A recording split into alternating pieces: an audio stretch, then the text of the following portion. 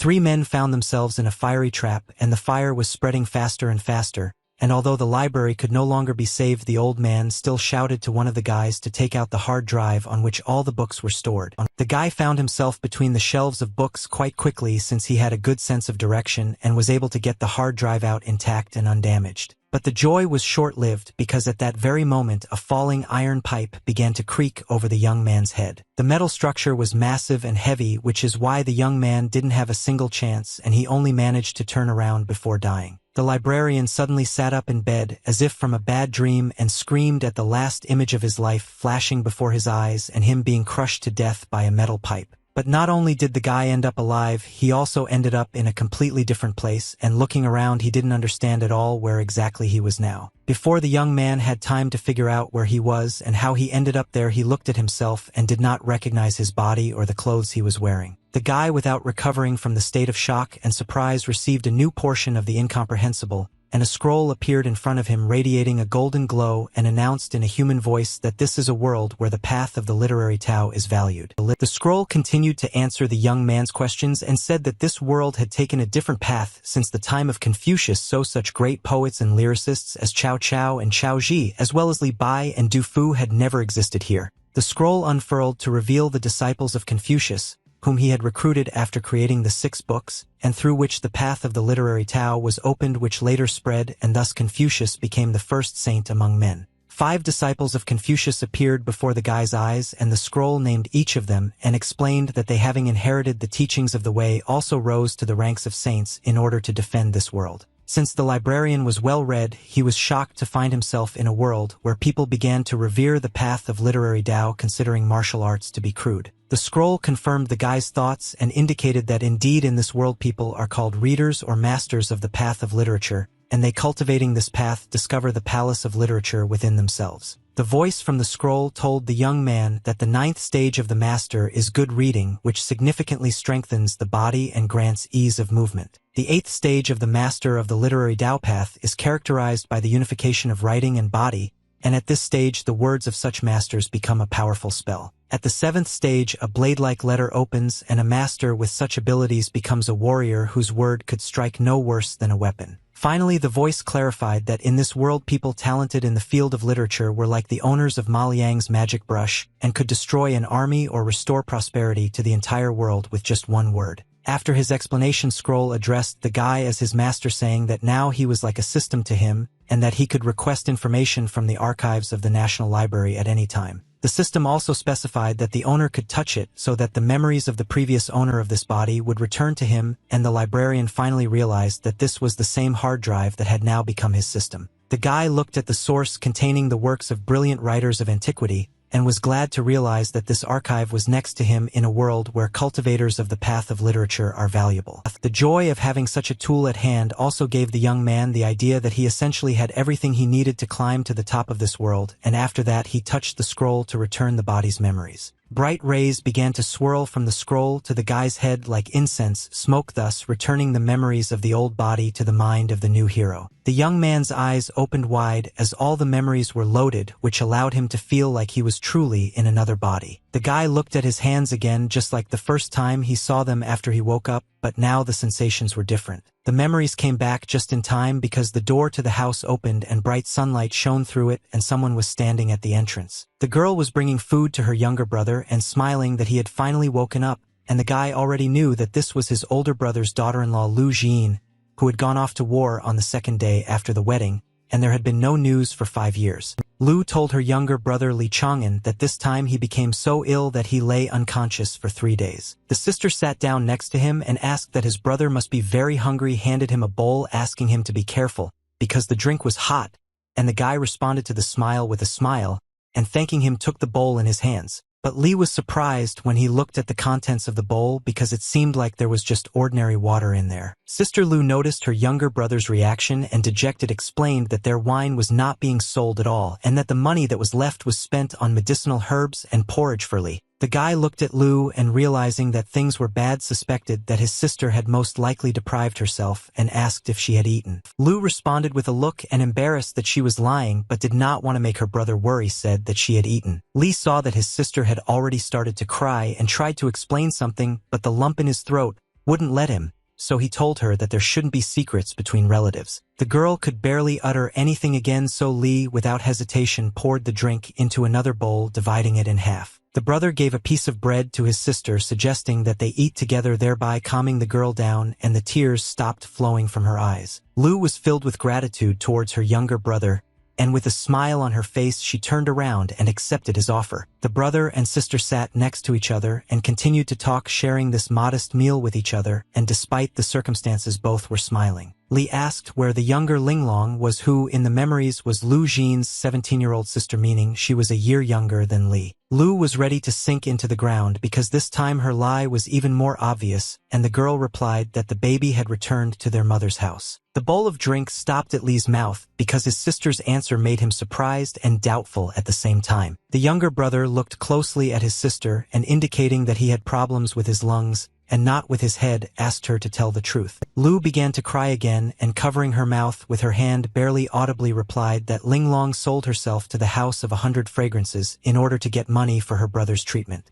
The guy felt a mixture of anger, fear, and shock from the situation, and he shouted to his sister that this was a brothel. Li immediately jumped out of bed in order to take some action without even thinking about it, and completely forgetting that the mind is one and the body is another. This is exactly what played a cruel joke on the guy, and his legs not obeying their owner gave way from weakness without even taking a step. Li fell to his knees from the helplessness and weakness of his sick body, and his sister rushed to his aid, reminding him that he had only just woken up. Full of determination, Li looked at the girl and said that he had a duty to free his younger sister Linglong no matter what. Lu helped the boy up and explained that the people from the House of 100 Fragrances had set a condition for her to deposit 300 taels of silver by the end of the month because otherwise Linglong would start serving customers. And the girl began to cry bitter tears again because with their current state of affairs, contributing such a sum was impossible. Li rose to his feet and stood firmly, placing his hand on his sister's shoulder, showing that he supported her and everyone who touched their family. The guy looked into the girl's tear-stained eyes and said that he would cope with this problem no matter what it cost him, and asked Lu not to worry. Finally, the brother indicated that he would definitely come up with a way to bring his younger sister back and promised that she would not be harmed, which again calmed Lu down and gave her hope.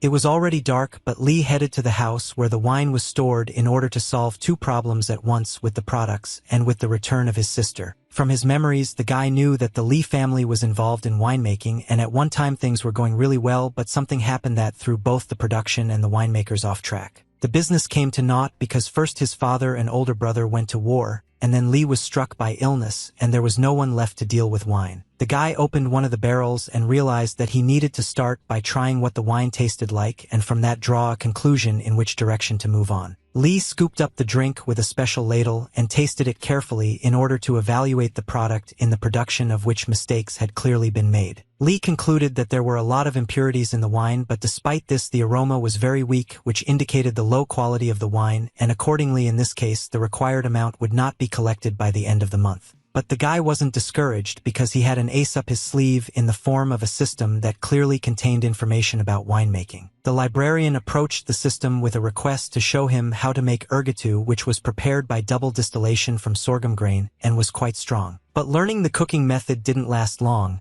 because Li was distracted by the scream of his older sister, which was heard somewhere from the street. The large man pestered Lu, ignoring the girl's reluctance to be near him, and Li just ran to the gate to help. The rude Wannergo grabbed Lu's hand, insisting that she had no need to mess around with that weakling brother, since he had almost died, forcing her to go with him, but the girl resisted and screamed for him to let her go. Li came out of the gate and pointed his finger at the scoundrel, telling him to leave his sister alone, showing with his whole appearance that he was talking about this quite seriously. The guy no longer looked weak, as many had become accustomed to seeing him recently, and his eyes showed a real threat to the one who was threatening his family. When Li saw that the freak was not getting the words and warnings, he took the first thing that came to hand, and it was a brick. Go noticed that the guy was different now and really wasn't joking, so he let go of Lu and backed away to his cart. Wanner was a neighbor who was engaged in winemaking, and before the librarian appeared in Li's body, there was no one to protect the girl, so the scoundrel took advantage of his position, but now he retreated for the first time. Li calmly warned Go to return to where he was going, which made his words sound even more menacing than if it had been a shout.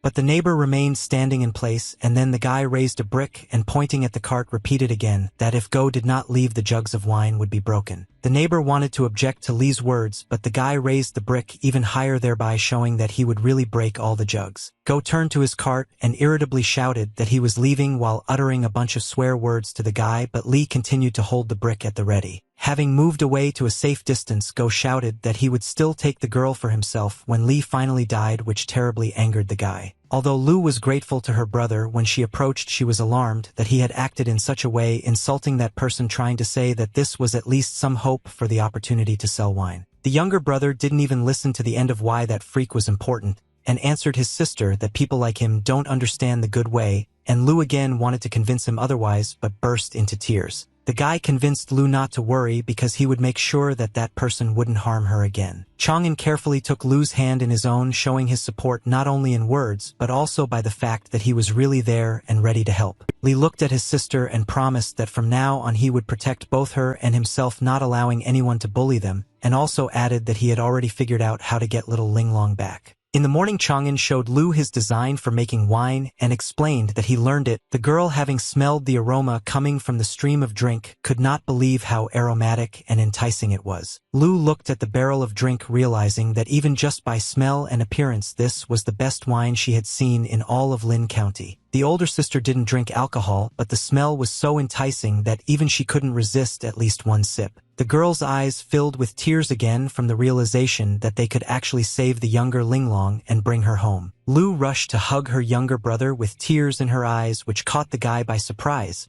because he did not understand what was wrong with her. The girl, wiping away tears of happiness, said that Chang'an is amazing and she doesn't even know how to thank it now. Although Li was a brother to this girl in this world, at the same time, he was also a librarian who was essentially a stranger to her, which made him embarrassed by Lu's words. Having prepared a small amount of wine, the brother and sister went to the western area of the Lin County wine market and actively offered their drink to passers-by for tasting. Lu picked up the jug and asked a guy passing by if he would like to try some wine, but he, seeing that it was the Li family, replied that he was not interested. The girl tried to convince the young man that this was a completely new wine, but this only made him angry, and he quickly walked away. The sister was upset both from the fatigue of standing at the market since early morning and from the fact that they had not yet sold a single jug of wine, and suggested lowering the price to begin with. Li realized that the deal was bad and he had only recently appeared in this body, so he agreed to try to lower the price. Go's neighbor was heading towards the boys, mocking their price of 20 coins for one jug despite their recent conversation with Li. Of course, Go didn't give a damn about the guy because this time he wasn't alone but with his workers, and in a humiliating manner,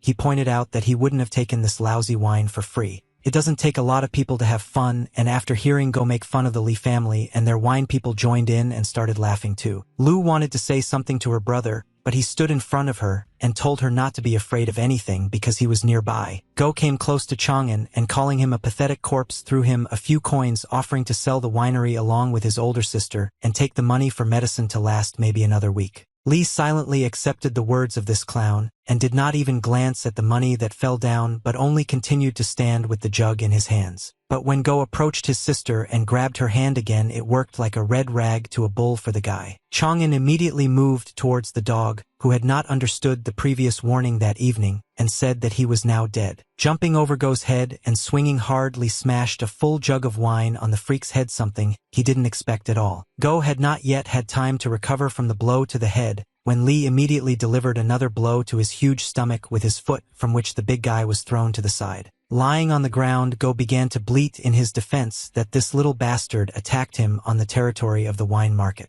Li continued to stand in front of Wan'er while he barely got to his feet, complaining that he would report what happened to Lord Qing Tian. The guy did not lag behind the pathetic winemaker and, falling on the fool, said that the jug simply slipped from his hands right onto Go's stupid head, and he had no evidence against it, which greatly outraged the big guy, and he said that all the people saw what happened. While the men were arguing about who started the squabble, the intoxicating aroma of new wine was already emanating from the broken jug. And instead of watching the squabble, people were now inhaling the sweet aroma, discussing whether it was coming from that jug of the Li family. One of Go's workers told his boss that the Li family's wine had become more fragrant according to people who smelled it. Since the contents of the jug spilled onto the winemaker after it broke, he sniffed and also smelled the same smell. The unpleasant incident turned out to be beneficial for the brother and sister, and people approached them praising the drink and its aroma and asking if they could try it. Lee didn't expect everything to turn out like this at all, and before he answered and became happy he paused a little. A moment later the younger brother asked his sister to bring another jug of wine, glad that despite the squabble they still managed to attract people. Chang'an and Lu poured wine for people to try, and the guy said that it was the Ergotu variety brewed by their Lee family. Potential buyers came up to try the wine one after another and could not stop enjoying such a truly wonderful drink. One of the men who tasted the wine could not contain his delight, so he shouted out that it was the most delicious wine he had ever tasted. Almost everyone who tried the wine said they wanted to buy a jug, and some asked for two at once, and Go, who had previously sold only his own wine and had no direct competitors, was angry at such humiliation. When Lu turned to those wishing to buy wine with a piece of paper on which it was written whose drink it was, the buyers could not believe that the Lee family's reputation had been restored, and at first even had some doubts. But Chang'an now guaranteed the quality of the product made by his family, and his sister standing next to him confirmed this. One of the buyers agreed to take 10 jeans of the Lee family's wine, but set the condition that if the next batch of the drink was of worse quality, not only would he not buy it, but he would also tell all his friends about the failure. While Chang'an was thanking the customer for the order, Go stood to the side the whole time and heard the conversation between the Lee family and those who wanted to try and buy their drink, which the neighbor really didn't like.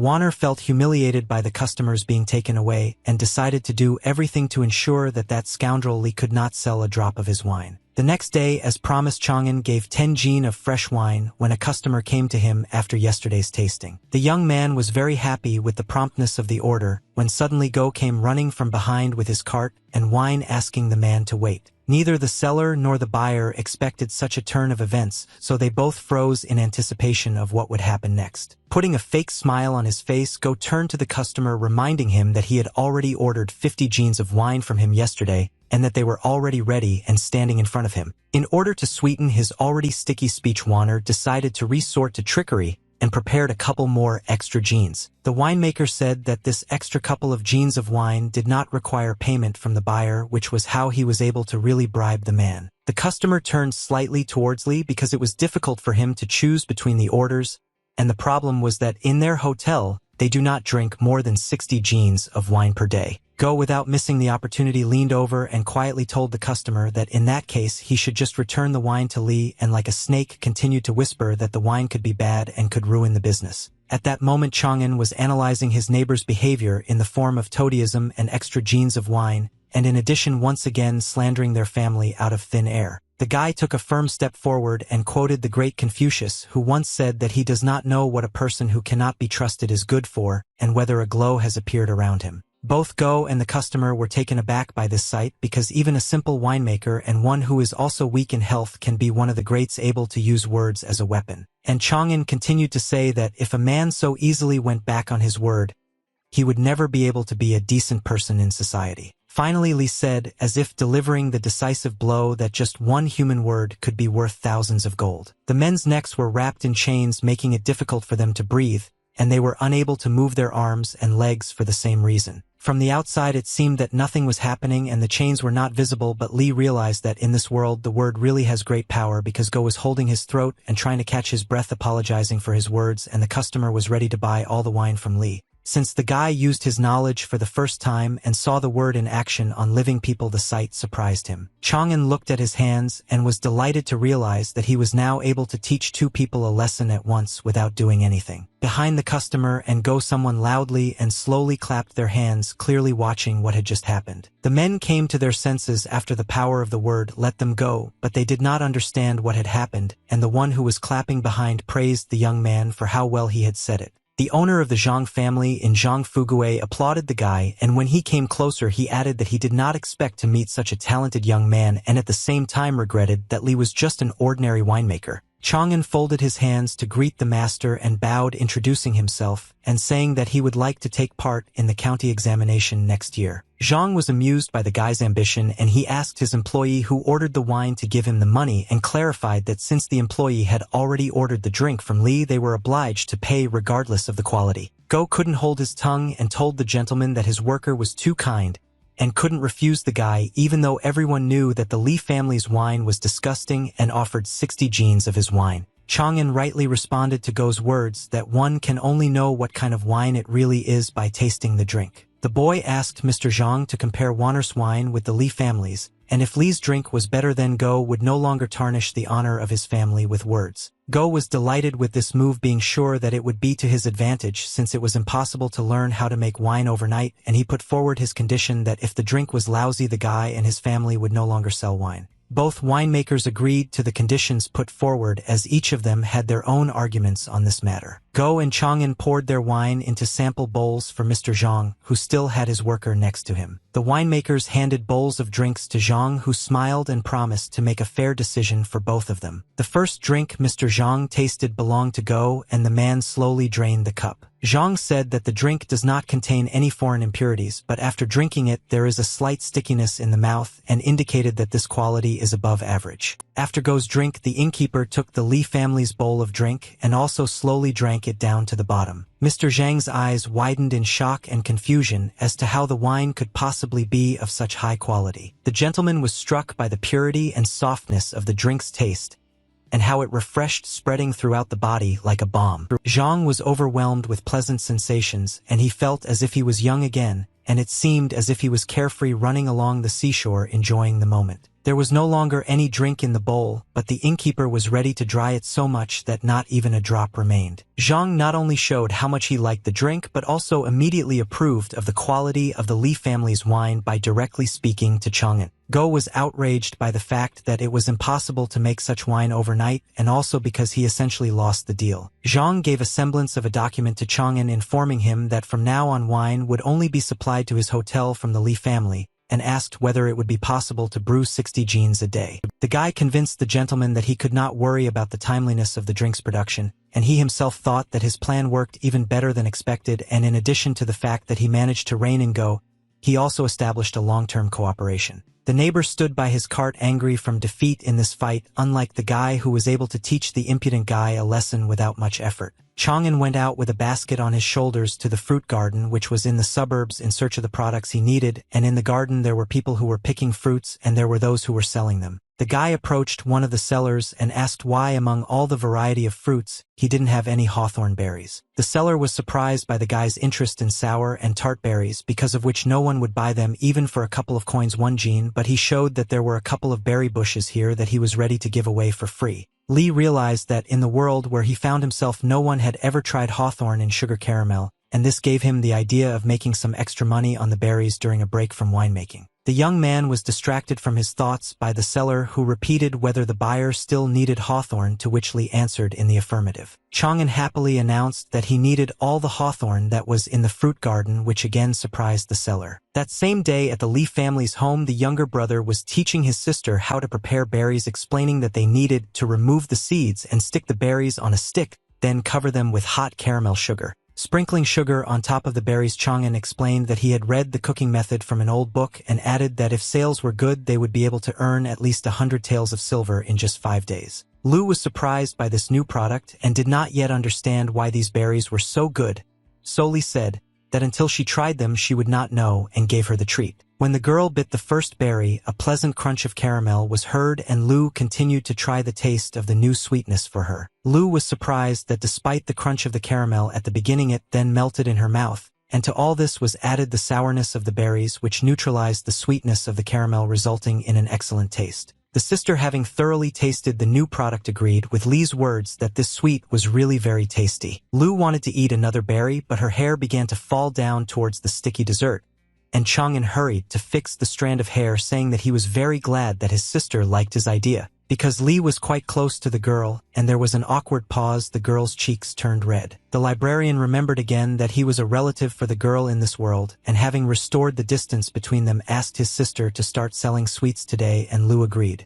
That same evening, Lu and 2 other sisters stood at the market wall and sold sweets, attracting customers with the new product. And people were really interested and came up to take the new sweets, and not just one piece but several at once, which is why in some places some even got indignant, declaring that they also wanted to buy some. Jean calmed the crowd of angry customers by announcing that there would be enough sweets for everyone, after which everyone was satisfied. Very little time passed before all the sweets were sold out, and the stand for them in the girl's hands stood empty. The elder sister turned to the younger Lan and Fan, thanking them for their work and giving them their pay for today, and also called the sisters to continue tomorrow, hoping to sell even more. The younger sisters were outraged by the naivety of the elder Jean, who told her that they had no intention of coming tomorrow since they could do the same thing and earn money on their own. The girl was shocked by such a statement from her sisters and asked them to think better of it and not to do this to her because she was ready to help them. That's why she called and paid honestly. As always, Chang'an was nearby and, thanking the girls for their work today, asked them to leave since they had received their payment. Lu started crying and immediately began to blame herself for everything because she thought that she had let her brother down, but Li calmed the girl down, explaining that the sisters' actions were quite obvious because the sweet was not difficult to prepare. Jean wiped away her tears and showed with her whole appearance that she did not fully understand what her brother wanted to say about the obviousness of what had happened. And Li explained that he knew about the appearance of those who would steal their idea and asked his sister what the most important thing is in preparing the sweet. Lu recalled that the two main ingredients for the sweet are hawthorn berries and sugar, which only needs to be melted. And after Jean's answer, the guy explained as a conclusion that the sale of sugar is controlled by the authorities while the sale of hawthorn is not under this control. Chang'an has already imagined a situation where people after eating the new sweet went to the fruit garden to buy hawthorn and also sell the new product. But the seller pointed his finger somewhere further and said that he didn't have any berries because all the bushes were bought by that guy. And Li would be the guy who bought up all the hawthorn and sold one jean for 15 coins, which would be unprofitable since one jean of berries could bring in 7 or 8 coins from sweets. Jean was delighted and asked if her brother had known from the start that this would happen, to which Li replied that although the sweets were selling well, it was time-consuming, and it was easier to sell all the hawthorn at once. After explaining his cunning plan, Chang'an promised his sister that soon they would have only silver in their hands. One evening, Sister Lu decided to bring Brother Li to the Palace of Stars, which was located at the East Gate where the County Poetry Festival was supposed to be held. At the entrance to the palace, in front of the crowd, stood the elder Gu Weidao, who was in charge of education issues in the county, and next to him were small assistants holding large scrolls. Jing and Chang'an tried to get through the crowd, which was quite difficult, and they only angered the people who wanted to watch the tournament. Li tried to explain to his sister that they didn't have to go to the palace because he wasn't particularly interested in the festival right now and was more focused on saving Linglong, and then he would prepare for the exam. But Jing objected that Li was a very talented young man, and he definitely needed to try to take part so that everyone knew about his talent. When the girl finished her words, someone pushed her quite hard with an elbow, causing Lu to stagger towards her brother. Li of course caught Jean by asking if everything was okay with her, and she replied that everything was fine with her, but it was unpleasant to receive this kick. Chang'an turned to the one who probably pushed his sister and sternly asked who the stranger was and why he did this to a person he didn't know. It was obvious that the scoundrel was from a rich family by his fancy clothes and the two guys accompanying him, and he emphasized that he didn't like it when poor people, having learned a couple of hieroglyphs, try to get ahead in life. The guy standing behind him recognized the guy as Li Chang'an and began to mock him, calling him a worthless person, which was picked up by the crowd standing behind Li himself, and also began to mock, which made Lu feel uneasy. The girl asked for forgiveness for bringing her brother here, and now he has to endure this, but Chang'an as always calmed Lu down, saying that she was not guilty of anything and understood that she wanted the best. Li decided to immediately show what he was made of and turned to the upstart, asking whether he had heard the expression "don't judge war heroes and educated people by their origins." Chang'an also added that people like them who come from humble families can be more well-read than kids like this arrogant guy who has had a silver spoon in his mouth since childhood, and the crowd began to buzz. Elder Gu noticed the altercation and concluded that the skinny guy in simple clothes had a sense of self-worth. Both sides argued about who was poor and who was rich, and that the quantity and quality of knowledge actually did not depend on this, and the crowd simply watched the spectacle. Elder Gu wanted to use the potential of both sides to good use, so he stopped the arguments that were leading nowhere. Not only the opponents but also the entire crowd fell silent, and then the gentleman said that given the impasse of this discussion, it was worth resorting to resolving this issue in another way. The upstart immediately agreed with the elder, expressing his desire to demonstrate his abilities and talent. Chang'an folded his hands in front of the master and sternly but respectfully also stated that he wanted to take part in the duel. Master Gu held up one of the scrolls and explained that the lines written on them were prepared to test those wishing to participate in the festival, and that it was thanks to them that the dispute that had arisen could be resolved. The elder raised his hand and unrolled all 5 scrolls and explained that the winner would be the one who completed the most quatrains within 12 moves, and in addition the winner would be able to take part in the festival. Elder Gu announced to the participants that they could begin, and next to the master there were again 2 assistants who had the necessary writing tools in their hands. Li looked at the lines thoughtfully and accepted the fact that this was not an easy task, while the arrogant one also looked at the poetry but showed that he was worried. People in the crowd began to whisper that the poems needed to be completed with the appropriate number of characters and that they needed to stick to the same syntax, and although everyone laughed at first, now everyone was hoping for Li to win. The librarian had an ace up his sleeve in the form of a system that contained the books of the National Library, so the task would have been really difficult, but not this time. Decisively towards the elder's assistance in order to use the necessary tool. Li took a huge brush which had already been dipped in ink at the tip, and all that was left was to start writing. And so the first quatrain came together, causing the crowd to make noise, not believing how perfectly the words written by the guy from the Li family fit. Chang'an deftly wielded his brush, adding and completing one verse after another, showing everyone his skills. Elder Gu noticed that the young man was extraordinary and truly had great potential in mastering words. And what was the master's surprise when he saw a student who was initially capable in words but in fact had still done absolutely nothing. Li approached his opponent and asked if he would finish the verse, because if not he asked to give him way, and the unfortunate student began to mumble that he seemed to have remembered. While the false all-knowing guy was trying to justify himself, Chang'an did not hesitate and approached the scroll with the verse and completed the last of them. The poor guy sat on the stone road and felt not just like a loser but humiliated, because before all the glory went to him. The crowd raged and screamed, and everyone immediately became fans of the man they had recently been ready to throw tomatoes at and chase out of the square. A scroll suddenly appeared in front of the people, shining brighter than any gold, and when one of the onlookers asked what it was, another answered that it was the very same Wenchang monument. On the scroll appeared a scripture saying to climb to the top of the Palace of Stars and compose one poem, and when Li saw this he was beside himself with admiration for the world where the path of the literary Tao reigns supreme. Elder Gu said that since there was a sign of the beginning of the poetry festival, the road to Li's palace was open, and pointing to the entrance invited the guy to enter, to which Chang'an thanked him and bowed. The brother turned to his sister and, taking her hand, asked her to come with him and share this transition to a new level. The guys separated from the crowd and ran along the red carpet to the entrance to the Palace of Stars like little carefree children. The students who decided to learn the path of the literary Tao stood on the balcony and discussed the new boy with incredible abilities that were truly amazing, even though they were given such skill 10 years later. Standing separately from everyone else was a girl named Nanji, dressed in men's clothing, and she was also glad that someone more interesting had finally appeared than these boring idiots, whom she had been tired of listening to all evening. The brother and sister kept climbing up to the place they needed, and Li led the girl behind him, carefully stepping up the steps. When Jean and Chang'an reached the landing and were no longer on the steps, the sister let go of her brother's hand and stopped. Li turned to the girl, not understanding why she stopped so abruptly, and asked her what happened. Lu walked up to the balcony and explained to the young man that she wanted to enjoy the beautiful view from the window for a while, because she never thought that one day she would be standing like this in the Palace of Stars. The view was truly mesmerizing, because the city and its bright lights were visible as if in the palm of your hand, and beyond that mighty mountains towered and the sky sparkled with stars scattered across it.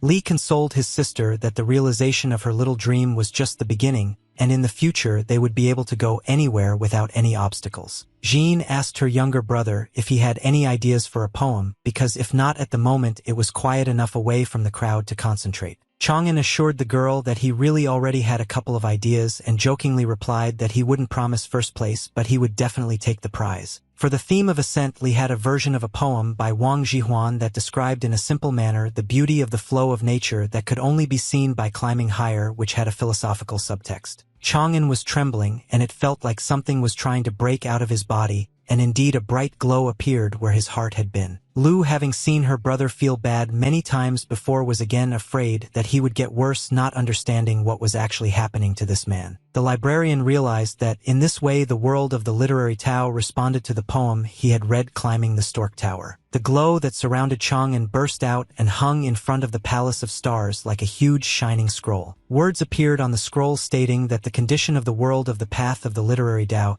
had been fulfilled, and if others did not understand what was happening, then the librarian should have known what was being discussed. The students saw the changes in the Wenchang monument, which promised some incredible event, and the person who caused it had a truly unique talent, and they wanted to find him urgently. And Nanji also watched the scroll and realized that someone who could remove the shackles from her body had appeared, namely the owner of Shantian's body. A bright stream flowed from Li's heart, connecting his soul and the strength he had awakened with the poem, but the guy didn't like it because in such a state he would not be able to protect himself and his family. The young man decided to get rid of the stream at any cost so that no one would find out about his talent, thereby wanting to get rid of unnecessary envy, and began to tear off the beam from himself so that the verse would not be visible on the monument. Using all his strength, Li was able to tear the stream off of himself as if it were some living part of his body and continued to hold it tightly in his hands. The moment the beam came off, blood spurted out of Chang'an's mouth and he began to cough and choke because of it. Lu caught her brother, who was falling and exhausted and bursting into tears from fear of losing him, called for help from at least someone. The pale guy, barely opening his eyes, asked his sister in a weak voice not to scream but rather to close the door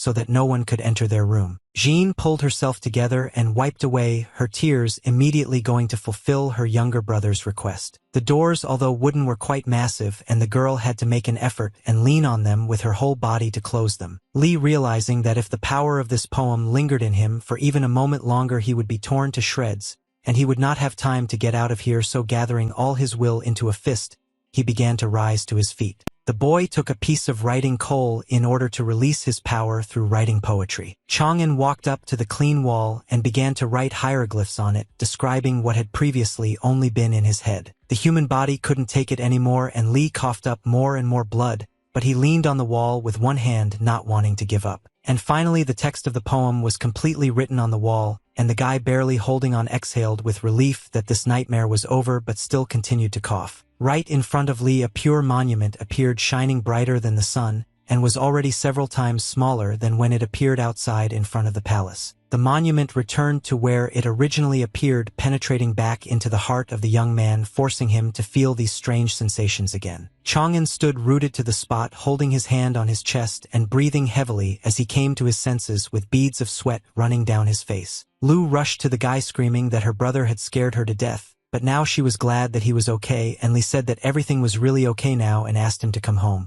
Sitting at home on his bed, Li watched the glow that emanated from his chest, but now it did not pose a threat, and the guy exhaled easily. Chang'an was pleasantly surprised that the chi of the path of literature not only did not tear his body apart, but also strengthened his soul, and now the body that had previously been sick began to recover. Jean knocked on the door of the house and told her brother that the owner of the fruit garden, who was standing behind the girl holding a chest in his hands, was looking for him. Li shouted that he would come out now, and when he opened the doors, a man stood in front of him with an open chest containing taels of silver. The owner of the fruit garden found it amazing that someone could sell the sour hawthorn berries and even make 150 taels of silver from them. Chang'an brushed off the owner's words, saying that it was just luck, and taking a few taels from the chest, handed them to the man as a tip. And when Li added that the hawthorn bushes belonged to the owner again and the next batch would be sold to them, the poor guy was completely delighted. Owner Tang asked again if the young man really wanted to hand over such a profitable business, and Chang'an replied that he had nothing to worry about, and the man headed towards the exit satisfied. Tan promised that he would definitely repay for such kindness, and being at the gate said goodbye, to which Li also wished the owner a safe journey. Jean was alarmed by how everything turned out abruptly, and her brother noticed how sad his sister became, realizing what questions were currently troubling her. The guy turned to Lu and immediately responded to one of the guesses that the hawthorn berries in caramel were indeed finished. After all, everyone and their dog was already selling sweets on the market, so this niche already had a lot of competitors. The brother also added that the process of making caramel is different for everyone, but in general the taste does not change to something radically different, and in addition many most likely planted hawthorn to make the sweet again. Lu reminded them that they only had half the amount to ransom their younger sister Linglong, and asked if her brother had any other ideas on this matter, which amused Li, and he answered in the affirmative. Lu was a little embarrassed, but still thanked her brother for the fact that she could trust him completely, and that he really knew how to find a way out of situations. Chang'an was pleased to hear such words, both as a brother and as a man, that he was able to provide safety and comfort to his loved ones. The young man announced that their next step for sales will be spicy and hot malatang soup, which is a traditional Sichuan dish with the addition of pepper that makes your tongue go numb, and the basis of the soup is chicken.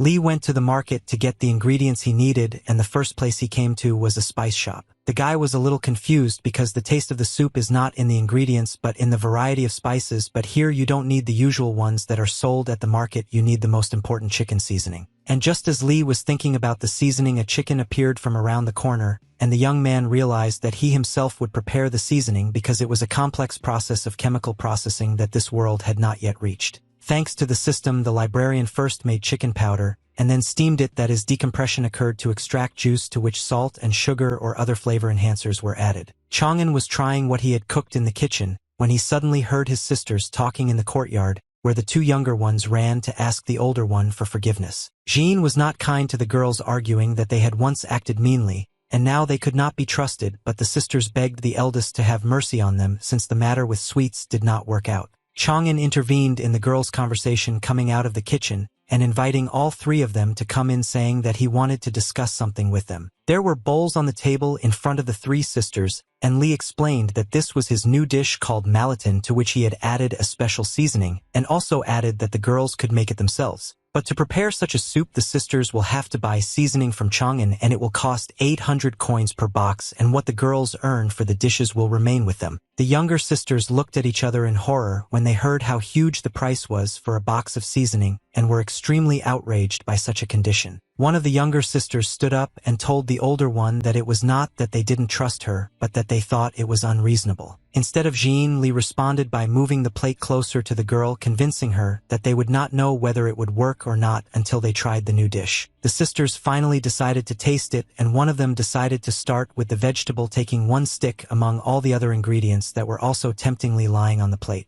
The younger sister was still stubborn, expressing the fact that these were ordinary vegetables boiled in water, and there was nothing special about them. As always, the older sister was the first to trust and decide to taste the soup, choosing circles of radish. What was quite ordinary for the librarian in turn brought the girl into gastronomic ecstasy from just one piece. Lou felt that same numbness of her tongue from the hot pepper and the pleasant sweetness that every now and then spread throughout her body, leaving an incredible aftertaste. The younger sisters could not believe their eyes or ears, and especially their eyes, looking at the older one and how she enjoyed the food. Both girls simultaneously took one bite from each of the different ingredients in the dish, wanting to find out what was so special about it. The sisters admitted that they had never tasted anything more delicious in their entire lives, and loudly declared that they wanted more of this deliciousness. Just like last time with the berries, this time Lee also decided that malatin could be sold that same day because he saw the girls' reaction. In the evening at the market, both younger sisters offered passers-by to try the new dish malatin,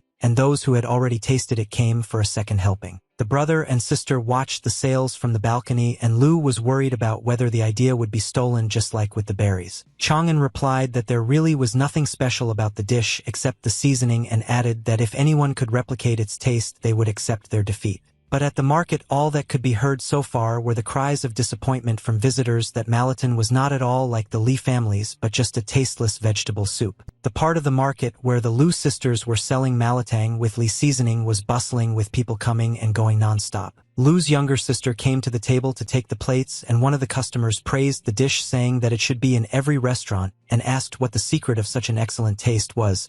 But the girl said that the owner does not divulge the secret. While the man was getting up to leave, satisfied, another visitor at the next table took advantage of the moment when no one was looking, hid the bowl in his sleeve, and left. There were two men standing at the table in the house, and one of them, who took the bowl of soup, decided to try to achieve the same taste by adding all sorts of spices and seasonings to it.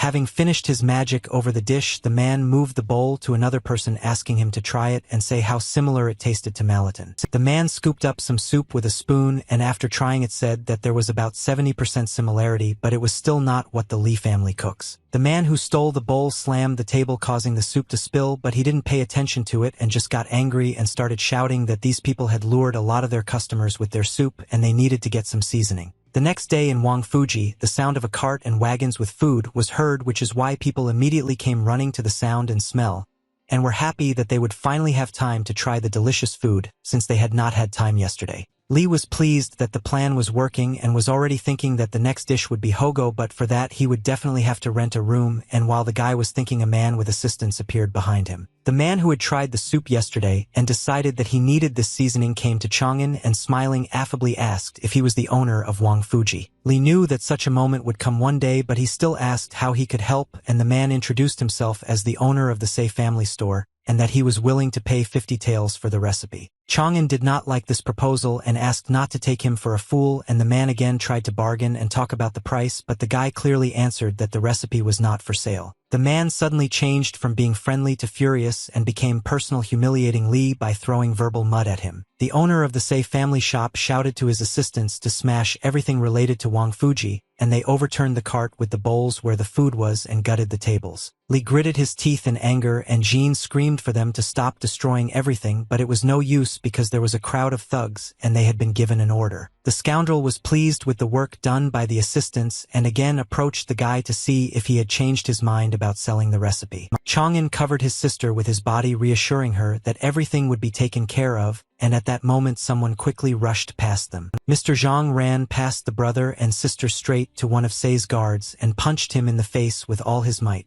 Fuguei easily dealt with all of Say's guards, throwing them in different directions like toys. When all the assistants were laid on the ground, Zhang turned to Say, asking why he was using such dirty negotiating methods since it was tarnishing his reputation. A frightened Say called Zhang an idiot, arguing that when Wang Fuji becomes popular, he too will have to close his dirty restaurant. The big guy understood that there was nothing left for him to do here, so he turned around to leave and also ordered his would-be heroes to return. Chang'an bowed to Zhang in gratitude for saving him, and the owner said that it was unnecessary, after which he added that he was offering the guy a deal in the form of selling Malaton in his restaurant. Zhang offered a rather favorable condition in the form of 80% of the proceeds to the guy and 20% to him, and Lee, realizing that troubles had already overtaken him, saw the deal as quite beneficial in both directions. Chang'an thanked the owner for such a generous offer and said that he would come to the master's place tomorrow to discuss the details. At night, the owner of Say stood at the walls of Lee's house, and his assistant called Go, and Say promised the scoundrel 50 taels of silver if he got the recipe for the seasoning. Warner was happy with this offer because he would kill two birds with one stone. He would earn money and do harm to the guy he couldn't stand. Go somehow climbed up the wall of the backyard of Lee's house, and all that was left for him to do was to carefully jump down. The neighbor as always mocked the weakling, who was so stupid that he decided to encroach on Mr. Say's business and was already imagining how he would get the recipe and the guy's business would go down the drain and Lu Jin would belong to him.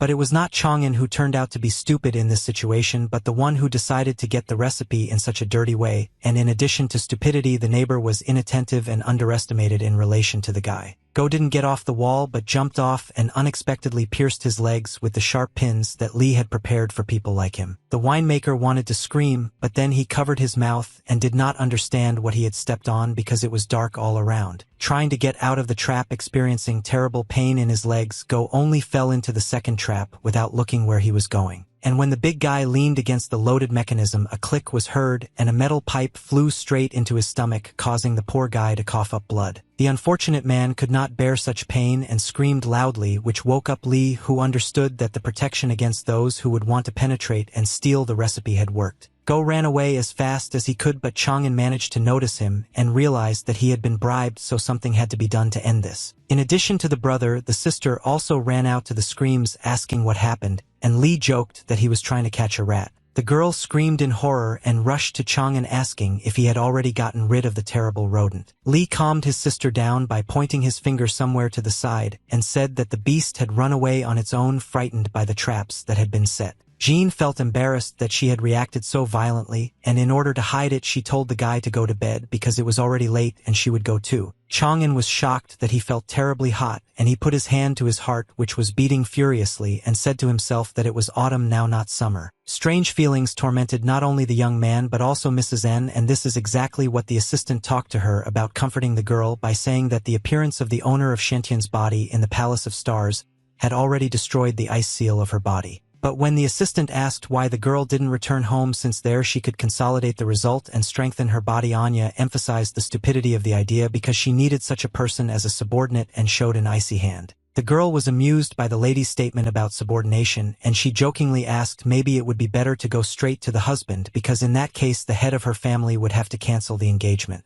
Anya supported her assistant's humor and jokingly decided to teach her a lesson for such sarcastic mockery by splashing water at her. Mizan analyzed that the sacred text compass had not yet found its owner, perhaps because he had not fully revealed his capabilities, and decided to contact Gu to check everyone on the list of festival participants. The next day after the commotion on the street, Li came to Zhang with a box of seasoning and again thanked him for the offer, but before agreeing he put forward one condition. Fugui agreed to listen but warned that he would not be able to make the percentage of revenue more in favor of the guy, and Chang'an replied that it was not about money, but about Lu's younger sisters picking up seasonings from the restaurant every morning. Zhang didn't really like this condition because it complicates everything, but despite his suspicions the owner still asked why the guy needed it. Instead of Li, Master Gu, who stood at the entrance, answered and called Zhang a fool because the young man's request was obvious since the dish had become popular, and there were enough envious people who had bad intentions solely asked for protection for the girls. Chang'an bowed to the elder, saying that nothing could be hidden from his gaze, and that he was indeed right, and Gu added that Zhang was a capable master, so a bunch of bandits would not touch the girls. Zhong asked again if he understood correctly that the guy wanted to use his restaurant as protection for the sisters, and Li, instead of words, handed Mr. Fugui another smaller box. Chang'an said that as a token of gratitude they would deliver one box of seasoning for free, and Zhang, seeing the young man's sincerity, agreed to his condition. The owner of the restaurant was happy as a child because with the seasoning his profits would increase and the restaurant would prosper and attract visitors. Gu assured the boy that Zhang was his old friend, so he would vouch for him to take care of the Li family's wine and Malaton, so that Chang'an could focus on preparing for the exam. But Li, having thanked the elder, refused, explaining that he now had a more important thought: to save his sister from the clutches of a brothel, and for this he needed to work hard and earn money. The master was sympathetic to the young man's incident and added that if there was a problem he could come to the academy and find him, and regarding his talent the elder was confident that the boy would pass the district exam without any problems. Chang'an bowed and thanked Master Gu for his support, and at the same time met him and rode up to the restaurant on horseback along with her assistant and guards. The assistant explained to her mistress that Elder Gu was currently here in the Zhang family restaurant, and was once again overcome by the familiar feeling in her heart, just like back then in the palace, and she realized that the owner of Shantian's body was somewhere nearby. Li was just leaving the restaurant, and the young lady immediately noticed him, remembering that this was the guy who suddenly appeared at the poetry festival and won the tournament, and jumped off her horse and ran towards the young man so quickly that Li even stopped, not understanding what was happening. The girl came closer, remembering that she had not been able to see the new guy, and Chang'an in turn asked if they knew each other, and why the girl was not letting him pass. The girl extended her hand to the young man, explaining that she was looking for someone talented in literature, and asked him to tell Li what his literary style was. The librarian broke out in a sweat because he understood that he was now at risk of going broke, and he couldn't let the girl find out that it was he who had summoned the monument back then, so only the wine merchant started bleeding, and he was definitely not talented in literature. The people standing behind the girl and the guy confirmed Li's words that he was indeed an ordinary winemaker, and the lady was mistaken, but thought to herself that she had a very strong feeling inside. Chang'an was timidly glad that he had escaped and smilingly said that it was time for him to do important things, while the lady watched him with a suspicious gaze. Li instantly disappeared from sight, and the young lady asked Cui Yu to find out everything about this so-called wine cellar. Nianji introduced herself as the eldest daughter of the Yin family, and greeted Mr. Gu Wei Dao, emphasizing his status by recalling from stories about the Ministry of War of which Mr. Gu was the head. But the elder, while drinking tea, replied that he had long since left his post, and it was unclear to him what the daughter of the Yin family needed from him, to which the girl asked for a list of participants in the last poetry festival. Throwing golden sparks, the elder reacted furiously to the girl's request, saying that he would never give her these lists. Since the master heard that Madame N needed the list because the owner of Shantian's body had appeared, he explained that the family that had such a child, or who created his own family, would be invincible for 100 generations. The elder was angry for a reason, because he knew that when the owner appeared the large families would start hunting him, so he was not going to help anyone because he did not want to be an assistant to evil. Gu strictly warned the lady that if she understood everything it would be better for her to leave, but if not he would have to explain in a more rude manner why the girl also activated her power, showing that she was not going to give up. Nianji loudly and confidently declared that even if the elder did not help her she would find this man, and he would definitely belong to her. Meanwhile, people were flocking to the Zhang family's restaurant like ants to sugar, because a sign had appeared announcing that they were starting to serve Malatin. Among the satisfied customers who kept asking for more of their dish was Mrs. Nyenji, who was joined by her assistant Chui Yu, who asked if she had learned anything about the winemaker. Chui said that the guy's name was Li Chang'an, and it was he who invented the sweetness of hawthorn berries in sugar caramel and Malatin, and added that he was an average student, and the neighbors did not know anything else. Yu suggested that the lady visit Li if the guy was so nice to her, but Nyenji objected that the assistant was talking complete nonsense, since she was only interested in whether the young man was the owner of Shantian's body. The next morning after the excitement in the restaurant, Zhang was busy doing calculations and Chang'an brought out the seasoning box again, and Elder Gu was nearby savoring his dish. Li started to say that perhaps they shouldn't make the seasoning in such quantities, but the owner argued that on the contrary everything was used up pretty quickly yesterday, so on the contrary the amount of seasoning could be increased. Elder Gu as always caught the wisdom of the young man and explained to Zhang that the owners of neighboring restaurants would not just stand by and watch the success of a competitor, so they would unite to oppose Zhang. The owner flared up and said that in that case he would rip everyone's heads off, to which Gu quite reasonably called his friend an idiot, because in this way he could be set up, since crossing the line with force could end up behind bars. The elder advised him to listen to the guy's wisdom, and Zhang was a little taken aback, but still asked if Chang'an had any plan, to which he answered in the affirmative. The young man began to explain that competitors could ruin Zhang's business in only two ways, one of which was to lure customers, and if they did not get ahead of this, the restaurant would begin to lose popularity. Everything happened as Li said, and competitors began to lure away guests by saying that they did not have a queue and others already had freshly brewed Malatin, but people were standing in line to see Zhang. An employee came out of Zhang's restaurant and loudly announced that the owner had instructed them to place tables outside so that more people could enjoy the taste of Malatin, and it worked. People were happy and attracted, as if magnetized by the fact that they could sit down instead of standing in line and that there were free places to eat. Zhang saw with his own eyes that it worked and appreciated the young man's move, praising him, and the guy himself said that this was the least and that it would not end with just luring clients. Mr. Zhang was surprised and asked what other tricks the rivals could use, since his task was to feed 40 hungry mouths, which was already profitable, but the guy replied that a price fight was awaiting them soon. And indeed, the next day the competitors' employees marched like an orchestra and loudly announced a half-price discount on all dishes, as well as free appetizers and free wine with any dish, and people took the bait. Because of such offers from competitors, the Zhang family's restaurant was empty, and the owner was shocked by the guy's accurate forecast, but he could not afford to lower the prices because his was small compared to other establishments. Li reassured the gentleman by explaining that even if competitors united against them, it could be useful to them so much that the Zhang family restaurant could become the face of Lin County. Before revealing all the cards, Chang'an asked if Mr. Zhang was ready to play big and trust the guy, to which the owner doubted, saying that he was ready, but if he went broke, he would not be able to recover. The young man understood Zhang's worries perfectly well, but promised that he would do everything possible to save his business. Li began to explain that large establishments were behind the oppression of Zhang's restaurant and his Wang Fuji, and if the shackles of the 9 large restaurants were not broken, the 10th would never appear. The young man also added that the big owners set the small ones against Zhang, and it worked because of resentment, but everything can be solved quite simply. You just need to allow the small owners to also trade in Malatin, and they will stop hating Zhang.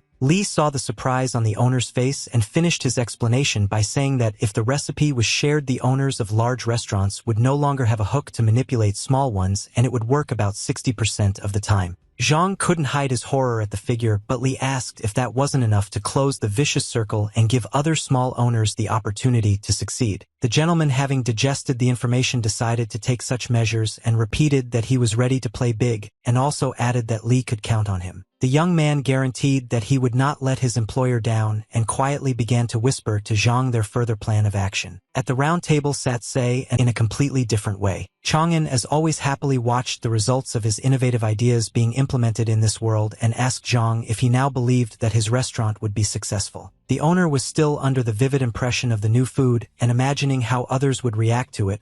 He could not contain his delight and answered the guy that he was now confident in the success of their plan. Zhang couldn't wait to introduce others to such a gastronomic masterpiece and launch hot pot on the menu today, but this time Li asked him to take his time. Chang'an poured wine to discuss with the gentleman how he saw building a competent sales plan for the Zhang family restaurant. While the workers were busy renovating the restaurant premises, the owners of other establishments discussed what was happening with the premises and that over the past couple of days Zhang had not had any customers at all, which indicates that it was closing. Fugue was just behind, and when he heard the competitors talking, he sternly asked what closure they were talking about. The owner decided to calm the upstart's self-confidence and explained that for their information he had teamed up with Wang Fuji and they were creating new dishes and wine of the highest quality, which made the owners laugh at Zhang's wine. The owners cited as an example the best wine of the 100 Flowers of Mr. Say, which was not even comparable to anything else, to which Zhang promised to prove them wrong and hung something on the wall. On the wall was an announcement of a competition for the best wine in Lin County, the winner of which would receive 100 taels of silver. The men were delighted with the opportunity to so easily get such a large sum, and were already ready to take part, and each of them already considered himself a winner. And Zhang thought that Li's plan was working like clockwork, and now there really would be a ton of visitors on the opening day. On the opening day, the restaurant looked gorgeous, and the staff greeted all the guests, thanking them for their visit and inviting them to enter the renovated premises. When most of the people had gathered, namely those wishing to take part in the competition, Zhang thanked everyone for supporting the opening and announced a half-price discount on all dishes in honor of the opening. Dissatisfied owners of other restaurants began to complain that they were not interested in discounts and that they came only for the winnings. Lu Jin was next to her brother and looked at how many visitors had come,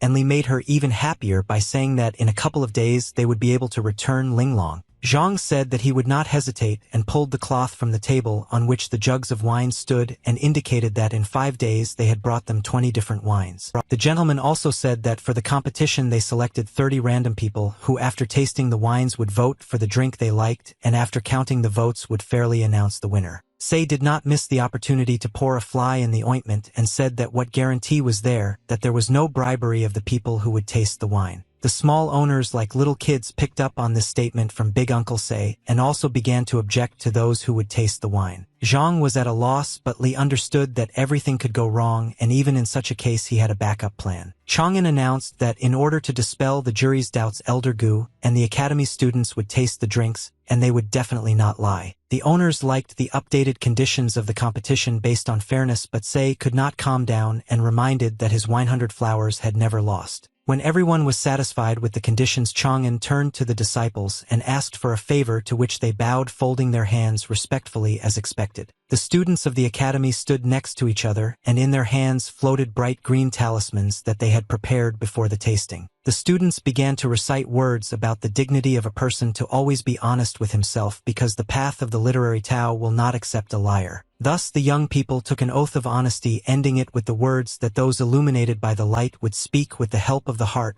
from which 3 bright columns of light rose upward. The 3 disciples simultaneously took the cups of ergatu wine prepared for them, which Li had made. Also at the same time all 3 drained their cups to the bottom, and everyone else froze in anticipation of what the students would say. Both the boys and the girl were delighted with the drink, which spread pleasantly warmly throughout their bodies, and they experienced unearthly delight just like everyone else who tried Li's new wine. Without any doubt, the choice of the jug with the inscription Ergatu was loudly declared unanimously. Say was so upset by this situation and envy arose that although he was angry, he still decided to try the competitor's wine. The man was so disgusted and underestimated the weakling Li's wine that he didn't even take a sip but only licked the drink with his tongue. Say was about to curse the drink as much as he could because he couldn't allow himself to be defeated and on top of that lose money. But the man was enlightened when he looked at the bright rays that had been shining since the moment the academy students took the oath of honesty. Say looked at the light source in fascination and for the first time sincerely admitted his defeat, and also that Ergatu's wine was many times better than his drink of 100 Flowers. The owners standing behind were shocked by what they heard,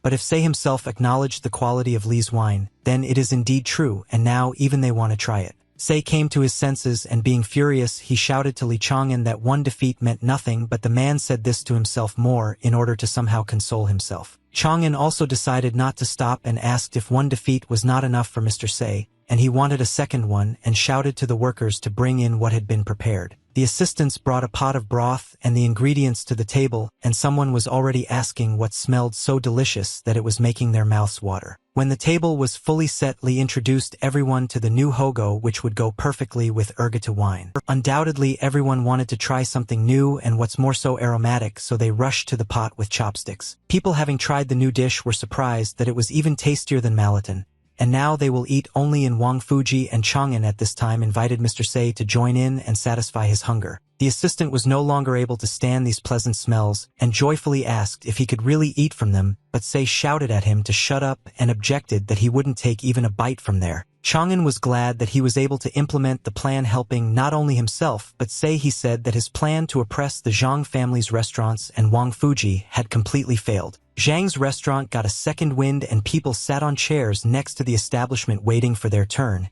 And when their order was ready, the waiter came out and invited the guest by calling out his number. The younger brother came to tell his sister that thanks to all the sales, they had finally managed to save up 300 taels, and now they could rescue their younger sister Linglong. The thin-tiered Jean threw herself into her brother's arms, glad that he had been there all this time, and asked him not to leave them alone again. Li consoled Jean by saying that he was never going to leave them from now on and would always support them in every possible way. Fuguei stood at the entrance of the restaurant loudly calling out to Chang'an to come in and have a drink to celebrate the opening. Lu suggested that her brother go and rest while she went to pick up her sister, and Li pestered her with this suggestion and added that they would see each other at home. After the restaurant closed, Chang'an and Fuguei were sitting at a table with hot pot and wine, raising a cup of wine and thanking the young man for resurrecting the restaurant from the dead. The guy's face turned red from both the wine and the embarrassment, and Li replied that on the contrary, he was grateful to the gentleman for the opportunity to collect money and help his sister, and once the issue was resolved, he would begin to study. Zhang, as always, could not hide his violent reaction, and hearing from the young man about the path of literature, immediately reacted by looking at him with wide-open eyes. Fuguei suddenly stood up from the table and slammed his hands on it, frightening both the guy and the elder, giving a sign that he had a brilliant idea on this matter. The owner suggested that Li study under Elder Gu, and since they were old friends, he jokingly added that Chang'an should not look at the old man's advanced age, since he had once been quite an important person. Master Gu, without even waiting for an answer, asked the young man to kneel down, and according to tradition offer him a cup of wine, and then the elder would become his teacher and take care of him. Chang'an was so excited that they had already taken care of him, and immediately found him a teacher, and even such a famous one that he could not collect his thoughts in order to answer anything. Fuguei noticed the guy's stupor and decided to help him a little by distracting him from the thoughts he was immersed in, and took him by the arm so that he could stand up. As ordered, Li got down on one knee even though he was already a little drunk from the wine and tired lately in order to do everything. The boy bowed and offered his teacher a cup of wine, asking for permission to become his disciple and learn the path of the literary Tao. Gu, already having a huge amount of experience behind him and seeing many such traditions, was amused by how quickly everything was resolved and announced the student's first task to write a poem. Chang'an felt as if he had been plunged into an ice hole, and he did not believe what the teacher had just said because he had expected some complicated preparations. The master repeated that he was indeed already giving the first task in the form of creating a poem, and named the theme of wine. The librarian looked thoughtful and immediately began searching his memory and the system for poems about wine, but could not remember a single one. Fuguei was also already drunk and laughingly told the young man not to pay attention to the old man since he was teasing him because Li was drunk, but Chang'an answered absolutely soberly that he could handle it.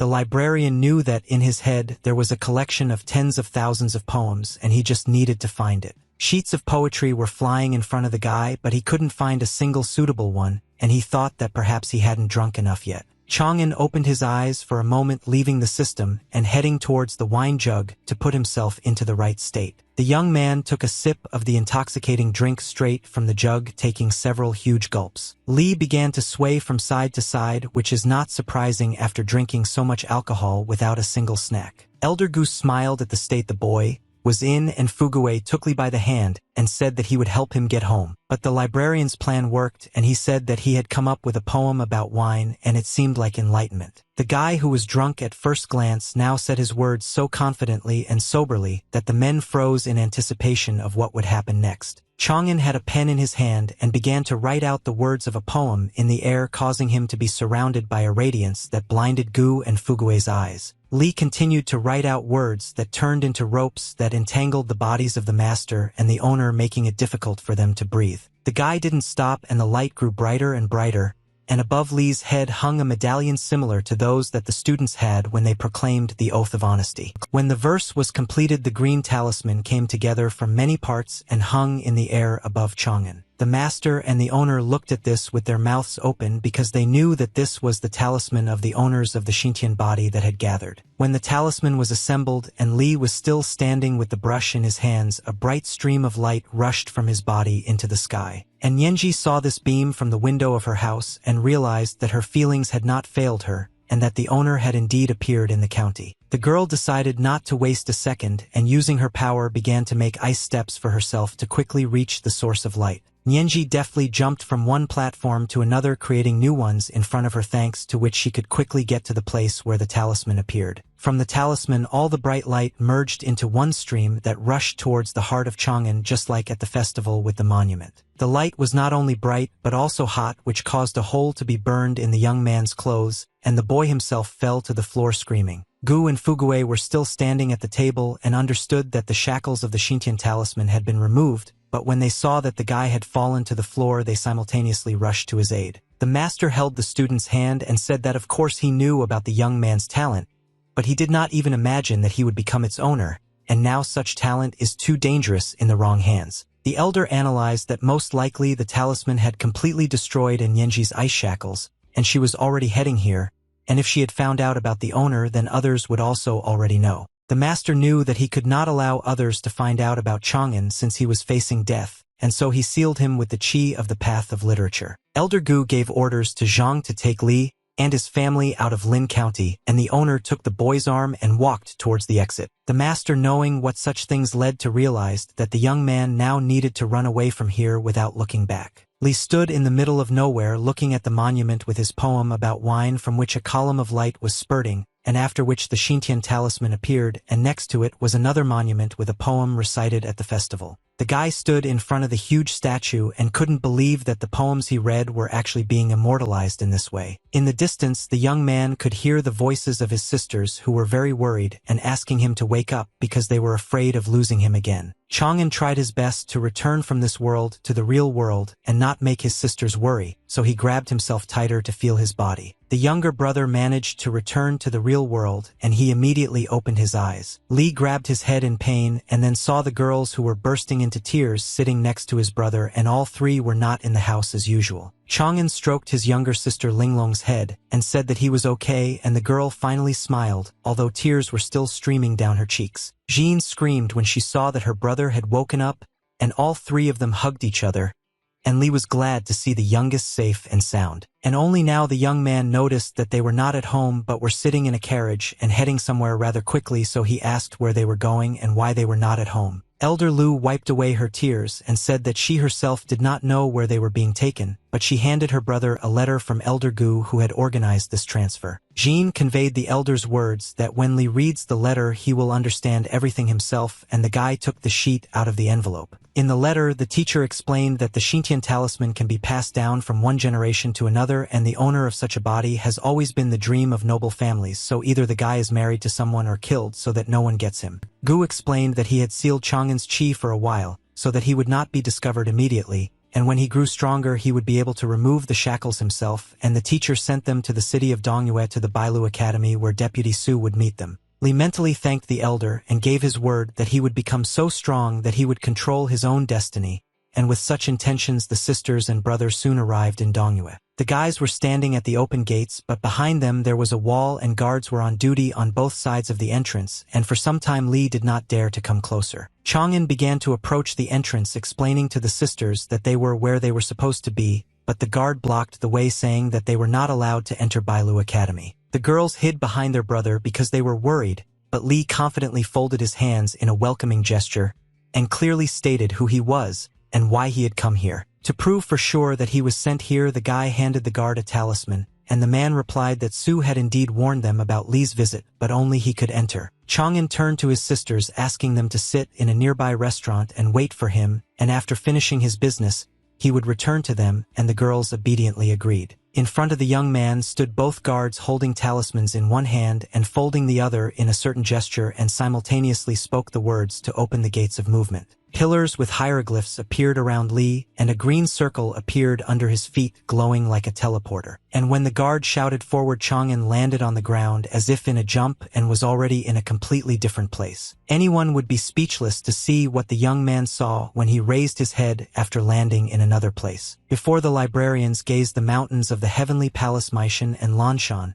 as well as Iziwaishan and Jushan, stood like giants in the palm of his hand. The guy himself was on the 9th floor of Jushan, and a voice was heard from the building that called Li to come inside. Chang'an walked towards where the voice came from and climbed the steps and opened the massive wooden doors. In the spacious hall with his back to the entrance, the student was already awaited by Deputy Director Su, who immediately interrupted the boy's greeting and said that he would never have thought that a teacher would vouch for some ordinary boy. And then the deputy added that if this was a request from his respected teacher Gu, then he would not ask unnecessary questions, but he would not be involved in training the boy and only handed over the talisman so that Li could make himself a new identity. Su sternly told the boy to write his new name on the talisman and leave, and the stone moved into the student's hands. The librarian encountered something like this for the first time, so he looked at the talisman with bewilderment at what to write on it. But when Su heard this question, he was beside himself with the fact that the student was not even able to use the chi of the literary Tao, and shouted that he might as well teach him the basics of the path. The deputy was so angry that he released his chi palm on Li in order to teach the would-be disciple a lesson for his ignorance. But even though Chi Chang'an was sealed, it still protected him, just like now when Deputy Chi attacked. The fact that the student was able to repel the master's attack affected Su's body,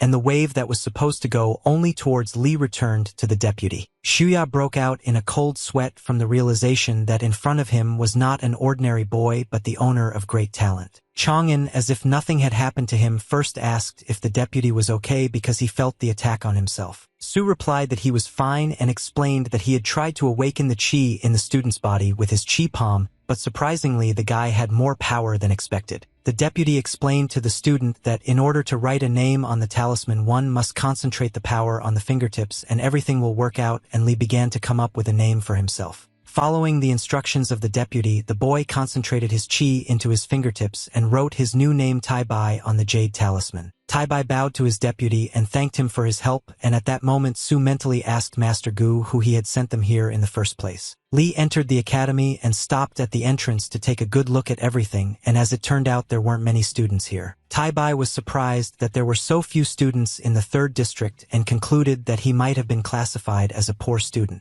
Li was distracted from his thoughts by one of the students who came up to ask if he was new and introduced himself as Anan, and Li, not expecting such a sudden appearance, was only able to say that he was Li Tai Bai. Li was surprised that the guy was so handsome that even girls would envy him, and Anan, noticing the new guy's excitement, asked why he turned away. Tai Bai didn't have time to answer anything intelligible, because a monument appeared in front of them with an inscription stating that this was an announcement of the Holy Literary Tao. Anan shouted out that this was the January announcement of the Holy Literary Tao on the 9th floor of Jushan Tower, and all the disciples fell to the floor bowing in prayer. Tai Bai did not bow down but felt a strong pressure and could not understand whether this was the first step to entering the world of the path of literary Tao. When the students read the announcement, it tore into pieces and flew around, and people raised their hands in the air, rejoicing at the opportunity to be on the list of the best. The students began to argue heatedly about who was trying harder and studying more diligently, and who was truly capable of writing a poem worthy of that list and subsequently moving up to the next level. Tai Bai, observing the students, concluded that if he got on the list and accumulated enough chi of the literary Tao,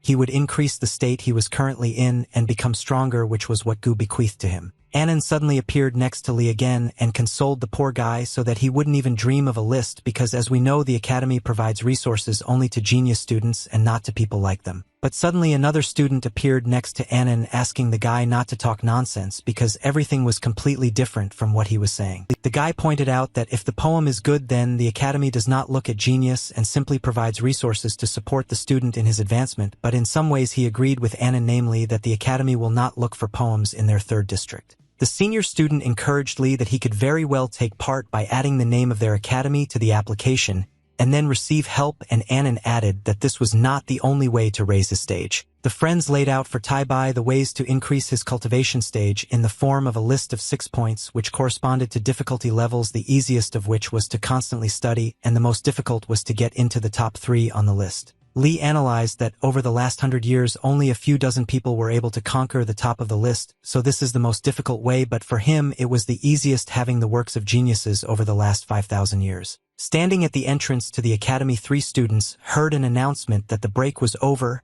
and they needed to return to school. Lee, as if nothing had happened, turned around to leave and finally thanked the guys for their help and promised to definitely treat them to something which shocked them. The young people were shocked because even the laziest person knows that it is worth doing at least some kind of activity, but Tai-bai simply left, and the elder concluded that perhaps the guy accepted his defeat and gave up. A month later, the cold weather set in, and while the students sat studying exhausted and tired, Lee showed up for class later than everyone else in very good condition. And when Tai-bai was the first one to leave class, he really irritated everyone else. It was quite funny for Ananu to watch such a frivolous student, because even compared to Lee, he was quite a diligent student. The brother and sisters spent the outgoing year modestly and greeted the new one by exploding firecrackers in their yard and congratulating each other verbally. Lu Linglong joyfully threw herself into Tai-bai's arms, and with her youth and emotions overflowing made a wish that she wanted to give Lee a child in the new year, which made Jean take aback and slap her younger sister on the butt. But Linlong didn't pay attention to her older sister's comments and only hugged the guy tighter, saying that there was nothing wrong with her words because they were from different families and they called each other brother and sister because that's how it should be. Lee tried to turn everything into a joke and asked Jean not to be angry with Lin because she was still young, and distracted the girl's attention by saying that he hoped to spend this year together as a big family. Despite the fact that there was plenty of snow, it began to fall again at night, but there were no longer any lanterns hanging near the houses since almost everyone had fallen asleep. Almost all because Lee did not sleep, because how could he fall asleep when he was surrounded by girls on both sides and he could not move, he could not even turn around. Since the guy had not been dreaming, he got up from his bed remembering that after midnight the list of the Holy Literary Tao was supposed to open, and decided that it was time to add his poems. Tai-bai, sitting right on the bed, took out the talisman and poured his chi into it because he had already learned to move with its help. After activating the power, the young man concentrated on opening the list and finding himself at the monument, so when he opened his eyes he was already in the right place. The list had only recently been opened, but there were already many verses in it, and he remembered the words of the disciples that this would be a fierce battle. Lee concentrated his power on his fingertips as Su had taught him and began to select poems, choosing the Stork Tower from the festival because offering wine was quite strong last time. The guy decided to change the title a little, and instead of the Stork's Tower he called the poem Climbing the Tower and began to read it. With a wave of his hand, Tai-bai sent his poem written on a huge scroll to the list of the Holy Literary Tao. Lee was pleased with himself and also anticipated success, because how could a masterpiece of classical poetry of the Tang dynasty, passed down from generation to generation for thousands of years, not be included in the list? And so the next day, on the first day of the new year, the young man was horrified when he went to the list with the help of the talisman. In the huge numbered list of Tai-bai, and his poem was not in any line of the top 100, and this caused shock from the unexpectedness of such a turn of events. Fluffy snow did not bypass the cities and fell from the sky, covering everything with a white blanket, and the wind helped it do its job better. The friends were sitting in the establishment with Tai-bai and sipping drinks, and the older student decided to cheer up the new guy by saying that he shouldn't worry so much about the list since more than 20,000 writers send poems there every year. Annan picked up on this fact and added that only a genius or a lucky person would get to the top spot, but this only irritated Lee because he did not understand how to get on the list. Annan told Tai-bai that getting on the list was possible thanks to fame and pointed his hand somewhere on the street, and Lee turned there. The guy saw students standing at the monument, which was under a canopy, so that they could approach it at any time and pray. The students stood in front of Wenchang's monument, bowing in the hope of being included in the list of the literary Tao, and Annan explained to Lee that many writers spend money to attend the festival of different counties. Writers attend poetry festivals for fame because the list is a list of masters chosen by people, and not the literary Tao itself, and therefore the one who can win the attention of masters and mentors will be able to take a high place on the list. But there are two sides to every coin, and Annan pointed out the one that many people don't notice, namely that most poems get lost in the sea of submissions long before anyone notices them. Now Tai-bai understood the reason for his absence from the list, but that didn't make it any easier because an unknown poet like him had almost no chance. Annan convinced his friend of the opposite, that there were many who were unknown but very talented, and without anyone's help reached heights, because in the end you can't fool the saints list. After Annan's words, Lee's talisman began to glow in the area of his heart, as if trying to tell its owner something important. When the talisman was in the guy's hand, the text of the poem Climbing the Tower burst out of it and hung in the air in front of everyone. Annan was the first to be impressed by the work and noted that at first the verse seemed too simple to him, but that was precisely what touched him to the depths of his soul. The older friend also took up the admiration of the verse and for himself found in it a neatness that emphasized the grandeur of nature, and at the end added that only a true master of style could have written something like that. The guys unanimously declared that the ascent to the tower must be heard by everyone and soon the poem will shake the whole world. The boys ran downstairs under the impression of the poem to pass it on to others and did not pay attention to Lee's words that they were overdoing it. But Tai-Bai realized that it was useless to stop them and looked at it from the perspective that the first step towards growth had been taken. The struggle for places on the list was officially launched and people came with works not only to ordinary residents but also to nobles, for example, like Master Tsongkhapa. At one point the students cried out that the Wonchong monument had cracked and this scared everyone, so the master said to bring a new one since the lists change and the works of their academy also need to be included in the list of the top 50. The list, like a seething river, poured into itself many streams of chi which were given for the verses, and someone rose and someone fell. The fight for the list did not take long to come, as did the fact that 2 students learned about Lee's poem, and Ascent to the Tower appeared in 99th place. Tai-Bai was saddened by the fact that after 5 days,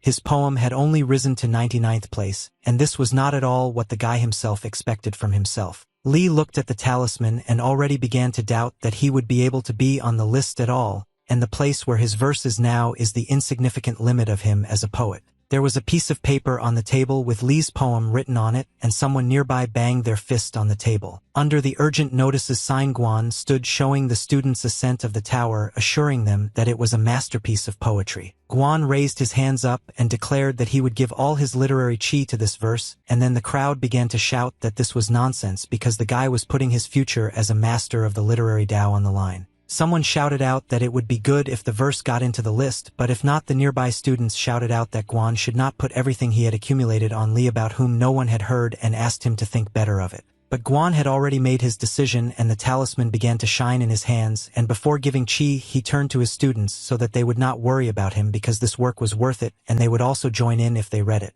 The guy loudly declared that he was putting all his chi into the poem Climbing the Tower, and the text appeared before everyone's eyes. And along with the text, the students imagined the place that was mentioned in the poem and felt harmony with nature and peace. The guys really changed their minds because after reading it their hearts fluttered like the wings of birds. The disciples joined Guan and directed their chi rays at the verse just as Tai-Bai's friend had already done. These bright flashes flew towards the list of the holy literary Tao, and they were brighter than all the others. The list began to spin like a film strip, and it seemed as if the hieroglyphs were about to fly off the paper into the air. Imagine the guy's surprise when he saw the talisman change the numbering of his verse in the list. Lee's work went from 99th place to 5th place, and this happened in just one night. The students noticed on the general list that was hanging on the wall that on the 9th floor of the Jushan Tower there appeared some genius who was able to rise without the support of the academy. This most shocked Deputy Su because a month ago the guy couldn't use literary chi, but now he's in 5th place among the best. Su admitted to himself that he was wrong in considering Lee an ordinary boy and was shocked to realize that Teacher Gu had sent a real genius to them. The voting volume only increased, and the masters of the Western County had already voted for ascension to the tower, and the same thing was happening in the northern county of Lianting, and Beixiheng was not far behind. And with his popularity, envy and greed grew, from which some masters ordered to find out everything about this unknown person and not allow him to rise higher on the list. The list and the changes in it were contemplated by 3 sages, so here too there was a discussion about the commotion that was happening with Lee's verse. One of the elders was surprised that the young Tai-Bai had only just begun his path of literary Tao and had already reached such heights, and this indicated that perhaps he would become one of the pillars of literature before Su Yuanqing himself. Another elder, who was clearly not ruled by wisdom and prudence, said that such talent should be lured to them, but the first master asked not to get excited and just observe for now. Lee walked into the 1st floor of the central tower and into the classroom area, and was immediately met with many glances in his direction. In the gaze of each student only negative emotions were read, and to a large extent it was envy or anger from the fact that it was unclear who reached the top of the list while others were wasting years on even the smallest chance. Lee read the anger in the eyes of others and understood that most likely his peaceful and quiet days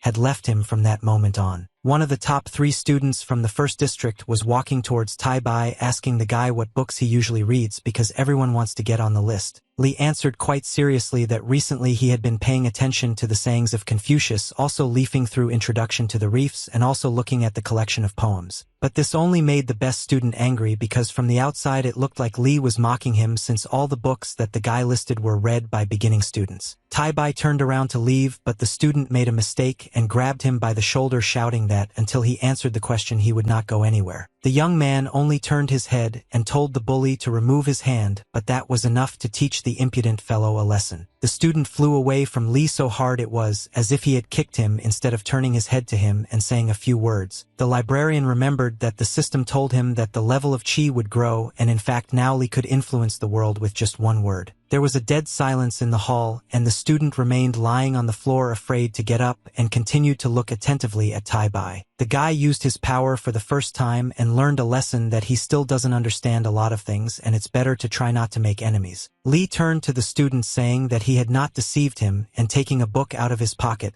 he went to the poor man to prove his words. The student thought that he would now get what he deserved again, but Li leaned towards him and holding the book in his hand said that this is what he was reading now. The young man raised his head up because he heard a stern voice coming from the 7th floor calling Li Tai Bai to come up. The guy sat down and calmly put the book next to the student and said that it was time for him to go. When the librarian had almost left the hall, a loud astonishment was heard from the students behind him because the new guy had actually read the sayings of Confucius and they thought that perhaps they should reread something similar. Tai Bai entered the spacious room on the 7th floor of the central tower and bowed to the deputy and master in greeting. The master of Jushan Tower, whose name was Qin Shouman, asked the guy not to speak in such a guilty voice because he was not called here to scold him, but on the contrary to offer him a transfer to the main tower. Qin also added that in the main tower the young man would be provided with fame and other necessary resources, and the founder also promised to personally transfer his qi, which would allow the young man to reach the 5th stage of the path, which made Li's jaw drop. Tai Bai remembered that the system mentioned the 5th stage masters who could deal with an army of soldiers with just one word and were not afraid of fire or water. Li was not stupid, and this was no longer about literature, and he immediately asked what the price would be for such a generous service. Master Qin possessed a power that the young man still had to grow up to, and when he said that the price was simple and that he only had to pay with diligence, Tai Bai felt that power for himself. For the first time, Li learned how other people felt when he read poems or mentioned quotes from famous masters. The guy felt his body being bound by chains, and Qin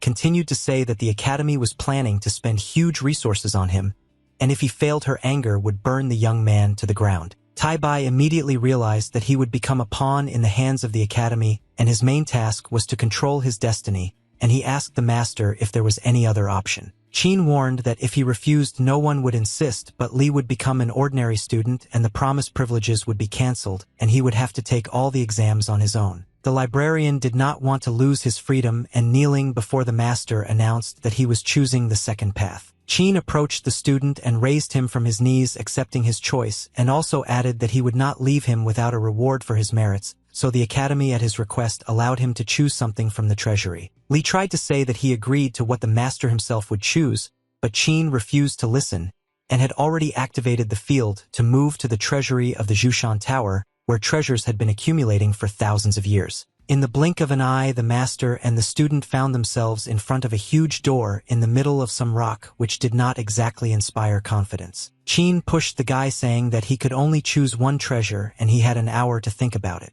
Tai Bai found the doors to the treasury very scary in appearance, and he already thought that they were trying to deceive him and lock him here forever. But once outside the door, the young man lost the gift of speech because for the first time he saw the secret kingdom where bright balls were flying, which were treasures. The student focused on releasing his qi so that it could sense the inner qi of the treasures, and through this he could choose the most suitable one for himself. From each of these spheres, Li felt an incredibly strong energy, which made it difficult to choose just one, so the guy focused as much as possible. The treasures at first glance looked like ordinary objects, unremarkable in any way, but they contained a power that complemented the poet's talent. After some time of thought, Tai Bai was attracted by a sphere inside which was a scroll with an image of fire. The young man raised his hand in front of him, and the treasure he had chosen was drawn like a magnet, enveloping him with its radiance. Li felt how this particular sphere reacted to his chi more than others, and now he felt how this energy filled his body. The student has chosen a fire attribute technique that will become more effective each time as his internal chi supply increases. Behind the door, Master Qin's voice was heard saying that since the guy had already chosen a treasure for himself,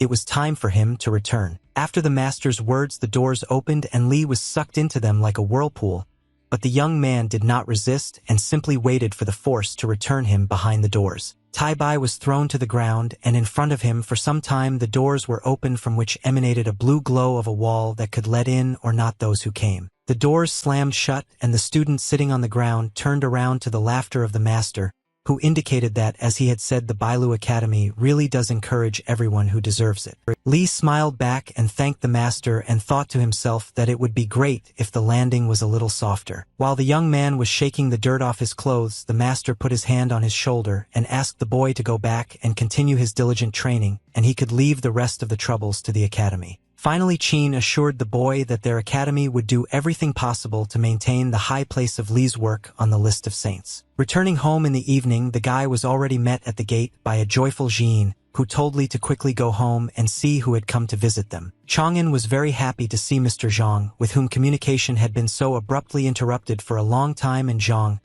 had also already gone outside, impatiently awaiting the student's return home. Zhang asked how the young people were living here and said that he and Elder Gu missed them, to which Li replied that everything was fine, after which the owner said that he had come to give the guy a receipt with 60% of the sales of his dishes. Chang'an refused to take the money since all the work now lies with Zhang, but the gentleman asked the young man not to talk nonsense since he is now essentially just a working hand, and added that if he did not help his brothers in the army he would give 10%. Li was shocked when he learned that Mr. Zhang, with those 10% of sales, also managed to help former soldiers. Zhang was dejected by the state his brothers in service were in, and replied to the young man that he was indeed helping them as much as he could. The owner recalled how they once fought shoulder to shoulder with the men on the side of the Jin dynasty, every day being on the brink of death. And now the restaurant owner watched the heartbreaking picture of how those who managed to survive were still fighting for their lives but already on the streets. As a former comrade, Zhang could not bear to see his comrades suffer because the country had forgotten them, and so he helped them with silver from time to time. Li was angry with himself because, being focused on the path of the literary Tao, he began to forget how unfair this world is, but Zhang reminded him that the boy wants to help people. Zhang had tears in his eyes when Chang'an told him to bring his service brothers to him tomorrow, and he would help them improve their lives. The next day, Zhang introduced his comrades to Li Chang'an, who promised to help them find a way to feed themselves and their families. One of the tramps was outraged that his already hard life was now in the hands of some brat, and this was picked up by the others, who pointed out to Zhang that he had trusted the wrong person. The owner of the Zhang family restaurant sternly told his comrades to bite their tongues and listen carefully to what he was about to say, to their indignation. Turning to the first disgruntled friend, Zhang reminded him that without the 5 taels of silver he had received, his mother would have died long ago. And the gentleman also wiped the nose of the second comrade, refreshing his memory of how he received 10 taels for medicine for a sick child. And after giving examples, Zhang pointed his hand at Li and indicated that he was able to share this money with everyone standing here only thanks to the young man who taught him how to earn this money, and now he will teach the others too. Chang'an smiled and asked Uncle Zhang not to be savage, since it was normal for these people tired of begging not to trust a stranger, to which the owner calmed down but ordered the men to address Li as sir. The men, not entirely confident, responded that they understood Zhang's words, but the owner said that if they were truly tired of their poor life they should say so louder. And the voices of these men merged into one just as their movements became synchronous, and all in unison said that they were ready to obey Mr. Li. Chang'an thanked everyone for their trust and voiced his idea, which was to teach everyone to catch fish instead of feeding them fish. The guy took out the recipes for the dishes he had written out from his clothes and showed them to the men, saying that they had become quite popular in Lin County, so they should take hold here, and so he advised them to start small. Li told his comrades not to worry because they could turn to him for help at any moment, which shocked the men that the young man was ready to share his recipes with them and take them under his wing, and called the guy a great benefactor. All the brothers bowed before Chang'an, and Zhang said that they were not ready to just accept these recipes, so they were ready to repay them with faith and service. Now Li himself was numb because he had accidentally acquired his own small army that was still capable of much. He just needed to help them. After the competition for a place on the list of the Holy Literary Tao ended, the first place was taken by the poem Ascending the Tower by Li Taibai. The students stood in front of a list that began to writhe into huge tongues of light, and it was time for the awards to be presented. Rays of new chi spiraled and headed towards the young man's heart, feeding him with new strength that would help him rise to higher levels. When Chang's voice announced that the faith, hope, and admiration of the people had taken the form of chi, and were now in the hands of the disciple, to which Chang'an thanked him and bowed, promising to live up to the expectations of those who voted for him. The rays swirled into a golden funnel on the youth's chest, and one Chang declared that with the acceptance of these chi, he had now ascended to the 9th stage of the path of literary Tao. A huge sheet of paper appeared under Li's feet on which hieroglyphs were written, which made him a little confused because this was the first time this had happened to him. From the sheet of paper, monuments also appeared with hieroglyphs that surrounded Chang'an from all sides, but the student remained standing in place. The boy looked at the monument and realized that the chi reward he had received had not only strengthened his body, but had also influenced the appearance of new Wenchang monuments inside his literary Tao palace. And after one enlightenment, a second one immediately came to the young man, which made him freeze for a moment because it was difficult to accept something like that instantly. Chang'an was delighted to know that his power could be improved by writing new poems and releasing them to the masses. On the theater stage, the men were met by a waiter who showed them a free seat where Li and Mr. Zhang came to have lunch and at the same time discuss how things were going with their comrades' training. There was a girl sitting on the stage playing an instrument for the visitors, and the guy in the meantime asked how things were going for Zhang and his comrades, to which he told about the success of 2 people who went to work while others needed a little more time. The men were distracted from their conversation by the scream of a girl who was playing an instrument,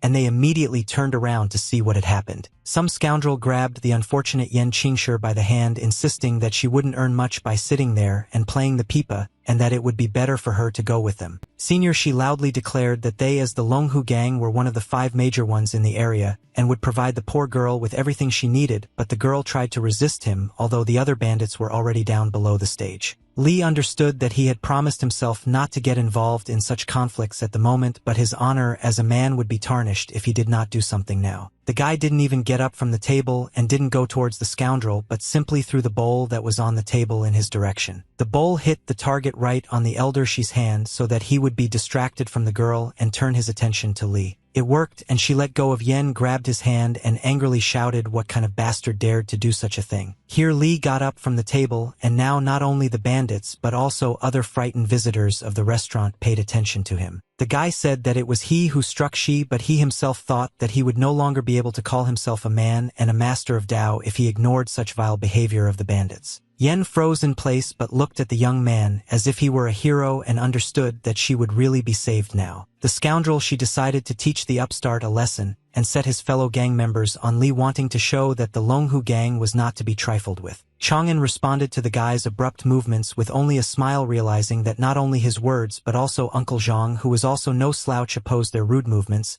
and that the gang still didn't know who they were dealing with. And Zhang appeared in front of the guy like lightning, who was only too happy to protect his partner and teach the bandits good manners. The restaurant owner gave everyone without exception a portion of slaps, which had an educational nature for those who underestimate their opponents. Zhang laughed loudly at how quickly the bandits took a horizontal position and asked again if they were really the same scary Longhu gang. Somehow the guys dragging each other left the restaurant area with Zhang's shouts of "Get out of here" flying at their backs. Yen approached the men in tears, and the first thing she said was for them to leave the city as soon as possible, which Li did not understand at all. To confirm his suspicions, Chang'an asked the girl if she thought the gang would return for revenge, but Zhang immediately got ahead of both the guy and the girl, declaring that he would beat those weaklings with one hand. Yen was so scared that she rushed to the young man, explaining that these bandits were not just murderers, but they had also conspired with the authorities of their city, and many innocent people had already died, and therefore she did not want the men to be killed too. Li told the girl not to worry about them and gently asked if she was standing too close to him, which made Yen feel ashamed, and she quickly came to her senses. The girl blushed and immediately moved away from her savior and asked for forgiveness for her unworthy behavior. Yen watched the men standing at the entrance, and Zhang decided to make fun of the guy by pointing out that the girl liked him and suggested that he meet her in person, to which Li smiled but asked him to stop teasing him. Instead of jokes, the guy suggested thinking about what the gang could do and immediately asked Zhang to give him a few of his men for the safety of the sisters, and the gentleman said that he would take care of it. On the day when the girls went out into the city, they were prevented by rain and therefore had to return home quickly as the bad weather only got worse. In the gateway, someone was watching the girls sitting in complete darkness, so it was difficult to notice him. So when the sisters were passing by a dark alley, some scoundrels jumped on them and dragged them into a gateway. The girls were scared because they were surrounded by strong men on all sides, and the sisters did not know that it was the Longhu gang that had decided to take revenge on Chang'an. She was happy with such a capture and grinned and said that the sisters of that bastard were quite good, and since they did not get Yan Qingshi, they would be able to have fun with such beauties. A rope had already been prepared for the girls, and all that was left was to tie them up and kidnap them, and the last thing the sisters shouted was their brother's name. Li was studying when he learned that the Longhu gang had kidnapped his sisters, and if they had been standing in front of him at that moment, the brush that the boy was holding in his hands would have been intended for more than just writing. Chang'an was beside himself with rage and was about to rush to where his sisters were being held, but Zhang held the guy by the shoulder, saying that the girls were okay. The young man was still standing at the exit, but he listened to Zhang until the end, and he explained that his comrades reacted quickly and did not allow those scumbags to get far. The guy, feeling anxious, turned around at the screams of his sisters, who were scared to death and were already running to their brother in tears, while Zhang's comrades stood behind them. The sisters rushed to hug Li and complained to him about how badly they had been treated and how scared they were that no one was around. The youngest Linglong was even more frightened and could not stop her tears, but Chang'an stroked the little girl's head and consoled her that everything was already over thanks to Zhang and his friends. The young man was angry at how these vile scumbags acted and decided that they would not get away with it so easily. The elder Lu asked her brother not to put himself in danger for the sake of her and her sister because those bandits could kill him. Chang'an remembered that Jean would calm down when he not only spoke to her but also gently touched her, so he extended his hand towards her. Li wiped the tears from the girl's face and, carefully holding her face with his hand, said that she and the younger one were the closest and dearest people to him, so he could not allow a repeat of what happened today. Lu wanted to say something about their departure to ensure her brother's peace of mind, but one of her comrades appeared at the entrance to the house and shouted to Li and Zhang that they were in trouble. Yan explained that the scoundrels from Longhu sent people in revenge to destroy their stalls, and they destroyed everything with clubs, saying that Zhang insulted their gang and therefore they will not sell anything here, otherwise they will be cut.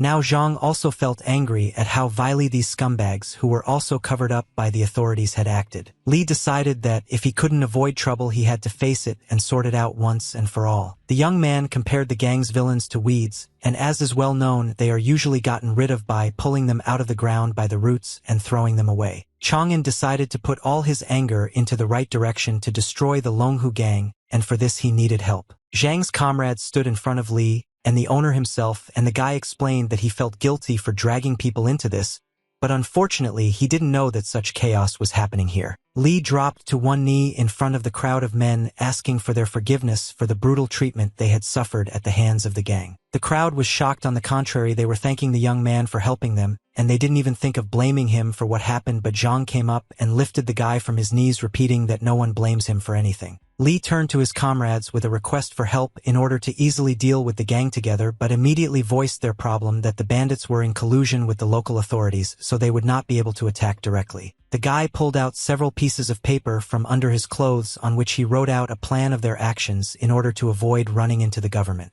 When the young man loudly asked if his comrades could help him with his idea, the men raised their hands and the crowd loudly hummed in unanimous agreement. Chang'an asked to suspend the activities of the stalls for a while because there were tasks for everyone, and the first one to receive it was Song, whom Li instructed to obtain information about all the important people of the gang. Dean was given the design for the folding crossbow because he was a former archer, and his task was to create a new type of bow and arrow. Buddy Tian and a few other comrades were given the most difficult task of all, to get inside the gang and sow discord among those already there. Chang'an respectfully said that he would never risk the lives of other people, and therefore everything was already prepared and only needed to deliver the fatal blow, and asked to trust him this time too. Zhang, observing the young man, considered him only an excellent writer, but now he realized that in front of him was perhaps their future ruler. It was a fine day, and on the 9th floor of the Bailu Academy Tower, the students were studying as usual, where Li Taibai also came today. Sweetly yawning, Chang'an greeted everyone, and Annan jokingly called the guy a great poet and asked if he had done something bad the night before to not get enough sleep. Lee laughed but asked his friend not to talk nonsense and not to call him that anymore, to which Annan, continuing to joke, said that he would stop calling his friend that if he started begging him to do so. But the dialogue between the students was interrupted by shouts from the upper floors that there had been another refusal, and that it was a terrible disgrace, and then sheets of paper with text started flying down. Chang'an looked up and asked his friend with confusion what was going on and why these texts were falling down there. Annan explained that their tower had received an assignment from the Kunwen Bureau to write a poem for the first part of the Eating Words book series,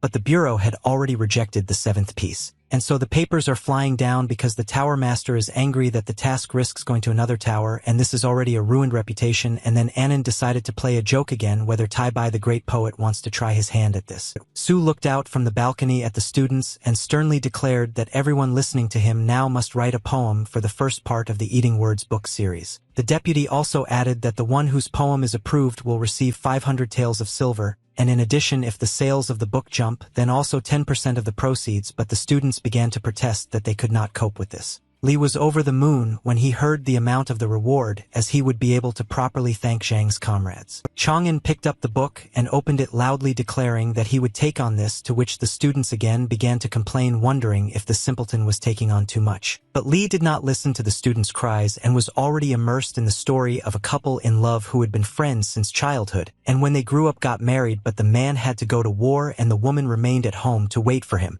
When it turned out that her husband had another lover, the girl, unable to bear such grief, hanged herself in her own home. The young man silently slammed the book shut, analyzing the story he had just read, and still came to a conclusion about it. And the conclusion about the book was the guy's opinion that writing such a bad story about love is a complete failure, and it's not surprising that he can't even find a verse. Lee was voicing his thoughts out loud about how he didn't understand who could possibly like this book, and that he never liked writing, and everyone heard these thoughts out loud, becoming terribly irritated. Master Qin emphasized that the students apparently did not fully understand the importance of the task, because logically, if the book became popular, then the written poem and its author will also become famous. When Chang'an heard the master's words, he was moved to the marrow of his bones by the understanding of how much his qi would increase, and thus he received a portion of motivation to write. But at the same time as Li came to his senses, the other students were now also ready to walk over heads upon hearing about the fame and glory that would come to them with the poem. If before this the students were indifferent, now the paper could smoke from how hard they tried, and Chang'an realized that now everything had become much more complicated. The young man was not stopped by competition in the form of other students, and inspired by the story,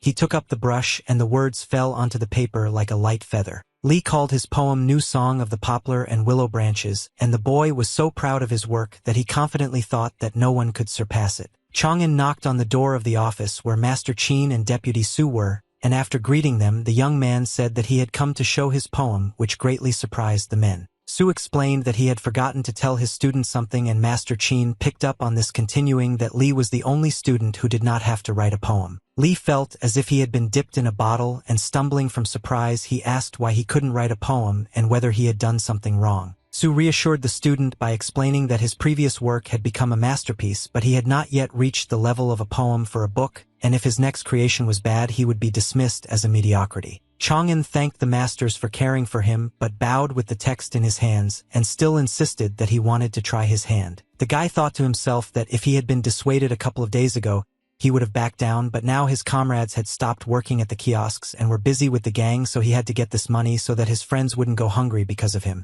The master was amused by the young man's eagerness to find out what he was capable of, and that he wanted to be the first in everything, but Lee replied that this was not entirely true and that he was more driven by confidence in his work. Qin was amazed at how respectful the student was towards himself, and with the same attitude he asked to read his work, so he agreed to take a look, and Su began to read the poem with him. Having read the title alone, the master and deputy were horrified by how reverently and tenderly it already spoke of the love that was described in the book. Su found in the poem the hatred of a woman who was abandoned comparable to the bitterness of nuts and faded silk, while Qin saw on the contrary the love and longing of a woman for her beloved who left home for a long time. The deputy felt what women feel when they love and saw it in the lines that were quite straightforward at the beginning but gradually became sophisticated at the end. Qin praised the work as poignant and heartbreaking but still a beautiful read. The deputy and the master were so carried away by the work that they already imagined the scene between the man and the woman and even began to apply their roles to themselves by acting out the scene. The guy was a little confused by what he saw in front of him, so he carefully asked the mentors if everything was okay with them. The men were overcome by Li's intoxicating performance of scenes from the book and the poem, and they looked at each other in horror. The mentors instantly moved away from each other,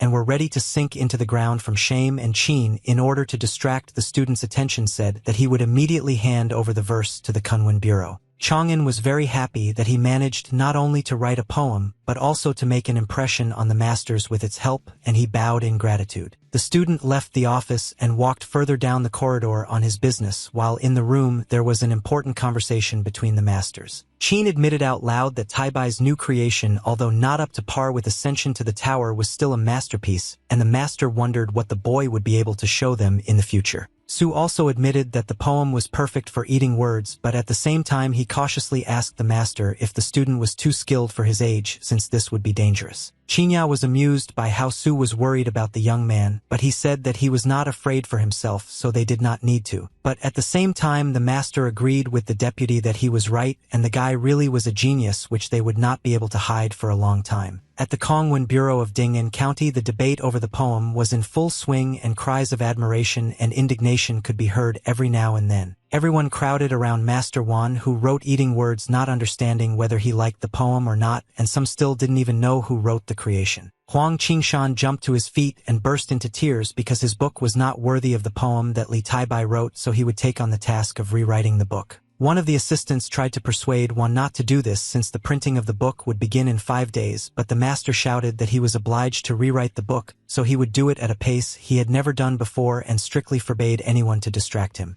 The assistant got angry because he didn't understand why the poems of some Taibai were so good and began to stomp his foot on the floor menacingly. Poems for the book continued to arrive at the Kunwen Bureau, but the author Huang, although he thanked the writers, refused their works, explaining that there was already a suitable poem. Huang directly declared to everyone that the works that were brought to him could no longer be better than the new song of the poplar and willow branches. Masters Zhao from Zongyue Academy and Lu from Xiangshan Academy were shocked that the author of the book made his conclusion without even reading their works, and asked who had impressed Huang so much. Huang smiled mysteriously and said the name of the student of the Bailu Academy, who was already known as a genius, and it was Li Taibai. The masters of the academies were horrified by what they heard, because only recently no one knew about this man, but now he is famous. The poets heard of the sudden fame of a simpleton, and were pressured both by the fact that he was strong in the literary Tao and by the fact that he would outshine them with his works. The hearts and minds of the masters were filled with envy, followed by anger from the fact that if this damn genius continued to become more and more famous, there would be no room left for them, so it was decided to unite and reign in the upstart.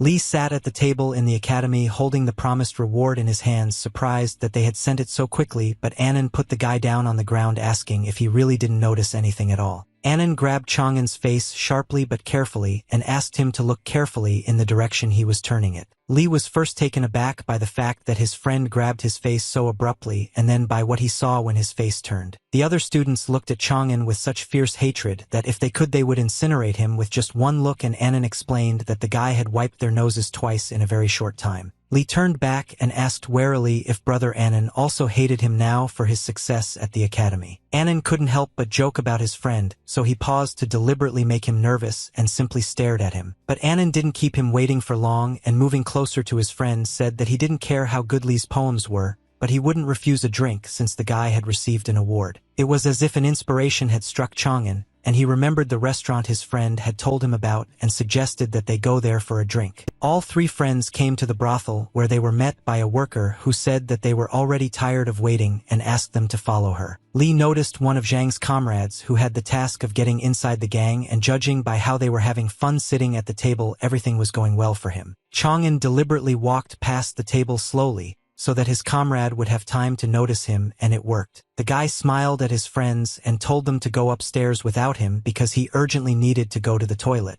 It was pitch black outside, and only the lanterns from the windows of the house were shining brightly, so the men made their way out into the street unnoticed. The comrade bowed to Brother Li and admitted that he did not expect to meet him in such a place, to which the young man joked that it was probably because the gangsters and the students had a common trait of relaxing and drinking. Chang'an asked how things were going with the assignment, to which the comrade said that there were about 500 people in the Longhu gang, 37 of whom were major and minor leaders, and the boss often met with the prison warden. The man also added that the Longhu gang has such and such relationships with other gangs, but they are openly at odds only with Zitzen, and Li approved the transition to the second stage where comrades under the guise of the Longhu gang will begin to provoke Zitzen. The comrade was delighted that the young man had done everything in such a way as to do the dirty work with someone else's hands, but Chang'an said not to rush to rejoice because in order to completely get rid of the gang, he asked to find out about the leaders. Li only managed to add that it would be wonderful if among the comrades there were people with a similar body build as the leaders. Just Chang'an wanted to say the main thing, but he didn't have time to finish because Annan called him asking if everything was okay with his friend. The young man turned around saying that it was time for him to go, but finally summed up that if he had thought everything through correctly, then in half a month they would be able to squeeze Lunghu into a ring. The voices of friends could be heard in the night sky making fun of each other because when Li asked why Annan was screaming like that, the guy as always joked that he ran to save his friend if he fell into a cesspool. The friends sat at the table and enjoyed the game as well as the drinks and the company of beautiful girls, and when Li lost again, Annan laughed loudly and told the guy to drink the drink. Chang'an jumped up and picked up the glass shouting that he would never accept his defeat, so he said that they would continue the game. But instead of putting the glass on the table, Li missed and flew past the table straight at Annan, already very drunk. Chang'an was lying on Annan's feet, and the friend was surprised at how quickly his friend,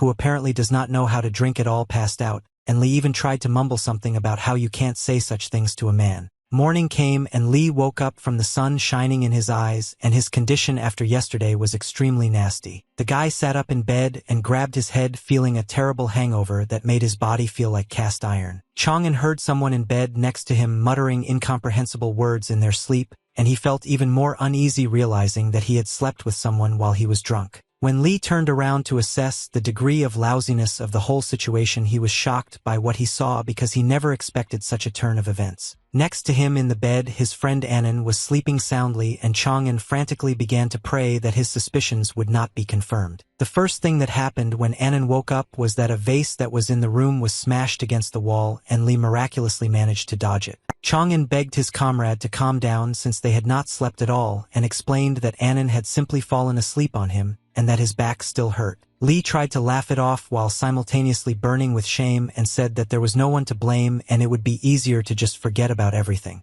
Here Annan became such as he had never been before and angry at the young man for wanting to just leave. After that, he activated his power, which was like lightning. Annan launched lightning at Li, entangling his body like a lasso, causing the boy to be shocked seeing his friend in such a guise for the first time. Annan moved his hand to the side, thereby moving his comrade's shackled body closer and closer to himself, and it was useless to lean on it. The guy deftly controlled his energy and threw Li's body back onto the bed, and all he could do was lie obediently and wait for his friend to calm down. Chang'an decided to ask why and considered him to be the one to blame for what happened, and even if it happened that they slept together, there was nothing wrong with that. But it became even more menacing when he heard his friend's words and was about to strike him with his strength, but Li quickly rattled off that his friend would simply say what he wanted from him so that he would stop being so ferocious, and returned to his appearance but was still angry and replied that he needed to think about it, but Li would still owe him. Chang'an was already willing to do anything just to make it stop,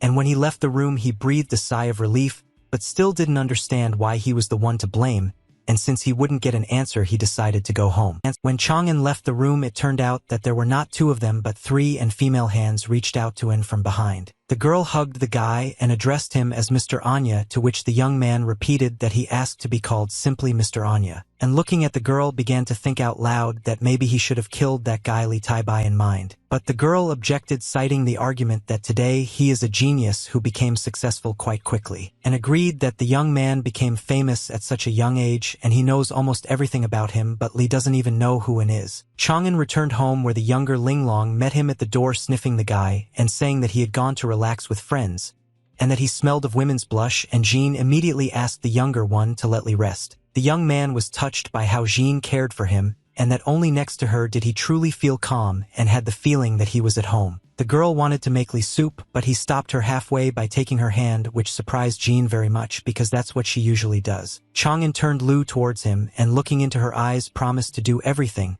so that he and his sister would no longer have to need anything or worry about anything. Meanwhile, the Zitzen gang members were dealing with the Longhu gang people for supposedly daring to attack their fellows. One of the Longhu bandits shouted that the people from Zitzen had gone completely crazy, and tried to threaten him by saying that they couldn't even imagine what would happen to him after what they had done. But the bandit Sitsun smashed his opponent's head with a club, saying at the end that he behaved like a scumbag even when he was one step away from death. 3 dead bodies lay on the floor under a bloody sheet, which was not really Lee's plan. The leader of the Longhu gang himself came to look at the dead, and behind his back the other bandits shouted that if they now turned a blind eye to this, they would be walked all over, so everyone wanted revenge. The leader turned to face his gang and raised his hand up, sternly declaring that the Zitzen gang should be told about the battle to the death that would take place in 3 days, to which the crowd also raised their hands up and began to rage. Lee looked at the cloudy sky from which rain was falling and understood that now was the moment when it was time to end everything. If before everything seemed like some kind of game, now Chang'an suffered from the understanding that his plans had gone so far that people had begun to die. The young man was wet, standing in the pouring rain, but thoughts about whether he was doing the right thing were so loud that he did not notice the bad weather. Zhang, looking at the boys suffering, shouted to him that if it weren't for him, the Longhu gang would have continued to ruin the lives of other people, so now was no longer the time for long reflections,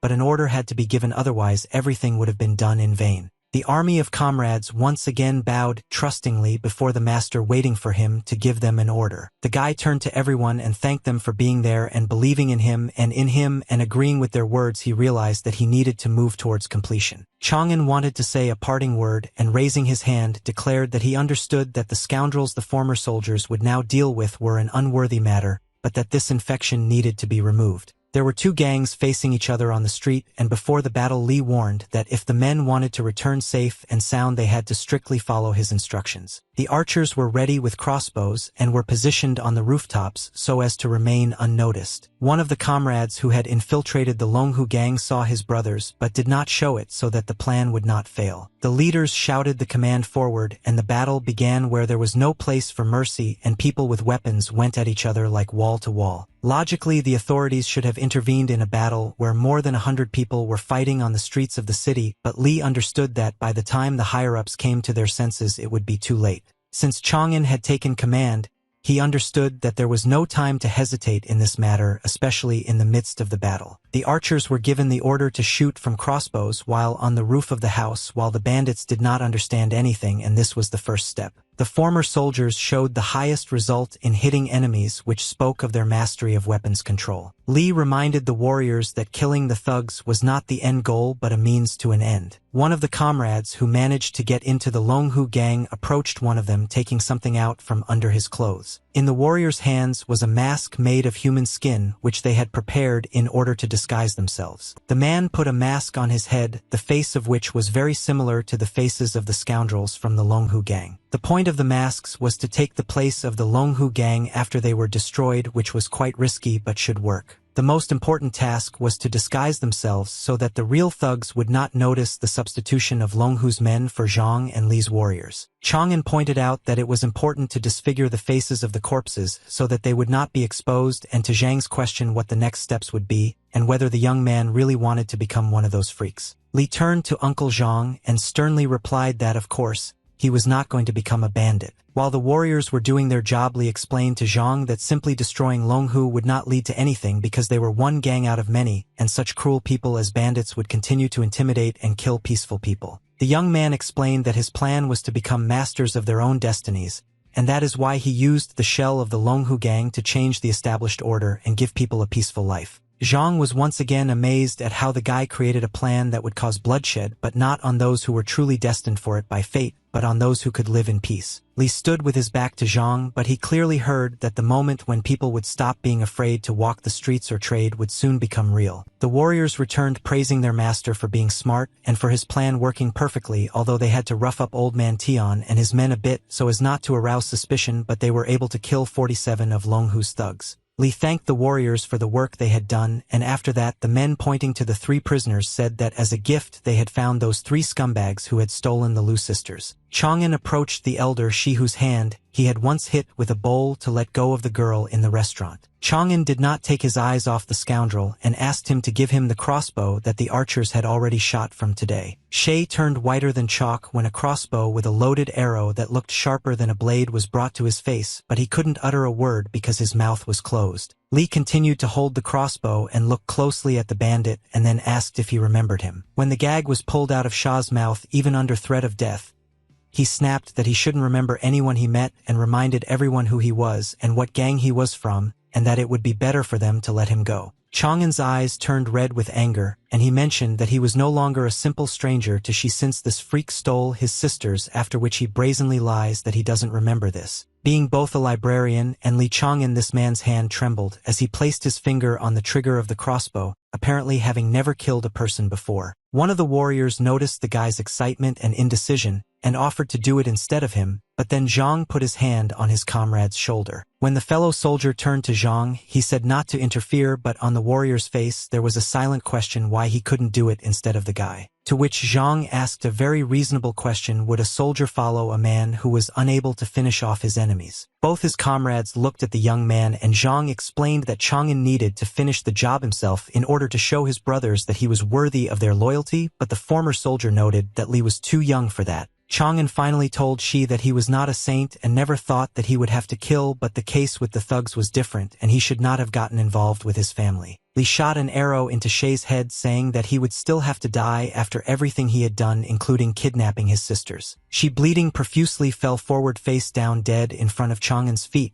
but he didn't even flinch or lower his crossbow. The guy looked at the remaining two freaks who were shaking and mumbling something, but it was impossible to make out, and pointed out to them that all the lives of the Longhu gang members were not worth a hair on the heads of his sisters. 2 more arrows were fired from the crossbow into the heads of the bandits, and they hit, staining the floor of the courtyard where Zhang's comrades were gathering with their blood. The former warrior and Zhang stood there dumbfounded and couldn't even find anything to say about the confidence of this young man who was able to go all the way. Zhang looked at the man who not only had not been broken by the difficulties facing him, but had made him even stronger in their eyes. Li Chang'en became the warrior's equivalent of the Dark Lord, who was cruel but fair and willing to take risks to save others. The guy found himself in the darkness and heard someone's hands scratching the damp earth and voices howling, asking why he had committed this murder, and dealt with violence with exactly the same violence. 3 bandits rose from the ground in front of Li, and he shot arrows into their heads, and she, barely moving from foot to foot, warned the young man that since he had taken the path of a murderer, the same fate awaited him.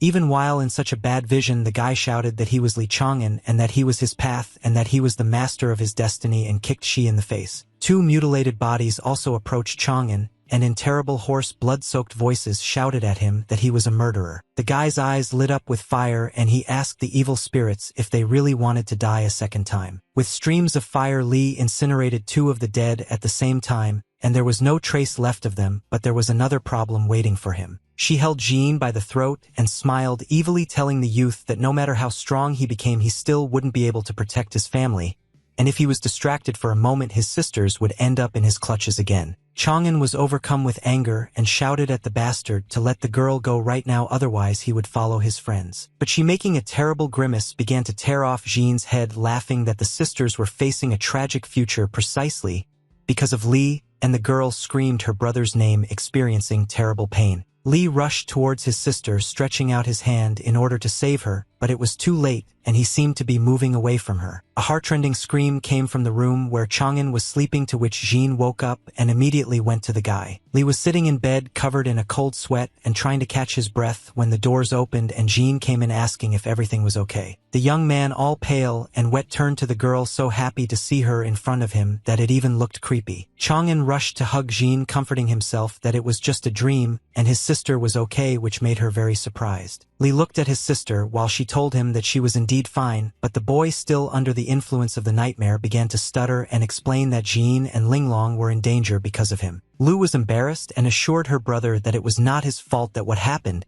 because she and Linglong were trapped precisely because of those scoundrels. The girl reminded Li that it was he who revealed so many interesting things to her, and thanks to him she got to the Palace of Stars and helped rescue her sister, so the way he cared will forever remain in her heart. Jean admitted that if the time came when she had to die for Chang'en, she would do it without hesitation. Li found it difficult to restrain himself, and he touched the girl's face and was so close that it took his breath away. Jean was afraid of what might happen, especially when Chang'en began to say that she was the only one who gave him peace and comfort. The girl jumped up from the bed and, putting some distance between them, put her hands in front of her while shouting that they couldn't be together. Lu took the lamp and headed towards the exit. After wishing Chang'en a final good night, she also went off to get some sleep. The guy looked at Jean and how the doors closed behind her just as they were closed in her heart. Chang'an sat holding his chest where his heart was beating wildly, wanting to jump out at any moment, and he realized that he wanted to protect the girl, but instead he almost hurt her himself. Trying to calm himself down and convince himself that Jean couldn't like him didn't lead to anything,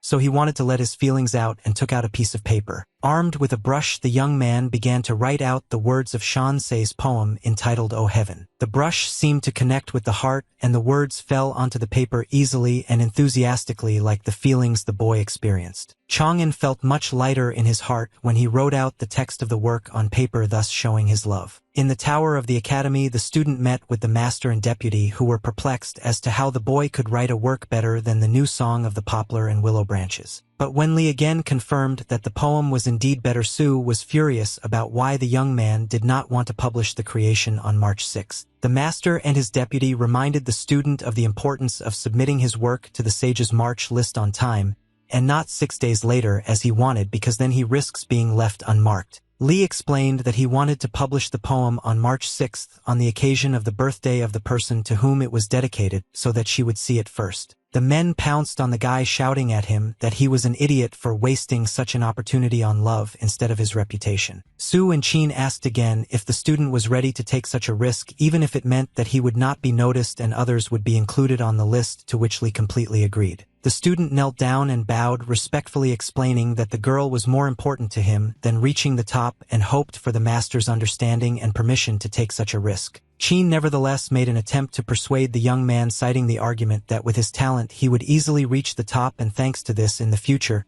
he would be able to take the best girl in the empire as his wife. But Li stood firm on his own regardless of who this girl might be, and even the emperor's daughter did not interest him. For the guy, none of the listed options could compare with the one to whom he dedicated his poem and his feelings. Chang'an introduced her and explained that the girl had settled in his heart, and he had the warmest and most tender feelings for her. Su asked rather sternly and suspiciously who this person was, since the letter from Teacher Gu did not mention Li's beloved but only spoke about his sisters. The deputy was furious that he had guessed about Chang'an's feelings for the daughter-in-law of his elder brother Li, who had long since gone off to war. Su asked the guy if his guesses were correct about his beloved, and Chang'an bowed and honestly answered that she really was his sister, and he was unable to hide it. Both mentors cried out that such a thing was a contradiction to the canons and rules, because such a relationship contradicted the teachings left to them as the first saint, and if someone found out, the student could be killed. Li hastened to clarify to the masters that he and his sister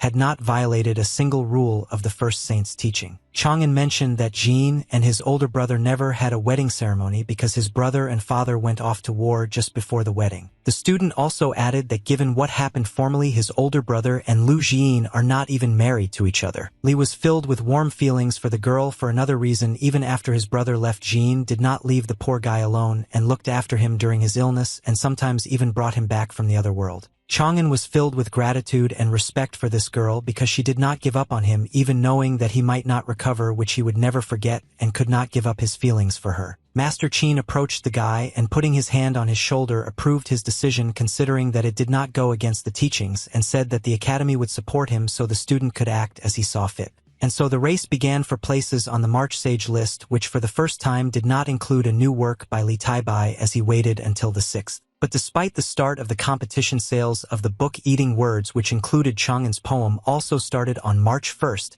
and people mostly bought them only because they contained Li's creation. Thanks to the sales of the book, the new song of the poplar and willow branches took 20th place in the sage's list, and people bought up the books in places not one but two or more copies. As befits envious people, seeing that Li Taibai's poem was rising in the list thanks to book sales, they gave orders to their assistants to tell the major stores to act according to plan. On March 2nd, booksellers attracted male audiences with books about battles and the strength of warriors, emphasizing that this was better than sappy love stories, and additionally offered a promotion for buying the first book, get the second one for free. Men, of course, took the bait of such a proposal so as not to tarnish their reputation with love stories, and switched to literature that suited them. From the shop where the book Eating Words was sold, buyers rushed to where the offer was more tempting, and accordingly the master's plan to reduce sales worked. The list began to change rapidly, and instead of Li's verse rising, it was actually falling due to the loss of customers. In this way, the masters managed to ensure that the upstart Taibai and his work dropped from 20th place to 70th. On March 3rd, someone approached a shop with books about love and furiously throwing coins at the books declared that he would buy this book since the others refused. The novel has now attracted the female part of the population who were deeply touched by the lines of the work, and they decided to support eating words at all costs. One of the men responded sarcastically to the girl's admiration, pointing out that only they would like such a poem about tragic love,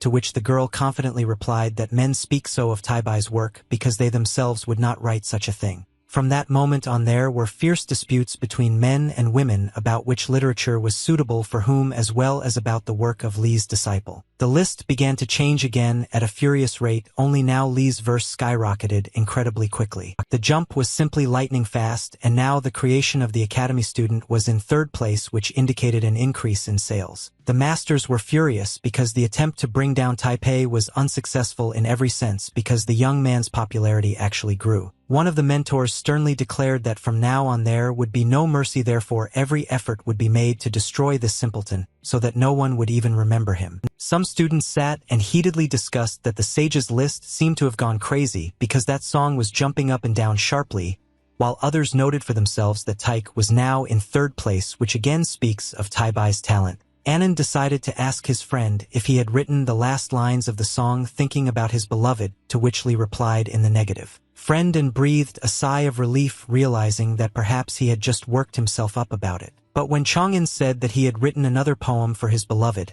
and would publish it in a couple of days on the occasion of her birthday, and felt his temper boil, and was about to start yelling at Li, accusing him of something, but he didn't have time because Guan flew up to his friends with some news. It was obvious that Guan was in a hurry because he was out of breath, and he told Li that things were bad because his verse was about to fly out of the top 100 of the list of saints. Chang'an was surprised at how this could happen, since even if you don't count the third place of the verse, it was at least in 70th place. Guan went into more detail about how the masters from the Songware Academy had united to deliberately ruin the Song of Taibai, which is why the rating was melting before their eyes, and showed the guys the talisman. As a fifth stage master, Lu poured mud on Li's creation, claiming that the author was too blinded by the theme of love, which is why he had a narrow view of the world, and called on others to stray from the path of Tao if they considered a student a genius. At the time of the master's appearance, song Li occupied the 78th place on the list, but the teachers wanted to completely push the creation out of there, considering both the verse and the author unworthy of being there. Surprisingly, instead of Chang'an, it was An who flared up first, angry at how the masters were humiliating his friend, and without delay he immediately went to deal with the mentors. Li asked his comrade not to get excited, but said that for such words as the master said, one must answer, and it doesn't matter what rank of mentor you are, after which he moved to the list with the help of a talisman, and appeared in the space where the teachers were and immediately addressed them, calling on them to stop sowing discord among the students. Anand directly told the masters that their intention to sow discord was based on the fact that even they recognized Li's poems as real art and therefore acted out of envy. One of the teachers was still trying to control himself and calmly replied that they were opening everyone's eyes on the contrary, in the hope that Li would realize his mistake and take the true path of Tao, but there was no intent here. Anya was infuriated by how they were now trying to make a fool out of him, hiding behind the false truths of the path of the literary Tao, and he put his power into play. The master was of course stronger than the student and simply stepped aside, redirecting Anand's power, but now when the young man dared to raise his hand against his elders and those of higher rank, the mentor also activated his power. The teacher's chi was many times more powerful than the student's, so no matter how in set up defense, the blow was mortally dangerous, at least for the body. Since the guy's defense was weaker than the chi master's, he began to cough up blood when he returned to his comrades. Li caught his friend and, holding his wounded body, heard from Anya that he was very sorry for how everything turned out and that he could not protect his friend and his creation. Inside Chang'an, many feelings merged into one, including gratitude to his brother, anger at the masters, and worry that everything would be okay within. Now it was Li's turn to go up to the list and meet face to face with those who had decided to decide his fate for him, which was a bitter pill to swallow for the young man. The masters apparently sought a personal meeting with the student since they were still waiting by the list. The treasure the guy had found in the form of fire energy was activated immediately,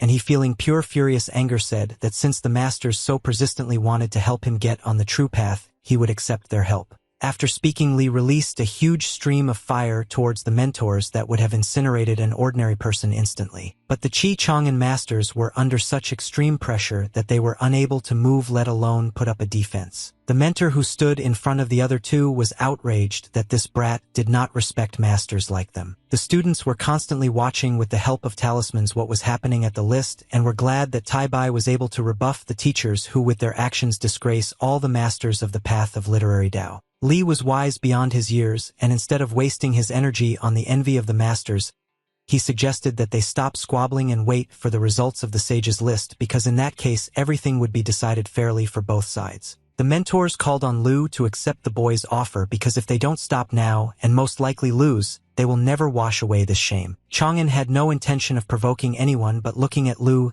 he asked point-blank, was the master really so afraid that his poem would lose and the song would win? The mentor didn't even make an effort to control himself even a little bit, which is why he was now furious again from the truth that was told. But the pressure from the Qi that Li sent into the masters was strong, which is why the master, in another fit of anger, only made things worse for himself and coughed up blood. Chang'an turned around and before leaving said that the feelings he put into the work were sincere and pure, thanks to which the lines of the creation would reach the hearts of readers.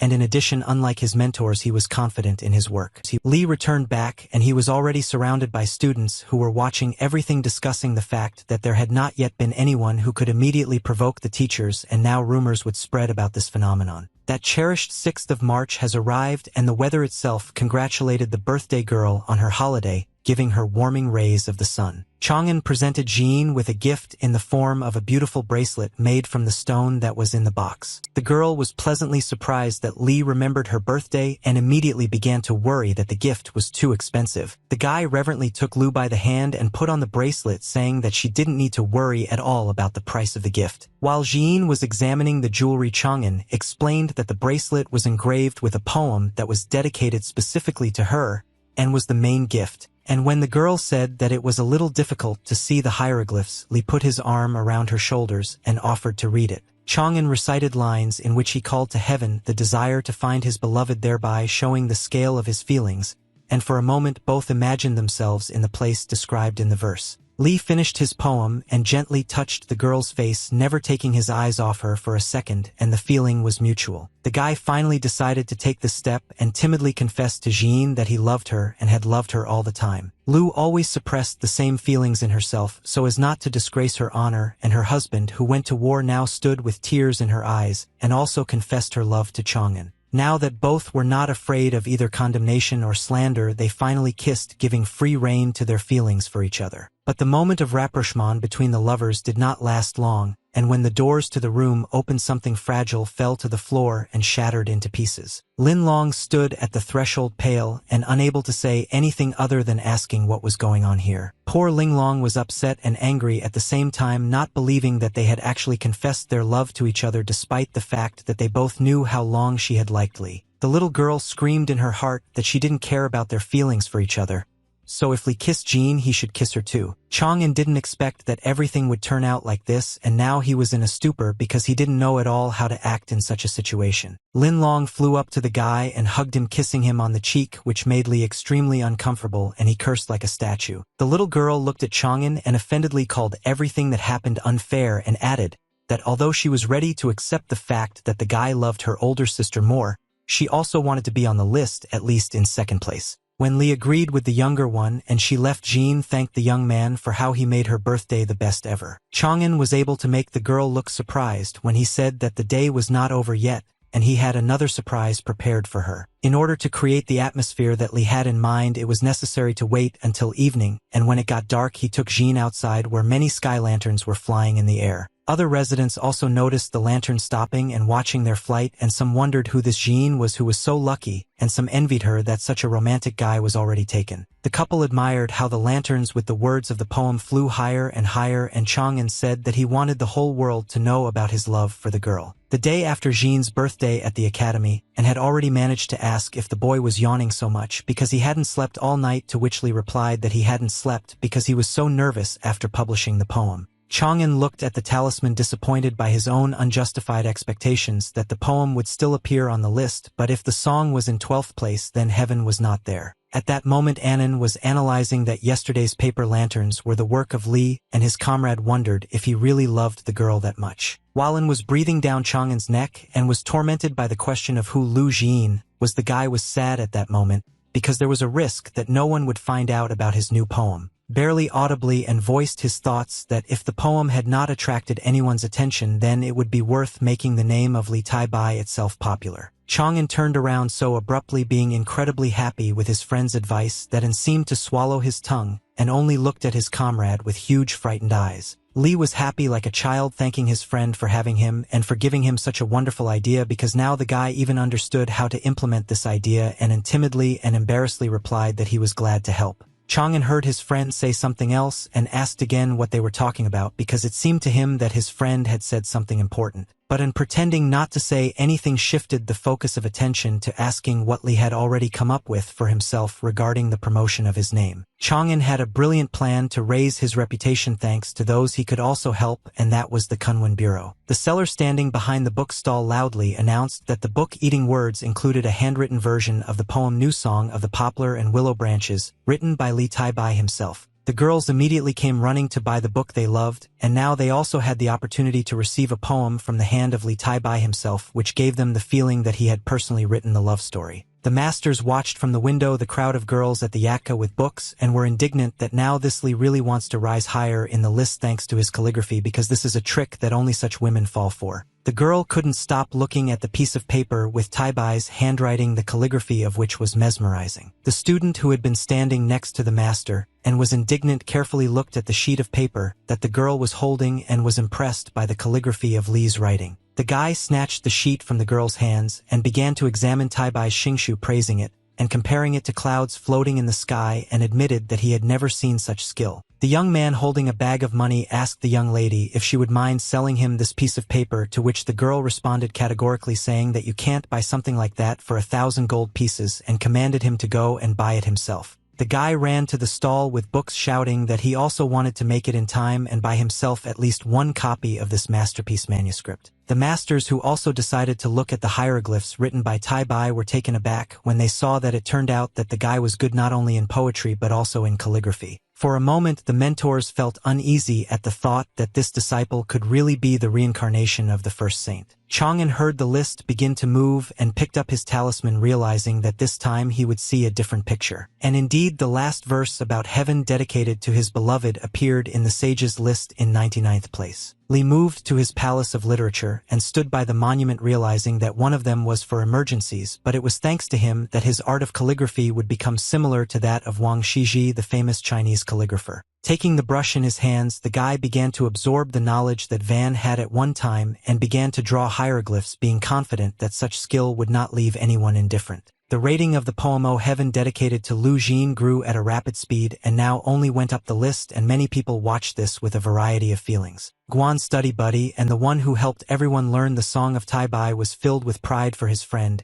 and that he was able to show the love between a man and a woman perfectly. But Wanru was deeply upset by the fact that the poem O Heaven was dedicated to a certain Jin, and it was difficult for her to accept that the young man's heart was already taken. Well, Master Luya was irritated by the fact that the success and fame of this young scoundrel could not be stopped in any way, and the old man was tormented by the question of how and where such a young guy was able to master such a skill. Su, looking at the talisman once again, remembered with gratitude Elder Gu, who sent them the genius Li, thanks to whom the Bailu Academy also gained popularity. The moment of jubilation was interrupted by a knock on the door, where Tai-bai appeared, asking if the deputy could spare him a little time. The smile that was on the man's face while he was alone suddenly disappeared, and he got angry at the guy for wanting to take a vacation again, but Li replied that he had absolutely nothing to do with it this time. Chang'an smiled and showed the letter from the elder as proof, saying that Master Gu had asked him to return home urgently to take the county examination. The escorts showed the students where to go, reminding them that their exam would soon begin. Elder Gu explained to the boy with all seriousness that if he could pass the exam, his name would be entered into the temple book of the list of followers of the path of the literary Tao, and thanks to this he and his family would be protected. Chang'an, as always, bowed to his mentor, and thanked him, saying that he understood everything, to which the master asked him to be attentive to the questions and answers. Li was the last one to enter the gate, where the escorts showed him, and followed the rest of the students. Standing in neat rows, the students bowed to the holy altar at the command of the two masters, according to traditional custom, for the examination to begin. As soon as the students bowed, bright tongues of energy resembling flames began to erupt from the huge cauldron. These energy flows presented each student with completely different tasks written on paper, which Li considered an absolutely fair approach. After receiving their assignments, the students went their separate ways one by one, and each took a separate place separated from each other. Chang'an reread the questions and assessed them as not difficult, and from this the conclusion emerged that he should not have any difficulties with the answers. One of the masters standing at the altar lit a special candle and announced that while it burned, the students could answer questions, and the candle burned for approximately 10 hours. The sun didn't care whether someone had an important day or not. It did its job by giving light and warmth. But the students had no time to look up and be distracted by the good weather, since the importance of the exam was like a matter of life and death. Li was the first to raise his hand and ask the masters if he could hand over the work already if he had finished it, and those who were sitting on both sides of him even looked out from behind their tables to see who had managed to finish it ahead of time. The other people taking the exam began to be outraged again out of envy, shouting at the guy that only an hour had passed since the start and he couldn't have passed so quickly, and if he didn't have enough knowledge then he should just admit it. But the master standing at the altar did not react to the students' cries and calmly told the young man that he could throw his answer sheet into the sacred cauldron. Chang'an walked up to the cauldron, the size of which was astonishing, and threw a rolled-up piece of paper inside. A glow appeared from the cauldron again, which this time looked more like a hot ball, and Li watched carefully and waited to see what would happen next. On the round ball was written the result, namely that the exam was passed and the grade of Chang'an's answers was level A. What a disappointment the students were, but not in the young man, but in relation to their work, because not only did he complete it in an hour, but he also passed it with excellent marks, which is impossible, and some even started shouting that the boiler had made a mistake. One of the masters sternly declared that the chatter that was going on here should stop, because if the students did not want to take the exam in this way, then no one was holding them back and the boiler could not have made a mistake.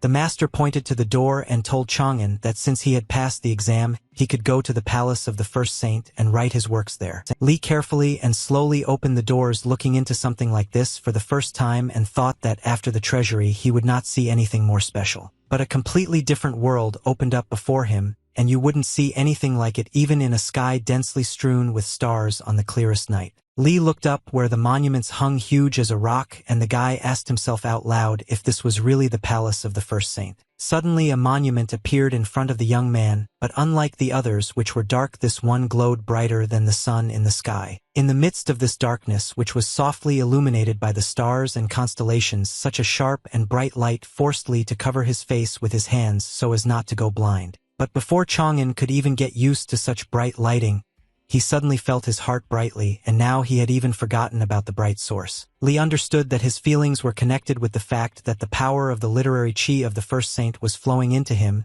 and in addition to his body, his palace of literature was being improved, but the energy was too powerful, which is why blood began to ooze from his mouth. The bright light and the guy's screams from the door attracted some dark creatures that were neither human nor beasts. These higher beings recognized the energy of the owner of the Xiantian body in the young man, and now they needed to take some measures, because if they left him there would be one more genius in the world that would prevent them from surviving. One of the figures did not hesitate, and releasing a bright stream of power from its finger decided that the owner must die here and now. This ray of the creature hit directly into the heart of the vulnerable Chang'an at that moment, causing him to scream furiously in pain. Li fell to the floor and everything around immediately became dark, just like at the beginning when he just entered here, and holding his chest the guy tried to move away from what had just happened to him. The student dodged the shot in time, although he risked being killed immediately, but that power did not feel like the power of the first sage to him, but something else. While the young man was thinking about what this unknown attempt on his life was, another danger was already waiting, and Li, raising his head, saw a huge wave in front of him, but it was like hot lava. Chang'an looked up at how high this wave rose above him and understood that he would definitely not survive this. But the achievements of the literary Tao of the student worked as a defense mechanism when it seemed there was no chance of salvation. The scroll of Li's achievements began to rapidly swirl like a funnel, distorting what had been accumulated in it.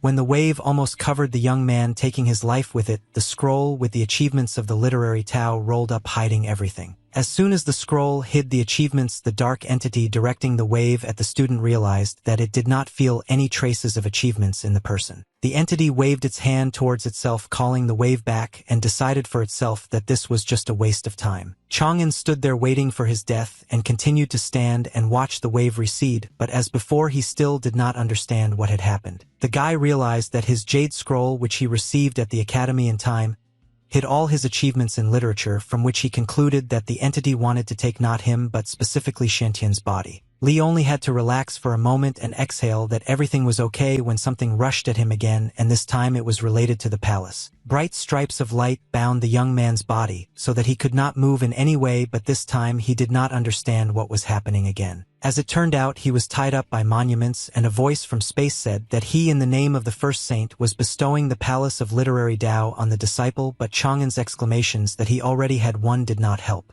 The human body could not withstand such a filling of energy, and Li screamed from the tearing feeling inside. The two strong energies of the Jade Scroll and the new palace collided in the body. Because the scroll hid the disciple's achievements, the saint took him for an absolute beginner and therefore created another palace. The guy realized that there were currently two literary palaces inside him when he felt their collision inside. The collision caused the new palace to crack, causing injuries to the student's physical body, and Li began to cough up blood. Chang'an fell to his knees bleeding and exhausted, and he was even more frightened by the fact that the emergence of a palace inside the master meant an attachment to life, and if something happened to the new palace, then it would also be the end for him. The desire to remain the master of his destiny always prevailed at the most necessary moments, and Li remembered his treasure that he had once chosen. The guy activated the spark technique that ignited the steps despite its tiny size but was powerful. Using his remaining strength and screaming furiously, Chang'an freed himself from the currents that were binding his entire body. The Jade Palace within the disciple gradually began to shrink, making room for a new palace, thereby reducing the risk of collision. After everything that happened, Li was shaking like an aspen leaf, but he was consoled by the fact that he was able to transfer part of the chi from the Jade Scroll to the new palace. But there was still one problem, which was that at the end of March the sages' list would be approved, and the accumulated chi for 2 verses would flow into the Jade Scroll, and Chang'an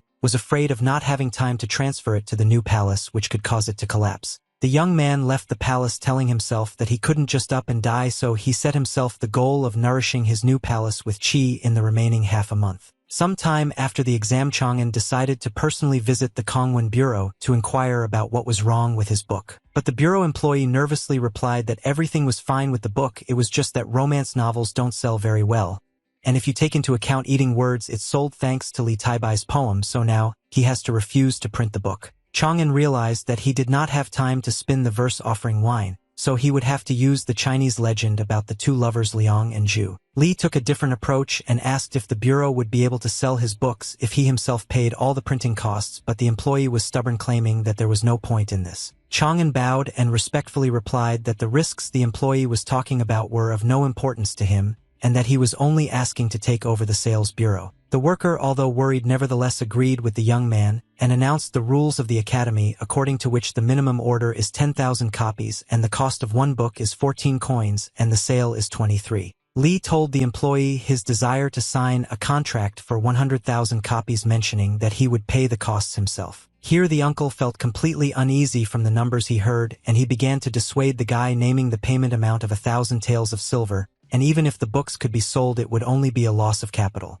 The young man calmly mentioned that such a problem did not bother him, and the worker, having resigned himself to the client's decision, asked to follow him. Other workers, hearing the whole situation, began to mock Li behind his back, saying that he was another fool who thought he could buy fame, but the student did not pay attention to them. The worker placed a sheet of paper with the contract in front of Chang'an and asked him to sign it, and now Li was deciding how to identify himself. If for the Jade Scroll he was Li Taibai, then for the new palace he could also come up with a new name. Based on his previous names, the young man began to draw with his brush his new name, which would be associated with the new palace. And this time the guy decided to be the one whose name translates as Blue Lotus and is sometimes even used to describe the eyes of Buddha, and this is Qing Lian. When Li looked into his palace of literature, he saw how the Taibai palace grew and strengthened, but the Qingliang palace did not move from its place in size. Now that 2 palaces inhabited the human body, it was becoming more and more difficult for the guy to dive into his palace. Chang'an sat in his room and analyzed that Qinglian's palace had not increased its literary chi at all due to the low sales of Liang and Zhu's book,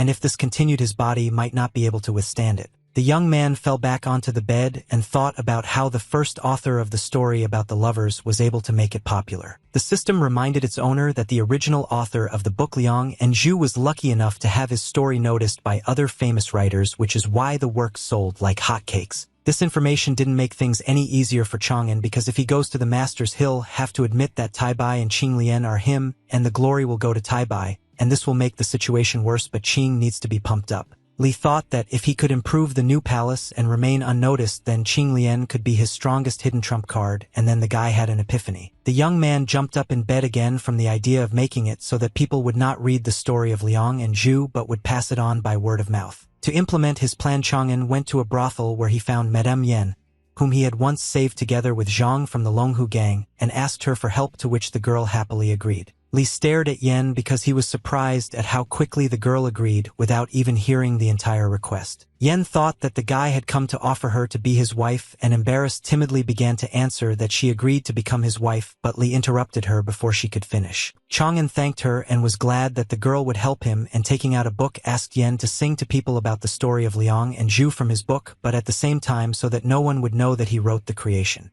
Yen was dejected by her own naivety, thinking that the master had come to her with a proposal of marriage. The guy noticed how sad the girl became and asked if something had happened to her, but Yen, abruptly returning the smile to her face, so as not to show her dreams, said that she would do everything that was necessary because Li had saved her. One fine day, visitors were able to sit outside, and Yen, sitting on the stage with a pipa, addressed the guests with the announcement that she would like to sing a love song for them. Gentle fingers touched the strings of the instrument, and the voice touched the hearts of those who listened to the song about the beautiful girl in Tai who, dressed as a young man, went to school where she met Liang. The story continued with the young people falling in love with each other at first sight, and nothing could influence their feelings, but unfortunately at that time there could only be brotherhood between them because Intai was dressing up as a guy. The story would not have been tragic if the love of Liang and Ingtai had not been hindered by the girl's parents, who had already chosen a groom for her, and because the lovers had to be forcibly separated, Liang's heart could not bear it, and he died. When the wedding ceremony began, Intai rushed to the grave of her beloved,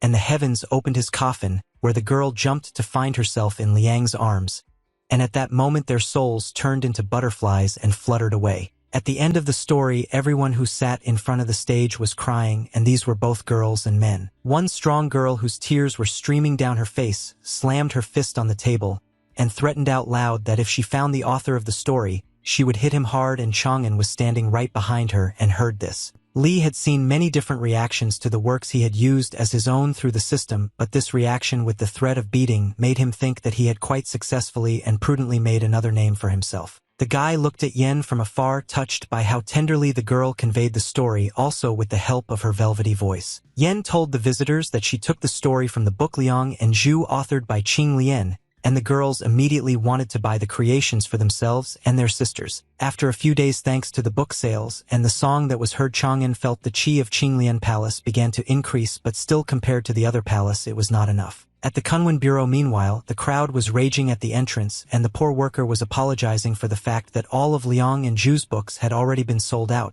and he didn't know when new ones would appear, so he lied that they would appear in a few days. One of the cleaners snorted that you can't expect anything else from the girls, but at the same time he was surprised that romance novels have become so popular these days, and if he knew this, he would have written a better story himself and become famous. The boss, listening to these proud thoughts out loud, reprimanded the young man, asking if he really thought he was better than Qing Lian, to which the cleaner apologized and continued doing his job. The boss exhaled and concluded that at this rate Qing Lian could become the second Taipei, and the man was more frightened by the losses they would suffer if there was no more order and they could not republish the book. The assistants announced that Mr. Qing Lian had arrived just as the boy was entering the office, and the boss felt alive again. The boss immediately suggested talking about increasing the copies of Qing's book at a reasonable price, and Chang'an agreed to listen to the man. The manager explained that they could start with 500,000 copies at once, and now nothing was required from Chang'an in terms of payment, and the guy would receive 30% of the total profit from sales. Li slammed his cup on the table so that the water rose to the top and asked menacingly if they were trying to fool him into thinking that he was a newbie in the field of writing. The young man explained to him what he himself understood perfectly well, because what the man proposed would barely cover the expenses that the author himself paid at the beginning of sales, so it would be smarter for him to spend money and print it himself. And the director tried to pull off the same scheme, assuring the author that investing and printing on his own was a rather risky business since the books might not be sold. Lee simply went to the exit, saying that he himself understood perfectly well the risks and also that other stores would offer more favorable conditions, and the unfortunate director shouted that he agreed to 30% of sales and not of profits. Having heard what suited him, Lee agreed to his boss's proposal at the very last moment. As Chang'an was leaving the bureau, one of Zhang's comrades dressed in the clothes of the Longhu gang ran up to him. A logical chain immediately ran through the guy's head that Sun wouldn't have come just like that, which meant that something had happened to their Longhu gang. Lee appeared in the veterans' courtyard and was informed that they had completely taken control of the Longhu gang, but their boss did not want to disclose information about the deals with the prison warden Zhang Inquan. As it turned out, Boss Longhu was right in the courtyard at that time, and the bag was pulled off his head, so that Mr. Lee could see for himself how the boss was behaving. The leader of the Longhu gang, despite exhaustion and numerous beatings, was still just as fierce and looked ahead when the bag was removed from him. A scoundrel is a scoundrel for a reason, so when the boss saw Lee in front of him, he began to mock the fact that this insignificant brat was the main one among the warriors. Chang'an looked closely at the big guy and calmly replied that since the boss refused to talk, he would have to kill him. The thug did not expect such a sentence, but Lee continued to tell his comrades that after the death of this man, they spread false rumors about his death, and after that the authorities would definitely come to them to negotiate with the new leader of the gang. The leader was immediately finished off and blood was left on the floor, and Chang'an said that their goal was to become the leading force of the gang and not puppets. The boy turned to the brothers, giving them a choice of units they could go to since there was now no threat from the Longhu gang. Chang'an explained that the first division was an opportunity to peacefully conduct his business, and the second was a spy division in which he would have to hide his identity and secretly control the actions of the Longhu gang. The young man also clarified that the soldiers will be able to get acquainted with everything in more detail when they make their choice, and some have already become truly happy that they will begin a normal life, which is how they showed their choice. The men voiced that if that were the case, then few would want to become spies, and Chang'an prudently said that he understood the difficulty of the job, but there would be 2 additional conditions for them. The first condition of the spies' work was to receive a reward depending on the quality of the completed mission, and the second condition was the creation of a school for the children of spies by Lee himself, and those who were the most talented would be sent to the academy. Sun admitted that in such a case one really needed to think about the children's future, and this was picked up by the others praising Mr. Lee's kindness. Sun stepped forward and shouted to his comrades that they should remember how they should address their master, and they thanked their leader in unison. Chang'an proclaimed that from now on they would no longer act in the name of the Longhu gang but would receive a new worthy name. The guy proudly called the warriors the Han Dynasty, which appeared more than 5,000 years ago, and almost the entire world bowed before it, and it existed longer than any other. The next day, Zhang and Lee's comrades were selling fruit on a stick and hot malaton at the market, while a bookseller was praising the excellent calligraphy technique in the book Liang and Zhu by Qing Lian. Opposite the book counter, 2 masters were talking about how the head of the Kunwen Bureau had gone crazy to start selling this cheap love story, and from an unknown author too, and eating words had at least tie by. Chang'an heard the old men discussing how bad things were for the bureau director, which would soon allow one of them to close it, and then the guy realized that there was some truth in this, and Liang and Zhu had little spiritual aura. Lee had an idea on how to speed up and improve the book sales process, and he showed up at Bailu Academy to meet Guan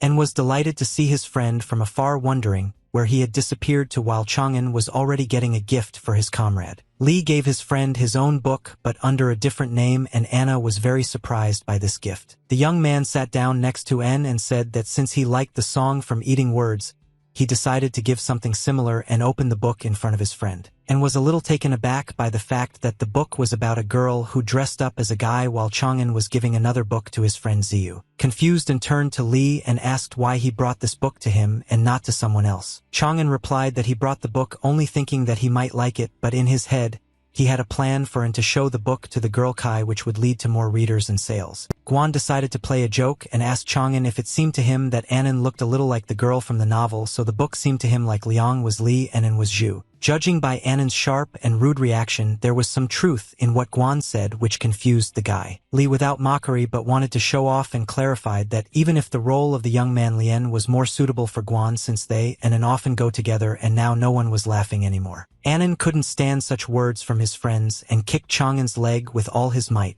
Lee fell to the floor away from his evil friend and screamed that he was going too far, to which An warned that if he didn't stop talking nonsense their friendship would come to an end. Guan was already running to the other students, shouting out Lee and Anya's conversation about ending their friendship because they would become lovers as a sensation, and showed everyone the book. Anan was now not even furious, but in a rage, shouting at everyone to shut up, and Chang'an sat and quietly thought about how he had not imagined the book's promotion this way, but it still worked out. Lee's plan worked, and An threw the book that Tai Bai had given him on the floor, telling Kai that he thought she might like it. The young man was relaxing while taking a hot bath and was discussing with the girl that he did not expect such a sensation from this book among the ladies, and Kai added that her sisters said that Mrs. Yen from the brothel on Tonglu Street began to sing songs based on this book. The name of the street Tonglu told Anya that Tai Bai lived not far from it, so some thoughts about this appeared in the young man's head. Kai recommended that the gentleman go to Yan's performance and possibly meet his Liang Shanbao there, which An did not quite understand, reminding the girl that this was a male role, and she asked again if Tai Bai was not the gentleman's Liang Shanbao,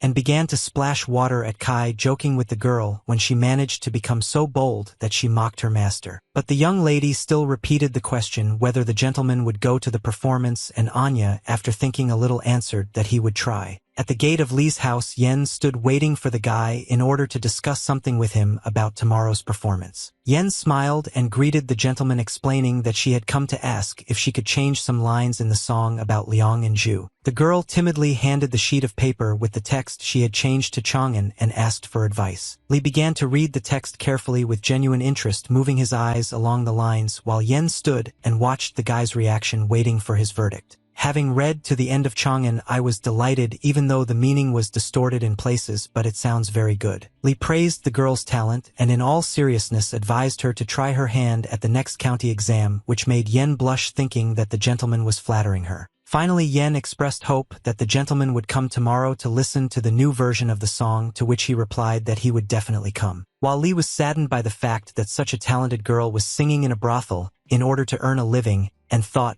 maybe he could help her somehow, at that moment Linglong appeared behind him. The younger one raised a fuss because there was another girl there and started bombarding Lee with questions about her. Linglong asked with displeasure if she and her older sister weren't enough for him, and Jean picked up on this and said that if he really liked that girl he should find a matchmaker. Chang'an waved it off, saying that there was nothing between him and Yen, and that what the girls had already imagined for themselves was a misunderstanding. Linglong approached the young man, looked him in the eyes, and asked if he could promise that he didn't like Yen, and then he did something stupid and didn't give any clear answers. Since Lee didn't really answer, Linglong drew conclusions and shamed Chang'an for knowing that. The little one pushed the guy into the house, shouting that Chang'an liked Yen, and she liked him, but he had Linglong and Jean, so the young man was obliged to give her a child, and when Lee asked the old woman to save him, she responded by fulfilling the younger one's request. No amount of persuasion or requests had any effect on Linglong, and she pushed Chang'an onto the bed, terrifying the guy. The younger one took off her cloak from her shoulder and brought up the argument that her sister Jean was very kind and Mrs. Yen was talented in literature, and only Linglong had nothing, but by giving birth to a child for Lee she would become valuable to him. Chang'an decided to play along with the girl a little by getting ahead of the game and carefully grabbed her by the shoulder in order to perform one maneuver. The guy abruptly turned Linglong over onto the bed, so that she ended up underneath him, which both scared and embarrassed the girl. Lee leaned closer to the little girl and tenderly assured her that he didn't need reasons to love her, which Linglong didn't quite believe since the young man knew her weak points. But Chang'an had his own plans for this, and he wrapped his sister in a blanket like sushi and said that she would sleep today so it would be safe for both of them, and if the girl tried to do something crazy he would be very angry. The next day there was already a crowd at the brothel, and many wanted to take a seat closer, which is why you could hear the swearing of those who were pushing. Some strong young lady pushed Anan, warning him that if he came that close again she would get punched in the face. The girl pushed the guy quite hard, but Lee arrived just in time and caught his friend so that he wouldn't fall onto the stonework, and was surprised to see Tai Bai there, as if Tsai had not spoken to him about this in vain yesterday, and Lee was glad that the meeting coincided. Suddenly the Longhu gang appeared, and the strongest of them asked the people to line up, and whoever would make a mess would have to deal with them, and the visitors were very surprised by both the gang and their changes. The leader again asked everyone to stand in line and stop pushing, because the sooner order is established the sooner everyone will be able to enjoy the performance, and the people obediently fulfilled the request. Chang'an knew that it was Song under the mask and was proud of how the gang had transformed, and he decided to raise his comrade's salary for such high-quality work. The house worker personally approached Mr. Lee and asked him to follow him since Mrs. Yen allowed him to watch the performance backstage, and N was unhappy with the appearance of another chosen one. The guy exhaled heavily upon hearing his friend's discontent, which only made things even more tense, not to mention that at the moment everything had gone too far. Mrs. Yen sang for the visitors, and those who could see the chi that was sent to the author would notice how much of it was coming from people. At that moment Chang'an felt his palace of literary Tao being nourished, and was filled with gratitude to Yen because if it weren't for her, the guy wouldn't have achieved such results. The joy did not last long because although Qing Lian's palace became stronger, the situation did not improve. The Taibai palace grew to unprecedented proportions and took over the tiny Qing palace, and if they collided a person would be in danger of dying. Chang'an was inside the spiritual world looking at the saints list and was already in a sense preparing for the worst. Li understood that his life directly depended on the results that would be summed up at the end of the month and the results of the saints list. It was only worth thinking about something bad, and it was right there because a new portion of chi was directed towards the young man, which had previously been a joy but now was bringing his death closer. Li screamed from the pain that was brought to him by the chi filling him, which made it feel like his body was about to be torn to pieces. The chi that came to the Taipei Palace accelerated the collision of the two palaces, causing the monument to crack and Li to start coughing up blood. The last hope was the spark of igniting the step technique, which Chang'an activated in order to expend chi and balance what he received and gave. By releasing fire from a finger, the power was such that it was possible to burn someone alive or burn down a house. But Li fell exhausted, feeling that what he had done was not enough and that he was spending many times less than he received. The poor fellow lay there blazing with fire and realized that if things continued like this, he would not have time to return to the physical world, and his strength was really leaving him. And at this last moment the Jade Scroll appeared before the guy in order to save him and return him to reality. Chang'an's body moved and the scroll became brighter and brighter, forming something in the Palace of Literary Tao. When Li was already in reality, a huge monument dedicated to the Book of Liang and Zhu grew in his spiritual world. The guy was lying on the floor of an empty room, barely able to breathe, and blood was flowing out of his mouth, indicating serious wounds inside his body. Apparently thanks to the appearance of the monument, Li was somehow able to find the strength to rise, realizing that he was still alive. The young man was grateful that the Jade Scroll had once again extended his life, and moving with difficulty, Chang'an headed towards the exit. Opening the doors and holding onto them, Taibai saw N and Deputy Ji, who were afraid for their brother. Li fell into Annan's arms and said in a barely audible voice that he had received too much chi from the literary Tao and that his body could not withstand it, and held his friend's weak body, and Deputy Su shouted for them to follow him to heal his wounds. But trouble came from where they least expected it, and a certain man appeared in front of the three men hovering in the air, from whom a purple glow emanated, and he said in a commanding tone that no one would go anywhere. Su didn't expect to see the palace envoy himself in broad daylight, which left the man shocked. The envoy, smiling at the frightened faces, informed them that he had arrived to take Taipei to the capital. Su understood that this person was much stronger than all of them, but he covered Annan with his hand, and Li asked the envoy for forgiveness, explaining that the tower master ordered the young man not to leave the county, and besides he would not be able to cope with it now due to his injuries. The ambassador, enraged, causing the radiance around him to grow, shouted at his deputy that he did not dare speak to him in such a way, and Su fell to his knees. Su, overcoming the pressure that the unexpected guest was putting on him, turned to Annan and ordered him to take Li away from here, and did not hesitate, and holding his friend with one hand with the other, he used the technique of an unbridled whirlwind, spinning him around them. This manner of behavior and what Anya was going to do did not please the ambassador at all, and he called them all fools and decided to act more harshly. N and Li had not yet managed to move to another place, and the messenger sent 10,000 arrows at them, which pierced their hearts. Almost in front of the guys, Su activated the shield technique, preventing the arrows from going any further, which was very difficult for him. The deputy's body also couldn't withstand this, but he held the shield as long as he could so that N and Li could disappear from this place. Annan instantly followed Su's order to get out of here and accelerated the vortex technique as much as possible. Almost before the students disappeared, Su shouted for them to head to the academy where it would be safest. The next moment the messenger was already standing in front of the deputy, tightly squeezing his throat, explaining that now Su himself would have to answer for Li's disappearance with his own life.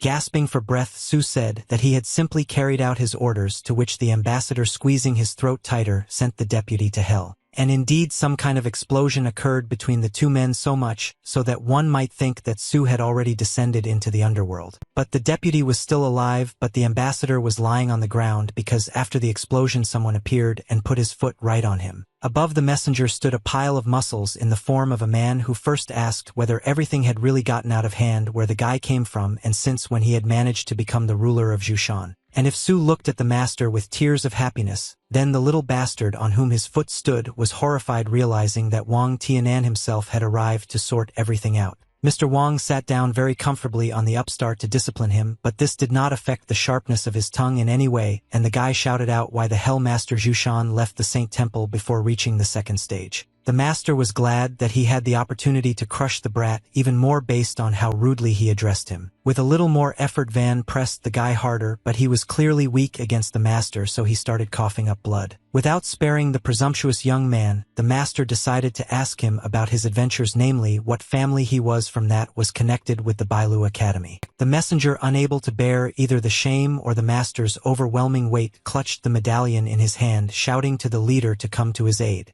All the young man had left was to squeeze the medallion with his hand, so that it cracked, thereby calling for help. The broken medallion caused another master to appear who immediately reprimanded Mr. Wang to stop this recklessness, since they were doing everything to help Li Tai Bai. Master Tianan looked at the appearance of the gentleman and reproachfully indicated that it was now clear to him that the Sichuan Li family was behind all this disgrace, after which he immediately asked directly what their plan was. The leader explained that he had learned from a secret report that 3 other academies had recently held a secret meeting, and although it was not possible to find out what was discussed, their suspicion fell on a conspiracy against Li Tai Bai, so the envoy had arrived to protect him. The master then stood up from the messenger but kicked him so that he rolled and then thundered that they were trying not to protect the talented young man but to capture him for some of their own purposes. Mr. Wang defended the guy, pointing out that he, as a young dragon of genius and hope for the prosperity of the Bailu Academy, therefore, he will not allow various scumbags to ruin such potential, and whoever dares will have to deal with him. Meanwhile, in the academy administration, Li was undergoing recovery, and Mrs. Kai brought medicine and told the lady that he was so weak that he was not even able to drink the medicine. The girl took the bowl from Tsai's hands, deciding on a very bold act that was the last chance to bring the guy back from the other world. The lady scooped the medicine into her mouth, but without swallowing it, and drained the bowl to the last drop. In a fit of emotion because of what needed to be done, the girl threw the plate on the floor and it shattered into pieces. With the help of a kiss, the lady gave Li the medicine so that he could definitely swallow at least a little of the entire amount.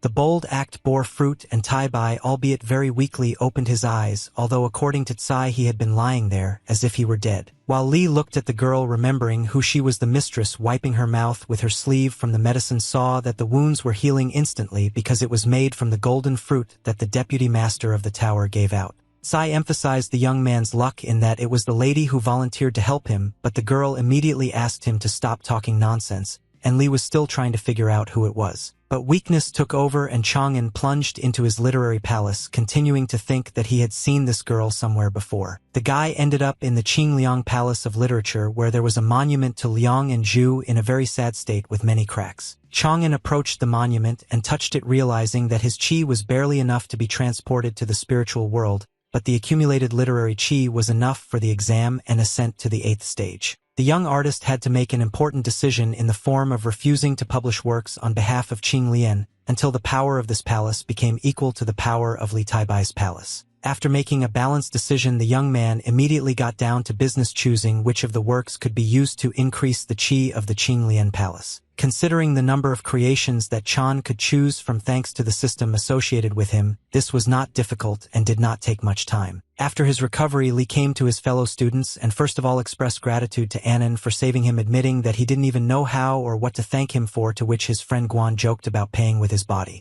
Li asked brother Guan to stop making such jokes and said the same thing too, and only threatening that if he heard such a thing again, he would tape his friend's dirty mouth shut. Tai Bai asked the guys at the table about the rumors about another fierce battle in the north, namely, he wanted to know if it was true, to which Annan asked to find out about it from the smart guy Guan, because he knows more than anyone about the situation in the north. Brother Guan explained that their line of defense was broken through causing hundreds of thousands of their warriors to fall into a trap while in the Demon Kingdom, and General Hu Wei, who is the boy's father, had already begun preparing to send reinforcements. Poor Li couldn't keep the liquid in his mouth after hearing that General Hu Wei was Guan's father, and immediately asked what the young man was doing at the academy in that case. Tai Bai remembered that his friend had insisted on wanting to study martial arts, while still being the son of a general, so he was genuinely surprised by his presence at the academy, to which Guan explained everything as his father's point of view that martial arts had no future. Guan felt uneasy about the situation and asked his brothers to drop the conversation,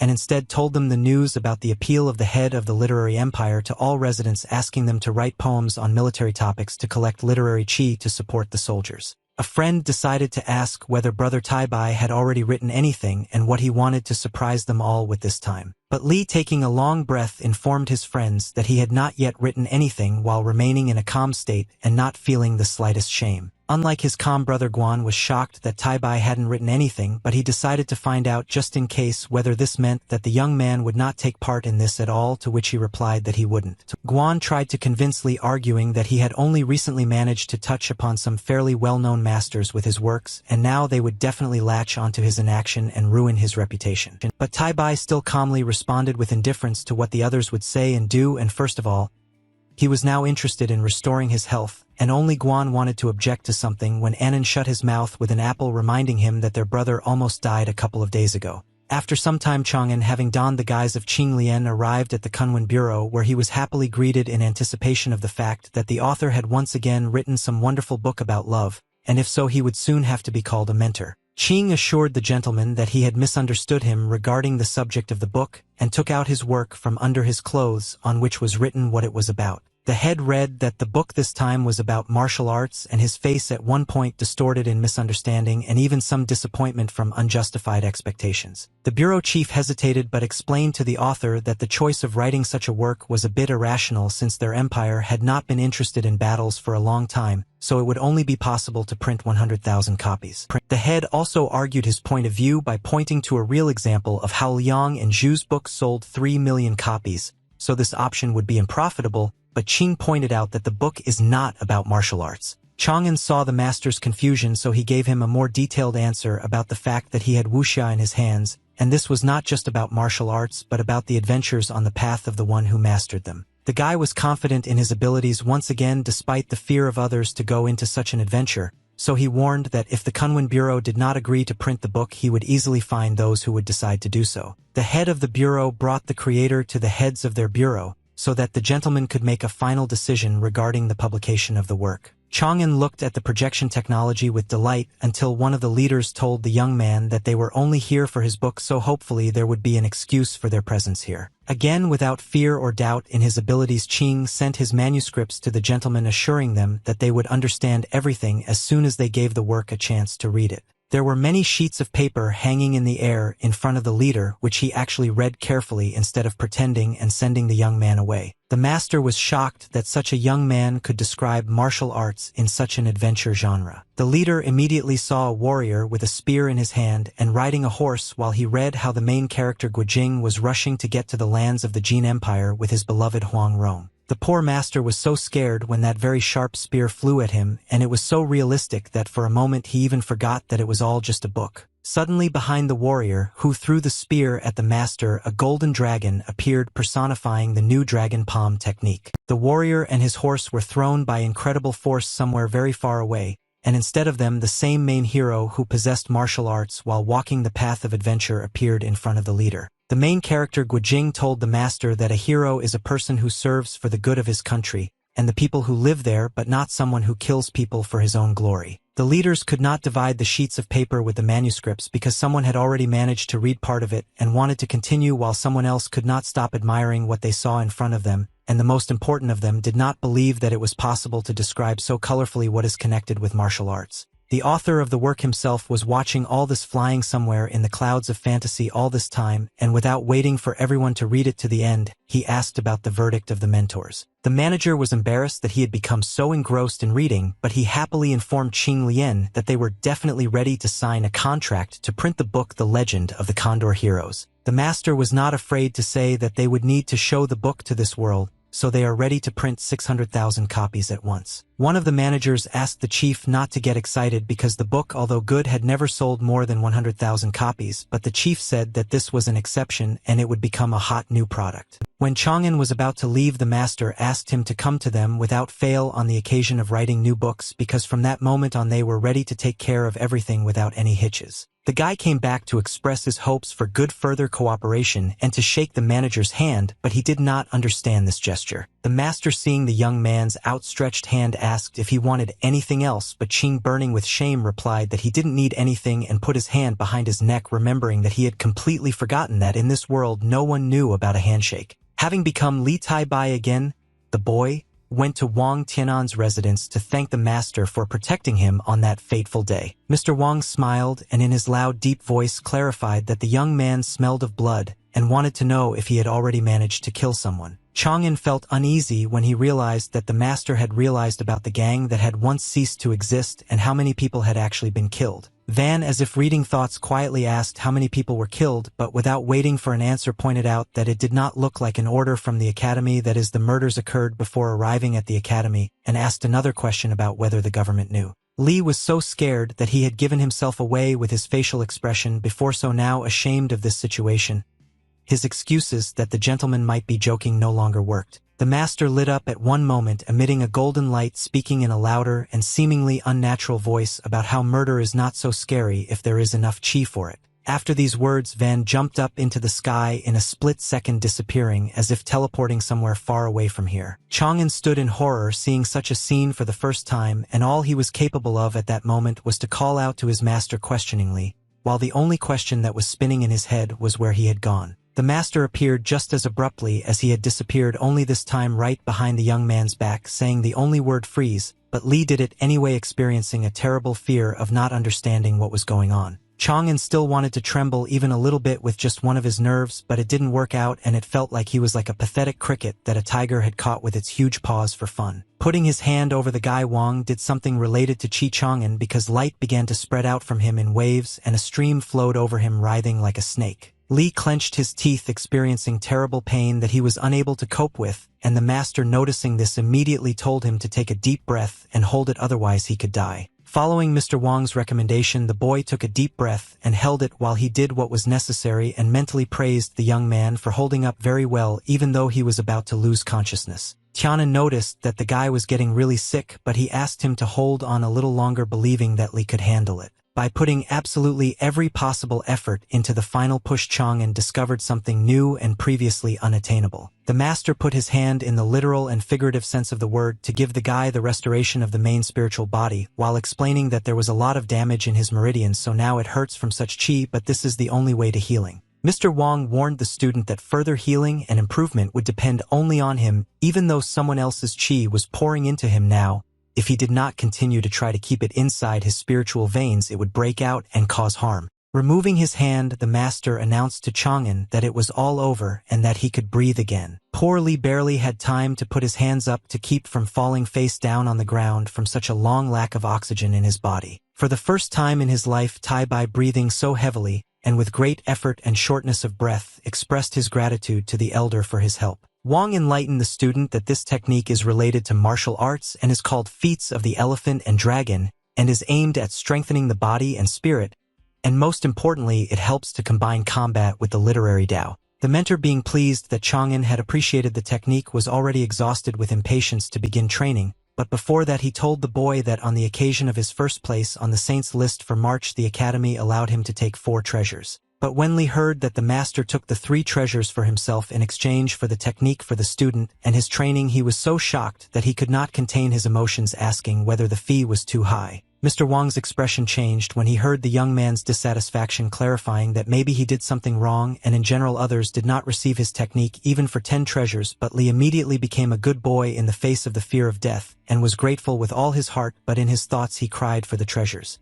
Standing under the tree, the teacher and student took their starting position, and Wang explained that first Tai-bai needed to understand the breathing exercises of the technique, and to do this he needed to look closely at the teacher. It would seem that Tianan took an ordinary deep breath, but in fact it was very difficult and an incredible stream of air was drawn into his body. The same thing happened with the exhalation, but it was not for nothing that the technique was called Feats of the Elephant and the Dragon, because the exhalation was sharp and hot as if the dragon itself had done it. Master Wang once again shone brighter than the sun, absorbing the qi that flowed towards him in a multitude of golden rays. Now Chang'an was impressed not feignedly or out of politeness but genuinely, because it was the first time he saw such an incredible and powerful technique. To understand the breathing technique, the mentor explained that the dragon cannot be compared with anyone in the water and the elephant on land, which makes them complementary and therefore one whole, and since Li is a beginner, the master did not demand a quick result from him. All Tai Bai had to do was learn to inhale for the same amount of time as the incense stick burns and exhale for the same amount of time, and one such stick burns for about 20 or 30 minutes, which seemed impossible to the guy as a human being.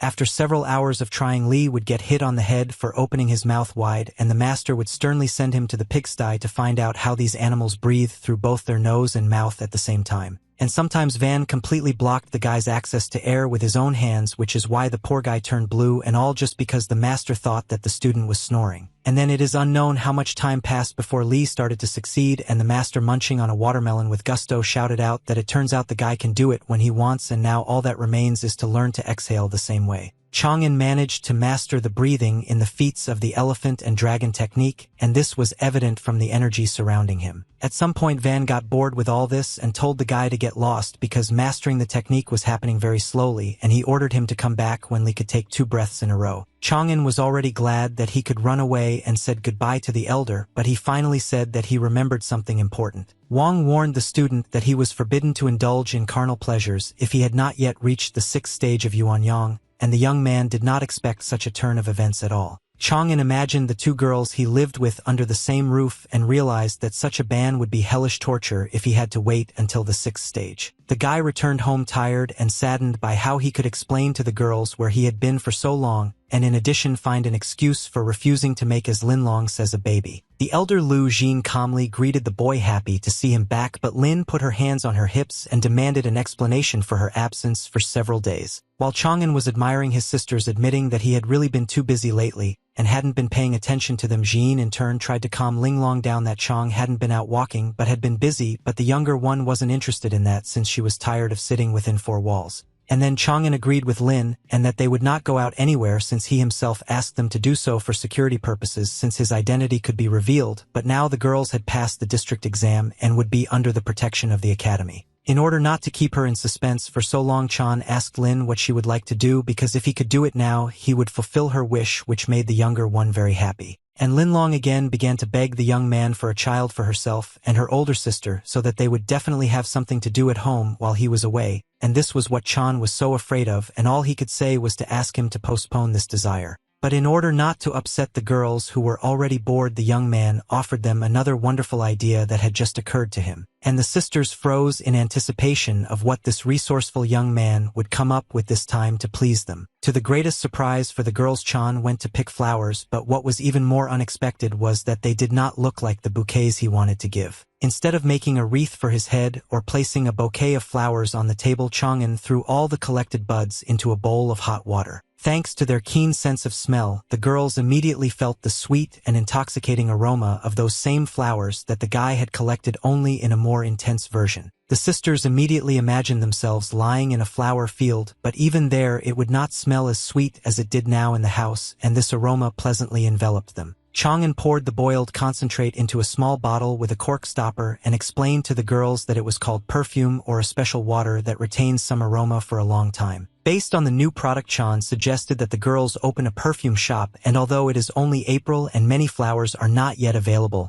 there will be more opportunities in the summer thanks to which production will be established. And when the young man said that the sisters could buy powder and blush from the shops in the area and open a modest but their own beauty salon, and he would help with this, Linglong rushed to hug Chang'an and shouted that he was the best, and Jean was also grateful that they had him. And while some were rejoicing in the capital where the Kunlun Bureau was located, others were frantically sounding the alarm and trying to find Master Yu to tell him everything. The master himself asked the assistant not to shout like a madman, attracting unnecessary attention to himself, but to calmly explain what happened. But Yu himself was ready to sound the alarm when he heard the news that 13 writers, had come to terminate the contracts they had once signed with the bureau. Now the master ran out of his office to see the guests in person and try to resolve the situation. But before you could even say a word, the gentleman immediately attacked him with complaints about the fact that he decided to bet everything on the upstart Qing Lian, and for them it was humiliating. The writers put the leader in a difficult position by putting him in front of the fact that he either chooses 13 masters who bring him money or one unfortunate and little-known upstart Qing Lian.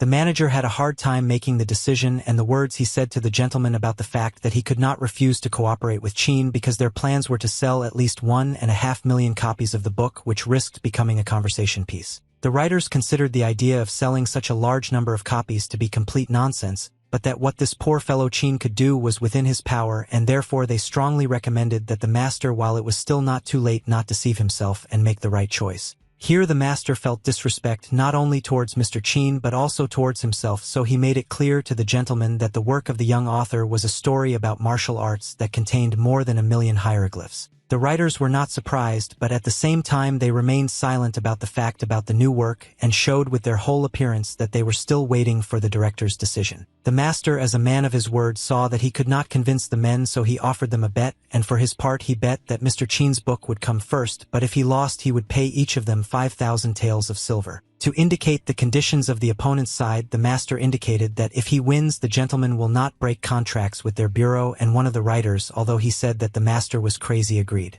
When the writer and the master shook hands after making a bet, the latter prayed mentally to Qing Lian that from that moment on he was the only hope. Meanwhile, Li found himself in the academy's treasury for the second time, choosing the one treasure that was left for him out of all 4, since Van had exchanged the other 3 as payment for his technique for the guy. Chang'an was in no hurry because now he needed treasures for both martial arts and literary Tao, which was a very difficult choice, but after thinking it over he still decided to strengthen the Qin Palace so that it would not collapse from the dominance of the Taibai Palace. Using his skills, the student isolated only those treasures that emitted literary qi using cold light instead of warm light like the other treasures. Several important elements were immediately displayed in a cold shade, and Chang'an began to take a good look at them in order to choose them later. Just like the first time, the search did not take long to come, and the student immediately found what he needed without delay. In the ball there was a scroll on which was drawn an image of water wearing away a stone, and it was truly powerful both in words and in actions. The treasure resonated with the guy the most because it was similar to his previous technique of the spark burning step, so he pulled it to himself. Without waiting to leave the treasury, Chang'an immediately began to try to control 2 techniques at once, rejoicing like a child at how well he had selected 2 complementary elements. But the happiness did not last long, and Chan felt himself being dragged by his clothes, and someone spoke to him in a rough voice asking a rhetorical question about whether he had chosen the treasure, and in that case he had had enough of this pampering. Just like last time, the guy again plopped down on the stone floor, and the doors in front of him were open for some time like the gates to paradise, and Mr. Wang stood next to him. While Chang'an was returning to reality with his senses, realizing that he had fallen on his ass again,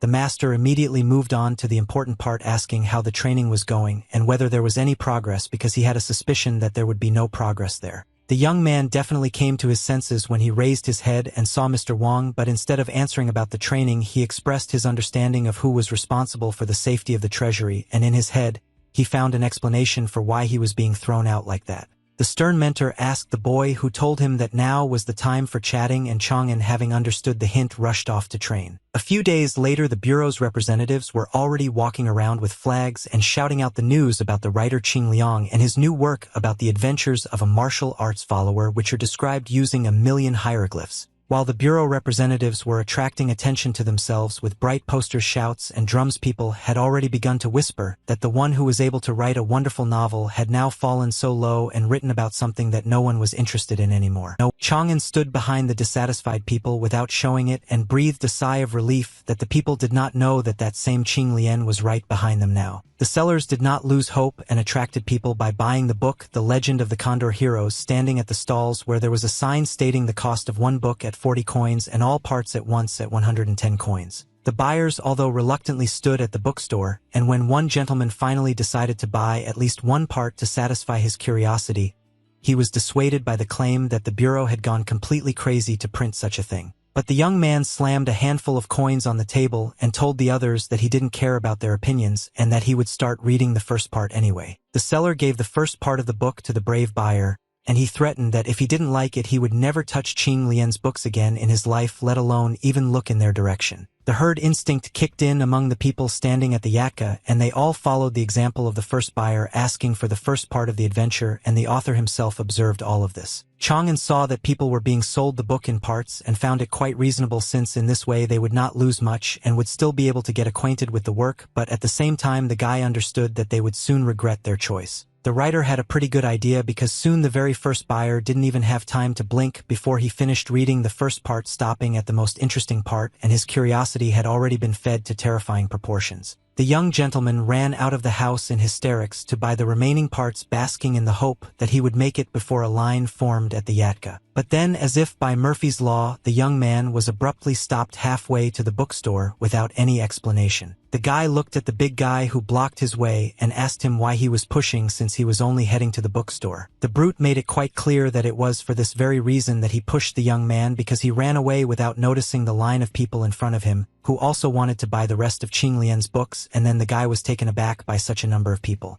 Meanwhile, the discussion of the book was already in full swing in the queue, and now, instead of spitting, people could not contain their delight at how interesting a book about martial arts could be. The seller deliberately raised his hands like a white flag, showing that he was giving up, because he had to tell the huge crowd of people that all 800 copies had already been sold. And pure anger poured out on the poor guy in the form of indignation from those who initially had no intention of reading this nonsense, and now shouted that 800 copies was too few, and that the Kunwen Bureau were incompetent fools to print so few. The bureau representative, wishing he could sink into the ground right now so he wouldn't be lumped in with the shit, tried to console the angry crowd by saying that new books would go on sale in 3 days. That very first buyer was ready to give himself a slap on the wrist for listening to those idiots and buying only one part, and now he still has to wait 3 days, and then it's unknown whether he'll be able to buy the rest of the books with such queues. Having reincarnated as Li Taibai, the young man came to his brothers at the academy with a gift in the form of those very same Qing Lian books in full collection. The boys were delighted to learn about the bestseller in the books, which you can't find even with fire,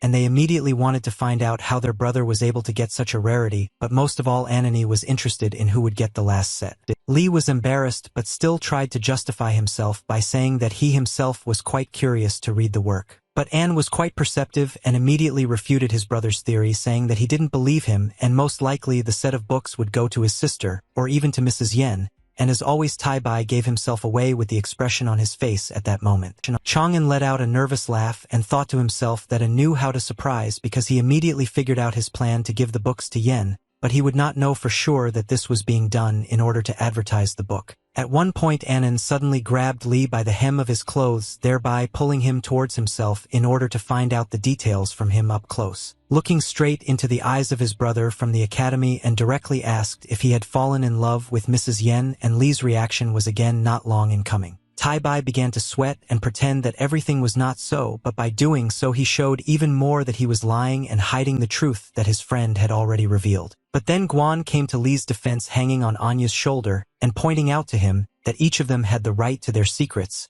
and in order to definitely throw his friend off track, he immediately asked the young man if he was jealous. Of course Anan responded instantly that he was not jealous, and that this was some kind of nonsense, but Guan insisted on his own, and turning to Taibai asked to talk to an unknown, which made Li himself feel awkward. After class, and asked Taibai if he had changed his mind about refusing to participate in the Saints' April list, and Li still replied that he would like to stay in the background for a while now. But Annan decided to try to convince his brother again and warned that in that case he would have to hang on the 9th stage for a long time, because without high places in the Saints' lists, he would not jump higher, and then Li became tense. Taibai, hearing that he was either stuck in place or even going down the stages, felt as if he had been struck by lightning, and he turned to Anya to make sure of what he had just said. Annan explained that he said what he said, and now only Taibai and brother Guan are sitting at the 9th stage, but Guan will break through a little more, and in fact only Li will remain. If Chang'an really didn't care about the lists before now, he felt like he was falling into the abyss of uncertainty from which he started, and if he didn't do anything now, everything that had been done before would collapse in an instant.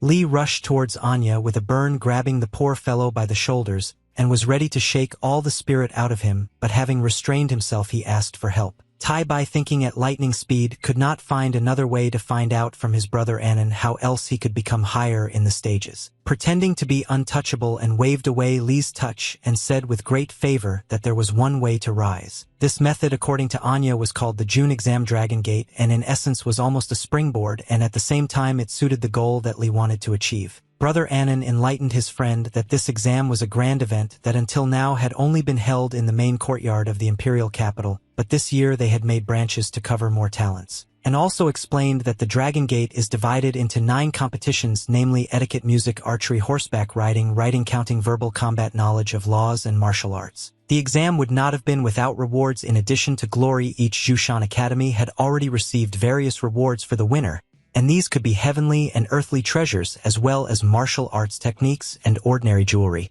Anya concluded that with the help of such rewards one can not only break through to the highest stage but also fly almost to the top. Li was so determined that he wondered why this event was called an exam when in fact it was almost a free distribution of treasures. In order to bring his brother back down to earth, Anya said that in fact it was only this year that they were so generous with the rewards because this had never happened before. And then the first thing that came to Chang'an's mind was the suspicion of a trap if the rewards were to be distributed so generously only this year, and this had not happened in previous years. The young man felt uneasy at the thought that maybe this was a special trap for him given his past experience of persecution and threats to his life. Tai-Bai immediately brought himself to his senses with light slaps to the face because the fact that this was a trap for him personally already smacked of paranoid thoughts, because doing something like this only for him was complete nonsense. While the guy was lightly slapping his face with his hands, a huge shoe flew straight at him, which he of course did not notice. The shoe landed neatly and beautifully on the student's face,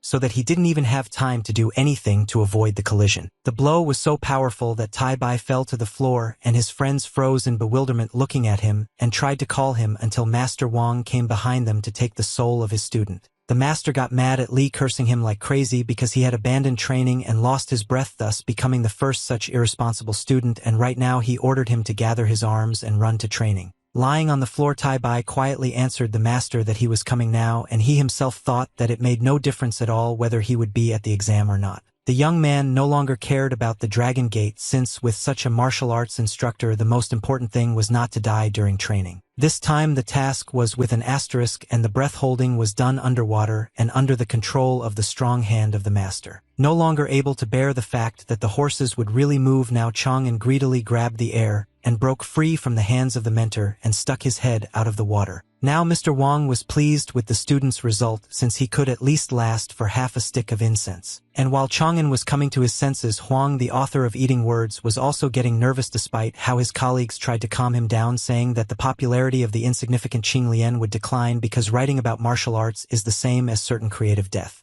As it turned out, one of the writers brought a copy of the book with him and decided to let one read it so that he could see for himself that it was a piece of mediocrity. Qin Shan, realizing what could await him after reading, extended his hand to his friend, asking him to give him the book right now. Wan was so focused on reading his competitor's book that he completely forgot about the young girl with whom he had already agreed to go for a walk today. But when you are a creative person to the core, the killer reader mode awakens in you despite the fact that the book was brought straight into the mouth of the letter-crushing machine. And when the work ended up in Qin Shan's hands straight from the bureau itself, the choice was obvious, and the young lady went to hell with her walks. The reading mode was successfully activated, as well as the young author's concentration status on the manuscript text. The friends asked their colleague about his first impressions of reading it and were sure that he would now agree with them that the book was completely tasteless. But Wan shook his head and threw a chuckle of disappointment at the guys for how much they underestimated the author and his writing, having made the huge mistake of judging a book by its cover. Qin Shan did not go into much detail but simply said that Qing Lian was indeed better than him, which shocked his colleagues, and then added that all of them together were nothing compared to this genius. At that time Qing Lian himself was sitting somewhere among the mountains in the form of Li Tai-Bai next to his martial arts mentor Wang and sneezing repeatedly. The master asked the guy if he had caught a cold, to which he of course said that it was just an itchy nose, and so Van decided that in that case everything was fine. And considering that everything was fine, the coach immediately informed the guy that he had clearly already rested, which meant he could continue training. Chang'an's heels shone brighter than the moon in the sky as he ran away from the tyrant master who wanted to kill him for the umpteenth time. But it was not to be, and the fugitive was abruptly returned by a strong hand to his place to continue training his breathing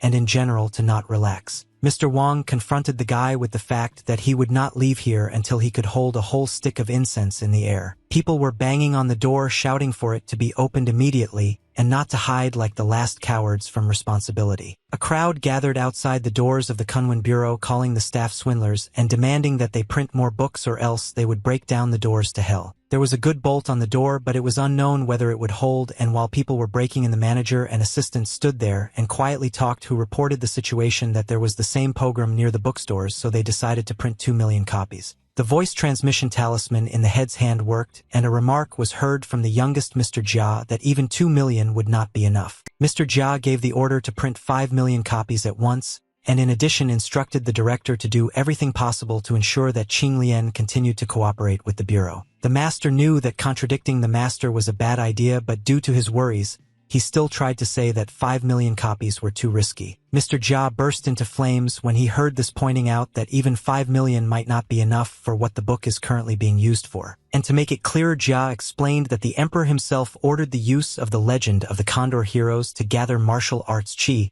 to support their warriors in the battle that lay ahead. The incredible charge of energy that is sent by everyone who reads the book fills the entire army with strength to fight the enemy. Before leaving, Master Jia warned the master and assistant that if people continued to read books like this, Qing Lian would soon risk becoming the most popular writer in the empire. Who would have thought that the almost popular writer of the empire was now being dunked like a kitten in water by a dog? And when the morning came, the master suspiciously handed the student a new set of clothes, and Tai Bai was very grateful. He was grateful until the moment when the clothes were completely in his hands. After it simply dragged him down like a stone to the bottom of the river. Mr. Wang was amused by how the guy with the clothes plopped down on the ground, and only after that he clarified that from that moment on the uniform was weighted and weighed about 200 jin, 100 kilograms.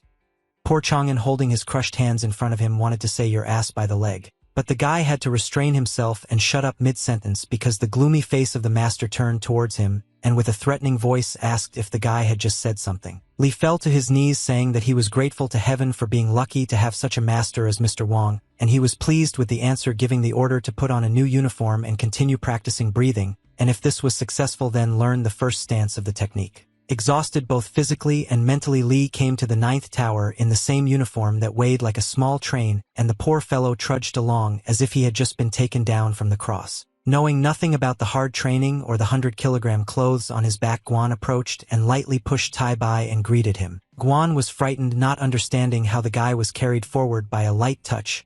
He froze in horror, and Chang'an by inertia fell further like a tower. It's good that it was a team effort, and An, who was just walking towards them, appeared in front of Li on time. Chang'an was so pleased with the soft landing that he blurted out without thinking how Annan's brother smelled good, making a huge mistake. Anya asked and warned that there would be no more such jokes, but they did not listen to him, and as they say, fear the wrath of the patient. The young man simply stepped aside, causing Li to fall face down on the floor under the weight of his clothes, which was already very painful, but under the weight it felt doubly terrible. Somewhere there, from under a flattened face, a sad and barely alive "Why did you do that?" was heard, to which that same flat face heard that there was no need to throw stupid jokes, and that now this would be a lesson. Tai Bai lay on the table, weighed down by the mental and physical weight, while Guan said that he understood his brother's love, but that there is a limit to everything, and if he continued like this he might not live to old age, and the guy said that it was all training and weighted clothing. And having heard about the training and a bunch of other things, began to worry that brother Li would not take part in the saints list. Tai Bai himself understood that he was already so tired that he really didn't want anything but Guan, who was sitting next to him with the soul of a warrior, and at the same time a writer instead of his friend, answered that of course he would take part. Having become determined, Guan mentioned those masters who declared war on their brother Li, and now they became even more animated, poking the guy in the nose with the fact that he was inferior in everything to Qing Lian, and if these dogs continued to bark then Tai Bai would lose the glory to which it had come with such difficulty. Here Guan addressed his friend directly, trying to awaken in him the warrior of literature, pointing out that he was no worse than that Qing, and to prove this he needed to show his talent to the world. Chang'an imagined the image of Qing Lian and Li Tai Bai competing and realized that he essentially needed to fix his own face. Having calmed his wild imagination, Chang'an assured his brothers that he would definitely think about everything they told him. Li decided to visit Uncle Zhang on business, and just that day Wang Fuji, which he had created, was introducing a new restaurant to the people, and in honor of this offering all visitors a 20% discount on all dishes. The guy immediately noted how Uncle Zhang and his brothers tried to create this place, thanks to which people come in a stream, and immediately asked for help in the form of security for the Lu sisters since they want to open a cosmetic store. Mr. Zhang of course agreed to help his friend, but the men's conversation did not continue because the uncle noticed that Mrs. Yen had come to them again. Uncle Zhang told the young man that this girl came to the restaurant every day hoping to meet him, and was almost in despair. Li understood that there was no longer any way to delay this moment of meeting,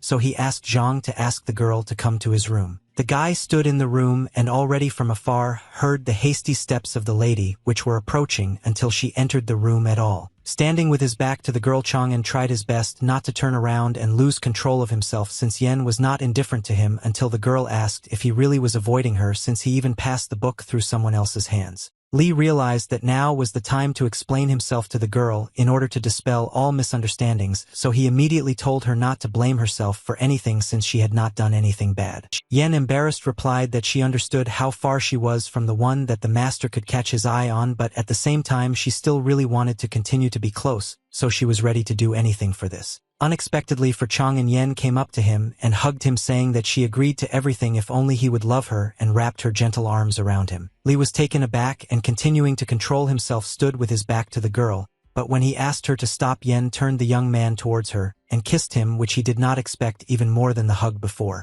Yen pointed out that this was a way to understand whether the master appreciated her, and Chang'an did not deny it but asked not to commit rash acts anymore, to which the girl agreed but put forward her condition that the young man would no longer hide, and he also agreed. One day, a colleague of Uncle Zhang's rushed to Chang'an asking him to follow him as quickly as possible to see everything for himself. Uncle Zhang's old friend brought the young man to where the men had gathered, but every single one of them looked, to put it mildly, lousy. Li noticed that Uncle Zhang himself was also here, so the first thing he asked him was what was going on here and why these unfortunate people were here. Zhang bowed to his brother Chang'an, and not knowing how to choose his words, began by saying that it was he who brought all these valiant warriors. The uncle told the young man that these soldiers were the real heroes of that very war in the north that had recently escalated, and that they were the ones who had fought with tens of thousands of demons. Zhang explained that here the few who were lucky enough to survive the terrible meat grinder, but having received serious injuries, they could no longer go out onto the battlefield. One of the warriors, on behalf of everyone, began to sob bitterly, calling on Mr. Zhang not to ask anyone for anything, because now they were just insignificant pieces of meat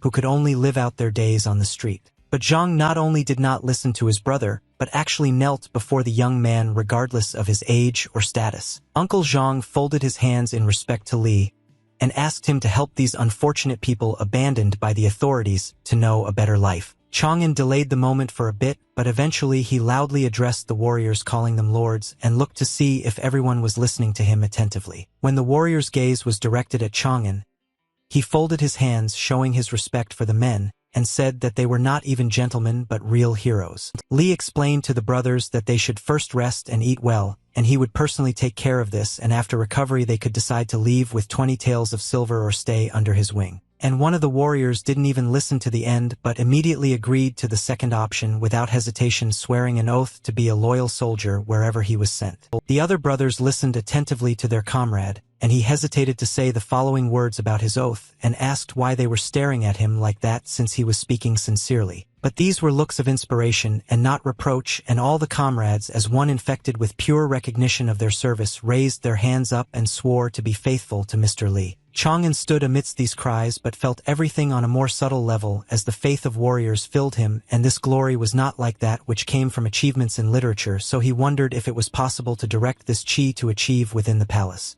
As soon as the guy thought about a new achievement, a monument to Wang Han with the work Liangzhou Ci appeared in the palace. The words of the poem were heard throughout the palace, describing the difficult fate of the warriors who could not always return from bloody campaigns. Li was delighted that his choice fell on the right work that like never before best described the feelings of the warriors who were now before him. But the young man was immediately annoyed that he would not be able to make money from this poem, since they would all go to help those who had returned from the war. The student was distracted from his sad thoughts by a beam that suddenly appeared in the middle of the city and was directed towards the sky. Chang'an knew that such a signal came from the academy when an emergency occurred, and all the students were thus called back there. And indeed some kind of commotion was happening near the Bailu Academy, since among the usual forms of the same color others appeared that were different. One of the guests who arrived introduced them as students of the Songshan Academy, and although he folded his hands respectfully, his face showed that he was a real devil. When all attention was focused on the student, he explained that their arrival was related to the exchange of experience with the students of the Bailu Academy, and used his chi to immediately make it clear to everyone why they were here. The Bailu students did not expect such a sudden demonstration that Songshan was supposedly stronger and could barely stand on their feet from the vibrations. Li arrived in time to catch one of his fellow students from falling to the ground. Qian Zhuozhuang, who was the son of the richest man in the area, did not expect that it was Tai Bai who was behind him, but he still asked if everything was okay with him. Chang'an looked closely at his future competitor, wondering whether he just wanted to show off like a boy or whether there was another goal behind such a demonstration, but the guy was just standing there demonstratively and shouting out that he would have to wait a long time for the students. To make it more interesting to be in the crowd, the guy asked a provocative question about how if no one comes out to them, it means that only cowards study at the Bailu Academy. The wounded egos of Bailu students did not take long to show up, and they in a rage decided to teach a lesson to the upstart who takes on too much. But the chi directed at the arrogant man didn't frighten him, and he wasn't even going to step aside, showing pompous self-confidence. Stretching into a sly grin, the student of the Songshan Academy was glad that the intensity of passions had only just begun to grow, which meant it was becoming more interesting, and he activated his power as well. And when the chi sent by Bailu's disciples reached the upstart, they flew with an explosion into the defense that he had previously set up. Without dwelling on what the student had disrespectfully told the others before, he now also said that you can't look at the guys without tears. The guy also reproachfully said that everyone should be grateful that their weak attacks did not touch the one who came to them in peace, and he spoke like that for a reason, because he noticed Deputy Su and asked him if he supported the words he said. Su had no intention of bending over for this brat from Songshan, so he made it clear to him that his intentions were false, just as he had shown himself to the marrow of his bones immediately after he insulted Bailu's students, but did not refuse to exchange experiences. Before leaving, this bastard solemnly declared that no one should hesitate to challenge them to a competition in the 6 major arts of the Dragon Gate. There was a noise of excitement and indignation among the students, while Li wondered what these guys were doing here, because it looked more like they were looking for someone rather than coming to a competition. Qian quietly addressed Brother Li with a warning that almost all of them were sure that these pompous scumbags appeared here to catch him, so he better not stick his neck out, and they will take them on themselves. Worthy opponents from the Bailu Academy came out to the students of Songshan, and the former were very happy that they would finally get down to business. The young gentlemen introduced themselves as Chun Jingyu, a scholar of the 8th stage, and after him Zhang Xianfeng, a practitioner of the 6 great melodies, and the one who led them Qian Zhuozhuang, the most experienced disciple of the Bailu Academy, and the one who demanded a duel.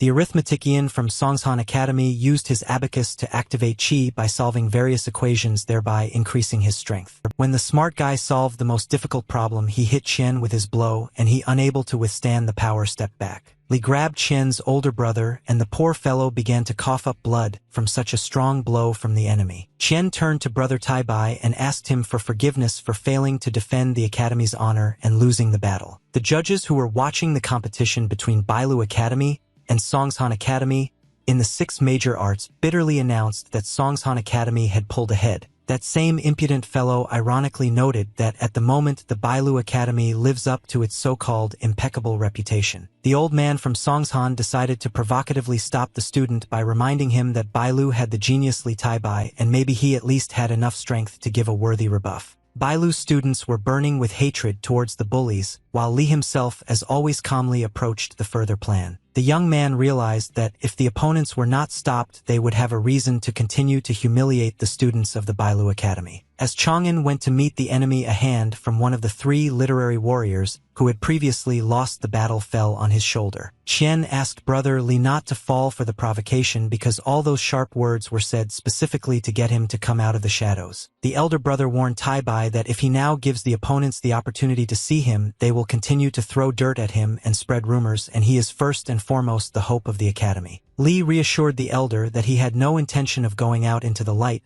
but after those bastards insulted Bailu's students, he was not going to stand aside. Chang'an snapped his fingers and activated the first treasure he chose, which was the spark of igniting the step technique. The disciples of Songshan found themselves surrounded by a flaming ring from which it was impossible to even jump out, so they became hostages. And then Li started talking to them, pointing out that they had put too much weight on him by calling him a genius, but in fact he was the same student as everyone else in Bailu. The old man covering himself from the fire asked why then the most ordinary student would not show them his appearance, and was he really afraid of the defeat that his older brothers had already suffered. Suddenly a huge palm appeared right next to the old man, and Tai-bai suggested raising the stakes and determining the winner as the one who would take first place on the May list of the saint. The master jumped away from the palm, which also began to emit light as an indication that the bet had been placed. The mentor got tired of this and decided to put an end to the recklessness, and in addition he was irritated that Li did not show himself, so he activated one of his techniques by hitting his palm against his palm. The master summoned a huge stream of water to clear the enemy's puny fire from his path and finally see him. But Li, still in the same calm state, finally said that he was challenging all of Songshan's students and clarified that if they were so confident in their abilities, then it would be easy for them to overcome him, and then he snapped his fingers again. The ring of fire dissolved, but the master could no longer call the water back, so after the hot trap, a cool shower awaited the students. Everyone was immediately doused with a column of cold water, which was originally intended to extinguish the fire. The students of Songshan stood there completely wet and at the same time humiliated by the fact that they had shit on themselves. The students of Bailu Academy began to laugh at the wet and clumsy enemies who had gotten what they were fighting for, and they praised Tai-bai for teaching them a lesson. The master, unable to bear such humiliation, shouted at Li Tai-bai to come out right now and meet the enemy face to face and pay for what he had done. But Bailu's disciples were already in a different mood thanks to Brother Li, and immediately told the upstart to bite his tongue because he had nothing to answer for, and what offended the old man was that the guy turned out to be more skilled than all of them put together. The wet hens leaving threatened that everything would be decided on the Saints' May list, and if this worthless Tai-bai suffers a defeat, he will personally apologize to the entire academy. The young man did not laugh with the others because he understood that this was no longer just an affair but a clear plan with the goal of bringing him out into the world with clearly evil intentions. Under the main tree of the academy, two masters were talking, and Wang insisted that he was against Taipei's participation in the Dragon Gate tournament because the reward in the form of a saint's technique this year was clearly a trap, and Li was the academy's only hope. The head of the Bailu Academy, Zhao Xiangong, who was already 160 years old at the moment, sat under the tree filling it with energy and asked Tianan's opinion on how long this Jianmu tree could live. Van thought it would be worth answering about the plant's longevity, so he pointed out sarcastically that it would outlive them all put together. But the head surprised the mentor with the truth that the tree had at least 50 years left, and when its time came to leave the Bailu Academy would also come to an end. The master's blood always boiled inside, so even now, despite how important the person in front of him was, he shouted that he did not believe in such a quick demise of the academy. But Chief Zhao explained that although the disciples and masters had been investing a huge amount of literary qi in the past decades, this had not affected its fusion with the Jianmu tree. And looking down, the leader showed the mentor that only Tai-bai, with his only 2 victories on the lists, was able to give life to a sprout on the roots of the tree, and this happened for the first time in many decades. It was hard to surprise Van with anything, but now the leader succeeded, and from the master's face one could understand who he had taken as his student. The leader looked at the tree sprout not just as a continuation of the academy's existence, but as something more, and wanted to share this with Van, asking him if he understood what it meant. The master understood that he should remain silent now because the head himself would say very important words, and that is what happened. Mr. Zhao said that Li Tai-bai was the future not only of the academy but of the entire literary Dao. Returning to where the conversation began, the chief explained to the master that in this case it doesn't matter what the evil people have prepared for the guy. Zhao made it clear to Wang that the most important thing now was to give the young genius the opportunity to continue moving forward no matter what. From the Bailu Academy, angry cries could be heard from one of the instructors regarding the actions of his student. A notebook flew towards Li Tai-bai along with the teacher's shouts about how he single-handedly managed to get into trouble with the entire Songshan Academy. The notebook flew straight into Chang'an's hands, and he didn't quite understand whether he had done well or badly, but he was determined that he had caused such a reaction from the teacher. Burning with shame, Li agreed with Deputy Su that the situation was not very good, and he had already heard this from Master Tangan, but the mentor objected, correcting the student even more that it was not just not good. Su was angry and like a small child asked the guy whether he really didn't understand what he was getting himself into, and without waiting for an answer immediately indicated that in case of defeat he would turn into a corpse. This time Chang'an couldn't stand it and angrily explained to the mentor that he couldn't just stand aside while their academy and the people who studied in it were humiliated. Su's energy resembled a fire that had just gained strength, and he wanted to know if the young man, being a brat, was really trying to piss him off. But it didn't go beyond a menacing look and a word, because right before the dragon wanted to spew flames at the culprit, he was stopped by two students who stood up for Li and fell at the feet of their deputy. Su was so taken aback that he couldn't even move but only sternly asked the students to let him go right now, but they flatly refused to do so until the deputy accepted that Tai Bai had come to the defense of the Bailu Academy. And when the second disciple added that if they combined their efforts, brother Li would undoubtedly be able to take first place on the saints list, even the deputy's gaze changed. And seeing how his comrades stood up for him, Tai Bai declared with honor that he was ready to risk his accumulated achievements in the name of protecting the Bailu Academy, and also assured his deputy that he would trample the impudent people from Songshan. Chang'an turned around at the noise coming from the entrance and imagined his surprise when he saw that the rest of the academy students were crowded together and were zealously proud of the fact that Brother Li was showing what the new generation of literary Tao should be like. The students shouted that if it weren't for Tai Bai they would now be covered in shame, so they cheered for their brother at the academy, offering all their possible help, and this made the guy embarrassed. Chang'an accepted the brother's support with gratitude and respect and bowed to the crowd and promised that he would do everything possible not to let them down. In addition to the bustle of the city, the guy still had training with Master Wang, which took place mainly in nature, and now there was a part of learning the truth that was connected with water. Chang'an sank to the bottom of the pond holding his breath and sitting in the lotus position, training his internal breathing, which was part of the technique feats of the elephant and dragon. The young man had already had some good success, but today his thoughts could not calm down in a special way, and although the water was smooth on the outside, a storm was raging inside. The disciple was haunted by the thought that his inner temple's condition would deteriorate again due to Li Taibai's character receiving first place on the saints list. And when Chang'an thought that he would not survive because his pseudo-personality Qing Lian only had one book, this led to an imbalance inside and anxiety. The guy realized that it was time to get up, but the internal discussion with himself about how it was impossible to accomplish everything that was planned and that he would have to sacrifice something again was like ballast pulling him down. Frozen halfway to the surface of the water, the young man clenched his fists as if gathering all his power and strength there before making an important decision for himself. Just when Chang'an thought that he couldn't just give up after everything he had been through, his body began to glow brightly with new energy. The water shone with the guy's energy so much that it seemed that a bar of pure gold would appear from there, or even the sun would appear. Even Master Wang hurried to the shore where his student was studying, not understanding what was happening there because everything was calm. Van was delighted with the picture he saw because he was convinced once again how strong the young man was in spirit and body. Chang'an stood on the shore and continued to glow like a precious stone, and the master immediately asked the disciple if he had finally grasped the truth and was able to break through. Filled with confidence and newfound energy, Li raised his head and proudly told his master that he had indeed done it. Wang was jubilant and bursting with admiration for the guy because he had seen many cases where people needed at least several years to learn the internal breathing of the feats of the elephant and dragon technique.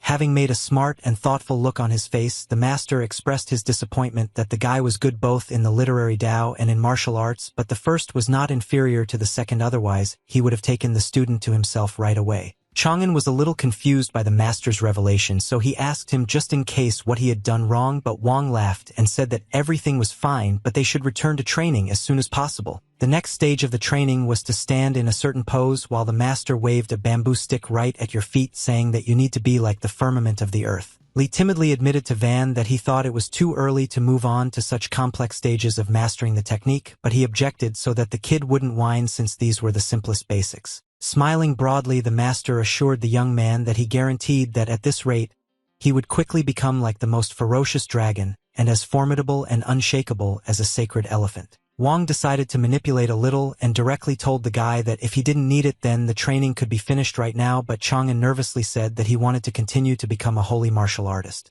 Approaching the student, the master put his hand on his shoulder and, praising him for his attitude, said that in that case it was worth adding another 100 genes of weight. In an instant, the student's feet began to gradually sink into the ground, and not only did he no longer believe in his own solidity, but he even had doubts about the solidity of the earth. Already shoulder deep in the ground, Li decided to gently hint to the master that he might have gone a little overboard with the extra weight. On another day, having become Qing Lian, Chang'an came to the bureau to the owner Huang with the hope that he would help promote his next work, but at the same time gave him a notebook with a new part of the legend of the Condor heroes. Huang, like a little child, was happy that the master had returned to them and assured them that the bureau would make all necessary efforts, but Qing Lian warned that this time the circumstances were a little different. The creator said that he plans to take part in the May Saint list and would like to use the fame he has gained through his book to get people to notice his poem. Juan admitted that he did not understand what poem was being discussed and froze waiting for an answer from the gentleman. Chang'an did not hesitate to demonstrate the majestic flow of energy put into Liang Zhouxi's poem. Without exaggeration, Juan could not stand on his feet in front of such a creation, so he fell to the floor, almost losing his jaw from surprise. Chang'an left the office thinking that he had successfully dealt with Qing Lian, so now he needed to come up with something for Li Taibai. Looking at his talisman, the guy asked the students from Songshan in a loud voice whether they were ready to fight and suffer defeat. When the time came for the May Saint list, 8 saints of literature and 77 ordinary masters took part in it in the open area. In 9th place was Chang'an under the guise of Qing Lian with his poem Liang Zhouxi, and the crowd rejoiced at the rapid rise of the young artist. The young creator was most admired by the girls, who shouted at Qin how incomparable he was, and everyone admitted that if you don't take into account those who are among the top 8, it turns out that Lian is in first place. One of the students from Bailu Academy was not happy that all the laurels went to some upstart and threatened Qing Lian that he was only able to climb up because their brother Li Taibai had not yet entered the literary battle. The girls immediately reacted vehemently to such a statement from their student, not allowing him to speak like that about the skill of their incredible master Qing Lian. It looked like the fight was about to begin, but it would be far from literary since two camps of fans of essentially the same person clashed, and if the girls said that Li Taibai was no match for their Qing Lian, then the students told them the same thing only about Taibai. Two students were running down the corridor in a hurry because they were trying to find one of their brothers in the academy. The angry brothers Anan and Guan appeared on the threshold, making claims to Taibai about why the hell he was sitting around here and calmly reading something at such an important moment for the entire Bailu Academy, but he pretended not to understand. He walked up to the table and slammed his hands on it, angry at his brother for not doing anything, and in the meantime a fight broke out between him and Qing Lian. So he told his brother that he too should finally make his move. Chang'an smiled nervously and tried to playfully wriggle out of the guy's way, while in his head he was thinking that there was no struggle between him and the created personalities, because in the end it was all him. The student buried his face in his book again and calmly explained to his brothers that he had no need to rush because he had already worked on completing his poem. Anan immediately took the notebook in his hand to draw Taibai's attention to himself and asked him not to waste a minute but to put the work on the list. Chang'an wanted to object, but he raised his head to his brothers and realized that he definitely wouldn't be able to get out of it now, so under the pressure of their menacing looks he said that he would do everything now. The boys high-fived each other, happy with how well they were doing as a team since their drive had doubled. Next to the sheet on which the poem had already been written lay a brush still with fresh ink, which meant that Taibai had really worked on his move in the battle. Chang'an unrolled the scroll, asking the brothers to look at his new creation called Taisho from the north, and above the disciples who were waiting for Li Taibai's move appeared lines about black clouds that carried destructive power. Li Taibai continued to write the following lines of verse on the spirit scroll, which said that the walls were strong because they shone like armor in the sun. And the next moment the image of the student himself like the sun appeared from behind the clouds, personifying what was written in his creation. Taibai opened to all the participants of the holy list a line about something great and victorious, describing it through the colors of nature, and also praising a certain ruler for whom the warriors were ready to give their lives because he was generous. At Songshan Academy, the students stood in front of the list and couldn't believe their eyes as the poem by that same Li Taibai rose to 30th place, and this was already on the first day of publication. Those who had too high an opinion of themselves and because of their noses held high did not notice other worthy opponents now did not want to accept the truth. The most terrifying thing for the Songshan disciples was to see how the poem not only rose to 30th place on the Saint list but also continued to rise up the rankings. In the end, finally stopping Taisho from the north took 10th place, which was a blow below the belt, and everyone prayed that the work would not rise even higher. One of the students from Songshan Academy, although indignantly, admitted the fact that the young man Li Taibai was beyond competition no matter how much they wanted it. Envy took its toll, and the old man, gritting his teeth, hissed that he was not going to give in to this and believed that some upstart could just allow himself to humiliate them by inventing and creating whatever he wanted. A student who took part in the competition of the 6 major arts and used his arithmetic abilities told the master that he had a plan that might help them defeat the brat Taibai, and he was interested. The guy reminded the master about a certain Qing Liang who is also quite popular but still isn't listed in any academy, so he suggested trying to attract him to them in Songshan. This was currently the only loophole to defeat Taibai since both among the fans and in the battle between him and Qing Liang, the winner had not yet been determined. The master was pleased with what a good rat he had trained, so he told the student that he would be the one to take on such an interesting idea which he did not refuse. From Chang'an's house, if not coughing then sneezing could be heard, which was a rather rare occurrence, but this time somehow there was no luck. The young man was sitting in his room and was busy reading when Lu Jin came in to him, asking him with concern whether he had caught a cold, to which he replied that he wanted to answer that everything was fine, but he managed to finish speaking. Chang'an's answer was cut off as Jin appeared very close to him and leaned her forehead against the boy's forehead, saying that there was a possibility that he had a fever. At the door, in addition to the dissatisfied Linlong, who immediately asked what the guys had come up with, other friends appeared who had come to visit Chang'an, and Annan also began to grumble about the guy being lucky. The young man was brought many treats which were placed on the table in front of him, and everyone was looking forward to him trying everything. Linlong was so happy that she asked Chang'an to try the zongzi that she personally made for him, and when he politely asked what it was, the girl explained that it was a dish made from glutinous rice with a filling and wrapped in a reed leaf. Madame Yen also presented Chang'an with a small token of her gratitude in the form of a treat, hoping that the young man would not refuse. While Brother Guan was already running away with the delicious food, Annan playfully hung a gift for Taibai on his finger, saying that it was from them to him in honor of being included in the saints list, and sweetly threatened that it would be better for him not to neglect the favor of his friends. And so absolutely everyone crowded around the tired young man, wondering whose gift he would take and eat first, and for Chang'an it was like a death sentence since he did not want to offend anyone. Chang'an began to get extremely nervous, going over possible escape options if he suddenly made the wrong choice. But the next moment the treat disappeared from Guan's hands, as if a cow had licked it with its tongue, and he simply stared at his empty palm. While Brother Guan was being glared at by Linlong and Annan, Chang'an himself thanked everyone for the wonderful treats and turned around to say that he would probably start with the gift that Brother Guan had brought. Somehow Chang'an found himself at the wedding ceremony, and the event was announced to be over, and the newlyweds were told that they could return to their quarters. The young man was not embarrassed by the fact that his wife was standing in front of him, and they were dressed like newlyweds, and he even approached his beloved to lift her cape and see her beautiful face. But suddenly behind the guy he heard the voice of Linlong, who, squeezing between the guests, shouted not to do this and to immediately stop the ceremony. The elder sister appeared next to the younger, supported by Guan,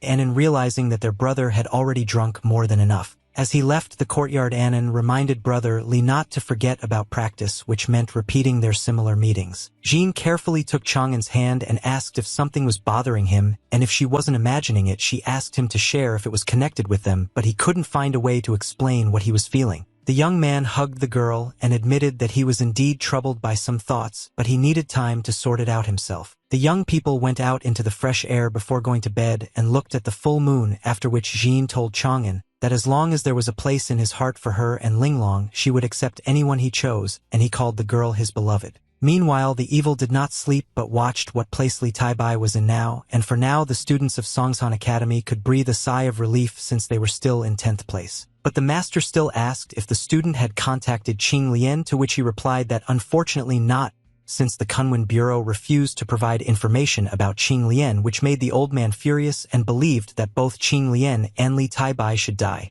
The young man tried to calm his mentor down by saying that the saint from their academy was still in 3rd place and was confident that Taipei had no chance. But the old man got even more angry, calling the guy a brat and throwing him an argument that this freak Taibai is not as simple as he seems. And the master turned out to be right, because on May 11th at the summit where all the saints stood, Li Taibai's chi shone brighter than all the others, and it seemed that he was completely ablaze. The young man continued to present with honor the lines of his creation, which had already captivated many fans. The observers shared with each other that the poem Liangzhou Ci exceeded all expectations when it was honored to become a military poem, but this is not surprising because it speaks of death as a return home and of the younger generation that surpasses the older one. Suddenly one of the participants pointed upward, shouting for everyone to look, because a battle had broken out there between two powerful saints whose rays of qi were rushing into the sky. As it turned out, Taisho from the north also became a military poem, and Qing Lian became stronger and faster for a moment, but Taibai's aura still surpasses him in saturation. The opponents looked at the young man with envy and anger, not believing that such a newcomer could climb so high, and the opponent, who stood a little further away, said that the status of a military poem does not mean anything yet because the winner has not yet been determined.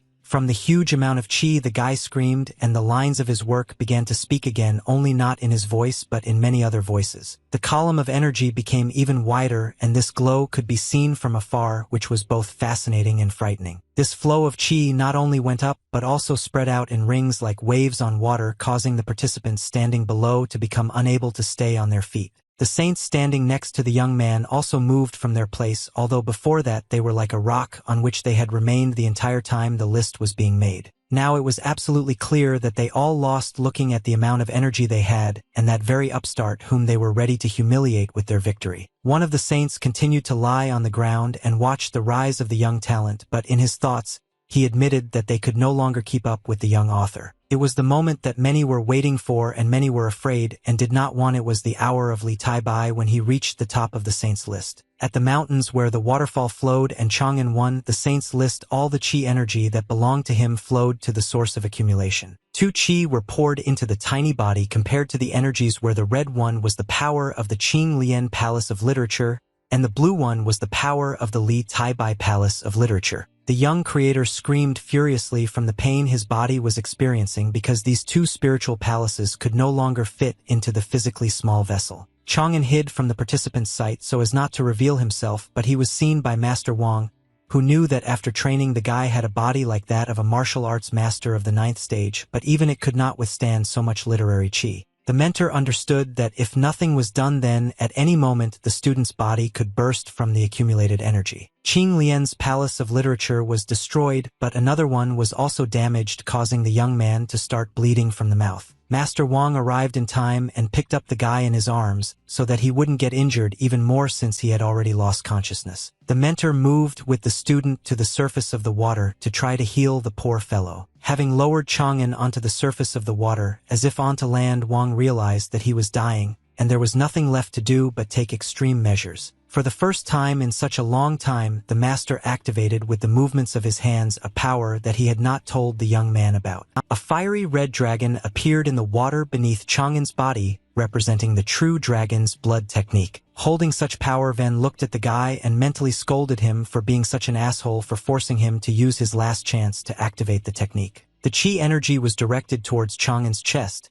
but he was still lying motionless, and it was unclear whether he could be brought back. Since Van was dear to his student and the supply of true dragon blood was the last one, he strictly told the brat not to dare die, otherwise he would personally kill him, and it would definitely be without a chance of return. Opening his eyes, the first thing Chang'an saw was a stone wall, and he vaguely understood what was happening and what he was doing in such a place. Van, hearing the guy's heavy breathing and how he rose up, asked rhetorically if he had really woken up, and although it looked like indifference from the outside, in fact the stern man was glad. Chang'an immediately realized what was going on and immediately thanked the teacher for his help, and he replied that if he really wanted to repay for saving him, it would be better to promise to fulfill something. Without turning to the youth, Wang's request was for Chang'an to take part in the Dragon Gate tournament in June and obtain the saint's literary chi. The student was shocked by what he heard because such participation would immediately show the whole world who he was, and he reminded the mentor that he was well aware of the secrecy of his true identity. Kneeling down, Van began to shout, explaining that he remembered and knew everything, but their academy was on the verge of extinction, and if the situation were not critical, he would not have made such a request to the student. The master didn't know what else to say, so he lowered his hands to the ground, begging Tai Bai to help the entire academy not disappear from the face of the earth. Chang'an consoled the master by saying that his refusal did not mean that there were no other options to help, and assured him that his poems would be an alternative, which Wang did not quite understand. The student explained that it would be kind to share his works with someone from the academy, and he would perform them at the tournament, and the academy could modestly reward him for this. The master was beside himself with happiness, and taking Chang'an by the shoulders began to praise him for never doubting his student, and asked him not to be modest but to take from the treasury whatever his heart desired. At the end of May, the students and master of Songshan Academy looked at the final saint list and could not believe the results. For the overly arrogant and self-confident Turkey's Taipei's victory was like a blow below the belt. The energy of envious anger emanated from the master, and the students did not lag behind but took a bad example of how to react to someone else's victory. From Songshan Academy, angry cries continued to be heard, in which the name of the young talent Li Tai Bai was heard. Meanwhile, Bailu Academy had its own atmosphere in which all the students were happy, except for Chang'an, who was surrounded by too much attention. The guy didn't understand why his brothers were looking at him so strangely, and such fascinated looks made him feel creepy. As it turned out, after Li Taibai's victory, all the students as one began to offer their sisters as wives to such a famous candidate, arguing with each other that someone's sister was ugly and someone's was not young enough.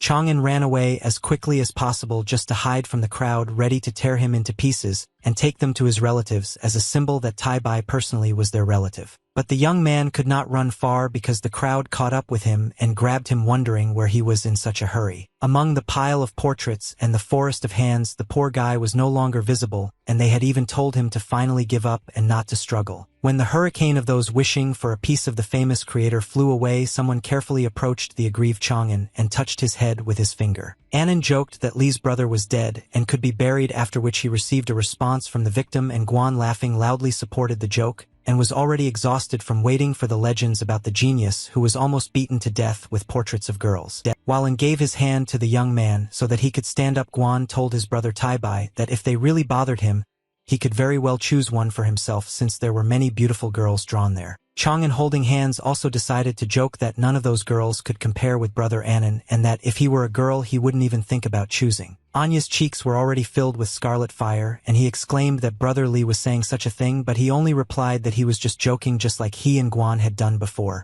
and didn't notice one of the portraits under his feet, and so when he managed to lift Taibai, they both flew back to the floor. It was a rather awkward situation, as Annan fell on top of Li, causing the young man to blush even more, and was angry with brother Li and strongly recommended that he let him go, otherwise he would not vouch for himself and would take all necessary measures to teach the impudent man a lesson. But instead of doing what was asked, Taibai instead took Annan's head in his hands and asked him to freeze, which drove him into an even greater stupor. And then what An feared most happened, namely Li came so close to his face that he couldn't get any closer, but at the same time he only said that the guy's eyes looked just like in the poem. The youth's cheeks blushed again, but it only further emphasized the beauty of his eyes that Chang'an had noticed. The verse spoke of an intoxicating feeling that blurred the understanding and vision of the boundaries of sky and water, so that when they merged they formed a multitude of thoughts that shone like stars in the sky. A new monument has been erected in Chang'an's literary palace in honor of the poem Tilongyang and Qingchao Lake, which describes an old man who, despite his age, continued to enjoy leisurely boat rides on the lake. The romance quickly evaporated as Annan had an ice blade in his hands, ready to kill the bastard several times and then resurrect him and kill him again.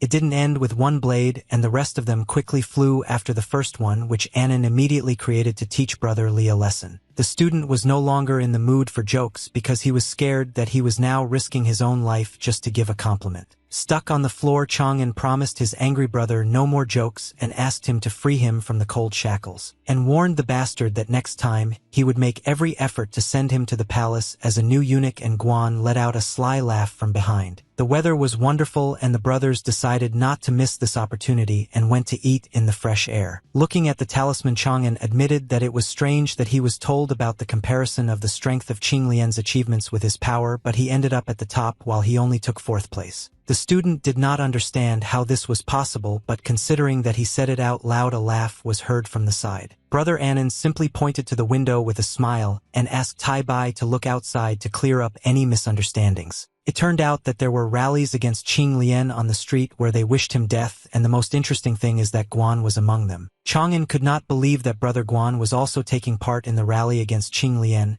and that he was there against his work more than anyone else and louder than anyone else. The thing was that in the second part of the Legend of the Condor Hero, something happened that many readers did not like, namely their favorite heroine was desecrated, and they did not understand why the author did this, and some were even ready to curse him. In addition to curses and tears, there were determined warriors who wanted to personally introduce the freak to their weapons because everyone was so angry that even killing the creator could not calm them down, and continued to smile at such a dangerous sight, explaining to Taibai that Qing Lian was now the only writer hated by the entire empire. Annan said that he personally saw how some students of their academy, while reading the last part of the book, tore it up and then ran to the bureau for a new one because they still wanted to finish reading it, so thanks to such hysteria Qing gained fame and caught up with Taipei. Chang'an let out a nervous laugh and played along, saying that this was truly a disgusting person, but in his head, he thought that now he would definitely never under any circumstances reveal his identity, otherwise he would be dead. Today's training of the student with Master Wang took place in the forest, not underwater, and it was necessary to work with a target. While Chang'an was pulling the bowstring, the master stood behind him and explained to him that martial arts are closely related to weapons, so practicing with a bow will help in mastering the same technique of feats of the elephant and dragon. The arrow launched by the student flew charged with energy that he already possessed today, which means it was a faster and stronger shot than usual. The young man hit the target with an arrow, piercing the target completely, which indicated that his body was well trained. Chang'an turned to face the teacher, filled with pride and also happy that it was quite simple. But Master Wang told his student the stunning news that it turned out that he had missed and had hit the wrong target. To make sure his vision was okay, Chang'an turned to the target and saw that he had hit it, but Wang pointed out the real target in the form of a red dot on a tree, so it was too early to get cocky. Chang'an didn't understand how he was supposed to hit a target that could barely be seen, but Wang confidently said that for true masters 100 li was nothing, since such people were capable of piercing a huge boulder with a flimsy arrow. The guy's head was spinning with the master's words about the master's murderous intent,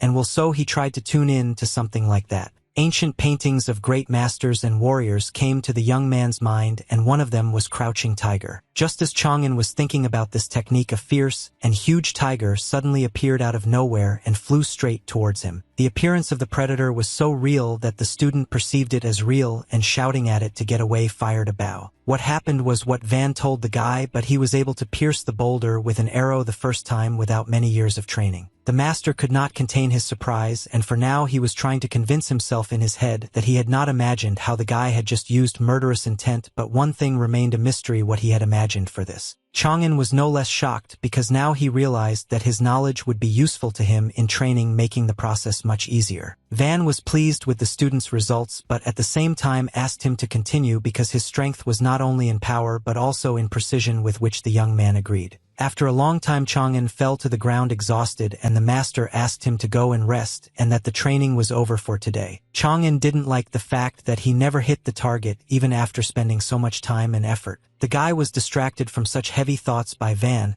who told him the pleasant news that the academy's management had conveyed to him their readiness to offer him a decent fee for his poems. Li was happy with this change, as it could mean the possibility of establishing a balance between his palaces. Since the student had not yet given his poems to anyone, the master explained to him that such writings as his that had gained fame were treasures, and even one hieroglyph from there was also a source of power. In return, he was offered 1 crystals and tree sap. Chang'an heard that the 1 crystals would help him develop on the path of the literary Tao, and the tree sap would allow his body to reach the 8th stage of martial arts, and although he looked serious from the outside, inside he rejoiced like a child from such gifts. Van bought into the strange and serious look of the young man, perceiving it as something like this, that even such gifts were not enough for him, and the guy felt awkward in front of the teacher because he simply had a thoughtful look. But the master immediately informed his student that he knew about such an outcome, so he immediately asked the families that would receive his creations to give treasures of the same value in exchange, and they of course did not refuse. Wang assured the young man that the rewards for the works were worth every coin, so there was nothing to worry about. Li was over the moon and made sure to thank the master for vouching for him. Time flew by during the discussion, and night came, and Chang'an asked which families wanted his poems, to which the master listed the Li family, the Guan family, and the Yin family. Tai Bai was delighted and asked again if the Yin family was really the same one where his friend Annan came from, and Wang confirmed this by calling the young man the direct heir. Chang'an did not put it off for long and wanted to hand over his poem to the Yin family right now, but on the condition that Annan would personally own it. Wang asked the student if he was sure of his words, since the treasures offered by the Yin family were slightly inferior in value, but Li nodded in agreement to pass on the poem to Yin. The mentor threw the boy the Annan talisman and said that the family had only handed over 2 characters of the sacred scriptures, Drop and Ice, which could be taken right now, but Chang'an was not embarrassed by this, and was also ready to hand over the verse at that moment. The master warned that if this was the student's final decision, then he needed to begin immediately, so he activated the break in Taipei's connection with creation. Li didn't expect that everything would happen so suddenly, and on top of that he was experiencing something like this for the first time. The whirlwind spun the young man at a crazy speed, and he began to yell at the master to be gentler, otherwise he would die now, but Van asked him not to whine but to write a poem on a jade tablet. Biting his finger to make it bleed, Chang'an decided to pass on to him the very verse he saw in his eyes. And when the text of the poem appeared on the talisman, the young man put his finger to it to seal the transfer with blood. The energy of the work immediately moved from the disciple's inner palace to the talisman, but without causing him pain. Chang'an saw how the poem monument almost disappeared from the Taipei Palace, indicating the successful transmission of the creation. Having fallen to the ground, the young man felt for the first time such a strange feeling of loss, but at the same time he did not experience physical pain. When Li approached the master, he repeated once again that there was no turning back, but the guy showed a respectful gesture, bowed, and said that he did not regret his decision. Now Chang'an needed to create a new name for himself so that outsiders could not discover his identity, and the master asked him to choose it wisely. Taking the talisman in his hands, the student gave himself some time to think, so that as the mentor had asked, he could choose a name wisely. At the moment when it dawned on the guy, he suddenly turned to the teacher and joyfully announced that he would be called according to the technique he was learning, namely Longxiang, where the first is dragon and the second is elephant. The master was amused by his student's resourcefulness, so in his rude but playful manner, he called the brat a damn genius. In the academy hall, Bailu Anan angrily scolded Li Taibai, expressing his incomprehension as to why he would give such a beautiful poem to a stranger when he could have climbed to the top of the list with it. Then the guy immediately answered his brother that he was not a stranger to him, which is why Guan was shocked when he realized what had happened. Not only did Anya turn red again, he also became so numb that one might think he had swallowed his tongue. The friend leaned towards Taibai and silently put his arm around his shoulders, which made the poor guy nervous, and asked him to calm down, preparing for the fact that he would now still become a eunuch, as An had once threatened him. But instead of throwing ice daggers or something else scary at Li, and simply asked the young man to become related. At the same time, all three guys were shocked, and they stared at each other with a silent question of what the hell just happened. Chang'an was so stunned that he fell backwards onto the floor, and Guan even asked Annan that it was not necessary to make such sacrifices, and clarified that if Taibai thought that he meant himself, then he was an idiot, because in fact it was about his sister whom he could take as a wife. But Li asked him to be more specific in the future because his heart had just stopped, and he gave up on the idea because he already had Jean and Linglong. Annan looked at his friend and asked him directly if he didn't understand what he meant when he talked about marriage. The young man, looking sad, tried to explain to Taibai that neither he nor Guan were able to help him at the moment. But Chang'an moved closer to En and shut his mouth in time so that he would stop making up all sorts of nonsense. Li cited the great founder of the Jin dynasty as an argument, who was also an ordinary man at the beginning of his journey, but thanks to his persistence and determination he was able to achieve the impossible. After this example, Taibai told his brothers that if the founder was able to conquer such a peak, then he could do it too. Armed with crystals and golden tree sap, Chang'an approached a huge vat where he filled it with stones and sap to brew the mixture he needed. The young man took into account the fact that last time he was on the verge of death, and it seemed that because of what everyone else strives for all their lives, and he, having received literary chi for a military poem, risked departing to another world. When the mixture was ready, Li scooped it up well from the cauldron, thinking that if he wanted to climb to the top of the list, then he needed to take care of his insides. The young man thoroughly washed and smeared the monument with the mixture, and this was preparation for the next rollback that could certainly happen. Chang'an shook his hands and was satisfied with the work done, and now all that was left was to hope that the Taibai Palace would not violate the integrity of the Qinglian Palace. This time, having in his arsenal the treasures that his families had given him as a reward for his poems, the guy was confident that even if chi came flooding in, it would all be over with little bloodshed. But in life you should prepare not only for the best but also for the worst, because right after the student confidently thought that trouble would pass him by, this devil on the contrary came and broke everything that had literally just been fixed. Chang'an sat among the rocks in meditation, staying inside his palaces, and was confident that he could at least temporarily secure his body and strengthen the palaces. Unfortunately, the student's ideas did not match the real picture of a powerful wave of literary chi arriving in such a short time. Chang'an even began to use his abilities in the form of a spark that ignites the steppe and water that wears away stone in order to spend the incoming chi somewhere. The strength of the physical body was once again at its limit, and Chang'an felt pain creeping up, followed by death. The young man was unable to use the incoming chi with the help of techniques because he simply did not have time to do it. It was difficult to think about solving the problem when the pain was overwhelming, but the understanding that if nothing was done, death was inevitable made itself known, and since the physical body was limited, Chang'an returned to the outside world and coughed up blood. Master Wang was already running to his student, calling him so that he would at least not pass out and respond to his name, but the guy was so bad that he was barely conscious. Li confessed to his mentor that he was unable to absorb so much qi, and now did not know what to do, but Wang immediately explained that it was necessary to reach the 8th stage of the palace and place all the excess energy there. The master gradually lifted the young man up so as not to waste time, and along the way explained that in order to open the 8th stage one must pass the district exam and get into the temple, so now one must go there and ask the elders about this as an exception. Wang asked the student to just hold on, but Tai Bai stopped him, explaining that it was too late and there was too little time and strength left. After activating his power, Chang'an informed Wang that he would try to create the 8th stage literature palace himself. The guy put his hand, which contained energy, to his heart,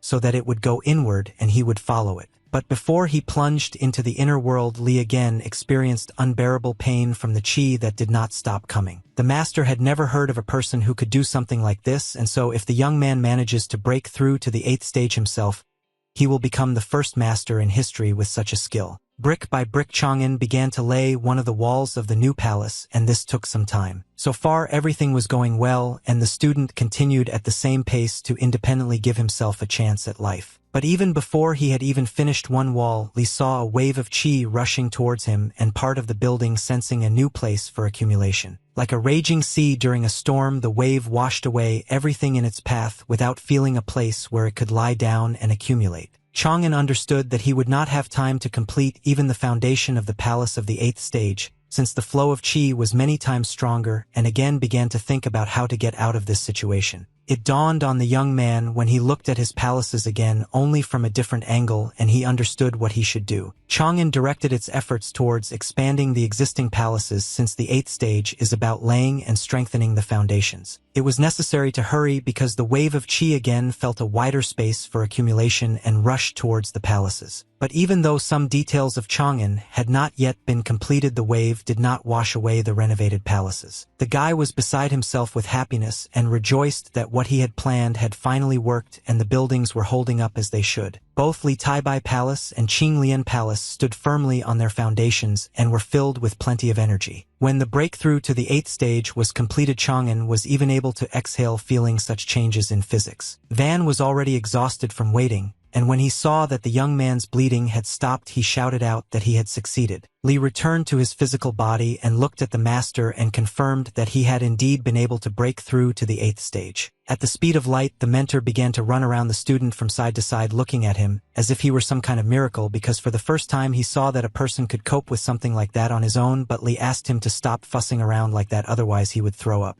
Van curbed himself and his delight, after which he said that he had long since had no doubts about the guy's talent for the path of the literary Tao, but there was still a lot of work to do on his frail body. Chang'an was confused that he had just almost been blown away, but the master still managed to find a reason to scold him. Now the disciple could easily accept the rewards for first place on the saints' list in the form of qi for various poems, as well as a painting and a spatial bag as a reward from the academy. There was a strange atmosphere in the Bailu Academy, as everyone looked like they were about to quarrel with someone, and what was most surprising was that the expressions on Ming, Annan, and Guan were also dissatisfied. When Chang'an, who had just entered the room, saw how everyone was looking at him, including his friends, he couldn't think of anything else to do except ask what was going on. As it turned out, it was not the young man who was the problem, but the fact that Donghua County was chosen as the location for the Dragon Gate competition. After the friends explained everything to Brother Li, he understood their mood and was also angry because of such madness, because it meant that the participants of all the academies would gather here to confront the Bailu Academy. Tai Bai was more than sure that those bastards had conspired among themselves, but told his brother that this was not all the news, and having activated the spell of the water element, decided to show something else. A list of Dragon Gate entries with names of participants and types of competitions appeared before Taipei's eyes. Li was shocked that some of the academies were focusing on specific types of competitions and thus wanted to crush the Bailu Academy by distributing their forces among themselves, and asked his brother to take a close look at these three candidates who were even recalled from the battlefield for the sake of this tournament, and they were Jiang Zongqing from Wansong, another He Ruzhong from Xiangshan, and also Qin Xiaofa from Songyue. The most important thing that Annan emphasized was that all these masters were at the 7th stage, and Tai Bai could not believe that they had all surrounded them, and that the worst thing was that they were going to completely destroy the Bailu Academy. And approached with the understanding that for obvious reasons Li would not be able to take part in the verbal battle, but asked if perhaps his brother could think about other competitions, and he said that after talking with Wang he would take part in archery. Out of nowhere, Brother Chen flew towards Tai-bai screaming for nothing, not wanting to let him go to the shooting competition. The student cried at Chang'an's feet, asking him to sign up for the account because every exam they had ended with him getting first place and Brother Chen getting second place, and in general he was the only one who could fill this void and save the academy. Looking at the pitiful sight, and admitted that he never thought that their Chen would be so worried about the academy, and asked Brother Li what he thought about this, but for now he was busy lifting the unfortunate man from the floor. Chang'an tried to encourage Chen by saying that he himself could restore the reputation of their academy in the field of arithmetic, and when the crybaby began to mumble that he couldn't, the young man offered to help. Tai-bai got serious and asked Chen if he knew what differential and integral calculus was, but the student heard Li say Wijafin, which meant the aroma of disaster, and did not understand why it was there. But Li had already gotten into the role, and diagrams and formulas appeared around him, and armed with a brush and a notebook he promised to show Chen more large-scale methods of algebraic calculations. Guan looked at these endless symbols and calculations which made his head spin, and it was impossible to look, let alone understand. And covering his mouth so as not to vomit, confessed to Guan that he could not stand it, and Guan, supporting his brother, said that he himself was holding on with all his might. Chang'an saw the brothers running away with their heels flashing, shouting that arithmetic was not for ordinary mortals like them, and that even under the threat of death they would not dare to understand all of this. Li realized that the situation with the guys was hopeless and turned back to Chen, surprised that he was still holding on, looking at everything with interest. Chen confirmed what Tai-bai had noticed and asked him not as a brother but as a master to teach him this art. Li was glad that his brother trusted him and drove away his panic, so he officially announced that their lesson would begin right now. On June 15th, students from all the academies gathered in Donghua County, and this made the streets even more crowded. Song Ji from the Academy of the Sons of the State appeared at the shooting range of the Bailu Academy, and after greeting the participants expressed a desire to exchange archery experiences with them. One of the students rightly noted that he did not understand why Song Ji was trying to enter into an argument before the competition had even begun, but his brother standing nearby whispered that if they refused they would be considered weaklings. No one wanted to be disgraced, so the student accepted Song Ji's challenge, who, putting on a sweet face, said that he did not want to offend anyone. Shooting outside the competition began, and the guys confidently launched their arrows, which were aimed at the target. But considering that Ji was a more skilled man and asserted himself at the expense of the weak, his arrow was aimed not only at hitting the target but also at eliminating the arrows of his competitors. For the third time, Ji did not give the weaker guys the opportunity to hit the target, but he was able to cut through someone else's arrow with his own. And while Ji was rejoicing that he had already won for the third time, the other disciples suffered from the pain of the collapse of their inner palace. The initially sweet and modest student turned into a gloating freak who only wanted to practice on the guys who were a little weaker than him. Ji looked arrogantly at the lying students of the Bailu Academy, laughing at how weak everyone here was. Chang'an just came up to ask his older brother to replace his bow with a stronger one because his previous one broke again, and was shocked by what he saw on the sight. Li immediately realized that his brothers lying on the ground were someone's doing, and when he turned around he was convinced of this because Ji was just walking towards him with a sly smile, and words like "another shooting master has appeared." Sun decided to see who was in front of him, and opening the list in the talisman, he saw that the young man was only 15th, which is why he did not take him seriously, and since even the elders lost, he decided to finish off this brat, so he suggested competing. But Chang'an, raising one of the brothers, refused the upstart and preferred to compare forces officially in a competition. Krudish didn't like this tone, and he clenched his teeth and decided that no one would go anywhere until he said so. Having shot an arrow towards the student, Sun shouted that a freak like him had no right to study in any of their academies, so now he would act nobly and rid the Bailu Academy of another weakling. Li stood still even when the arrow was almost at his head, and not a single muscle on his body moved. Having caught the arrow in flight, Tai-bai agreed with the impudent man's words that he was indeed weaker than his older brothers. And loading an arrow without a bow, directing it back to the owner, Li explained that even taking into account his timidity, there was still a difference between them. Launching the arrow, Tai-bai shouted back, "Doesn't the fact that they are such bastards uniting against their academy make them even more cowardly?" The arrow flew straight past Ji's ear like a fiery stream, leaving a burn on his cheek, as he was so shocked that he didn't even have time to dodge. Such a great and powerful show-off fell to the ground, unable to believe that such a young guy could give form to the lust for murder. As the day drew to a close and night fell upon the city, Ji trudged along the streets, barely able to stand on his feet after what he had experienced in the skirmish with Chang'an. Having not taken the young man who was in 15th place on Ji's list seriously, He was still recovering from how wrong he had been and underestimating his ability to give form to murderous intent. Just a couple of hours ago the young man had his own arrow near his throat which he had shot at Chang'an to teach him a lesson, but he had clearly explained that he had no time for such games. Li looked at the bully and warned him to get out of here while he still had the chance. Ji understood from the first time that this was really not a joke and walked away without saying anything more to either the participant or his fellows. The other participants noticed Brother Ji and asked why his face was blank, and whether it was because he had met someone from Kuwaijir Academy. Ji was ashamed to admit that it was a seemingly ordinary and frail guy from the Bailu Academy named Li Chang'an, but he wanted to share that he was able to catch an arrow with his bare hands and send it back with the help of killing intent. The students did not believe their brother because they knew that Chang'an was only in 15th place, so they wondered if Ji had confused him with someone else. But the guy didn't have time to answer because a warrior with a sword came out of a dark alley and clapped his hands and said that the situation was only getting more interesting. Ji even opened his mouth in surprise that in front of him was he Ruzhong himself from the Sanshan Academy, who had been recalled from the battlefield. He was interested in the very student the boys were gossiping about and was glad that it turned out that the Bailu Academy had some secret aces up its sleeve. He pointed his sword at Ji and commanded that he wanted to learn more about Li Chang'an, and for this he needed the student to challenge him again. There was no longer any insolent courage in Ji, and he confessed in fear that today Li had crushed him without revealing even a part of his true abilities, and if he were to take the step that he was asking him to take it would be the same as going to certain death. He smiled evilly and said cruelly that in that case the disciple would go to Chang'an again and die if necessary. With a sharp movement he found himself behind Ji and pointed the sword right at his throat, showing that his words were not empty. Ruzhong threateningly informed the brat that he was torn here from the battlefield only because their Academy of the Sons of the State decided to unite against Bailu, but upon arrival here, he found it terribly boring. The warrior was outraged that just when he learned about the worthy target in the form of the 15th on the list, Ji refused to introduce them and thereby wanted to destroy the shaky alliance of their academies, but the guy tearfully admitted that he did not intend to do anything like that.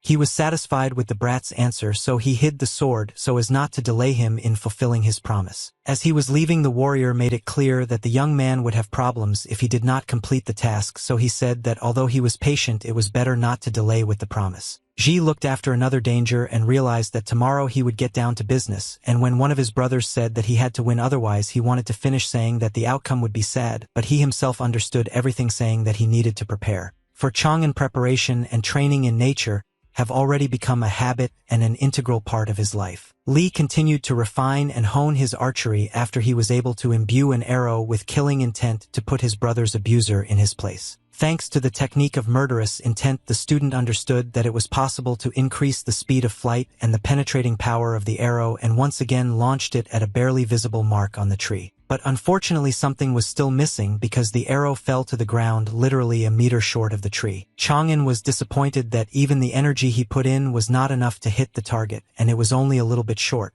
Master Wang always watched the students' training, and now he gave his verdict that it was very commendable that such a young guy was able to give form to his intention, which not everyone could do, and Li asked why then it was not working. The mentor noted that the student's new skill increased the strength and speed of the arrow many times over, but the fact remains that he is a complete weakling physically. After trying so hard, hearing something like this from his master was like a blow below the belt, so Chang'an was so shocked that he didn't even know what to say. Van cited as an argument the fact that the guy had been training for so long but had not gained any muscle mass, and showing him his muscles as an example, he said that he needed to reach the 8th stage of martial arts and then he would have a red target in his hands. This approach pleased Li more, and he immediately asked his mentor how he could move on to the next stage. The master was with the student as if he were a friend or a son, and out of habit, he again put his hand on his shoulder, rejoicing that the young man had a desire to improve, so he answered that it was enough to do everything as the master said. Having moved to the cave, Li lay down on the water's surface, and his body began to fill with strength due to the fact that Wang poured golden liquid from the jug into the water, but the sensations for the young man were not pleasant. Chang'an screamed furiously from the changes that were happening to his body,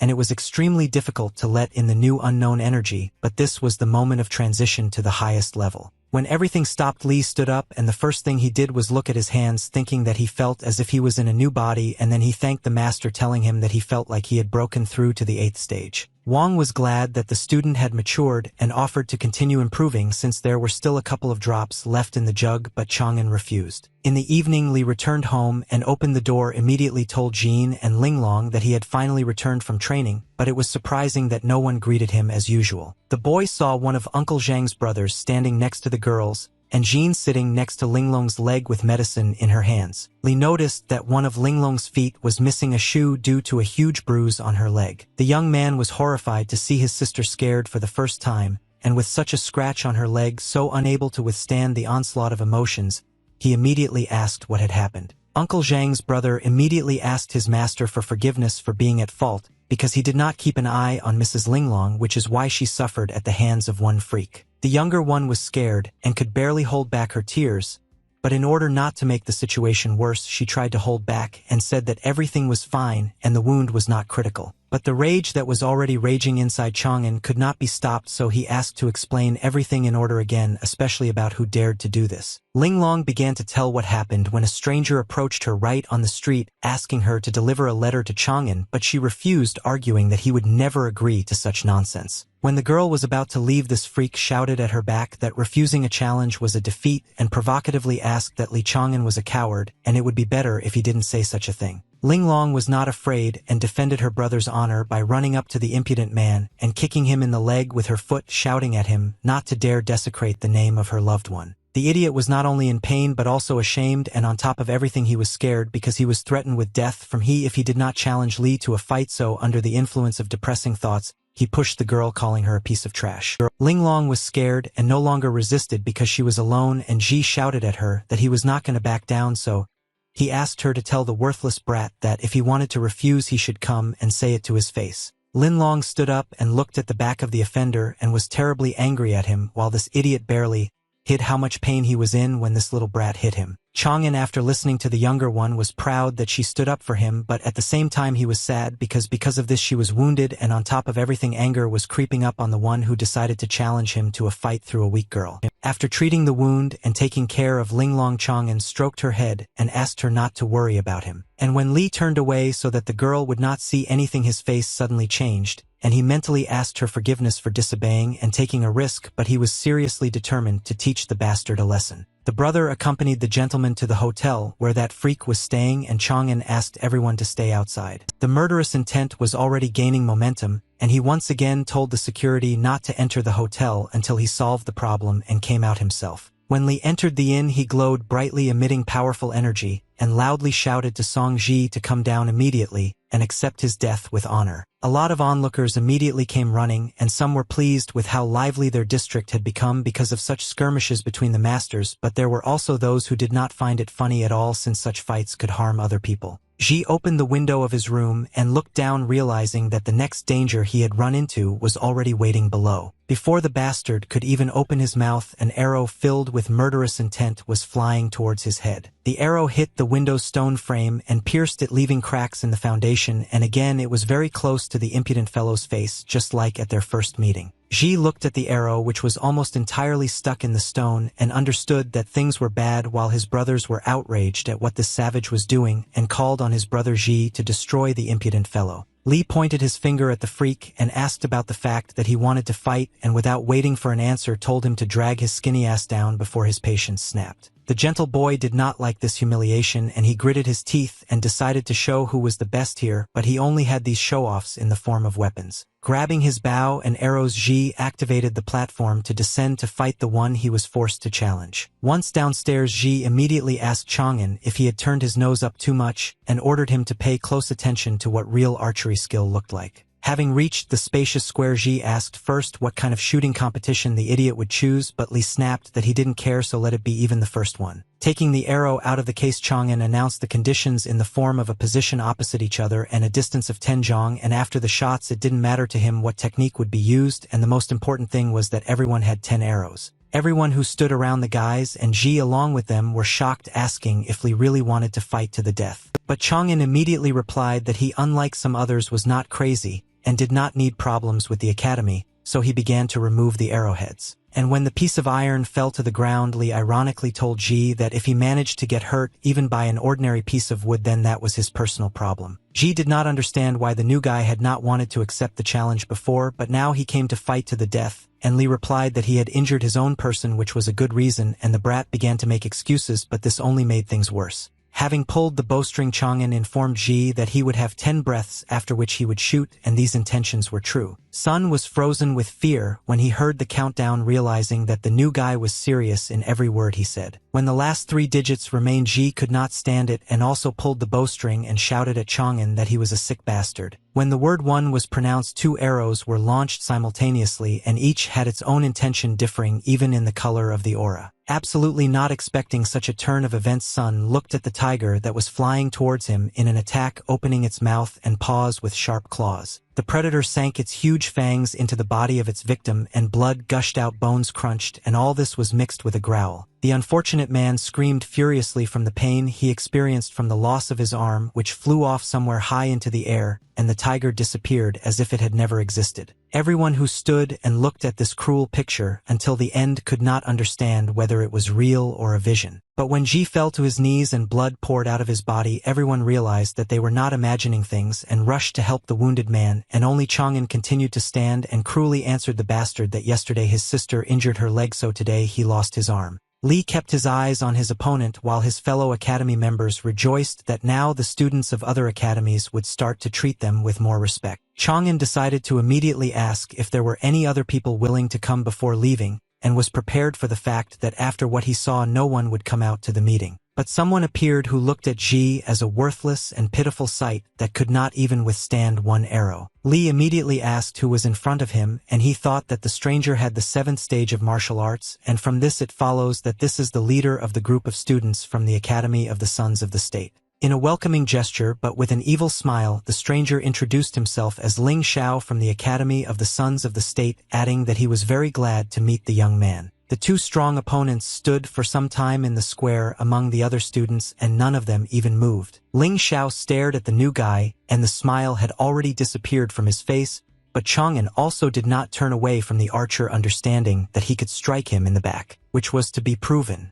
Lin was the first to lose his temper, and pulling the bowstring decided that he would now teach the young fool a lesson, having already forgotten that Ji was kneeling nearby with his arm torn off. Just as the arrow was about to fly towards Chang'an, it fell to the floor with just 1 movement of the boy's hand. Lin was furious about what the hell just happened, and he was even more angry that this brat had made him a laughingstock in front of everyone. All the fighter could do was shake his fist at the young man while Lee spread his arms out to the sides as if to show that he had nothing to do with it. Since all attention was on Chang'an, he wasted no time in announcing that he was giving everyone the opportunity to come to their senses today, and that tomorrow he would personally volunteer to fight against 50 of the best students at once. Lin became even more angry and called the weakling a brainless idiot, and behind him other students shouted out how cool he was, which was even more annoying. But in an instant Xiao restrained himself, realizing that there was a risk that he would not cope alone, and if other skilled archers came out against Chang'an they would kill him with ease. A sly smile returned to the fighter's face, and he stuck to the conditions put forward by the student of the Bailu Academy, who had already turned around to return home. When Li returned home, Linglong still had not calmed down and blamed herself for having started this mess, and now the young man had problems, so she asked to punish her. Chang'an had never been so thrown off track by even the most difficult training, but now he was shocked by such loud statements. But his imagination could no longer be stopped, and the young man imagined the sight of him actually punishing Linglong. Li, driving away such nasty thoughts, jumped up from his chair just in time because Lin did not have time to sit on his arms. Embarrassed, Chang'an assured the girl that it was not her fault that what happened and asked her not to worry because he would sort everything out, but Linglong continued to worry that there would now be a lot of shooters and that they could also set a trap. Jean knocked on the door of the room and opened it and told the guy that some friends had come to see him, to which he thanked her and said that he would come out now. In order not to leave the conversation unfinished, Chang'an patted Lin on the head and asked her to be a good girl, and when he finished his business he would give her a surprise. Without forgetting about his guests, Li left the room and saw that Brother Qian and Brother Annan were waiting for him. The young man was horrified when he took a closer look at Qian and immediately asked what had happened to him, but he timidly asked him not to laugh at him and explained that a student from another academy had challenged him to a competition of counting skills and had released a murderous intent. Li was even more stunned by Brother Annan when he said that the conversation now was not about Chang at all and began to scold him for the fact that he had thought of calling 50 archers to battle at once, and this only meant that he would get even more than Chang tomorrow. And was furious, explaining that Brother Guan had just left to take the county exam, so there was no one to help Chang'an, and reminded him that he had promised to lie low, and Li, smiling, asked him to think less about it because he was getting angrier. Annan seemed not to listen to his brother, and holding out something in his hand said that he had already prepared money for Li so that he could leave their county today, and Chen also suggested that they move to his residence as an option where he would be under protection. Chang'an smiled slyly and thanked his friends for their help, explaining that it was not just for nothing that he felt confident because he had a plan. The guys immediately wanted to know what kind of insidious plan this was, and Li agreed to share with them but asked for their help. When the cards were revealed, the brothers could not believe such a brilliant strategy that was sure to work, and jokingly noted that Brother Li was a real scoundrel, but at the same time approved the plan, saying that he understood everything and Chen supported this. The next day, as agreed, Chang'an came to the meeting place where 50 archers were already waiting for him. Ling Xiao immediately raised his voice and dismissively told the enemy that he had hoped until the very end that he would not come, but now it turned out that he would not get out of here alive. Li also did not remain silent, but in response threw a verbal slap at the impudent man, saying that he was not surprised by such speeches from someone who did not value his brothers at the academy. Therefore, he warned everyone in advance not to blame him if they were hurt, since Xiao had brought them here. Showing his worst side first and foremost, Lin began to shout and curse at his opponent, but then a hand fell on his shoulder. One of Zhao's brothers, who had more self-control, asked the guy not to get involved in a verbal altercation, and he quickly restrained himself. Lin began to explain to his opponent that since he wanted to fight 50 students at once, he would be the first opponent, but Li extended his hand forward and asked the young man not to rush. Chang'an, holding a piece of paper in his hands, said that if the Academy of the Sons of the State decided who would fight against him, then he believed that he had the right to choose the order of his opponents. Xiao agreed with what the opponent said, since there really were such rules, and told the young man that he could choose. Li looked like he came to have fun because he cleared his throat ostentatiously and looked at the list as if he was choosing products rather than an opponent. And the unexpected turn of events was that Chang'an chose as his disciple the 9th stage of martial arts, Xiao Wanba. Everyone began to be indignant and bewildered, since Wanba was considered the worst student, and if Songji's arm was torn off, then for the young man a fight with Li was tantamount to death, and Chang'an was offered to choose someone stronger, and there were about 20 of them. Chang'an put on a casual expression and asked if the enemy was refusing to fight, which meant an automatic victory on Li's part, and he thought that these idiots didn't even suspect that he could defeat them all without lifting a finger. Chang'an crossed out one after another of the opponents from the list of students of the Academy of the Sons of the State because they refused to go to certain death. This was the young man's plan, which she told Anya and Chen about, and now when the 30th of the 50 archers had already been crossed out, he asked if these were really the very best students. Ling Xiao was furious again, and already rolling up his sleeves, he walked towards Chang'an, but he was stopped again by one of his brothers asking him to calm down. The one who was more humble and stopped Xiao for the first time so that he would not get into a squabble now announced that the next one on the list must go, otherwise their academy would be covered in shame, but Lin reminded that all the students could die if they went out to fight. Xiao also reminded his comrade that even if the students lose a limb, it will still be the collapse of their future life as masters, but his brother said that there is no need to worry about this. The young man explained that Xiao should tell the next participant that he would help him by throwing arrowheads containing murderous intent at Chang'an at the moment of the shot, and doing it in such a way that it would remain unnoticed.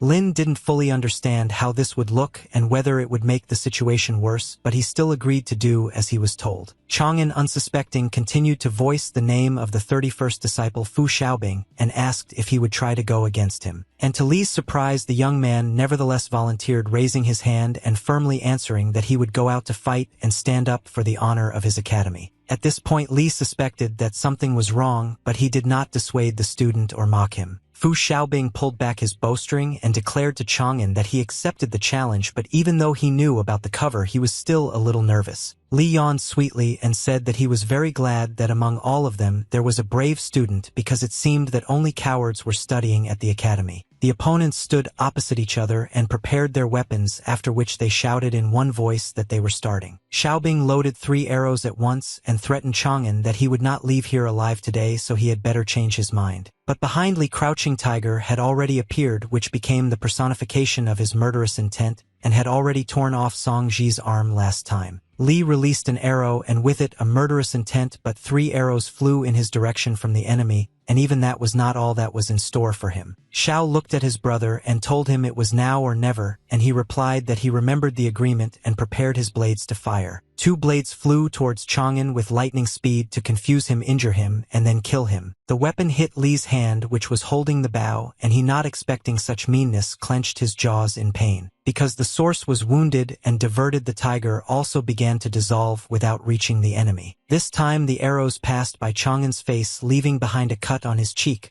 but this no longer caused pain but rather aroused rage. The vile students rejoiced that they had managed to discourage their opponent and most importantly to do it on the sly. Chang'an, without even wiping the blood from his cheek, simply said that in the end, instead of fighting, the disciples decided to stoop so low that they used underhanded tactics. Staring at his opponents with an empty but cold gaze, Li stated the fact that apparently they all wanted to die today and calmly said that he still had 9 arrows. It was this cold calm that provoked the blade thrower to repeat his throw again in order to stop an opponent stronger than all of them. Xiaobing also did not hesitate and launched an arrow filled with energy at Chang'an before it was too late, because he remembered what happened to Ji. Chang'an was not going to tolerate lies and meanness, so he decided to teach 3 students a lesson at once. 3 tigers in the form of 3 arrows rushed towards the opponents at the same time, again with murderous intent. The blade thrower couldn't believe that such a young talent managed to launch 3 intentions at once and tried to dodge the tiger. Xiao could barely maintain the defense that the predator broke through, if not with its claws then with its menacing growl. Xiaobin faced the same fate as Ji, since the tiger again tore off his arm from exactly the same side. Li simply remained standing in place, and after his opponent fell to the ground calmly declared that he had won and then asked who was next. He Ruzhong watched the shooter from the side and liked what Li was doing because he hadn't met such an interesting person for a long time. In an instant he smiled because he felt a fierce desire to kill the brat and have everyone see it.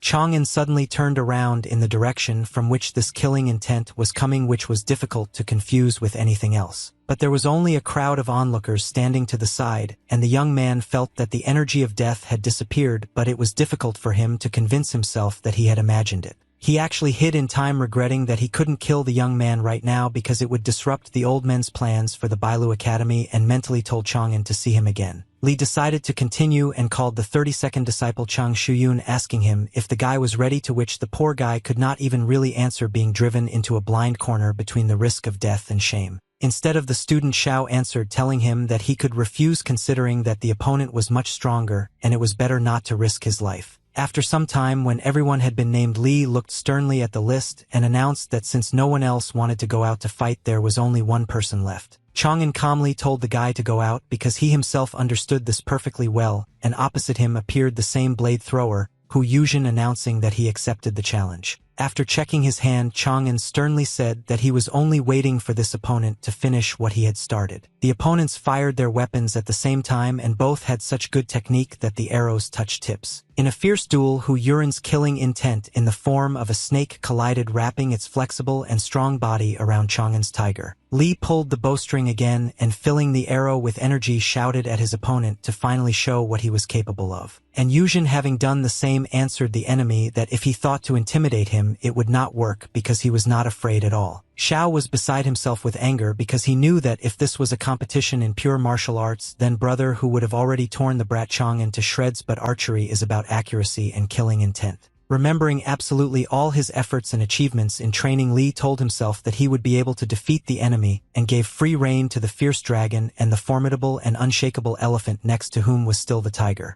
All 3 great beings merged into a single killing intent as their master was at one with himself and did not retreat. Whose snake-like killing intent widened his eyes, realizing that his end would come right now. The snake was shot straight through the body, causing a gaping hole, and for Hu it felt like an arrow had hit his shoulder. Xiao rushed to his brother's aid while he fell to his knees, clutching his wound and no longer intending to get up and fight. Chang'an publicly declared that he had defeated 50 students of the Academy of the Sons of the State, and that the duel was over, after which the crowd rejoiced and praised their hero. Ling Xiao appeared at lightning speed next to the winner and, grabbing him by the clothes, nevertheless broke into a hysterical cry demanding a rematch and calling the young man a cowardly bastard, while he calmly asked if he had somehow violated the agreement. Unexpectedly for absolutely everyone including Xiao Chang'an began to choke on blood and cough. After Li fell to the ground like a dead weight, Lin froze like a statue afraid to move because he immediately heard the crowd start shouting what this freak did to Mr. Li. A large number of not only students but also ordinary people who were watching the fight now rolled up their sleeves and began to attack Xiao, shouting at him that their academy was dishonorable, and no one even wanted to listen, that the student had done nothing. From the crowd of people, Zhao's cries could be heard, and An had already arrived at Chang'an's side, and holding him quietly asked if he had seriously damaged the academy's reputation, since now everyone would whisper that they were vile and vile. Li slightly opened one eye and looked at his friend, after which he let out a light laugh as if answering that he hadn't gone too far. After some time, An appeared on the threshold of Li's house and explained to the sisters that the guy was fine, but for appearances he needed to stay a couple more days in the hospital, and since he was afraid that the girls would worry, he asked to visit. Annan heard quick steps from the side and saw that Madame Yen was already rushing to the gate to ask Jean how Mr. Chang'an was doing. But Jean first looked at Anya to understand what she should do, and he carefully pointed his finger at her mouth, meaning that for Mrs. Yen the situation with brother Li should remain a secret. Jean put on a sad look and said that Chang'an was currently undergoing treatment at the academy, and nothing more was known for now. Yen was so upset by this news that she could not stop herself from worrying and fell to the ground sobbing. Jean hurried to the girl, assuring her that everything would be fine with Li because he was strong, and Yen said that she was ready to do everything in her power for the recovery of the master. Ananu felt uneasy because brother Tai-bai had come up with a good plan but had not taken into account the fact that it would also affect those who really cared about him. Meanwhile, Chang'an himself was in a cave sitting in a hot spring completely naked. Annan came to his brother and told him that rumors about Li's injury had spread like snakes throughout the entire county, and the Academy of Suns was already looking for him to take revenge, so it was better to remain hidden for a while longer. Chang'an stood up and walked towards Anyu when he said that he had brought the young man something to eat, and he thanked his friend. And froze in place, and not even a muscle on his face could twitch from the shock he experienced at that moment as the steam dissipated and he saw Li's naked body. Tai-bai, adjusting his wet hair, stood calmly in place and asked why An had frozen in place. The poor guy turned away, covering his eyes with his hands, and began to shout at the shameless moron about what he was doing and that he'd better quickly cover up his shame. But Chang'an did nothing and simply continued to stand there naked, arguing that they were both men and had nothing to be ashamed of. Annan, unable to bear such impudence, turned to his brother with an ice steak, giving him one last chance to get dressed, and now Li realized that he should obey. While Tai-bai was running away with the food, Annan asked if he would continue to hide in this place for a couple more days. Li did not answer right away but thought for a while, and when he finished his meal and put the plate on the ground, he showed that he had made a decision. Chang'an looked up and replied to brother and that he would indeed stay here for a while until the Dragon Gate competition began. June 20th began with a bright tail of light flying into the sky with a loud whistle launched by people in honor of a special day.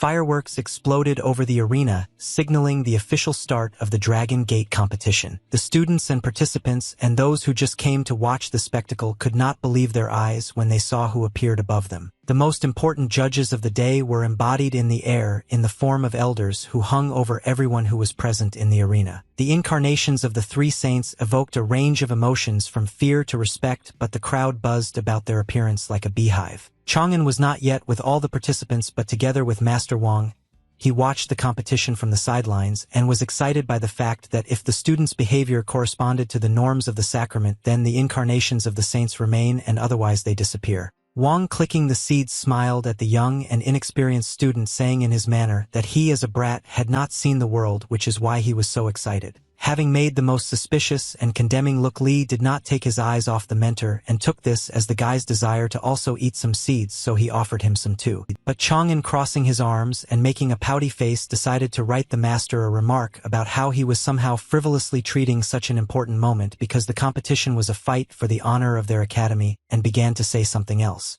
But Van spat the seed so accurately into the guy's forehead that he even threw his head back from such a turn of events and stopped telling something with a dissatisfied face. Lying on the ground with a huge bump on his forehead, Chang'an heard that it made no difference how the mentor treated this, since he would not take part, and asked the guy to let him enjoy the spectacle and once again offered him some seeds, to which he agreed. And now the teacher and his student were watching the competition together, cracking sunflower seeds.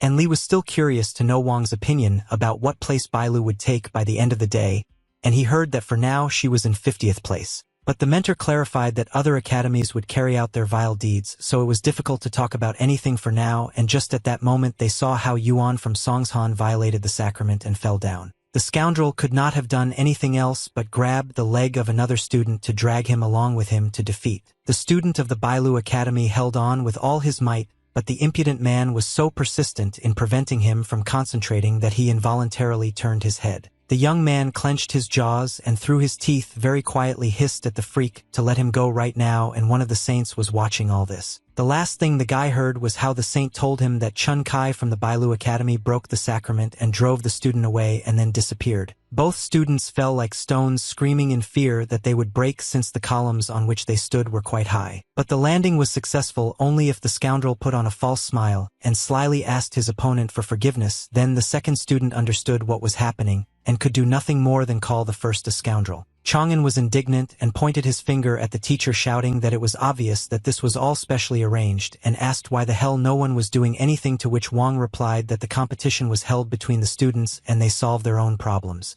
Unfortunately for Bailu Academy, the results of the first day's competition were sad, as they failed miserably in the mystery, which also happened with art, and even if they managed to get into the list, it was only in calligraphy and the 6 melodies of books and songs competition. The opponent looked at the dejected students of Bailu and rejoiced that he would have crushed them in an instant even before the start of the competition, but decided to leave this pleasant feeling for dessert. After all, for such a vile scumbag, the taste of him trampling the Bailu Academy and its students in public was sweet. The 5th day of the competition had arrived, and it was archery, and Chang'an was already there, and his brothers were approaching him, but they had not noticed him yet because they were discussing what Brother Li would have done to these freaks if they had not wounded him. As soon as the students saw their beloved Brother Li, one immediately beamed with happiness, while the other stood in a stupor from exactly the same emotions, not believing his eyes. Chang'an turned towards the direction from which his name was shouted, and also smiled, showing that he was glad to see his comrades. Behind him, the opponents were already looking out for their victims from behind Chang'an's back, preparing to strike immediately. Li, in order to encourage his brothers, reminded them that they were now the face of the academy, which meant stopping humiliating themselves and throwing away their insecurities, and instead walking with honor and pride to victory. Feeling the evil energy, Chang'an looked towards the enemies and warned his comrades that today they had to show off what the students of Bailu Academy were capable of with all their might. When the shooting competition began, the judges lit a stick of incense and the students stood in a stance, and while the stick was burning they had to hit as many targets as possible, after which the winner would be determined. Li noticed that the enemy standing nearby was busy not only hitting the targets but was also preparing to attack him. The opponent's killing intent took the form of a poisonous spear that was about to strike Chang'an's body. Pretending to simply pull the bowstring, Li saw the intention flying towards him and was already angry that these bastards again could not resist committing a meanness, but at the same time he remained in his stance, accepting it as a challenge. Only the brothers did not know that Li was in control of everything, and one of them took the fatal blow on himself, and since the spear hit the young man straight in the heart, blood immediately gushed from his mouth. Chang'an fell to his knees in horror next to his brother, asking why he did this, because those bastards were counting on removing someone from the arena, but he wouldn't let anyone hurt him. Brother Wang argued his actions by saying that even if Brother Li had defended himself, it would have taken away some of his strength, and asked him not to worry and promised that they would clear the way for him to win. It was announced that Wang Qing was leaving the Bailu Academy, and while Li was sitting over a pool of his brother's blood and others were already running to him, the bastard pricked him by saying that he was climbing to the top over the bodies of his brothers, which was a pathetic sight. The students covering Chang'an with themselves shouted at the bastard to shut his mouth, because he had already fully shown how dishonest their academy was, and firmly declared that they would protect their brother from such vile tricks. Behind their backs, the boys heard Chang'an's calm and confident address to them as respected brothers. And when absolutely everyone turned their attention to Li, he silently lowered his hand into the blood of his brother Wang and ran 2 fingers over it. Chang'an stood up and pointed his bloody fist at the enemy, giving his word that today he would teach an important lesson to the students of the Academy of the Sons of the State, and they would even fall to their knees begging for mercy. On his first try, Chang'an was able to hit 20 targets, which was quite a good result, but everyone was waiting to see what the opponents would do. And to his great regret, Ling Xiao was able to hit 23 targets, which he was very proud of, as if he thought that it was all over and he was the winner. As a result, the fierce rivals of the 2 academies hit the same number of targets 27 pieces and ended in a draw. Xiao was dissatisfied with the way the brat Chang'an was behaving, but he looked in his direction where there was something that brought him joy. Namely, Xiao was pleased by the fact that from the Bailu Academy side only this upstart Li Chang'an remained, who alone had no chance against the Academy of the Sons of the State. Li held his exhausted brother's hand, who asked him to win, to which the young man replied that he would not let everyone's efforts to defend the honor of the Academy go to waste. What Chang'an hated most was when people dear to him suffered, and now looking at the enemy he understood that there was no more time to delay and it was time to press on. Lin did not stop mocking the student, and this time he spat at him, sarcastically asking why he was despondent and whether it was because he decided to give up since they had no chance of winning. But Li was so confident in his abilities that he even smiled at the scoundrel and said that on the contrary he was getting bored with them all. And pointing towards the targets, Chang'an suggested not to waste time but to take down 50 of them at once. Of those who watched the competition, some were shocked because it was on the verge of fantasy, and some said that Li was simply drawing attention to himself before he was defeated, and most were already really set on losing. Chang'an decided to challenge Xiao and asked why he grimaced so much at the offer, since everyone in their Academy of the Sons of the State was a genius, but the poor guy couldn't even find a proper answer. And considering that there was no answer, Chang'an immediately got down to business and, pulling the bowstring, said that it could already be considered that he had won. Loaded with murderous intent, the arrow shot like a fiery bullet towards 50 targets, and this was the moment that Li had overcome in training. 50 targets were knocked down by one fiery blow, and the arrow flew further to the end of the arena. Chang'an knew he would do this, so he didn't even look at how things were going behind him while the others held their breath. The students and other spectators opened their mouths wide and had to believe that the impossible had become reality. The students of Bailu Academy proudly shouted out how good their brother Li was, thanks to whom their academy would surpass the others. Chang'an stood with his back not only to the arena but also to Xiao, who was shaking with horror because he did not know what else this mysterious disciple was capable of. The young man became scared because now he doubted his own strength, and this was followed by the fear that he would let the entire academy down. Two more came to the aid of one cowardly scoundrel, sensing that their brother had no guts, and assured him that they would help him cope with the task. Next to Hu Yuzhen, who had treacherously thrown the blades last time, stood his younger brother, and he explained to Xiao that if there was not enough aura of killing intent, they would add their own, because even the master himself had said that they could not allow Baal to take the top. The competition continued, and no matter how hard the students of the Academy of the Sons of the State tried, they managed to get 40 or 41 targets, and then Li allowed himself to gloat a little, returning their own words about not being discouraged. Next in line was Ling Xiao, and he became more confident again as his aura was strengthened by the other disciples. Chang'an immediately noticed that for someone who was almost exhausted last time, the bastard now looked quite strong and filled with energy, and he still couldn't figure out whether he was hiding his strength or something else. Considering that Xiao actually had enough strength for 3 people, his arrow didn't just smash the targets and fly to the end of the arena but also crashed into the wall. The irony was that Chang'an was able to shoot down 50 targets on his own, but Xiao needed more and was able to even the score in such a cunning way. The dastardly assistants picked up their brother Xiao and whispered to him that the plan had worked perfectly. Li saw the 3 students and realized that the scoundrels had decided to combine their 3 auras, and only in this way could they repeat his skill. Chang'an decided not to stop and suggested that Xiao raise the stakes, since they were now tied, and added 10 more targets on top, which was impossible given the enemy's decline in strength. Lin was shocked once again because he himself had almost fallen dead into the arms of his brothers, so he was unable to contain his surprise and asked his opponent if he really still had the resources to shoot. The coward was saved by the trustee of the educational district of the Academy of the Sons of the State, who said that the young men should not torment the targets anymore since both had shown themselves to be the best in shooting. The master of the Bailu Academy also arrived in time and bowed in agreement with the trustee, while Chang'an looked at another cunning face and understood that they wanted to fool him again. The guardian looked at his hand with a sly expression from where energy of the same color as Zhao's was emanating. Birds appeared from a cloud of energy, and the guardian explained that now the targets would be these paper Orioles, therefore the competition would move to the Tsanlian method, and the conditions were the same: whoever hits more targets wins. The master added a rule to the Tsanlian method which states that the participant shoots 1 arrow at the first target and 3 arrows in a row at the second target, so that they fly with their plumage to the tip in a straight line, and the point is counted if all the arrows find their target.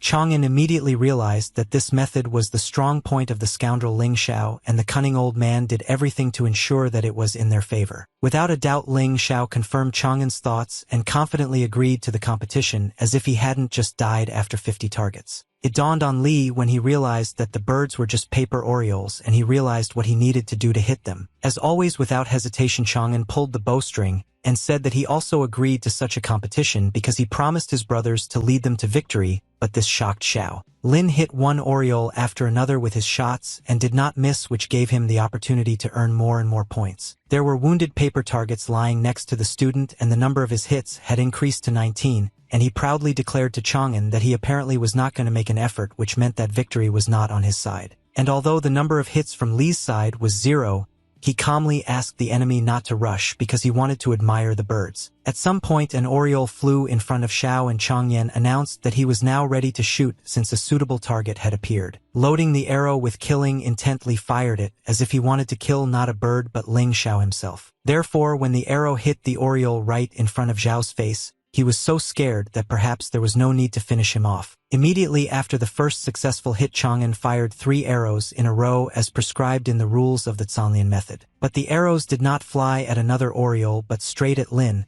who, not expecting such a turn of events, did not even have time to do anything. Xiao stared in front of him at the 3 flying blades and realized that Chang'an had been waiting for such a moment all this time, but he didn't have the strength to move even after realizing it. One arrow tore off Xiao's ear, and the other went through his shoulder, causing him to scream in pain. His brothers shouted their friend's name in horror and were already running to his aid, not believing that he, being so close to victory, fell with such wounds. Zhao's defeat and Li's maneuver caused an incredible range of emotions from Hiruozhong, who had long been itching to throw his fists at Chang'an, and from Brother Anan, who was proud of his friend, and undoubtedly from Hu Yuran, who now saw the meanness in the young man. He looked down at the arena where Chang'an stood and analyzed how the guy hiding behind the targets pulled off such a cunning plan, and recognized it as a rather bold decision that he liked as a warrior. The judge declared Ling Xiao eliminated and ignored the cries of the students' comrades, who tried to refute the judge's words by saying that Chang'an had broken the rules and therefore should be disqualified. Li smiled and asked his enemy what he could have violated if he aimed directly at the oriole, which was stated in the rules, and Xiao was shocked by such a statement.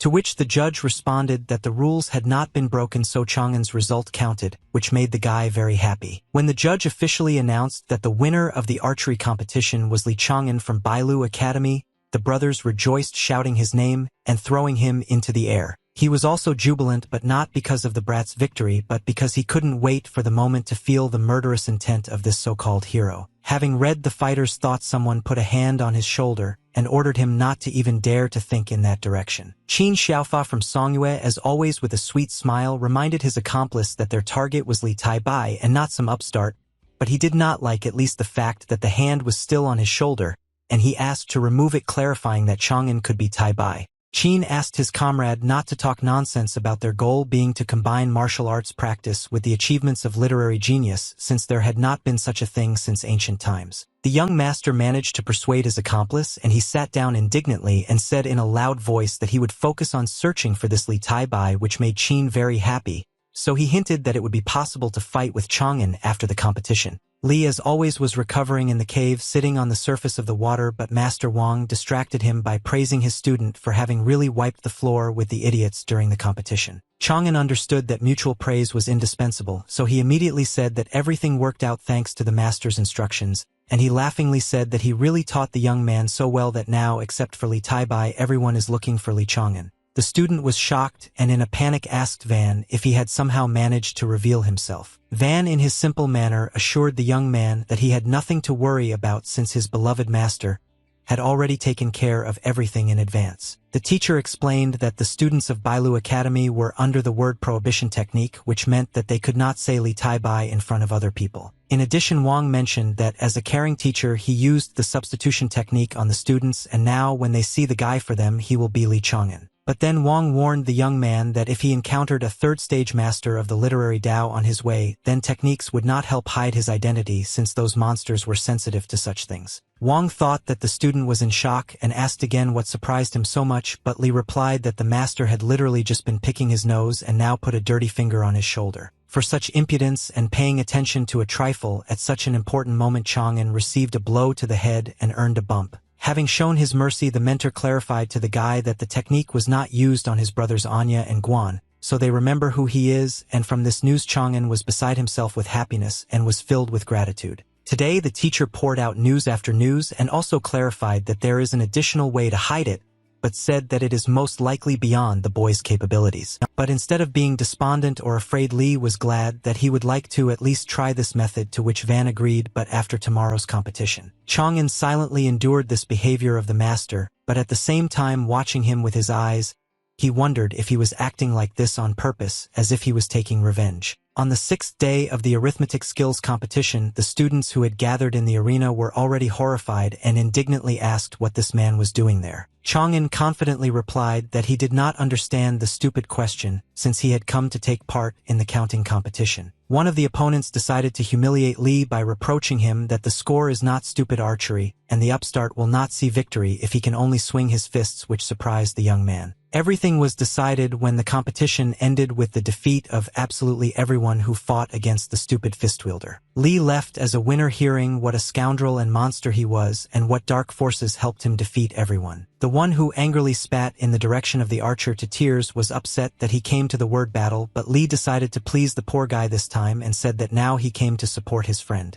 In some places, the students could be heard discussing how it was impossible to be both a fighter and a follower of literature, which meant that Li Chang'an was simply ignorant, and they were also very sorry that Li Taibai would not show up. Li didn't listen to all this nonsense but looked out for his friend, who found his victim faster and quietly approached from behind unexpectedly and painfully pinched the guy, because of which he couldn't even hold back his scream. Stroking his hand, Li asked when he had managed to get in his friend's way, since he had hurt him so much, and the angry, and explained that if Chang'an took part in the verbal battle, he would become the first to win in 3 types of competitions. Annan also added that such a victory would benefit their weak academy, but Chang'an replied that he did not care about victories, and that the main thing was to help the academy, for which his friend called him a fool, and understood that Lee would not change his decision and opinion, so he told him that he would use his creation and return victorious, and the young man already liked this attitude. The judge announced that in the word battle competition, first place went to Annan from Bailu Academy. At the same time, on the battlefield where the disciples fought with swords, Li Lingfeng lost to He Ruzhong and fell to his knees to take second place. The competition was just gaining momentum, and the judge announced that with this intensity the situation would only become more tense, since it was still unknown which academy would win. After the competition, Wang, looking at the results of the young man, announced that 3 first places for Li and 1 second place were very good for Bailu's reputation, and he, while drinking tea, reminded him of a way to hide his identity, and that the teacher would tell about it. The mentor raised his finger, smartly indicating that important information was about to be announced, and said that this method was very simple and consisted of the guy becoming a master of the academy. Chang'an froze in a stupor like a statue, but water from his cup poured straight onto the master's pants, but he did not react to Wang's cries. The teacher was furious, so the brat got another bump on his head, but even so Li asked how he could become a master if he himself was still a student. The master explained to the young man that the academy cannot interfere in the affairs of the students because competition produces strong people, but an attack on one of the masters is like a provocation by the academy. The fame of Li Chang'an is the safety of Li Taibai. Now that the picture had become clearer to Chang'an, he excitedly asked what he would teach the others. Wang started with something that the student would definitely not teach, and that was martial arts, and this was because Chang'an exuded too much killing intent while shooting. But without saying what exactly Li would teach others, the master hugged him by the shoulders, and with a smile warned that if he didn't like the training, the guy would be beaten in front of everyone, and he had no choice but to agree. And while Li was in a wonderful state from the news and changes in life, someone else was smashing stones with his bare hands out of anger. He was furious because he didn't understand where the damn Bailu Academy hid this bastard Taibai, because he didn't show up at any competition and no one knew anything about him. It was as if he disappeared into thin air. Qin calmly said that he was more than sure that the young man was still in the county, but he exploded even more because the man could not simply evaporate, and they would be leaving the county in a couple of days. Looking at the red-hot accomplice, Qin gave him the go-ahead like a dog to take the bone, and informed him that he could resort to extreme measures to find this idiot. At the Bailu Academy, one of the days began in a new way for both Chang'an and the students, since he was now teaching them art and counting, and upon entering the classroom he already realized that the atmosphere was tense, but he had expected this. One of the students stood up and kicked over a desk, thereby showing his protest against the innovations. The young man took it as a mockery that they would be taught by some brat like Chang'an,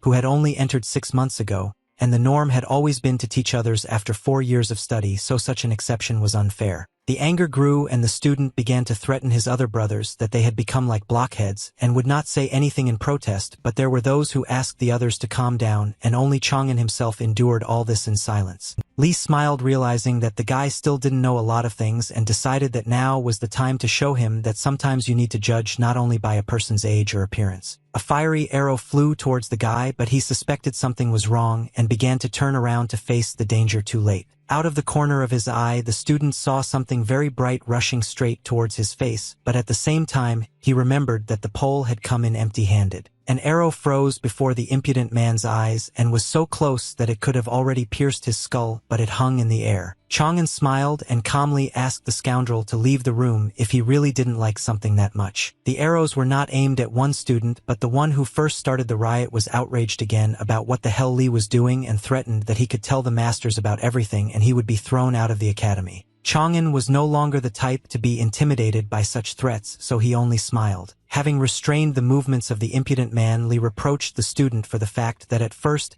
he imagined himself to be an emperor who was free to do as he pleased, and now, like a little child, he threatened to complain. The disciples were unable to move due to the energy that Chang'an applied to them, and it was clear that it was pressing down on their bodies with enormous weight. Lee found another compelling argument that the guys were pathetic because he hadn't seen them at the Dragon Gate competitions and hadn't noticed how they fought for the honor of the academy, like now when the strangers had left the district and now the brats had decided to take it out on their neighbors. One of the students, unable to bear it, raised his head with tears in his eyes and shouted that everything that had been said just now was not true at all. Chang'an loosened his grip and began to listen to the student, who told him that it was because of Lee that the students of other academies began to mock them because the student became a master, and now this only spoils Bailu's reputation. Lee leaned over to the poor guy and asked him directly if he really had no brains, because it didn't take much for enemies to latch onto the next news item from the academy and throw mud at it, but the student didn't understand anything and said that it was all because of Chang'an anyway. The new master pointed out the student's mistake and assured him that all the others like him were simply worthy of being taught by him,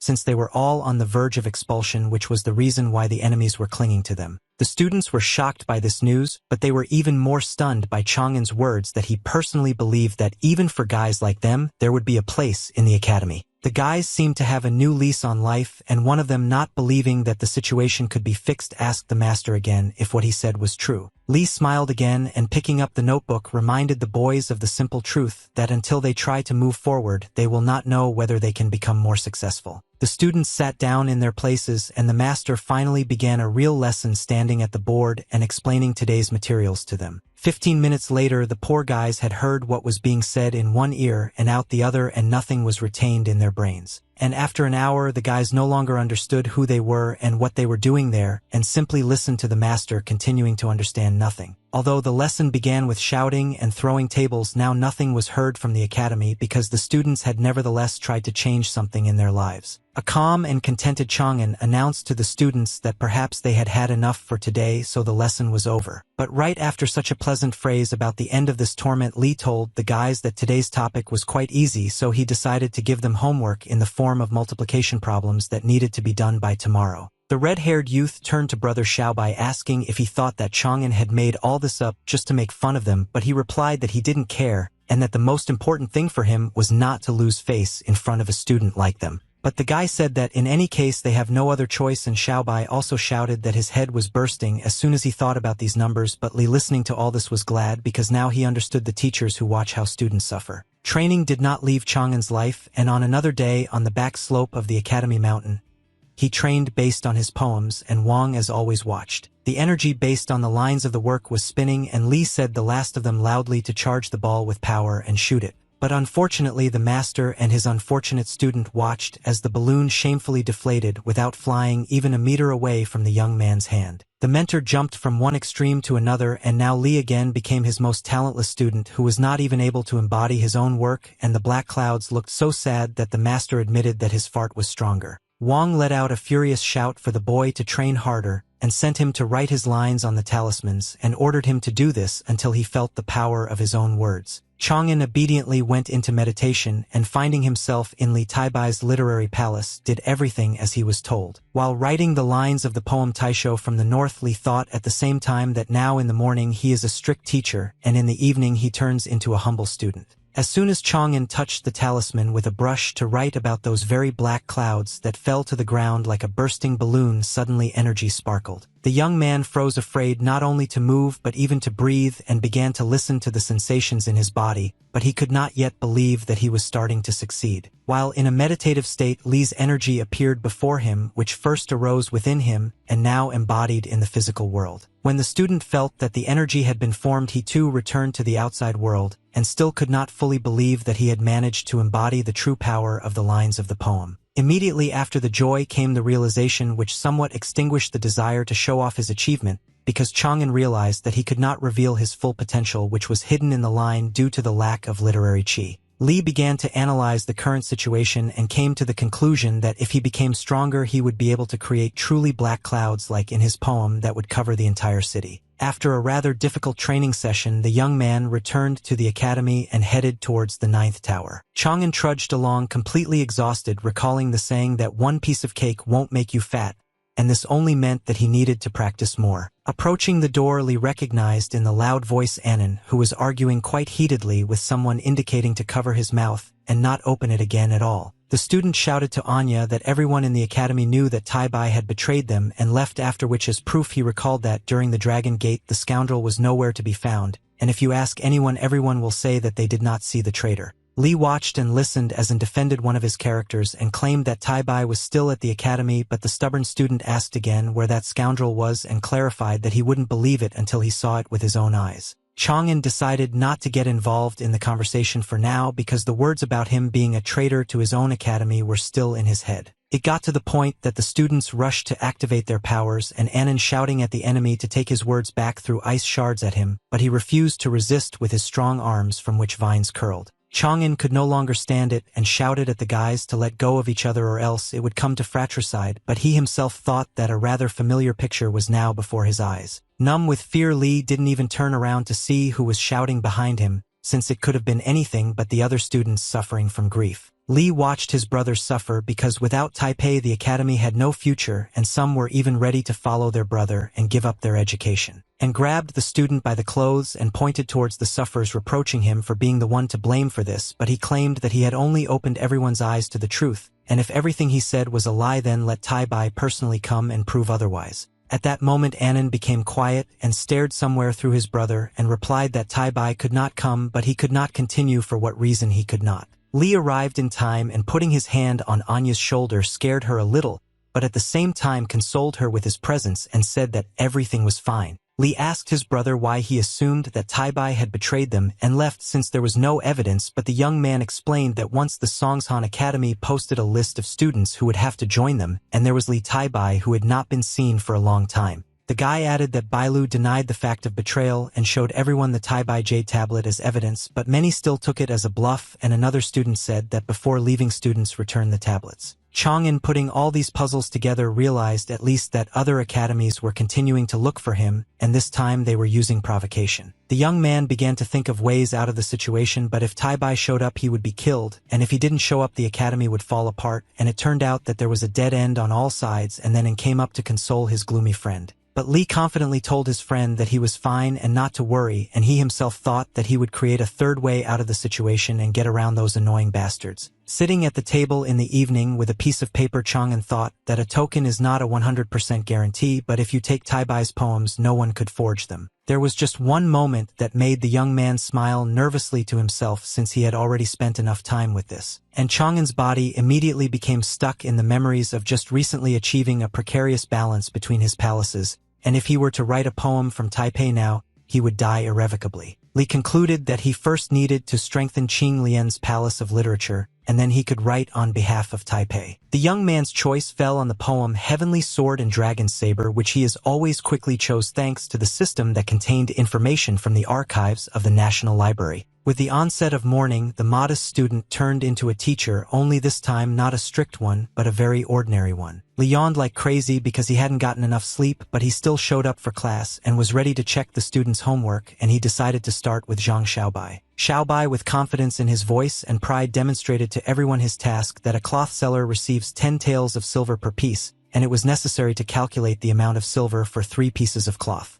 The student was no longer just proud, but his eyes were filled with pride, and he asked the master how he felt about the task, which was clearly worthy of a good grade. But instead of agreement or applause, the student saw only a frozen expression of incomprehension on the mentor's face. The next moment Chang'an twisted his face as if a whole lemon had been put into his mouth, and so Xiaobai immediately asked how he should interpret this. Li decided to start small and asked Xiaobai what kind of fabric his merchant was selling, and he sharply replied that it should be linen, and this was followed by a counter-question whether the young man would buy such fabric for 10 taels of silver, which left him in shock. Chang'an made Zhang directly imagine how such cloth sellers are usually dressed, and when he saw the thoughtfulness of the young man, he reminded him that an ordinary family in their district spends 2 taels on their living, that is, the seller would be rich. Li, like a good comrade, put his hand on Xiaobai's shoulder to show that everything was okay, but at the same time he clarified that a problem like his was good for calculation but did not correspond to reality and therefore was only suitable for theory. Zhang was despondent, but this time he didn't object or get indignant, but was only confused about whether he had succeeded or not. Approaching the door instead of the board, Li called the students to follow him, saying that their lesson today would take place in a slightly different setting than usual. Namely, the master brought the students to a crowded and lively city where they could definitely learn calculus within the framework of real life, which was many times more practical. The students were shocked because this was the first time they had experienced this, and considering that they had not yet fully digested the material from yesterday's lesson, now they would also have to practice. Xiaobai decided to ask his brother again that he had not gone crazy and was not sleeping, but it turns out that the master had completely lost his mind since he did such a thing, but Chang'an heard everything. Li grabbed Zhang's cheek tightly and warned that if he heard one more crooked word in his direction, the guy would fly out of the academy on the spot, to which the poor guy screamed that he understood everything and asked the master for forgiveness. Walking up to the snack bar, Kahua, Chang'an pointed at the sign and said that this was a great option for them to start their practice in calculus. Soon our heroes arrived at Kahua's diner and began to look at the menu and prices of the dishes.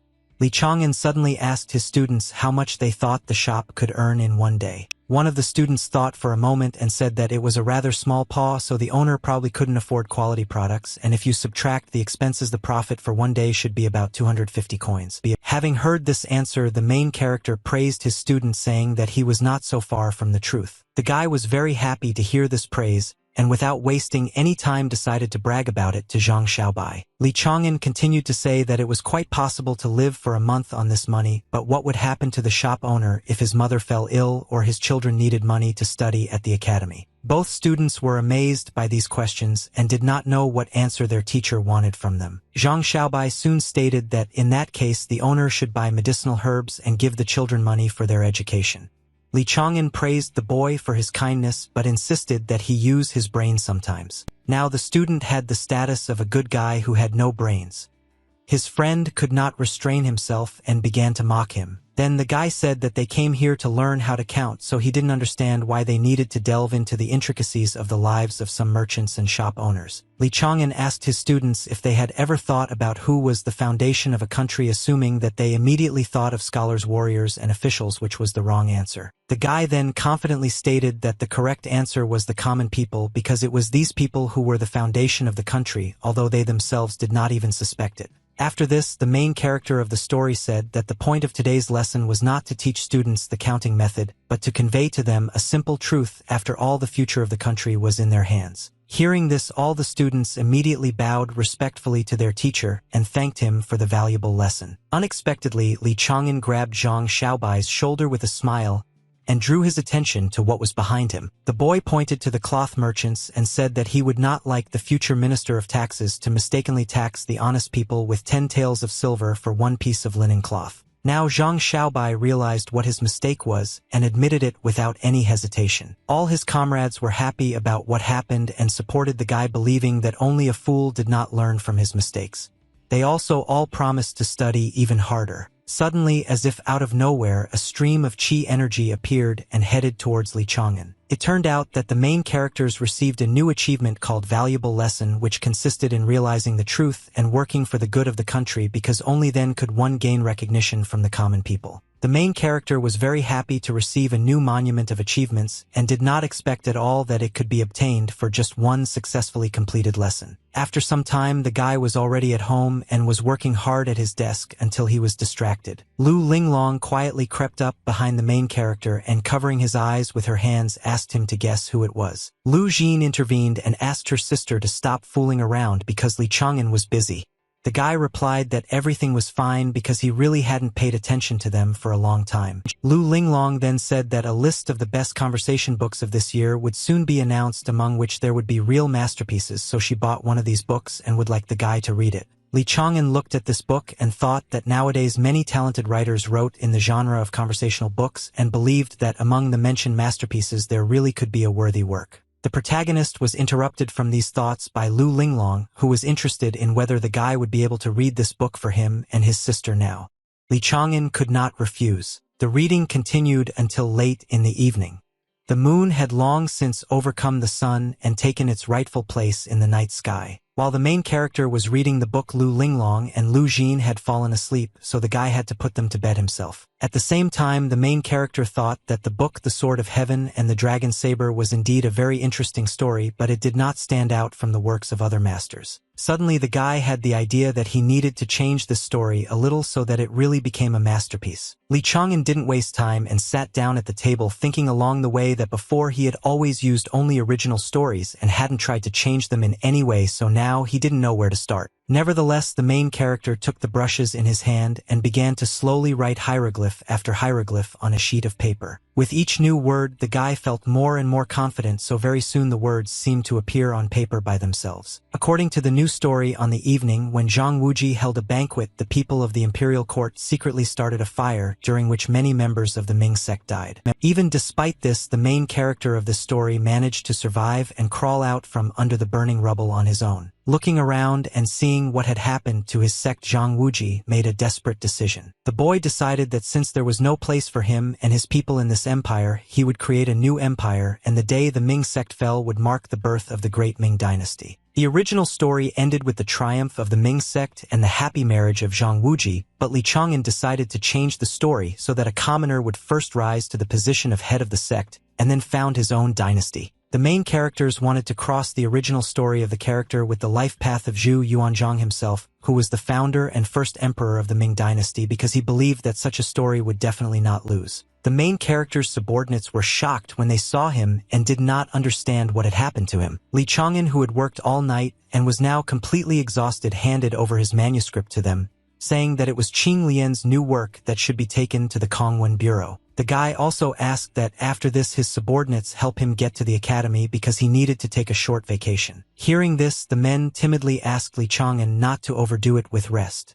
These words greatly surprised the protagonist and Lu Jin. The man explained that, in their opinion, the more the guy rested, the weaker he became.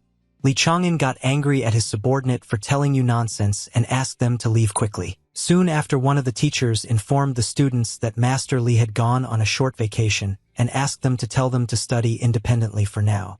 This surprised everyone very much. Suddenly, a student from the neighboring calculus class said with a satisfied grin on his face that Li Chang'an simply couldn't bear the shame and ran away. Everyone was very unhappy with these words and demanded that Xing Hu explain what he meant by saying this. Xing Hu said that the entire district already knew about how Li Chang'an brought his students out onto the streets and allegedly taught there, which only made everyone laugh. Zhang Xiaobai could not stand these insults towards her teacher, and so suddenly rushed at Xing Hu with her fists, simultaneously demanding that he shut up. The guy spared no effort to teach the scoundrel a lesson for his false words and said that at that time their teacher tried to convey to them how important it is to take care of ordinary people. Suddenly, one of the students ran into the classroom worried about something and, turning to his comrades, asked them to stop fighting because there was more important news. The guy said that a new poem by Li Taibai appeared on the list of this month's saints, which has already risen to 33rd place.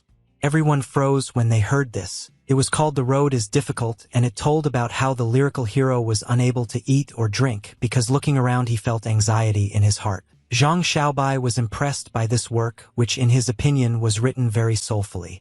The guy was sure that Li Taibai was really the only hope of their Bailu Academy. Xing, who was also happy despite what had just happened to him because this poem meant that Li Taibai had not betrayed their academy. Zhang Xiaobai was unhappy that the guy was saying this because he was one of the first to fall for the provocation of the Academy Union and start spreading rumors about Li Taibai. At this time, the maid who was cleaning near the Wenchang monument turned to her master in an anxious voice and said that something had appeared on the monument. Mr. Typhoon, seeing this, thought about the fact that usually poems appeared on the monument that were recognized by at least 10,000 people and passed the test, but the poem "The Road is Difficult" was recognized by the monument itself. The man then suggested that all this meant that a great upheaval was coming in the near future. Soon it was late evening, but for some it was not a reason to go to bed. He Ruzhong, who already knew about Li Taibai's new poem, thought that he had too easily crossed out all their efforts and suggested that they start claiming that this poem was not written by Taibai. Qin Xiaofa abruptly grabbed his comrade's hand to stop him from waving the jade tablet in front of him and calmly declared that such measures were useless. He Ruzhong reminded them that in a couple of days they would have to return to the northern front, so they urgently needed to do something. Qin Xiaofa replied that they would have to use detours. The guy continued to say that at the moment they didn't have much information about Li Taibai, but it was known for sure that he was friends with someone from the Yin family. Hearing this, he Ruzhong assumed that his friend simply wanted to take revenge on Anan for taking away his first place in the Dragon Gate competition. Qin Xiaofa did not deny this at all. The next day, our hero, unsuspecting, was walking in the 9th tower of the academy, and Anan asked the protagonist how it felt to be a writer who had turned the tide with just one poem. Li Chang'an briefly replied that it was wonderful, and Anan was dissatisfied with such a short answer and asked if this was really all the boy felt. The main character replied that he was not going to write a book with self-admiration and asked his friend to just let him relax today because today he was freed from training and teaching other students. Suddenly, one of the masters addressed all the students and announced that today each of them had to write a commentary on the poem "The Road is Difficult" or express their thoughts on this topic in poetic form. Anan heard this and laughed at his friend and advised him to praise his own work, well, otherwise he would get a bad mark. The main character immediately remembered how 6 months ago one of the masters was indignant that he could not discern the true meaning of the poem "Climbing the Stork Tower" and demanded that he redo his review. Li Chang'an sarcastically agreed that even the author himself simply could not discern the true meaning of his poem, and of course only the great and unattainable teachers of the academy could do so. Some time passed.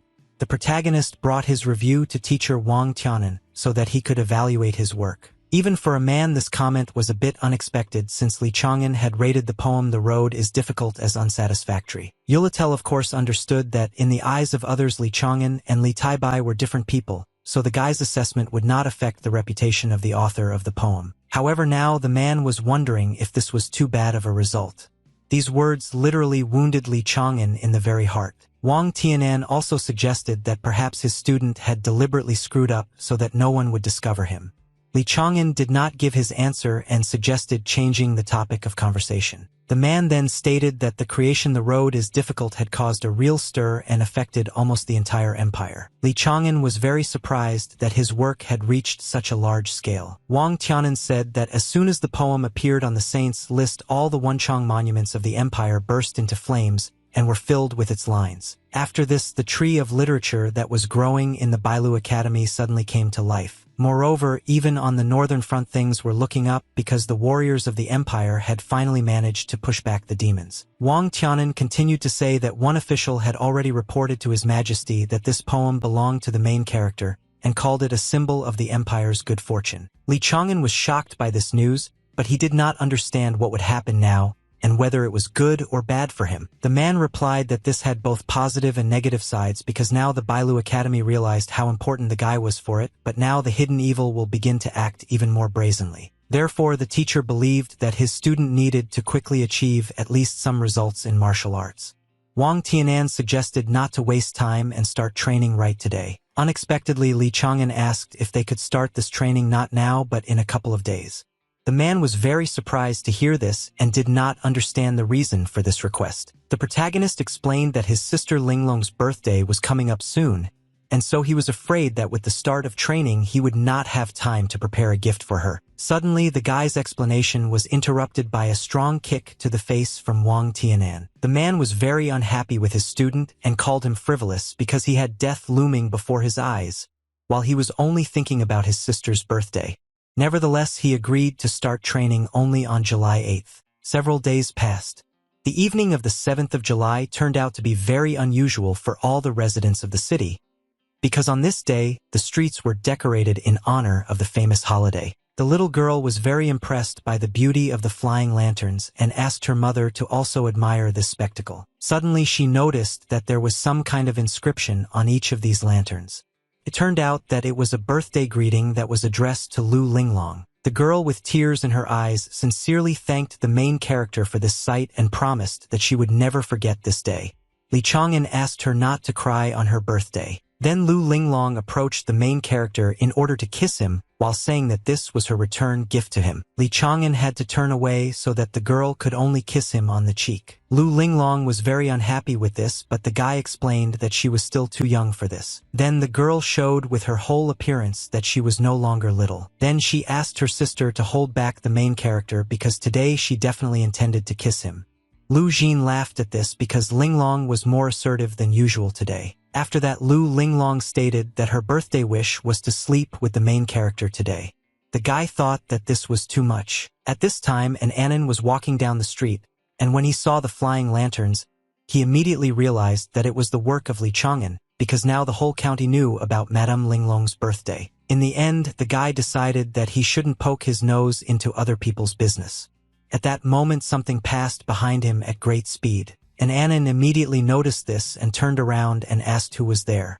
He was very unhappy that someone was sneaking up on him like a rat and asked not to blame him for the consequences. In order to protect himself from sudden danger, the guy did not waste time using his skills, but this did not guarantee his success. The next moment, an Anon was struck by a powerful fire strike which shattered his technique and injured the boy himself. An Anon was shocked by how dense this killing intent was and admitted that he was no match for such an opponent. As soon as the guy without strength fell to his knees, the attacker finally appeared in front of him, who was not at all worried about the consequences. He Ruzhong stated with a satisfied expression that his opponent had pale and smooth skin, just like the girl. Qin Xiaofa asked his comrade to calm down because an Anon could be kept alive. Suddenly, a black silhouette appeared behind the scoundrels, ordering them to stop immediately in a rough voice.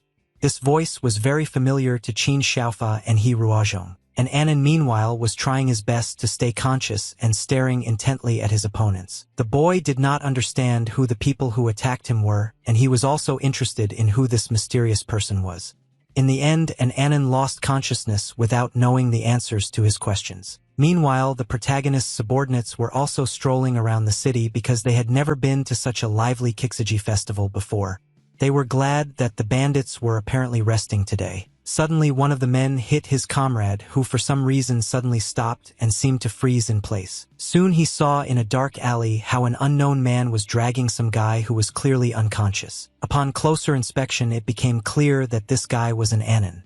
He still hadn't recovered from the attack. Seeing this, the men immediately realized that it was Li Chang'an's friend, so they decided to immediately report what had happened to him. Soon after, the protagonist's subordinates delivered the suspicious guy to their master. The man held the scoundrel and reported that his clothes were of course shabby, but even so it was possible to understand that it was the uniform of a student of the Songshan Academy. The man then demanded that the boy tell everything about the attack on Mr. Anon and threatened to kill him on the spot if he lied. The frightened guy immediately declared that it was not he who attacked an Anon. Li Chang'an couldn't help but notice that this suspicious guy spoke as if he knew exactly who was involved in this matter. The guy immediately confirmed this and said that the same person tried to get rid of him. According to him, it was Qin Xiaofa. Then the guy started to take something out of his pocket while saying that he was the cousin of this scoundrel. Obediently handing over his jade tablet to the protagonist, he introduced himself and said that his name was Qin Changsheng. After that, he said that half a month ago he was asked to accompany Qin Xiaofa to the competition venue, and in the hope that he would be promoted to the rank of Kueijie, he agreed. However, on that very same day, Qin Changshen was vilely attacked by a person he did not expect at all. The scoundrel stood calmly and watched as the guy fell into the water, hoping that the elements would swallow him up. This man was Qin Xiaofa, who claimed that the Qin family did not need a second heir, so his brother had to die. However, Qin Changsheng managed to survive, but a vile blow deprived him of literary qi, and now he could not return home. The guy decided that he would pursue Qin Xiaofa in order to take revenge. The guy then said that he saw with his own eyes how Qin Xiaofa and He Ruzhong attacked an Anon, and therefore hoped that the An family would help him as a reward for saving their son. Despite everything that was said, Li Chang'an did not believe a single word of the guy and called it all nonsense. Qin Chongqing was shocked by this. The protagonist recalled that the guy himself said that he didn't have a drop of literary qi left, so it was hard to believe that he was able to fight off two powerful masters on his own. The excited Qin Chongqing immediately explained that at the moment when Qin Xiaofa wanted to drag his victim away, some unknown person appeared and stopped him. After that, the guy with tears in his eyes swore that he had told the absolute truth and began to beg Li Chang'an to believe him. The main character was in no hurry to give his answer because he carefully thought over everything he had just heard from a guy he barely knew. Still, he said that he believed Qin Chongqing. The guy was very happy to hear this and immediately suggested that the protagonist join forces with him against Qin Xiaofa and He Ruzhong. Surprisingly, Li Chang'an refused this offer without thinking about it at all, which could not help but discourage Qin Chongqing. The protagonist asked the guy to understand that there was no point in him teaming up with a cripple who had lost all his literary qi. Hearing this, Qin Chongqing was extremely upset, but he bowed low before the guy and asked for permission to at least become one of his loyal dogs. The guy swore that if Li Chang'an helped him take revenge, he would become a servant and would unquestioningly follow all orders, even if he became the head of the Qin family. Unexpectedly, the protagonist said that an ordinary oath was easy to break, so he was interested in what the guy was willing to do for his sake. Trusting Qin Chongqing answered that he could secure his oath with a special technique for breaking which would result in death. Li Chang'an agreed to these conditions, after which the conversation ended. After some time, the exhausted Anon was already lying in bed and deliriously asking Li Chang'an to help him. The doctor assured that there was nothing to worry about because the boy's life was not in danger. Li Chang'an was glad to hear this, but he was worried about the fact that it was not safe to be here now. That is why the main character had to think about where he should move an Anon so that he would not suffer anymore. Soon after morning came, the rays of the early sun illuminated the mansion where Li Chang'an lived with his female relatives. And Anon was unable to resist the new day, so he woke up and looked around in confusion because he didn't know where he was now. Li Chang'an, who was sitting next to him, said that it was still quite early, so the guy could rest longer. And Ananya was very embarrassed when he saw the main character holding his hand on his chest. Without wasting time, he sharply hit his friend in the face so that he would immediately remove his hand from him. Lu Linglong and Lu Jin could hardly contain their laughter when they saw Li Chang'an. At the same time, the main character was not at all happy with his condition and asked if it was really funny. And Anon apologized and said that he didn't mean to do it, but any man would react the same way if he woke up in an unfamiliar place with another man. After what happened, Li Chang'an was now certain that a good person would not be rewarded for his goodness. Then the guy reminded that yesterday his friend was attacked, but he saved him and brought him to his home. And Anon said that everything could have been avoided if the main character had not slept in the same bed with him. Li Chang'an was still dissatisfied because he didn't have a big house or another place to lie down. And Anon began to ask for forgiveness again. After this, the main character said that he would forgive his friend if he asked him to excuse himself from today's training with Master Wang, because he didn't want to show up to him with a bruised face. And Anon was happy with this request because he thought it would be a piece of cake for him.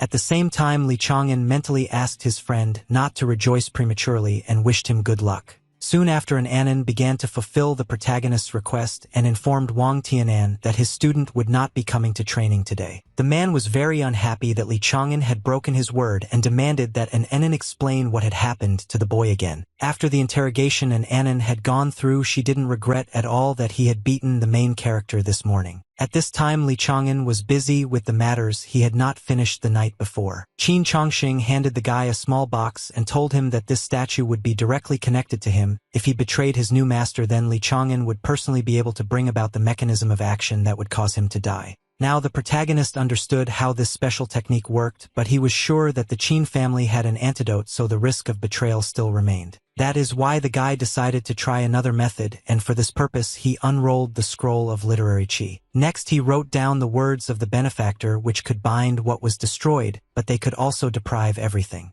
The main character believed that this should work well. He then informed Qin Chongqing that he had created lines that could restore his destroyed palace of literature and allow him to regain control of the qi energy. Without wasting any time, Li Chang'an used the sage technique and transmitted his literary qi to his new subordinate, causing streams of bright energy to rush forward. Having found its target, the energy began to penetrate directly into Qin Chongqing, causing him to be completely discouraged and not even knowing what result he should expect. At that very moment, all the fragments of the destroyed Palace of Literature began to come together as the main character had promised. Soon the jade tablet was collected, meaning Qin Chongqing could use his literary qi again. The boy began to say with tears in his eyes that he could not express in words how grateful he was to Li Chang'an. At this, the protagonist abruptly waved his hand while saying that Qin Chongqing should not rush to thank him. At that moment, a small cloud of energy flew out from Qin Chongqing's chest, causing the guy to lose his strength again, which couldn't help but discourage him. Li Chang'an said with a wicked smile on his face that as long as his new subordinate served him faithfully, this power that he had bestowed upon him would also serve him faithfully. Then the main character showed the guy what would happen if he one day wanted to betray him.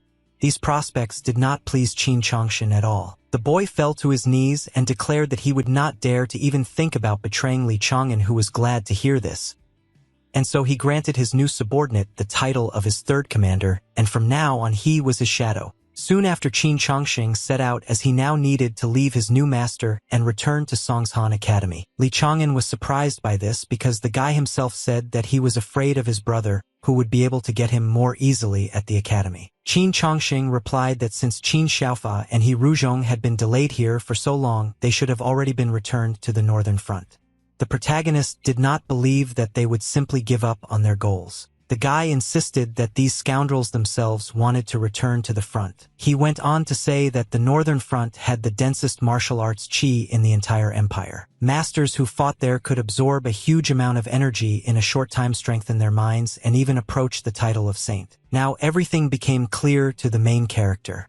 Qin Chongqing believed that while his brother was at the front at the Songshan Academy, no danger threatened him. That's why the guy quickly rushed off on his way.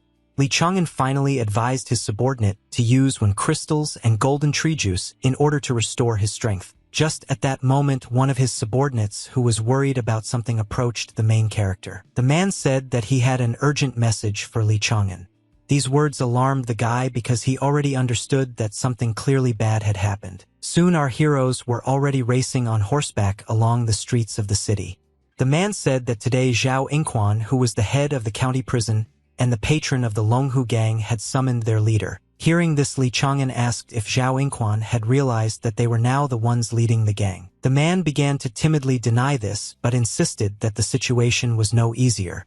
Then the main character asked him to tell everything briefly. As soon as the head of the county prison arrived, he was immediately asked why he suddenly decided to abandon the Longhu gang. The new gang leader reminded the elderly man that they had always been punctual in sending him his share of the earnings. Despite this, Zhao Yingquan seemed to remain dissatisfied with something which caused concern to the new gang leader. Suddenly, the head of the district prison looked at his interlocutor with displeasure and asked if he had really tried to threaten him. The man immediately began to get very nervous and stated that he would never dare to do anything like that. Zhao Yingquan then said that he had not yet given up his status as the gang's patron, and even believed that he could help it subjugate all the other underground gangs in the entire county. However, the old man had a condition that the Longhu gang had to find someone for him by the end of August, otherwise the consequences for them would be dire. After this, the head of the district prison, without waiting for an answer, left without saying a word. The new head of the gang did not dare to detain him. Now the main character was interested in who the 8th rank official could need, since he even resorted to threats. The man said that Zhao Yingquan needed a woman, but he did not give her a portrait or even a name, saying only that she was 28 years old and that she probably had a Fengchuan accent. Li Chang'an was very angry at what he heard and did not understand how they were supposed to find a person based only on this meager information. The main character's subordinates felt guilty about this, so they immediately bowed before him and asked for forgiveness. Li Chang'an clarified that he did not blame his subordinates, so he asked them to rise. At this moment, the guy was informed that Zhao Yingquan had invited the heads of other bands to his place and given them the same task. The main character thought for a bit and decided that for now they should do some reconnaissance and also monitor the actions of other bandits. The subordinates understood the order and began to carry it out. After some time, Li Chang'an was already sitting at her desk studying the scroll with the map depicted on it. The guy needed all this in order to find a mysterious 28-year-old woman with a possible Fengchuan accent. Suddenly, Li Chang'an's attention was drawn to Fengchuan County, which could be the key to solving this problem. Looking at the map, the main character saw that this district was located in the north, where the war was currently going on. The guy didn't understand how this woman ended up here, but he was sure that Zhao Yingquan knew more than he said, so it seemed as if he was leading the gang leaders by the nose. Now Li Chang'an was very interested in what the head of the county prison was trying to achieve. The next day, Wang Tianan met his student with a satisfied grin on his face and asked if he had finally come to him to train. The alarmed protagonist immediately asked the man to be reasonable because yesterday he really wanted to come, but he had urgent matters to attend to. To this, Wang Tianan tried to calm his student down by saying that he had no intention of hitting him with the stick because it was just food for one little one. The guy became very curious about who they were talking about. The man with a sly smile on his face pointed to the huge ferocious panda standing behind him and said that its name was Baby. He also warned that he could not vouch for his behavior. Li Chang'an was astonished by the sight of the huge animal, which was clearly unfriendly. Unexpectedly, Wang Tianan ordered his pet to attack the protagonist in order to punish him for missing so much training. For the man, he said that he had found a great sparring partner for the guy, so he should be grateful to him.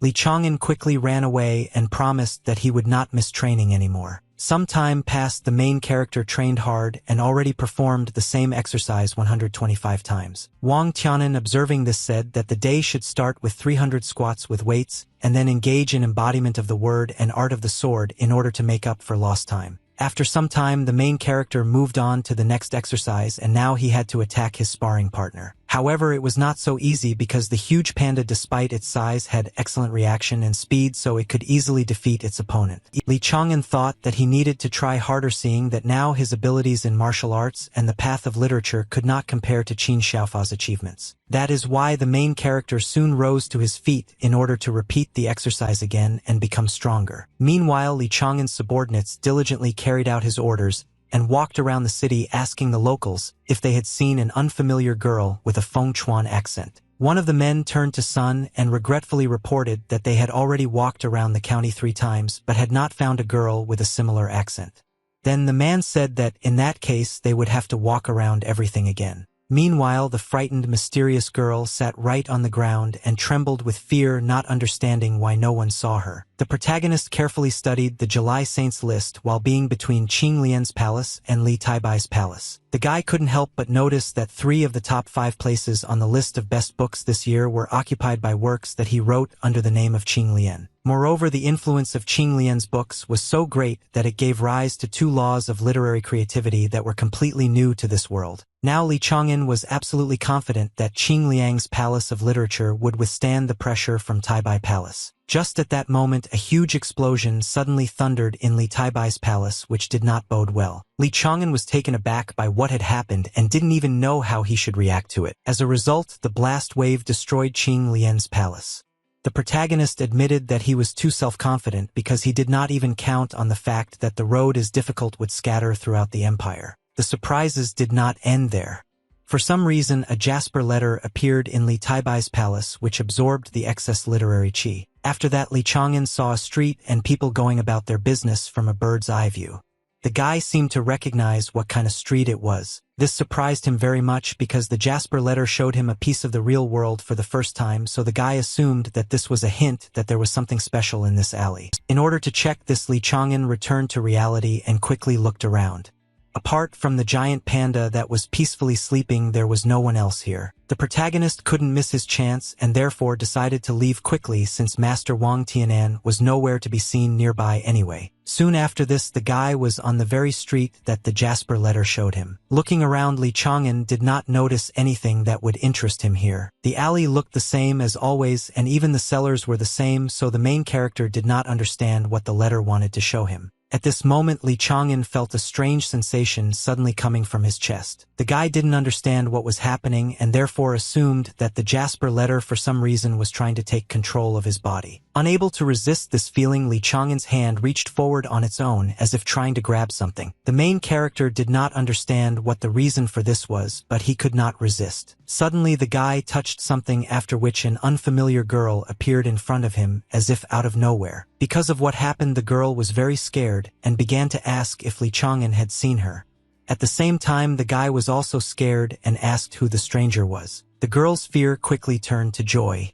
She took the main character by the hand and with tears in her eyes declared that he was the first to notice her. These words frightened the guy even more because he assumed that this stranger was a spirit from the other world, and that is why no one had seen her. Surprisingly, as soon as Li Chang'an snatched his hand, the girl immediately disappeared, as if she had never been there. Li Chang'an was shocked because he really didn't feel her presence before the letter made him touch her with his hand, as if this stranger didn't belong to this world at all. In order to test this guess, the main character touched the girl's hand again, thanks to which she reappeared. The girl began to say through tears that she did not know whether she was a spirit or someone else, but other people did not notice her even after touching her. Li Chang'an was taken aback, but he admitted that if it weren't for the influence of the jade letter, he wouldn't have noticed this girl either. Meanwhile, she was asking if she could go with the guy. Before giving his answer, Li Chang'an first demanded that the stranger tell him who she was. The girl, continuing to cry, replied that she did not remember at all who she was and where she came from. She did not even know why she appeared in this world. The stranger only knew that no one had seen her, as if she did not exist at all. Suddenly, the main character assumed that it was this very girl that Zhao Yingquan was trying to find. Li Chang'an couldn't just leave this poor girl here, so he allowed the girl to go with him if she stopped crying. The stranger was very happy to hear this and promised that she would not cry anymore. Suddenly, as soon as the main character touched the stranger's tear, a strange flash of light appeared. Li Chang'an was taken aback by this and did not understand the reason for this sudden phenomenon. The next moment, a cloud of mysterious energy moved forward at great speed and hit the guy right in the forehead, causing him to lose his balance. The stranger was very alarmed by what had happened, because she did not understand at all what had happened to Li Chang'an. The girl quickly began to bring the main character to his senses because she did not want to lose the first person who was able to see her. At this time, Li Chang'an, as if in a dream, slowly looked around to understand what was surrounding him. The guy looked ahead and thought about how at first the Jasper letter began to behave strangely, and then he met an invisible girl with magic tears. As a result, the main character found himself in the other world and was now looking at the statue that towered above him and did not understand at all what kind of place it was. Li Chang'an was shocked that he had somehow found himself in a completely unfamiliar world that was not at all friendly towards him. Suddenly, the main character's body seemed to start moving forward on its own, which is why the guy realized that he was not in control of it now. However, Li Chang'an could not resist and stepped onto the stone stairs that led up to the statue. At that very moment, human hands appeared out of nowhere and quickly reached out to the protagonist's feet to grab them. After just a few seconds, the guy discovered with horror that he was surrounded on all sides by dead people who seemed to not want to let him go any further. Now Li Chang'an realized that this altar was littered with a pile of corpses of victims. He didn't know what was happening here, but he was sure that it would definitely not end well, so he needed to pull himself together. Suddenly, a mysterious female voice coming from the statue addressed the main character. She said that she had been waiting for him for a long time. Li Chang'an was very surprised at this but still asked who this girl was. At that very moment, a powerful bolt of lightning struck the statue emanating from the dark purple clouds, which only added to the ominousness of the place. Due to this blow, the statue began to crack, but the female voice did not subside. As pieces of the stone shell flew off the statue, the girl introduced herself and said that her name was Jian Linyan. Li Chang'an was of course shocked by what was happening, but he still didn't understand anything. The guy then asked what kind of place it was and why Jian Linyan was waiting for him here. To this, the girl again stated that she was waiting for the guy here. At the same time, the main character continued to be surrounded by the dead. Suddenly, the undead rushed at Li Chang'an and began to ask him to definitely save the girl and bring her back. The main character tried to resist the onslaught of the dead, but they were much stronger and therefore were able to completely surround him. Soon the undead almost completely engulfed Li Chang'an, leaving him no chance of salvation. At that very moment, the dream ended and the main character jumped up from his seat in horror.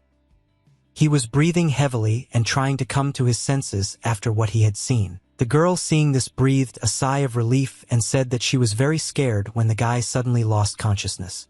Li Chang'an, out of surprise, called out the name Jian Linyan. Hearing this name, the girl asked if the main character had really decided to call her that, which indicated that none of her memories had yet awakened. Li Chang'an said that as soon as he touched the girl's tears, he was transported to some strange place where he managed to meet a girl named Jian Linyan, so he assumed that this name belonged to the stranger. The girl hearing this hugged the main character tightly because she was very happy that now she had a name that she promised not to forget. Li Chang'an asked Jian Lingyan to let him go, and just at that moment Lu Jin and Lu Linglong appeared behind him asking what the guy was doing here. The main character, very frightened by the unexpected appearance of the girls, immediately began to justify himself and say that they did nothing like that. Lu Linglong and Lu Jin were very surprised that the guy spoke about himself in the plural, and so they asked if he was not alone here. Li Chang'an quickly remembered that other people couldn't see Jian Lingyan, so he began to laugh and insist that he was just joking. Then Lu Linglong, without even noticing Jian Lingyan, happily told the protagonist that he and his sister had bought a lot of delicious food,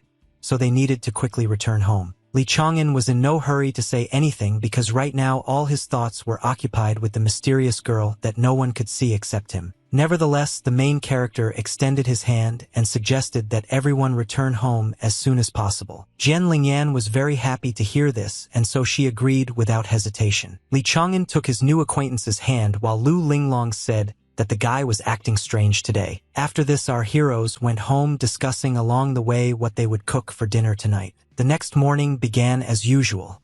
The protagonist left his estate and went to the academy, having warned Lu Jin and Lu Linglong about it beforehand. Jian Lingyan wanted to go with the guy, but he said that it would be better if the girl waited for him at home. He also asked her to try not to scare those two. Jian Lingyan understood who the guy was talking about, but she asked if these girls were really that important to him. Li Chang'an replied that the girl was his friend and therefore he promised to protect her. However, the protagonist considered Lu Jin and Lu Linglong to be his future daughters-in-law, who were the most important and closest people to him. After this, the guy again asked Jian Lingyan to wait for him at home and promised that in return he would bring her delicious food. The girl eventually agreed to this. Soon the main character arrived at the academy, but what he learned did not make him happy at all. Zhang Xiaobai and several of his comrades were severely beaten, but they had no intention of saying anything. Despite this, Li Chang'an held back his emotions and asked in a calm but ominous voice who had done this to his disciples. Zhang Xiaobai didn't understand what would change if they told about everything, because it was the dear son of a county official who did this to them, and an ordinary master of the academy certainly couldn't handle him. The angry protagonist, upon hearing this, ordered that this scoundrel be brought to him immediately and threatened that today he would conduct a special practical lesson for his students. Despite all the arguments that the main character Zhang Xiaobai and his comrades, who also suffered, made, they were in no hurry to tell everything in detail. Li Chang'an was very unhappy with his student and did not understand what was wrong with him, because before he was the first to rush into battle, but now he could not even utter a word. The guy even began to assume that Zhang Xiaobai got punched in the face for some misdeed, but that was not the case. The students tried to help the common people solve the coal issue before winter came. However, a scoundrel named Feng Chungbao beat up the boys under the guise of his influential father. None of the students dared to raise a hand against the son of someone who could put an end to a possible career as an official. This answer surprised Li Chang'an greatly, causing him to think that Zhang Xiaobai had truly grown up and was now thinking about the well-being of ordinary people. After this, the main character encouraged his students and asked them not to dare to give up and endure bullying when the fire of righteous aspirations burned within them. The guy also said that people who were unable to distinguish good from evil did not have the right to decide the fate of people, so if justice was quickly passing them by, they should be shown their mistakes. Soon after, the protagonist and his disciples arrived at the Shoshin courtyard at the Tanta Tower. They were all determined to sort out the situation. Everyone present immediately noticed that Zhang Xiaobai had arrived and brought his master with him.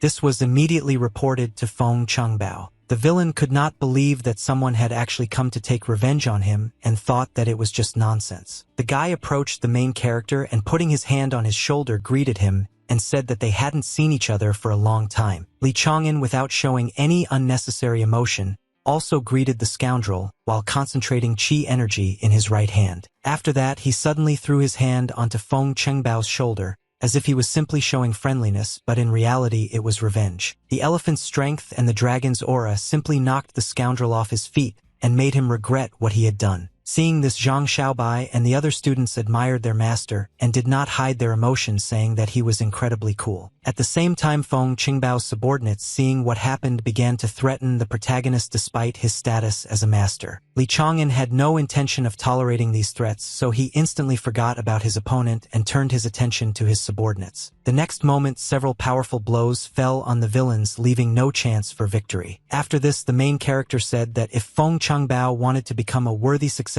to his father, he should think about his behavior and thinking so that such things would not happen again in the future. Finally, Li Chang'an turned to the scoundrel's subordinates and demanded that next time they greet the master as befits disciples. The protagonist students were glad that Feng Qingbai had finally been brought down to earth and believed that no matter how powerful his father was, he would not be able to harm the academy master. Meanwhile, Feng Qingbao was very unhappy with what had happened, and so he vowed to make Li Chang'an regret what he had done. From that moment on, several calm days passed, but soon bad news arrived from the northern front. The excited boy told his friends that in Fengchuan County on the northern front, a breach had formed in the martial arts Qi barrier, causing 3 demon clans to invade the empire's lands. Everyone immediately realized that the Jin Empire was in danger, so without thinking twice they expressed a desire to join the army. Suddenly, one of the masters of the academy intervened in this conversation and demanded that his students cool their heads and not rush to make a decision on which their lives would depend. Despite this, the students categorically disagreed with the man and argued that they could not simply sit back in the rear while the well-being of their empire was at stake. Li Chang'an was already beginning to think about whether he should join the army,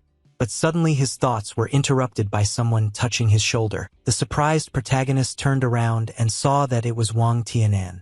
He shook his head from side to side as if he knew what the guy was thinking and was dissuading him from this decision. The man then addressed all the students and stated that all the academies had already sent their senior students, so all they could do now was focus on their self-improvement and humbly await their time. Wang Tianan also said that he would go to the battlefield today, so there was no need to worry about the safety of the empire in the near future. Li Chang'an was very surprised by what he heard, because he didn't expect this from his master at all. Thoughts about this haunted the protagonist until late in the evening. The boy remembered well the last instructions of his master, who asked Li Chang'an to cast aside unnecessary thoughts and concentrate on his training. Unexpectedly, Jian Linyan turned to the main character and said that if the guy was sad, she would also feel restless. At that very moment, a magical tear from the girl fell on the guy's shoulder, causing a small flash of light to appear again. Li Chang'an immediately began to say that he was not sad but simply lost in thought, and so he begged not to be transported to another place again, but it was already too late. The next moment, a bright light blinded the protagonist, causing him to close his eyes. As soon as the guy opened his eyes and looked around, he was stunned by the lack of understanding of where he had ended up. He raised his head up and saw hundreds of arrows flying high in the sky. Li Chang'an guessed that he was currently on a battlefield. Li Chang'an was shocked by what was happening, so now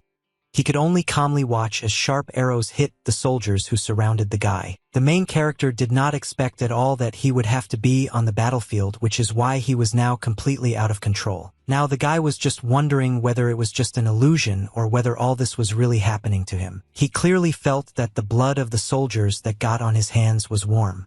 At this time, one of the soldiers loudly addressed the guy and asked him to run because the demons were attacking. This soldier tried to bring Li Chang'an back to his senses, but suddenly fell victim to an enemy attack. The ferocious demon, wielding a huge sword, was able to easily cut the man in half who took the blow on himself instead of the main character. Finally, the barely alive soldier turned to Li Chang'an and asked him to quickly run away from here. Hearing this, the demon loudly declared that he would not allow any of his opponents to escape. The main character, loading the bow, understood that it was a dream but wondered why the blood, the deaths of soldiers, and this whole war were so real. The next moment, the boy released an arrow of murderous intent, but the demon was already approaching to attack him. Fortunately, the arrow was able to hit its target, which gave the main character hope for salvation. However, Li Chang'an was not at all happy about his victory, because the enemy's attack was still able to catch up with him. For a while, there was a lull on the battlefield, as if everything around froze, trying to figure out which of the opponents had ultimately won. Surprisingly, the demon was not hurt at all, and was able to pull out the arrow without harming himself while saying that such a weak murderous intent was not enough to defeat him.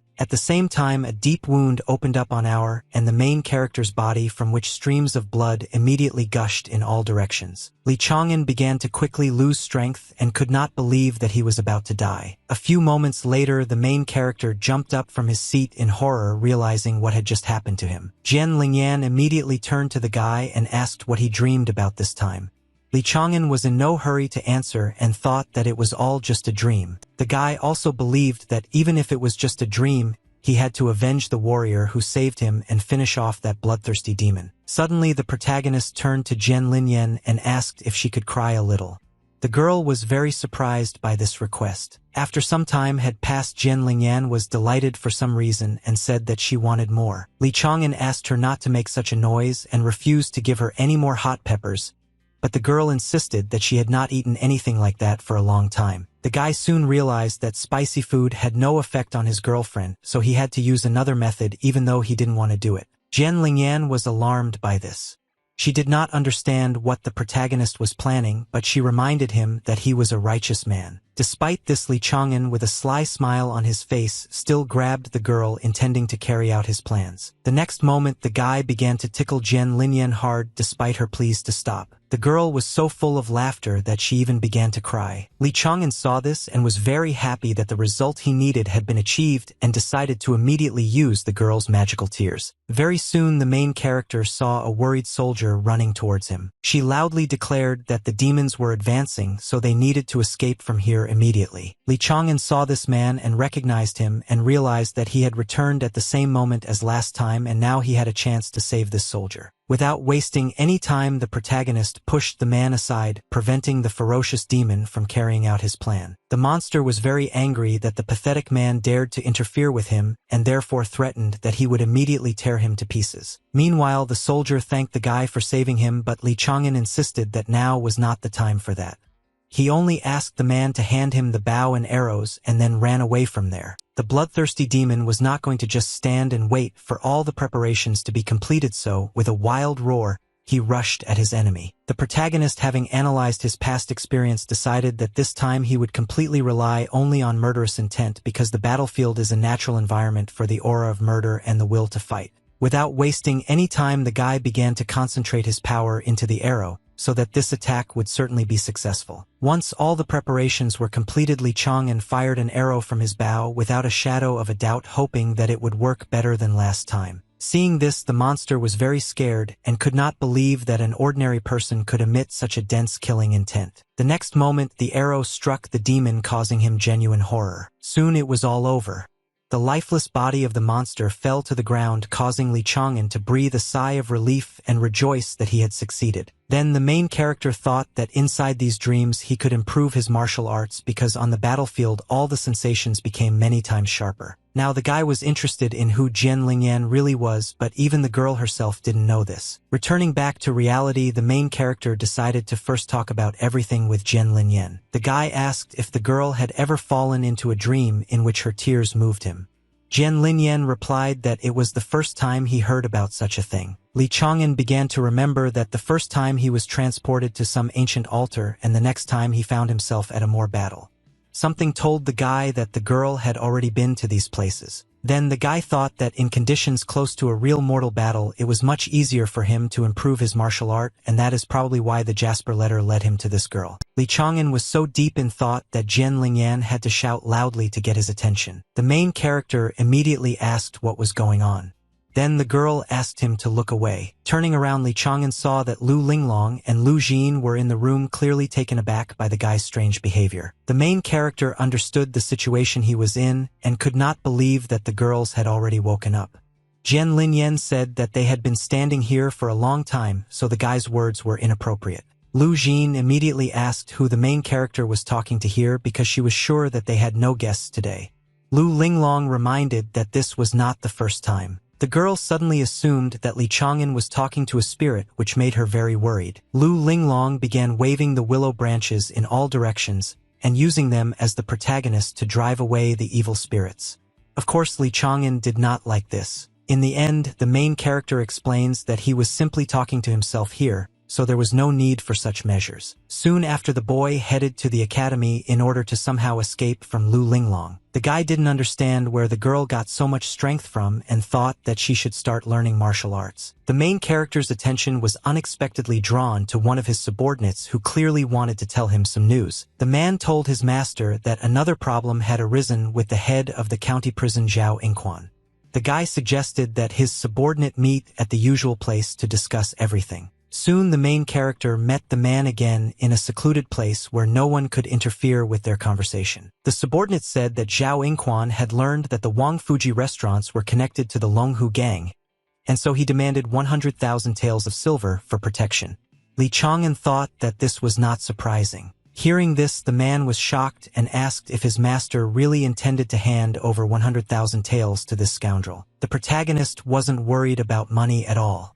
He was more interested in whether Zhao Inquan remembered it too conveniently. All this led the guy to think that this was just a deceptive move which couldn't help but anger him. Li Chang'an believed that the head of the county prison did all this on purpose in order to cause discord between the gangs and then put a puppet he could control well at the head. Old Man Song was very surprised by this and asked the main character what they should do now. The guy decided that first they should prepare the silver and then try to find confirmation of his words, but in case of failure they needed to do something else. The main character's subordinates began to watch attentively as their master wrote down a message with instructions. Using the spilled tea, Li Chang'an wrote on the wooden table that they would have to kill the head of the county prison. Then the guy confidently stated that they could not allow what they had acquired through backbreaking labor to be taken away from them.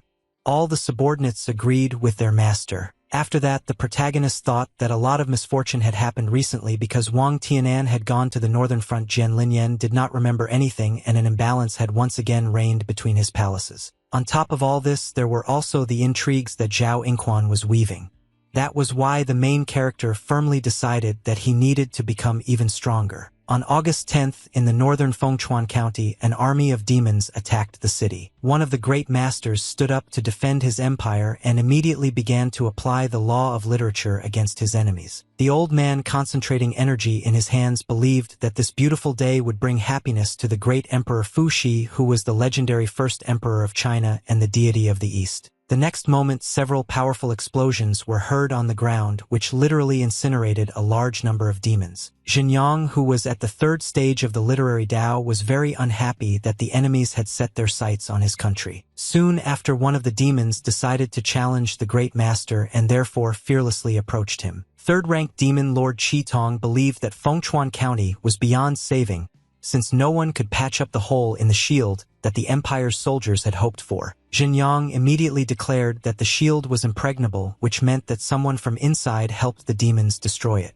Qitong laughed and said that the old man would soon meet this man in the afterlife. After this, the monster began to concentrate its power in order to launch a powerful attack on its enemy. Soon this created a huge column of destructive energy that took the form of a sharp blade. Without wasting any time, the demon began to attack Xinjiang, who was shocked by what was happening. The elderly man tried his best to resist this attack, but it was clear that it required too much effort from him. Suddenly, a powerful explosion thundered in the sky, which seemed to completely engulf the great master and left him no chance of survival. Soon after, the students of Bailu Academy witnessed a sudden bloody rain that did not bode well. Li Chang'an watched the events in horror and listened to the ringing of 26 bells, which meant that the master of the third stage of the literary Dao had fallen. People did not understand whether things had become even worse in the north and refused to believe that the master of the third stage of the path had died.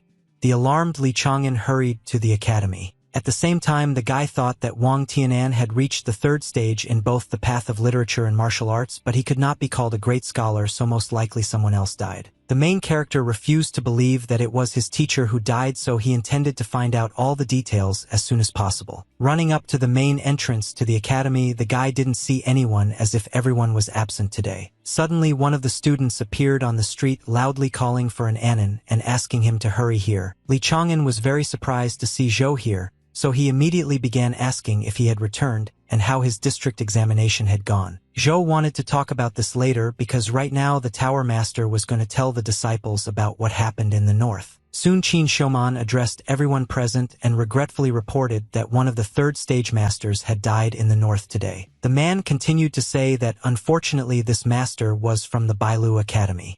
Hearing this, the main character began to get even more nervous because he had already assumed the worst. Qin Shouman reported that this master was Ning Ping. This was because a crack suddenly appeared in one of the 9 shields that were holding back the demonic horde. Li Chang'an breathed a sigh of relief upon hearing the name of the deceased because it meant that Wang Tianan was okay. Qin Shouman continued to say that Master Ping was tasked with erasing the Fengchuan County next to where the crack appeared, but no one expected that a dozen third-rank demons would crawl out from there at once. Then the man using his jade tablet demonstrated to the students everything that Mr. Ping had managed to seal before he died. The 9-tailed fox laughed and confidently stated that once the sacred stone of the demons touched the ground, the shields and the will of the defenders that supported them would come to an end. The demon looked his enemy in the face and happily said that then nothing would stop them and humanity would come to an end. The third stage master of the path of literature, Ning Ping, believed in thwarting the demon's evil plans, and so he immediately applied the law of literature. At that very moment, a huge sacred monument of the saint began to grow straight out of the ground. This monument grew upward until it hit the sacred stone of the demons, thereby preventing it from falling and touching the ground. The students of the Bailu Academy, upon seeing this projection, were shocked by what actually happened on the northern front. Thanks to Ning Ping's self-sacrifice, he managed to protect the other shields, and his last desperate technique partially restored the damaged shields, causing the demons that overcame him to become significantly weakened. Qin Shouman continued to say that it was only thanks to Lord Ning Ping's sacrifice that the demons were unable to infiltrate the Empire's lands. The 9-tailed fox and the other demons were very unhappy that Master Ning had managed to do this to them, so they immediately rushed at him in order to take revenge. At that time, the elderly man was already quite weakened due to the use of powerful techniques, so he no longer had the strength to resist the enemy. All the students of the Bailu Academy were very saddened by the fact that their master had died, and they couldn't even hold back their tears. Despite this, Qin Shouman loudly declared that if they lost this battle and allowed the demon to reach the saint's monument, then all of them would be left without the Empire's most important protection. That is why the man spoke very emotionally that they should not have allowed this to happen, and that now the disciples were needed more than ever by their Jin Empire. The students of the academy immediately stated that they improved themselves every day and studied hard in order to be useful to the academy and the empire, so it would be an honor for them to die in the fight against demons. Zhou was in complete agreement with his comrades, so he was one of the first to show a desire to go to the battlefield. And Annan and Li Chang'an were very surprised by their friend's decision, but they didn't seem to have any intention of dissuading him. That evening they all gathered in the Jiao quarter to discuss the latest news. And Annan was very unhappy about something, which is why he loudly banged his glass of alcohol on the table. The guy claimed that drinking at such a time was incomprehensible. Zhou calmly explained that he wanted to have a drink with his friends before he went to war, and Annan immediately began to ask why the guy wanted to go there since he had just passed the county exam and moved on to the 7th stage of the literary Tao. Zhou began to claim that only on the battlefield would he be able to surpass himself and gain what he had never been able to achieve. In addition, he really did not want to live in the shadow of his father. Li Chang'an surprisingly claimed that his friend was a real man and he admired him. The protagonist wanted to say something else, but Zhou interrupted him and began to argue that if he wanted to somehow help on the battlefield, he should have written more poems to strengthen the shields of the empire. Li Chang'an realized that the guy's argument was useless, so he only promised that he would try to fulfill this order. Suddenly, Annan loudly slammed his hands on the table and stood up from his seat because he had something to say to his friends. The guy decided that since he couldn't dissuade Zhou from the idea of going to war, he would go there with him. Li Chang'an was very surprised by this statement because Annan herself had just dissuaded her friend from this idea. Zhou also did not support the guy because he was only at the 8th stage of the literary path. And Annan replied regretfully that this was not entirely true since he could become a master of the 7th stage at any time and even instantly reach its peak. Zhou didn't understand what his friend was talking about. It seemed to the guy that he understood the words, but for some reason the meaning of these words eluded him. After a few moments Zhou had a guess that was very hard to believe. However, an Anon confirmed that he was indeed the bearer of the Wenlu talisman, which still had 4 more stages to increase. Then Perep showed his friends this talisman and explained that it could easily reach the rank of 4th stage Peak Master. However, this method had its drawbacks because if a guy uses this talisman, it will put an end to his future improvement. An Anon then said that he once met the owner of the Xiantian body who could help him break these shackles, but he was never able to secure his support. Li Chang'an, upon hearing this, immediately remembered the girl who had forced him to leave his hometown when she found out that he had a Xiantian body. She also used ice and frost techniques. The main character quickly threw these thoughts away because an Anon, no matter how handsome he was, still remained a man and not a girl. Then Li Chang'an turned to his friend and said that even if he had a talisman, it took time to absorb the power of Wenlu. And Anon began to claim that his family had their own methods. After that, the guy suddenly used the law of literature to move from the peak of the 8th stage to the peak of the 7th. He was sure that it would not take much time, but he would have to sacrifice 5 years of his life. The next moment, the ice legacy technique enveloped an Anon from all sides, causing him to feel intense pain that he could barely bear. Despite this, the process of transition was still ongoing, accompanied by the movement of turbulent streams of bright energy. Eventually, the boy felt a strong pain in his heart, which marked the end of the process of transition to the 7th stage of the literary path. After what he had experienced, an Anon was no longer able to stand on his feet and therefore began to lose his balance. Before the boy fell to the floor, he was caught by a worried Li Chang'an, who was very worried about his friend's condition. The protagonist asked if the guy had gone crazy, but the exhausted Anon claimed that he had to do it. Zhou admired his friend's determination and believed that it might help him survive on the battlefield. Li Chang'an responded that both of his friends should definitely survive and return. 3 days later, the main character was already seeing his friends off on their way, but he suggested that they stay until the Mid-Autumn Festival since there was no point in rushing to war. Zhou confidently replied that the more they delayed, the worse it was for their brothers on the battlefield. Having heard this, the main character had no choice but to wish his friends good luck. In the end, he promised that he would wait for their triumphant return. Some time passed. In the evening, the little girl turned to her father and asked why he had taken down the lanterns since today was the Mid-Autumn Festival. The man said that a great scientist had recently died in the war, so it was impossible to hang anything beautiful for now, but he promised that when the warriors defeat the demons, he would hang a lot of lanterns. Li Chang'an, meanwhile, was thinking that this war would be protracted and he was still weak and only at the 8th stage, so he had to wait patiently in the rear. Because the protagonist's friends and even his teacher had gone to war, he now felt very lonely. The guy quickly dismissed these thoughts because he remembered that he had sisters whom he had to protect. He also thought that he should go to the perfume shop to help them with their work. Soon the guy came to the right place but saw a large crowd of people near the perfume shop that belonged to Lu Jin and Lu Linglong, which surprised him very much. The girls, with tears in their eyes, for some reason screamed loudly and asked the scoundrel not to touch them in the store. It turned out that several men were smashing the shelves with goods, and one of them declared that they would not allow the girls to trade peacefully here after their master had been insulted. At this moment, Li Chang'an quickly intervened in the situation and used his abilities to order the villains to immediately stop the pogrom. The energy streams hit the right targets, thanks to which the villains were susceptible. The man who led the scoundrels turned to Li Chang'an and asked him with displeasure how he dared to do such a thing to his master's son. The guy realized that these were Feng Qingbao's people and said that they had just attacked innocent law-abiding people, so he would definitely appeal to the imperial court. The villains were not at all delighted with these words and understood what problems they could end up with. That's why they decided to retreat for today, but threatened that the protagonist would definitely pay for what he did to the young master. Li Chang'an didn't pay attention to these threats. At this time, Feng Qingbao approached Zhao Yingquan and asked him to order the county bandits to destroy the perfume shop and kill Li Chang'an. The warden immediately wondered if the main character was somehow connected to the Longhu gang. He decided that he could use the guy to further inflame the situation between the gangs. Li Chang'an hugged his frightened sisters and asked them not to cry anymore because everything was already over. Then the guy thought that Feng Qingbao's father was really a difficult person, so it was impossible to act directly. Still, the main character decided that he would have to get his own people in the county government. Li Chang'an thought that he might be able to turn Feng Qingbao's father into his second pawn.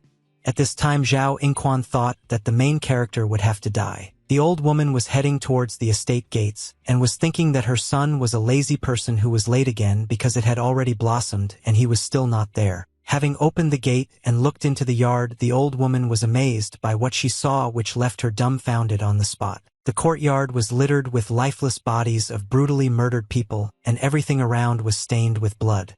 This picture made the elderly woman scream in horror. At this time, gang leader Hong turned to Zhao Yingquan and said that his plan was excellent. The man liked the fact that with one promise to help the Longhu gang, the prison chief was able not only to lure them but also to cause violent discontent among the other gangs. The scoundrel believed that now nothing would stop them from subduing the other gangs and becoming the head of the entire district. Despite this seemingly good news, Zhao Yingquan remained serious and was not at all happy about his success. The old man said that he only did this because there had been too many gangs in the area recently, and this was not conducive to the stability of the city.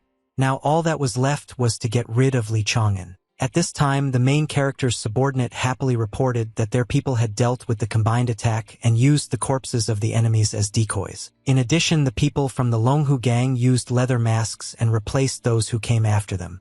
Now they had spies in all the gangs in the county. The man was sure that now it didn't matter to them which of the bands Zhao Yingquan would ultimately support, because in the end it would still be under their control. Old Man Song didn't notice that the protagonist was happy about this good news, so he asked if he was unhappy about something. The guy began to explain that if they caved in to Zhao Yingquan's words this time, he would take advantage of their weakness and continue to manipulate them. Li Chang'an categorically disagreed with this, so he decided that he and his subordinates needed to settle this matter once and for all. Soon after night fell, the bright moon was shining brightly on the mansion where Zhao Yingquan lived. The elderly man had been sleeping peacefully in his bed for a long time, not even suspecting the approaching danger. Suddenly someone's black shadow appeared in his room, which was a harbinger of trouble for the prison warden. Surprisingly, Zhao Yingquan immediately reacted to the presence of an outsider and, using the law of literature, prepared to attack his opponent. In the end, the old man failed to carry out his plans, as he was quickly overtaken by Li Chang'an's sudden attack. Zhao Yingquan, looking closely at his opponent, realized that it was the main character and was very surprised that he was here now. The angry guy was flexing his fists, simultaneously rejoicing that he had finally been lucky enough to meet the head of the county prison in person. The old man immediately began to threaten that the main character would be executed for attacking an imperial official.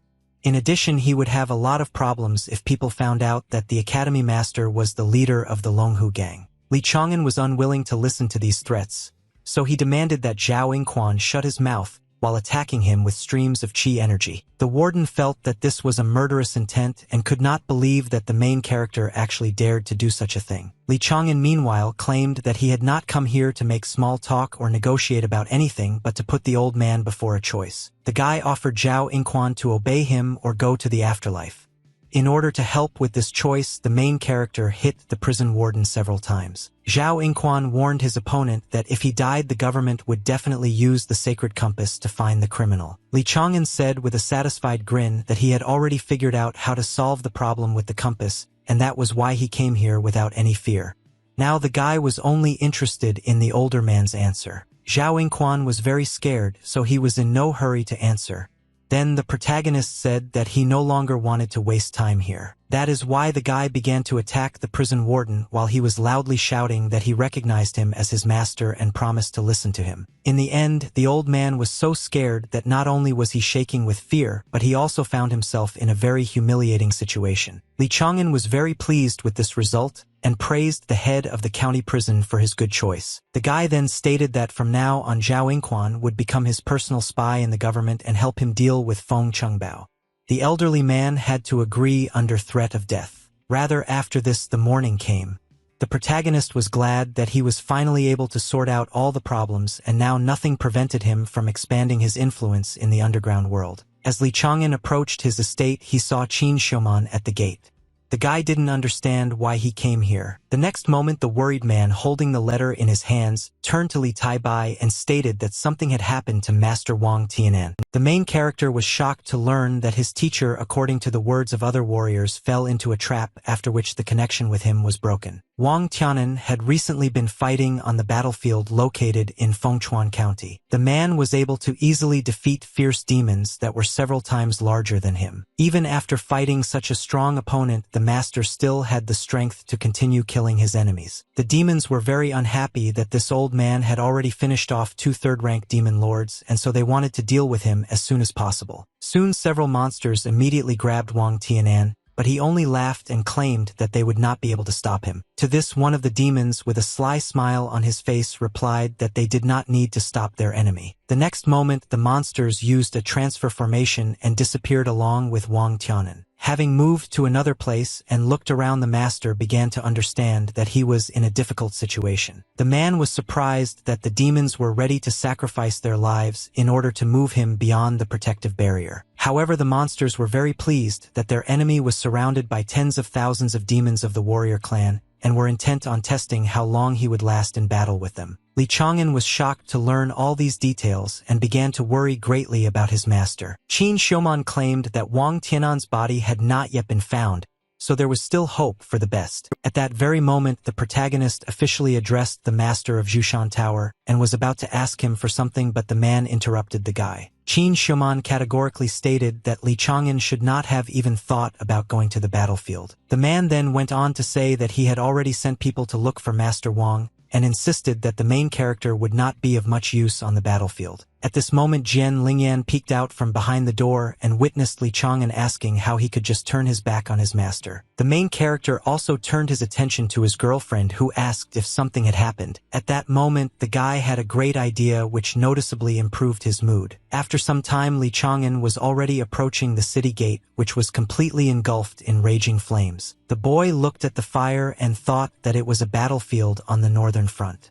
He also assumed that it was the city of Jiong, which had once become a heap of ashes. Then the protagonist saw a mysterious master who used the law of literature to create the flame of the Red Cliff. Unfortunately, not only demons suffered from this flame, but also ordinary people who were trapped and now begged for help. Li Chang'an was amazed because he saw his father and older brother in these unfortunate people, which could not help but surprise him. The guy assumed that these events happened about 5 years ago, and his relatives did not die in battle but burned alive in the heat of a fire that broke out because of someone's equipment. Without wasting time, the main character applied the law of literature in order to create a lake surface and try to pull his family out of the flames. No matter how hard the guy tried, nothing worked for him because the heat of the flame was too strong.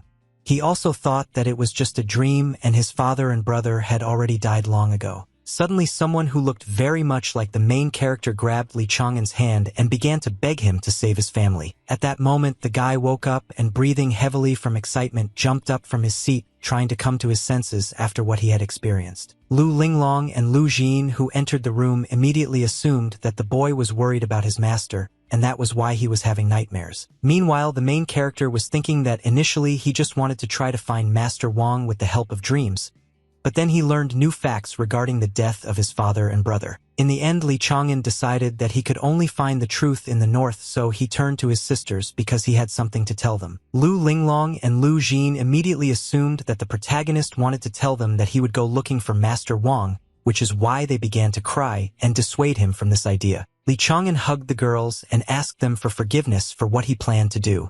He assured them that there were good reasons for it. The main character confidently stated that he had to save his master and find the truth that was hidden from them while helping the warriors protect the empire from invasion. On the morning of September 5th, people who were to go to the battlefield were gathered at the gates of the city, after which the roll call began. The commander read the list of names and came to the name of Li Si, but no one responded to it. Soon some guy who was late for the lineup was now in a hurry and loudly talking about how he was already here. Li Chang'an, who was dressed in a different outfit so that no one would recognize him, claimed that he was Li Si. The reserve army had been moving towards the front for half a month already. The main character was impatiently waiting for the moment when he could join the united army of the empire. Another evening came. The recruits stopped and set up camp in the forest to wait out the night. One of the men cheerfully said that they would soon be leaving Ding'an County, so he offered Li Si to enjoy the tender meat one last time. Li Chang'an, keeping up with his new image, took the meat and asked Huang to stop treating him as if he had just crawled out of the imperial palace. Everyone immediately started laughing and claiming that their new comrade and the people from the palace really did have something in common, for example, that he had never been with a woman. One of the men promised that he would definitely take the main character to a brothel as soon as they passed the next city. Li Chang'an began to claim that he did not need it because someone was already waiting for him at home. This answer greatly surprised the other man, who immediately assumed that his new young acquaintance already had a wife. Li Chang'an replied that she was not his wife yet, but as soon as he returned from the war, he would definitely marry her. The guy also remembered that the night before he left, Lu Jin came to his room and embarrassed him greatly. The girl timidly said that she had already come to terms with the main character's decision, but wanted him to at least leave her the child. Li Chang'an was shocked by what was happening and asked Lu Jin not to rush. The girl did not understand what the reason for this reaction was, and therefore began to assume that the main character no longer loved her. The next moment, Lu Jin passionately kissed Li Chang'an on the lips, causing him to become even more embarrassed. However, the guy was determined to stop this, so he deftly laid Lu Jin on the bed and let's just talk to her. He went on to say that he and Lu Linglong were the most precious people to him, and that was why he loved them very much. After that, the main character said that it was all about martial arts because according to Wang Tianan, one could not do anything like that until the 6th stage of martial arts was reached, otherwise all cultivation would collapse. Lu Jin heard this and immediately began to apologize and was about to leave, but Li Chang'an asked her to stay. The main character hugged the girl, and in order to at least slightly dispel her anxiety, he promised that when he returned from the war he would fulfill her wish. Lu Jin promised that she would wait for this moment. As a result, Li Chang'an transferred all his shops and restaurants to Lu Jin and Lu Linglong so that they could take care of business in his absence. Jian Lingyan didn't have any fighting skills, so the protagonist left her at home to wait for his return. Also, thanks to his connections, the guy was able to transfer all 4 points of the moon reflection into the hands of Yan Qingshi. Now, the guy believed that even if he didn't return, his dear people wouldn't have to worry about money and other small concerns. Soon Wan ordered all his comrades to stop talking and go to bed, and it was time for the sentry to go on duty. The soldiers were glad that they would finally be able to sleep, so they immediately went to their tents. Li Chang'an also fell into a deep sleep, not worrying about anything, but he still kept his sword close to him. The night was quiet and did not foreshadow any trouble. It was the perfect time for something unexpected to happen. The main character suddenly opened his eyes because he was awakened by loud sounds coming from the street. The sentry, being surrounded by enemies, loudly called to his comrades, informing them that they were being attacked by bandits. Li Chang'an wasted no time in getting out of his tent, not forgetting to grab his weapon. Suddenly someone grabbed the guy by the shoulder in order to stop him and prevent him from doing something rash. Wan quietly said that it was too dark now and they would not be able to distinguish enemies from their comrades, so it was reckless to rush into battle. Then he asked the guy to follow him. The main character trusted his new comrades, and while there was chaos in the camp, they quietly headed in the opposite direction. Having gone around the robbers from behind, they saw a separate group which consisted of only 4 scoundrels. Without wasting any time, Wan ordered his comrades to immediately attack and kill these bandits. Unexpectedly for everyone, it was Li Chang'an who was the first to rush into battle. His speed and fearlessness greatly surprised his new comrades. The protagonist ran forward and thought that luckily Wang Tianan taught him the basics of the ball's path, the first pillar of which was swiftness. The second pillar was precision, because one had to be ready to strike the enemy's weak points at any time. The third pillar was agility, so that every swing of the blade would take the enemy's life. The next moment, Li Chang'an rushed through the group of bandits with great speed and skillfully swung his sword, managing to behead 3 of them at once. Shaking the blood of the villains off his sword, the guy thought that the beginning had been made and now he had officially entered the battlefield. The recruits were trembling with fear because everything around them had suddenly become too quiet and there were no bandits to be seen anywhere. Soon one of them decided that it was necessary to light a torch, believing that if they could see their enemies they would be able to defeat them in an instant. Seeing that the recruit had lit a torch, Wan immediately ordered it to be put out immediately, which discouraged the already frightened guy. The next moment, the bandit's arrow hit the recruit, who was holding the torch in his hand, right in the neck, as he was too visible a target. After this, the attack of the bandits continued, so Wan ordered everyone to quickly disperse. The man was not at all happy that they had losses and did not understand whether the recruits did not know that with a light source in their hands they became an easy target.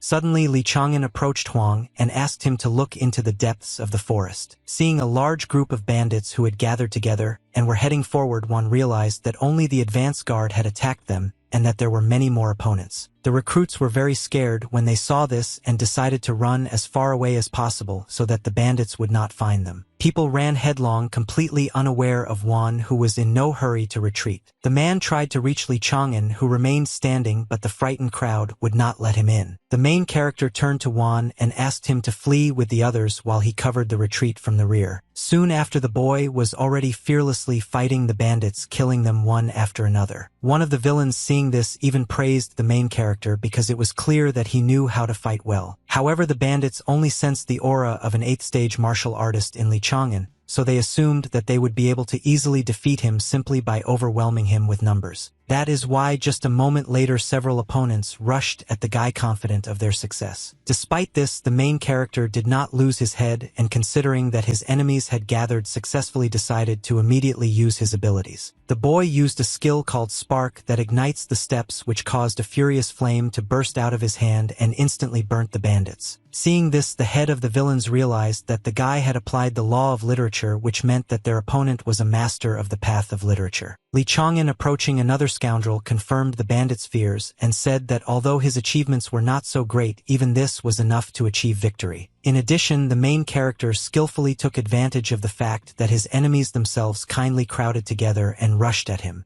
This helped the guy kill the villains one by one. When another group of enemies was destroyed, Li Chang'an stopped to wipe the blood of the enemies from his face and looked around. Seeing another group of robbers, the main character decided that now he had to deal with them. The bandits did not understand how such a strong warrior could end up in the ranks of the reserve army, and considering that they would not be able to cope with him, decided that they needed to retreat and call the Demon Lord. Li Chang'an clearly heard that the scoundrels were trying to call the demon, but he did not fully understand what it actually meant. In order to find out, the main character immediately attacked one of the robbers, but this time he was in no hurry to kill him. The guy demanded that the scoundrel tell what demon they were talking about. He was also interested in whether the robbers really decided to betray humanity and join the demons. The scoundrel, with a satisfied smile on his face, explained that they were simply tired of the annoying foundations and they liked the way of life of demons better, so they themselves turned into demons. Li Chang'an didn't want to listen to the scoundrel to the end, so he mercilessly strangled him with his bare hands. Then the guy thought that the bandits themselves helped the demons get deep into the empire, and because of this the situation became even more dangerous because this could soon start happening everywhere. However, the main character was not going to stay away and therefore went away. The guy thought that he needed to quickly report what he had learned and get out of the bandits' territory because the empire had to know about the danger that came from within. Suddenly, the main character felt danger approaching, which forced him to forget about his intentions for a while. Li Chang'an stopped abruptly and loudly addressed the unknown enemy, asking who he was. The next moment, a truly ferocious demon appeared behind the guy, who now knew who dared to disturb his subordinates. The main character was amazed by the sudden appearance of the enemy because he did not even notice how he moved behind him. The guy tried to attack the demon by swinging his sword sharply, but the monster managed to jump away in time. At the same time, he asked what the rush was for. The demon then approached the lifeless body of one of the bandits and asked Li Chang'an for permission to eat a little before continuing their battle. After this, the monster began to devour human flesh with great appetite, while the main character stood aside and watched this as if not believing what was happening. Li Chang'an was very unhappy that the demon allowed himself to behave like this, but he couldn't just attack. Meanwhile, the monster said that for the first time he saw a person who killed more people than him and therefore offered the guy to become his follower and be the first to complete the conversion into a demon. Li Chang'an was not interested in this at all, so he only asked how the demon managed to cross the border of the empire and end up here. Hearing this question, the monster became angry because he understood that the main character was not going to accept his offer, but for the demon himself it was even better. Li Chang'an remained silent and stared at the enemy, because he felt that something unexpected was about to happen. The next moment, the demon suddenly jumped up and attacked the guy with lightning speed, simultaneously claiming that turning him into a demon by force would be much more pleasant. Li Chang'an was seriously wounded in the chest but seemed to be completely unharmed. The demon, after his attack, did not go outside the window for a quiet otherwise to think about the fact that something was wrong here. In order to find out what was going on, the monster slowly turned his head back and looked at his opponent, who was still standing on his feet. It turned out that the main character was not hurt at all thanks to the black iron armor.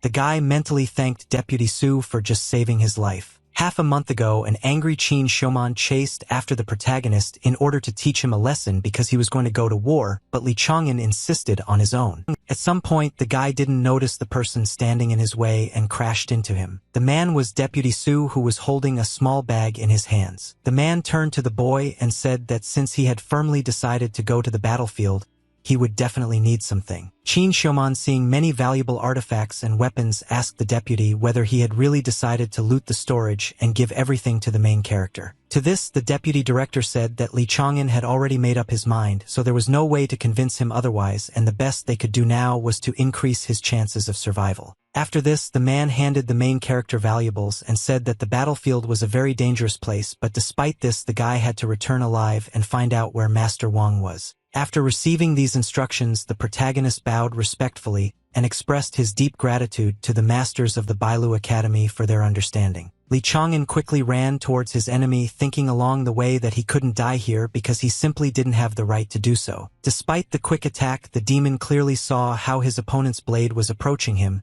so he was not at all worried about his well-being. Suddenly, the monster simply disappeared from Li Chang'an's sight, which couldn't help but surprise him. A moment later, the monster was already behind the main character and smiling slyly said that he was too slow. After that, the guy made another attempt to attack his enemy, but the result was still disappointing. The demon was much faster than Li Chang'an's strikes. For some time, the monster simply played with his opponent, mocking him as the main character constantly lost sight of him. The guy admitted that compared to the demon, he was nothing more than a slow turtle, and now against such a strong opponent, he had practically no chance. However, Li Chang'an continued to try to reach his enemy, which surprised the demon, so he asked if the guy hadn't given up yet. In the end, the monster decided to make the protagonist beg for mercy, and so with great enthusiasm dealt him a powerful blow that hit the target right on target. This attack was quite powerful and managed to knock Li Chang'an off his feet, causing him to even drop his weapon. Left without his sword, the main character decided not to waste time and apply the law of literature in order to use the skill Frosty Hand. Thanks to this, sharp ice spikes appeared out of nowhere and quickly headed straight towards the demon. Unfortunately, the monster managed to easily resist this technique while saying that such skills would not work because the abilities of the 8th stage master were useless against him. To this, the wounded Li Chang'an confidently replied that he had not tried to wound his enemy. After that, the guy, without wasting any time, used the skill Ice Shackles, thanks to which the demon's legs were suddenly shackled with ice. This trick really surprised the monster. However, the scoundrel claimed that it would still give the guy nothing since his flimsy ice would only hold him for 3 breaths at most. Li Chang'an was confident that even this time would be enough for him. Now he only wanted to use the arrow of many rivers, and for this purpose he quickly headed towards his opponent. The next moment, the main character stuck an arrow straight into the demon's head, which he did not expect at all. After that, the guy headed towards his sword as quickly as possible in order to use it to finish what he had started. A few seconds later, the main character had already swung his weapon and managed to cut off his opponent's head with one blow. The demon's head fell to the ground with a crash, signifying Li Chang'an's victory in this battle. Of course, this fight was not at all easy for the guy, so he needed some time to recover. Suddenly, the main character heard a strange noise coming from the demon's head. It seemed that he was trying to say that he had not lost yet. Li Chang'an was shocked by what was happening and did not understand why the monster had not died yet. The guy even began to assume that demons could live without a head. In order to protect himself, the main character pierced the monster's head with a sword, wanting him to finally die. As soon as this happened, the demon's head turned into an ominous aura and dispersed into the air, leaving behind only a small round stone. Taking it into his hand and examining it carefully, Li Chang'an happily realized that it was a demonic pill. At that moment, the guy suddenly heard someone's voices coming from the depths of the forest. Someone was saying that the opponents shouldn't have been killed so quickly because first they needed to be pushed back to the cliff. Li Chang'an immediately realized that his comrades were surrounded by bandits, and now they wanted to throw them off the cliff. The guy couldn't let this happen, so he quickly went to help. Meanwhile, the recruits quickly ran forward, escaping from danger, but soon they had nowhere else to run because a cliff appeared in their path. The leader of the bandit turned to his opponents and said that they should jump down. He also said that under this cliff there was a huge alchemical furnace which was created by one of the powerful demon lords. The recruits thought that this was definitely the end for them, but Juan asked his comrades not to give up prematurely because they could still cross the bridge and escape. Suddenly the men saw a raging flame in front of them which appeared out of nowhere and did not allow the robbers to come closer. The whole point was that the main character used the law of literature in order to create a real wall of fire which was supposed to protect his comrades. Juan, seeing the guy in front of him, could not believe that he was safe and sound and could also use such skills. Li Chang'an turned to his comrades and ordered them to cross the bridge while he held off the bandits. The recruits immediately began to carry out Li Chang'an's order and carefully crossed the very precarious bridge across the gorge. Soon the main character turned to his comrades and asked if they had all crossed over to the other side. Juan confirmed this and asked the guy not to worry about them anymore. Hearing this, Li Chang'an knew that he could now not hold back, so he immediately applied the law of literature to use the technique of secret plot. The main character also adopted the spark that ignites the steps technique in order to direct a huge stream of fire at his enemies. A huge wall of 8th grader flames on the spot where the group of robbers stood. Soon after, a huge explosion occurred which triggered an earthquake and destroyed the bridge across the gorge. As a result, some of the bandits died on the spot while others fell off the cliff screaming in fear. Juan, seeing all this, could not believe that Li Si had such power and loudly asked, adding that he quickly walked towards them. In order to cross to the other side of the gorge, the main character applied the law of literature to use the air step technique since the bridge was already destroyed. Soon the guy found himself on the other side, but he fell to the ground with a crash. His comrades, seeing this, immediately ran up to the guy. Juan, seeing that Li Chang'an was okay, turned to him and thanked him for saving their lives. The guy replied that they were all brothers, so he could not do otherwise. Suddenly, one of the recruits announced that he was going to leave here and immediately received support from another recruit. People claimed that they couldn't even deal with bandits, so there was no talk of demons. They were sure that they would simply die ingloriously on this northern front. Juan was very unhappy with his comrades and reminded them what awaited those who deserted.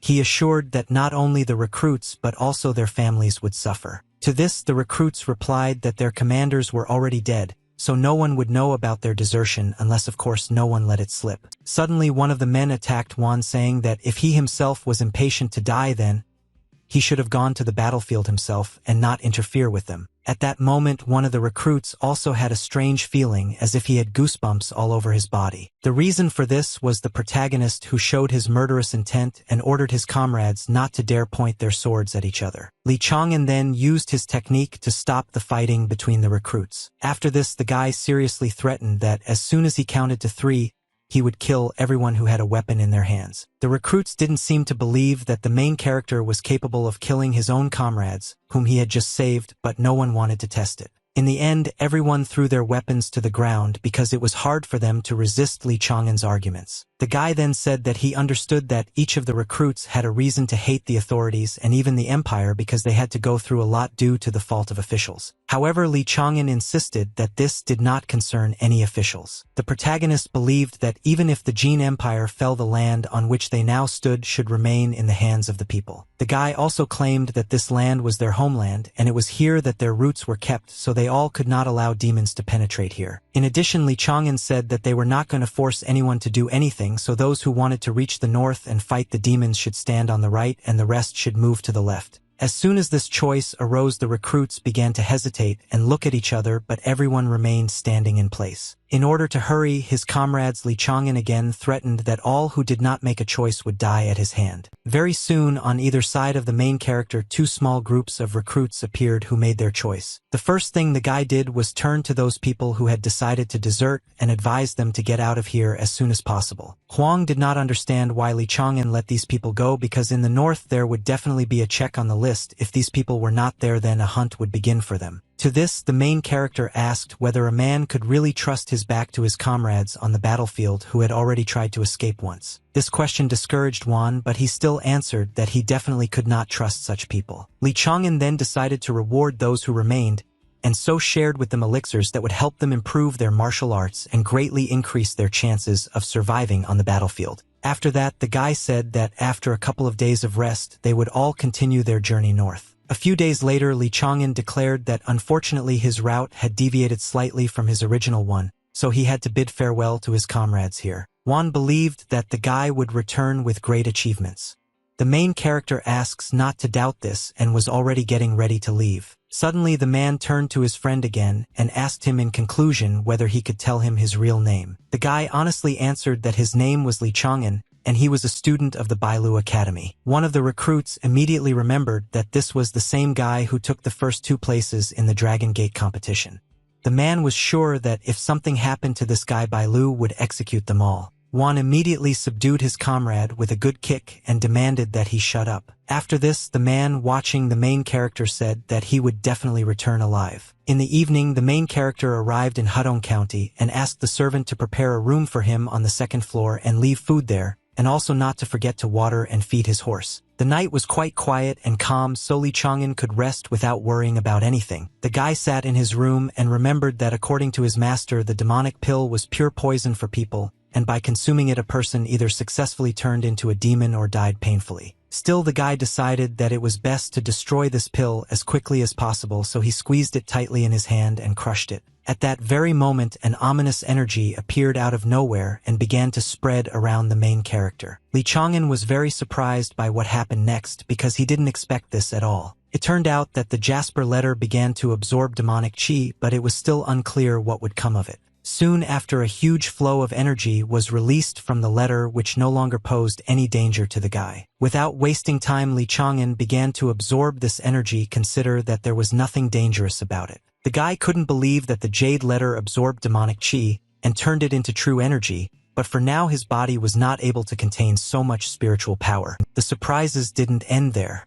True chi itself opened the guy's spiritual veins, and at this rate he could soon break through to the 7th stage of the literary path. Shortly after that, a bright glow appeared that extended far beyond the room Li Chang'an was in. The room itself was completely filled with clouds of smoke and steam, which appeared as a result of the transition to a new stage. The protagonist felt like the power of the initial degree of the 7th stage was seething within him, and now he understood that the Jasper letter was not just his personal library but something much more. The guy also believed that if he had stayed in his district, he would never have learned about this ability, so he believed that by heading to the northern front he was on the right path. Suddenly these thoughts were interrupted by someone's loud voice which announced the alarm because the criminal had killed the assistant to the district chief. The main character did not fully understand what was happening outside his room, so he looked out the window to figure everything out for himself. He saw a mysterious masked man quickly running away from armed soldiers who were chasing him and intended to surround him so that he could not escape justice. Along the way, the stranger dropped several sheets of paper, one of which Li Chang'an took for himself. It was a leaflet that said that the man everyone called the assistant to the county chief was a true monster.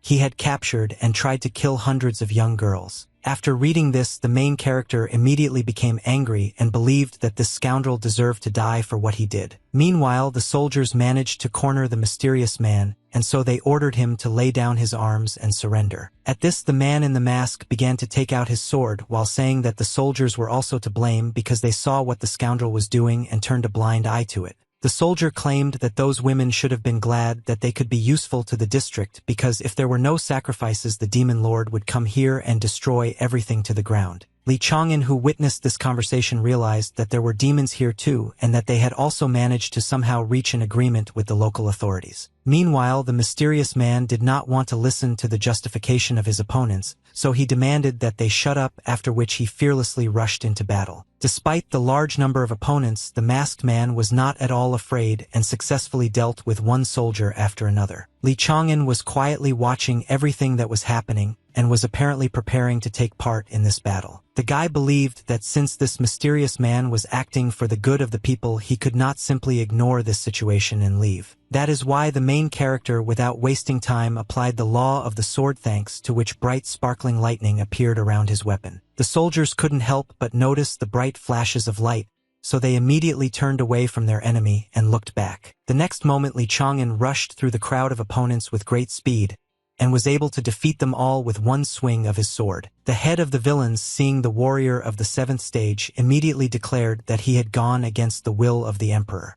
The protagonist did not think so at all, so he invited that if the man did not stop talking nonsense, he would cut off his head. The elderly man had nothing to say to this ex-girlfriend. His boyfriend continued to be very angry at the guy who had suddenly appeared. In the end, he ordered his subordinates to leave because he believed that his opponents would die anyway when the demon lord arrived here. After that, the stranger thanked the protagonist for his help and said that his name was Xiang Hechuan. He was a student of the Bailu Academy. Hearing this, Li Chang'an now understood where his new acquaintance got such a righteous heart from. Then the guy introduced himself and said that his name was Li Si. After that, the main character asked if he could find out where Xiang Hechuan hid those girls. The guy replied that there was no need to worry because now they were in a secret dungeon under the city center. He also confirmed that demons of the 7th rank and above had indeed settled in this city, and that there were several of them here. Hearing this, Li Chang'an immediately thought about how he had only just entered the 7th stage of the literary path, and against 2 such demons he simply had no chance. However, the guy believed that he and Xiang Hechuan had already provoked these creatures, so if they didn't help the local residents, now Hudong County would very soon drown in blood. That same night, a loud human cry was heard from one of the houses, which was a harbinger of trouble. The reason for this was a demon who insidiously attacked the owner of this house. The man literally had all his life energy sucked out of him, so he was very quickly unable to even move. The demon with a fluffy tail absorbed this energy with great appetite, not sparing his victim at all. After a delicious meal, the monster laughed loudly, rejoicing at the murder of another person. Soon after this morning came.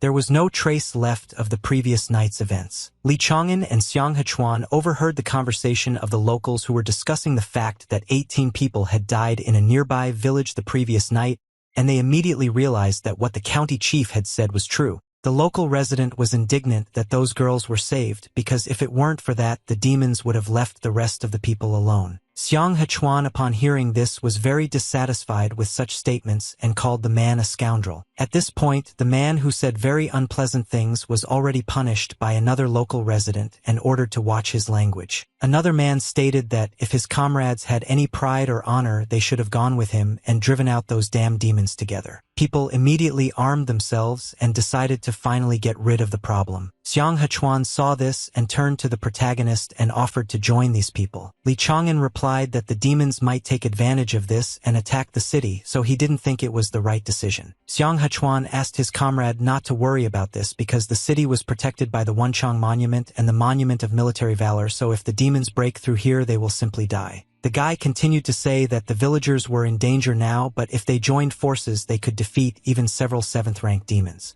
Still, Li Chang'an agreed to go. Already in the evening, armed men together with our heroes arrived at the very village that had been attacked by demons. One of the men spoke loudly to the demons and fearlessly ordered them to stop hiding in the corners and to accept their death with dignity. At that moment, an undead creature appeared out of nowhere, emitting a loud roar and quickly heading towards Xiang Hechuan. Li Chang'an wasted no time in pushing his comrade aside to save him from the attack. After this, the main character quickly pulled out his sword and cut his opponent in half with one blow. Xiang Hechuan was very surprised to say that it was not a demon but a human who had been forcibly turned into a demon. Soon after, our heroes heard behind them the same loud growling as before, but this time along with human screams. It turned out that one of the undead decided to attack the man and start eating him alive. Despite this, the man seemed not to have died yet, but was clearly no longer himself. Suddenly, as if nothing had happened, he rose to his feet, but he was no longer human. Because of this, other people realized that the bites of the undead turned people into half-demons. Xiang Hechuan wasted no time and tried to kill his opponent quickly. With one precise blow, he managed to cut off the demon's head. Surprisingly, the monster grabbed his severed head before it hit the ground and put it back in place before continuing to advance on his opponent. Xiang Hechuan was shocked by what happened and immediately informed the protagonist that these creatures were very difficult to kill, if at all possible. Li Chang'an suggested that they needed to flee because at that rate everyone would simply be killed. Xiang Hechuan did not agree because then all the villagers would definitely turn into half-demons, which was worse than death. The main character agreed with this, but he needed time to think. Suddenly, he noticed a bright glow in the distance which rose high in the sky. Xiang Hechuan immediately guessed that this glow was emitted by the Monument of Military Valor. Li Chang'an, hearing this, realized that this whole situation with the village was just a deception to lure out all the combat-ready people and attack the defenseless city. The guy looked around and thought that on one side he had half-demons and on the other a 7th-rank demon. The The main character didn't know what to do in this situation or where to go now. He understood that no matter what choice he made there would always be victims and perhaps even he himself would die, but the guy still decided to try to save everyone and wipe the demons into dust. Li Chang'an, while running away, turned to Xiang Hechuan and asked him to stay in the village because he would definitely be able to kill the half-demons thanks to his literary chain, and in the meantime he would try to save the city. The main character also handed his comrade a small bag and said that there were 30 spirit crystals here that could be used during a shortage of chi energy. Xiang Hechuan warned that there were at least 4 demon clans, so Li Chang'an would not be able to cope alone. To this, the guy replied that he was a master of literature capable of making the impossible come true. Meanwhile, several fierce demons had gathered near the city gates, one of whom was trying to break through the defense of the monument to military valor with strong blows. The people who were defending the gates were very scared and prayed to God that at least someone would help them because they did not want to die. Suddenly, the demon who attacked the gate was distracted from his work because he heard that someone had applied the law of literature, after which cracks appeared on the ground right under his feet. At that very moment, thanks to the clinging roots technique, the demons were pushed back from the city wall. The ferocious monster turned with displeasure to his unexpectedly appeared opponent and asked who he was. Li Chang'an swung his sword and confidently replied that he was the death of the damned demons. Without wasting time, the main character attacked his enemy, but he managed to use the skin-strengthening skill in time. Thanks to this, the demon was not harmed at all, so he could allow himself to mock the guy and ask if he really thought he had enough strength to defeat him. Li Chang'an, despite the failure, remained as determined as ever and said that he was now willing to risk his life to stop the demons. Immediately after that, he used the law of literature to perform the dungeon shackle technique, which caused numerous metal rods to fall from the sky. This caused a loud roar and clouds of dust to rise. This continued until the last pin fell to the ground. The other demons who stood aside also shouldn't relax because this attack could hit them as well. The demon girl turned to her comrade and asked him not to underestimate the enemy who suddenly appeared because he was not as simple as he seemed. As soon as the clouds dissipated, it became obvious that it was too late to advise anything because the demon wolf was pinned to the ground and could not move. All this made the monster very angry. His eyes lit up with rage. He turned to the man with displeasure and asked how he dared to hurt him. The demon was not going to tolerate such treatment, so he strained all his muscles in order to free himself from these shackles. Rising to his feet, the monster, unable to contain his rage, invited that he would now tear the main character to pieces. Li Chang'an dodged the attack and admitted that things were bad for him, as he had planned to take advantage of the surprise effect and defeat at least one monster, but now they could unite against him. Then the guy decided that, in this case, he might not have a single chance, so he went for a desperate piece. In the next moment, Li Chang'an used several literary laws to increase his speed, strength, agility, and blade sharpness. The wolf demon was apparently very surprised by this and did not understand how a person could rise from the initial stage of the 7th stage to its peak in the blink of an eye. Soon the monster decided that all this was unimportant because the power obtained through the law of literature could not last long, so he just needed to wait for some time. At the same time, Li Chang'an did not intentionally let his opponent go and therefore believed that it was already too late for him to escape. Without wasting any time, the main character pushed off the ground with force and quickly headed towards the demon, who did not want to engage in combat for now. The wolf demon saw his enemy approaching perfectly, but he could do nothing about it. A moment later, the demon screamed loudly in pain as Li Chang'an managed to land a series of blows that hit the target accurately. In order to finish what he started, the guy used the blade whirlwind technique, with which he was able to cut the demon into pieces. The defenders of the city gates, seeing this, could not believe that Li Chang'an had actually managed to kill that demon and thought that they were now saved. At the same time, the snakehead demon was very unhappy that the main character killed his comrade and was about to take revenge on him, but he was stopped by the demon girl. She then turned to Li Chang'an and, recognizing his power and exceptionality, asked why someone like him needed to save these people. Instead, the girl asked the guy to let them go and in return promised to make him the happiest man in the world. To this, the main character, calling the demon ant, said that he didn't particularly like old meat. These words greatly angered the girl, who now had no intention of engaging in dialogue with her opponent. In order to teach Li Chang'an a lesson for his words, she ordered the other demons to kill him immediately. At that very moment, a huge snake wrapped itself around the guy and squeezed him tightly, but the main character remained just as calm. The dangerous predator was already intending to kill its victim, since it did not offer any resistance at all.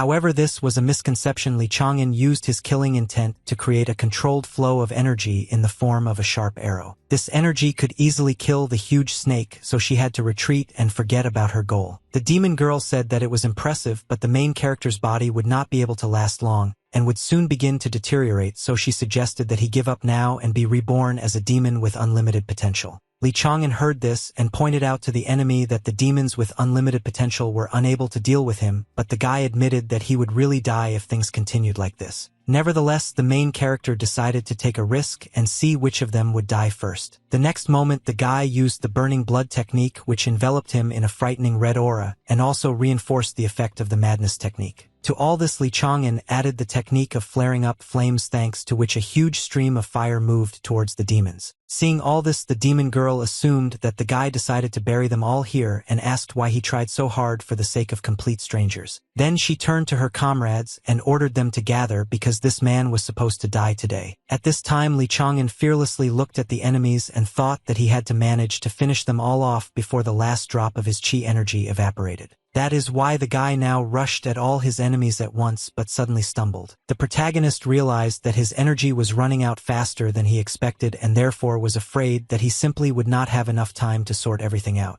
Seeing the jasper letter in front of him, the guy asked her for forgiveness because she would most likely have to perish along with him. Suddenly, the main character saw that something strange was happening with the letter and could not explain it. The next moment, Li Chang'an simply disappeared right before the eyes of the demons, who now did not know where to look for their opponent. At that moment, the protagonist used sword art, which caused lightning to strike the ground, destroying the heavens. The city gate defenders couldn't understand what was happening and couldn't believe that Li Chang'an had lost. However, this was not the case at all. The exhausted protagonist could barely stand on his feet, leaning on his sword, but his defeated enemies lay on the ground in front of him. Seeing the wounded protagonist, the defenders of the wall immediately rushed to his aid in order to somehow thank him for saving the city. Li Chang'an tried to find out about the demons, but people asked him not to worry because all 5 demon lords died from his sword. Hearing this, the guy thought it was very good, after which he began to close his eyes, unable to resist sleep. This greatly alarmed the people, who began to ask for the doctor to come faster. 10 days have passed since then. All this time, the main character remained in the city and received all the necessary help. Only after such a long time did Li Chang'an finally come to his senses and open his eyes.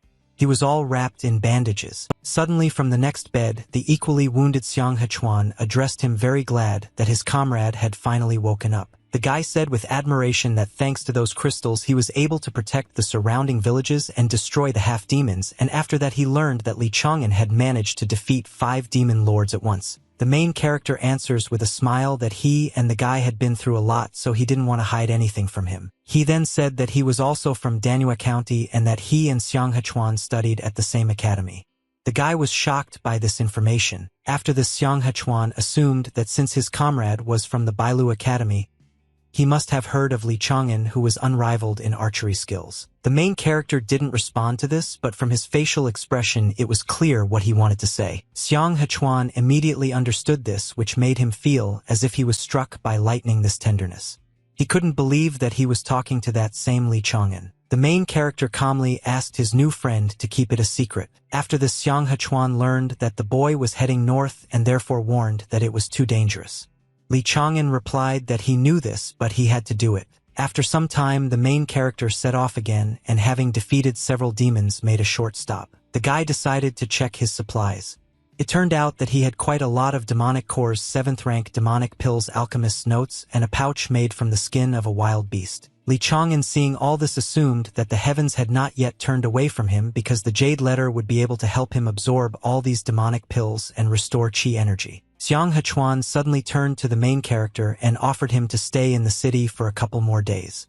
Li Chang'an replied that he needed to get away, and if fate decided so, they would meet again in the future. Immediately after this, many local residents approached the guy, calling him a benefactor and asking him to stay. people suggested that the protagonist stay in Hudong County and wanted to give him many gifts as a token of gratitude for saving their lives. Li Chang'an solemnly thanked everyone present for their recognition and vowed that he would not leave the battlefield until the Empire defeated the damned demons. Meanwhile, on the battlefield in Fengchuan, the advance of bloodthirsty monsters continued who wanted to destroy humanity. The commander loudly ordered his soldiers to defend themselves to the end and not allow the liars to get any further. The students of the Bailu Academy also fought in this battle and even had success in confronting the demons. Suddenly, at the most inopportune moment, one of the demons decided to attack Zhou. Fortunately, an Anon used the law of literature in time to use the ice arrow technique, which instantly killed the enemy. Zhou was indignant that this was already the 27th wave of demons and did not understand whether they were not tired at all.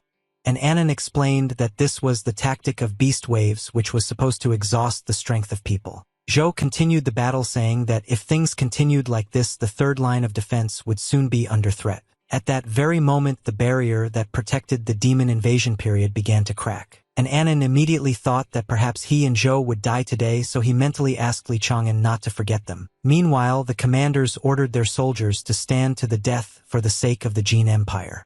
No one dared to disobey the order. At this time, the main character had already arrived at the military camp on the northern border, and turning to one of the soldiers expressed a desire to join the ranks of the army. At that moment, a horseman galloped up and loudly announced that the third line of defense was about to attack, so the reserve soldiers had to quickly follow him and strengthen the fourth line of defense. Li Chang'an immediately blocked the rider's path and asked him to wait.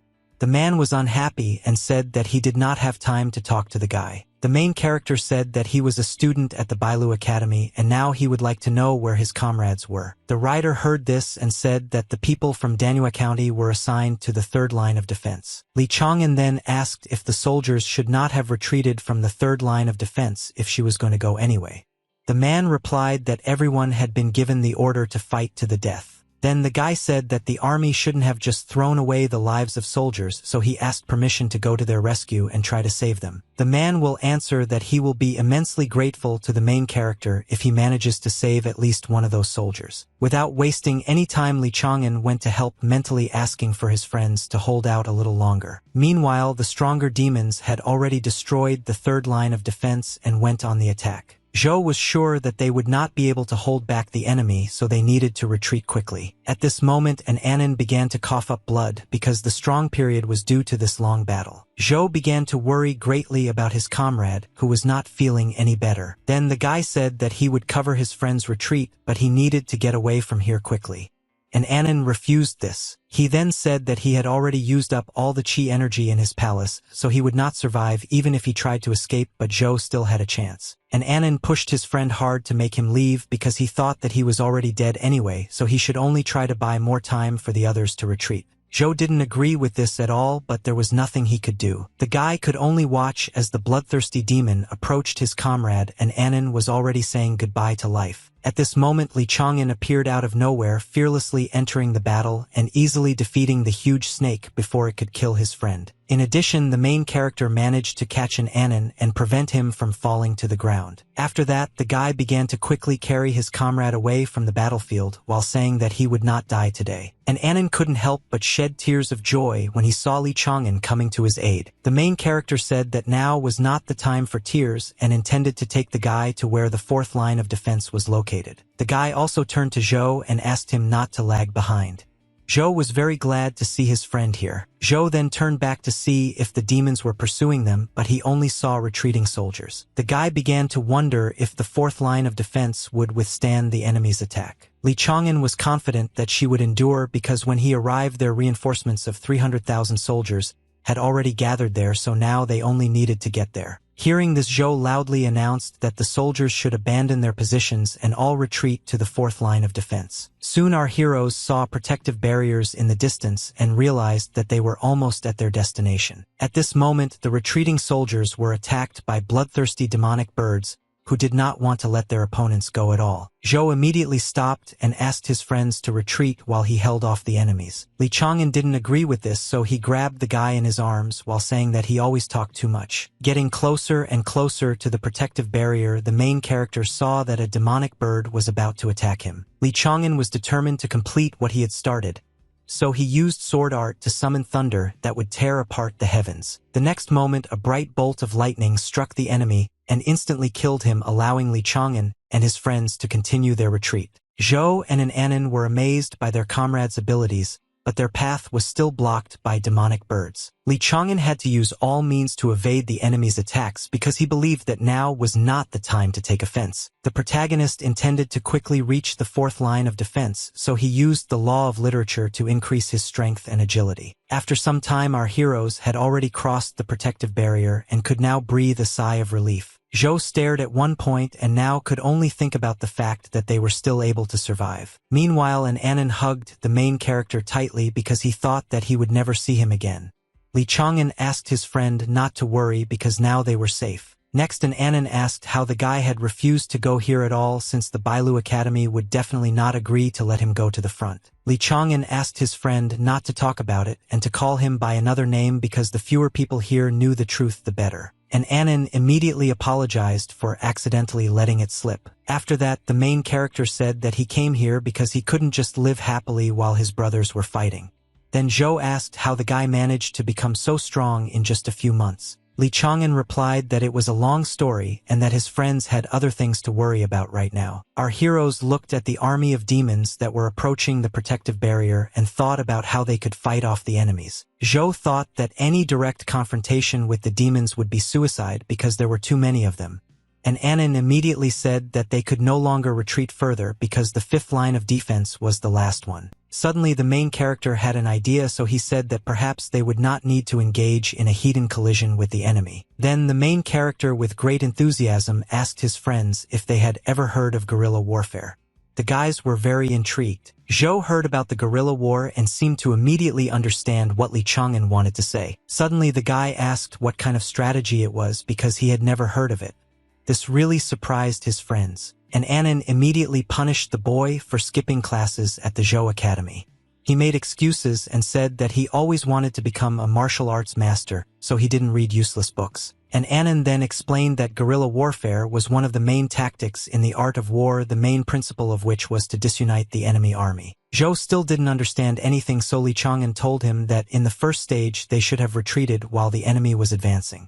In the second stage, they should have caused confusion when the enemy set up a military camp. At the third stage, it was necessary to attack a tired enemy, and then move on to the fourth stage when the enemy would retreat. This explanation helped Zhou understand all the subtleties of the strategy, so he believed that they absolutely had to switch to guerrilla warfare, otherwise they would simply run out of steam sooner or later. After this, the guy suddenly jumped up and called his friends to follow him because now they needed to convince the commander-in-chief of the correctness of the strategy as soon as possible. And Anon was in no hurry to go because he noticed that the main character seemed to be bothered by something. Li Chang'an replied that in truth waging guerrilla warfare was not as easy as it seemed at first glance because there were too many factors to learn. Despite this, an Anon was sure that the guy already had some thoughts about this because he was still a famous genius. Li Chang'an immediately confirmed this with great enthusiasm and promised that they would emerge victorious in this war. Soon after, our heroes arrived at the commander-in-chief's tent, who was very unhappy with this idea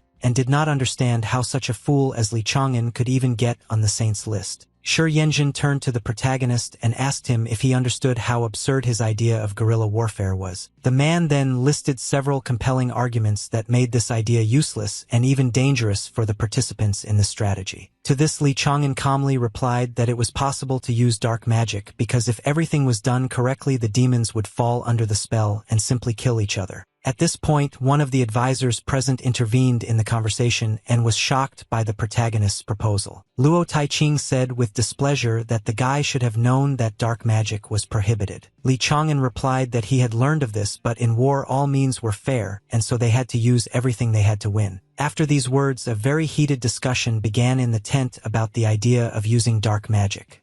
Some of those present were categorically against it, but there were also those who believed that it was now a necessity. Suddenly, someone outside entered the commander-in-chief's tent and said from the doorway that in his opinion this was a good idea. The young man continued to say with a smile that instead of sitting in a deep defense, they needed to try to seize the initiative from the enemy. Looking at this guy, Li Chang'an was very surprised because he immediately recognized him. It was Qin Xiaofa. The guy smiling slyly addressed the main character by name and said that they hadn't seen each other for a long time. Everyone present was surprised when they heard Li Chang'an's name and immediately began to ask if this was the same disciple who managed to take the first 2 places in the Dragon Gate competition. Qin Xiaofa decided to be the first to take the liberty of voting for the idea of guerrilla warfare. The commander's words influenced the others, so this idea no longer seemed so meaningless to them. Li Chang'an immediately thought that this guy was one of those who wanted to destroy the Bailu Academy, and also injured an Anon when he tried to find out Li Taibai's location. Qin Xiaofa then asked if the protagonist himself wanted to join the partisan detachment. Li Chang'an calmly replied that he simply couldn't help but go after everything he had done. Qin Xiaofa was very happy to hear this. Soon after, an Anon insisted that Qin Xiaofa was definitely trying to lure his friend into a trap, so if he agreed to this deal he would definitely die. The main character replied that if he did not lead people no one would believe in his idea, so the risks were justified. And Anon immediately said that in that case he would go with him. The next moment Li Chang'an sharply struck his friend in the neck, so that he would lose consciousness and would not be able to carry out his plan. Then the main character turned to Zhou and asked him to take care of an Anon for several years. The guy was shocked by what happened and believed that such measures were unnecessary. Li Chang'an then said that he had no doubt about his friend's literary skills, but without a high level of martial arts there was nothing for them to do in the Demon Lands. However, Zhou felt that his friend was indeed right, so he promised that he would take care of an Anon in his absence. 2 days later, the commander-in-chief gathered a group of soldiers and loudly announced that the outcome of this war largely depended on them, and therefore he respected them immensely for this. After this, the man announced the beginning of the implementation of their plan, the first step of which was the introduction of a detachment of partisans into the territory of the demons. All the soldiers rushed fearfully behind the 4th protective barrier, which the demons did not expect at all. One of the subordinates immediately reported to the demon lord that the people had gone beyond their shield and suggested that they had finally decided to accept their fate. Demon Lord Bai Yi said that these people even interested him a little because he did not understand what these worthless people were planning. The battle soon began, but the commander-in-chief had told the soldiers long before that they did not need a victory in this battle. The first thing the soldiers had to do was take advantage of the chaos and pretend to be corpses. The commander-in-chief insisted that they were all the hope of the Jin Empire and that the people would never forget their sacrifice. Soon after the battle ended, the protagonist opened his eyes and looked around without attracting attention. The guy saw a huge demon who was looking at the corpses of people.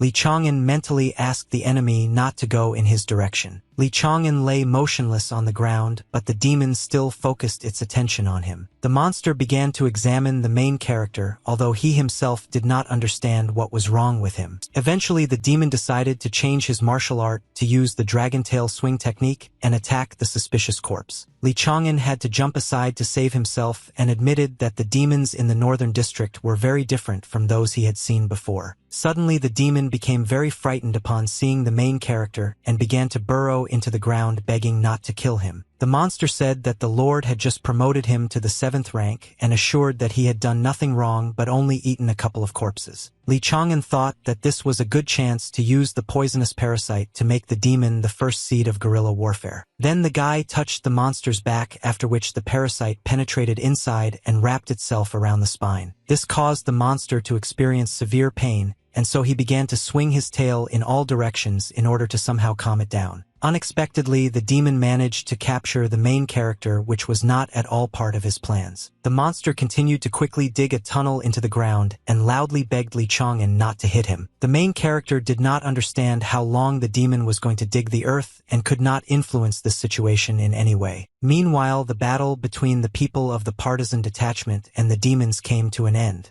The monsters looked around and looked for survivors. The demons did not understand why people rushed into this suicidal attack because they only added work without achieving anything. Suddenly, the monsters saw Qin Xiaofa, who was smiling at them kindly and waving his hand as if greeting them. The demon was about to rush into an attack in order to deal with him, but the guy quickly launched poisonous parasites at them. They instantly penetrated the demons' heads, causing them to immediately forget about their intentions. Soon they bowed before the boy and called him Mr. Qin Xiaofa.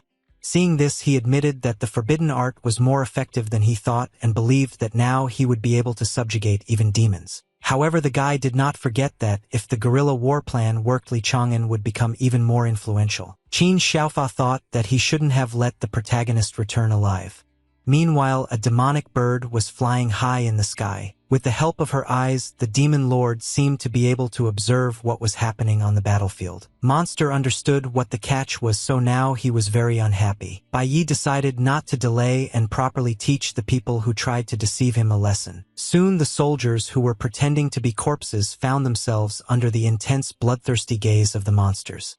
They were already aware of the deception. Turning back, Qin Xiaofa saw a demonic bird trying to carry away one of his comrades. The man tried to resist and screamed loudly, begging for help. Qin Xiaofa seemed like he was about to rush into battle to save his comrade, but that was not the case at all. The last thing the unfortunate guy saw was Qin Xiaofa quickly running away to the defensive line, completely forgetting about their mission. Qin Xiaofa was sure that if he tried to save his comrade, he would die along with him, so Li Chang'an, who came up with this plan, should be blamed for everything. The rest of the soldiers from the partisan detachment were also confident that the plan had failed, so they began to quickly retreat. By evening, the survivors reached the military camp.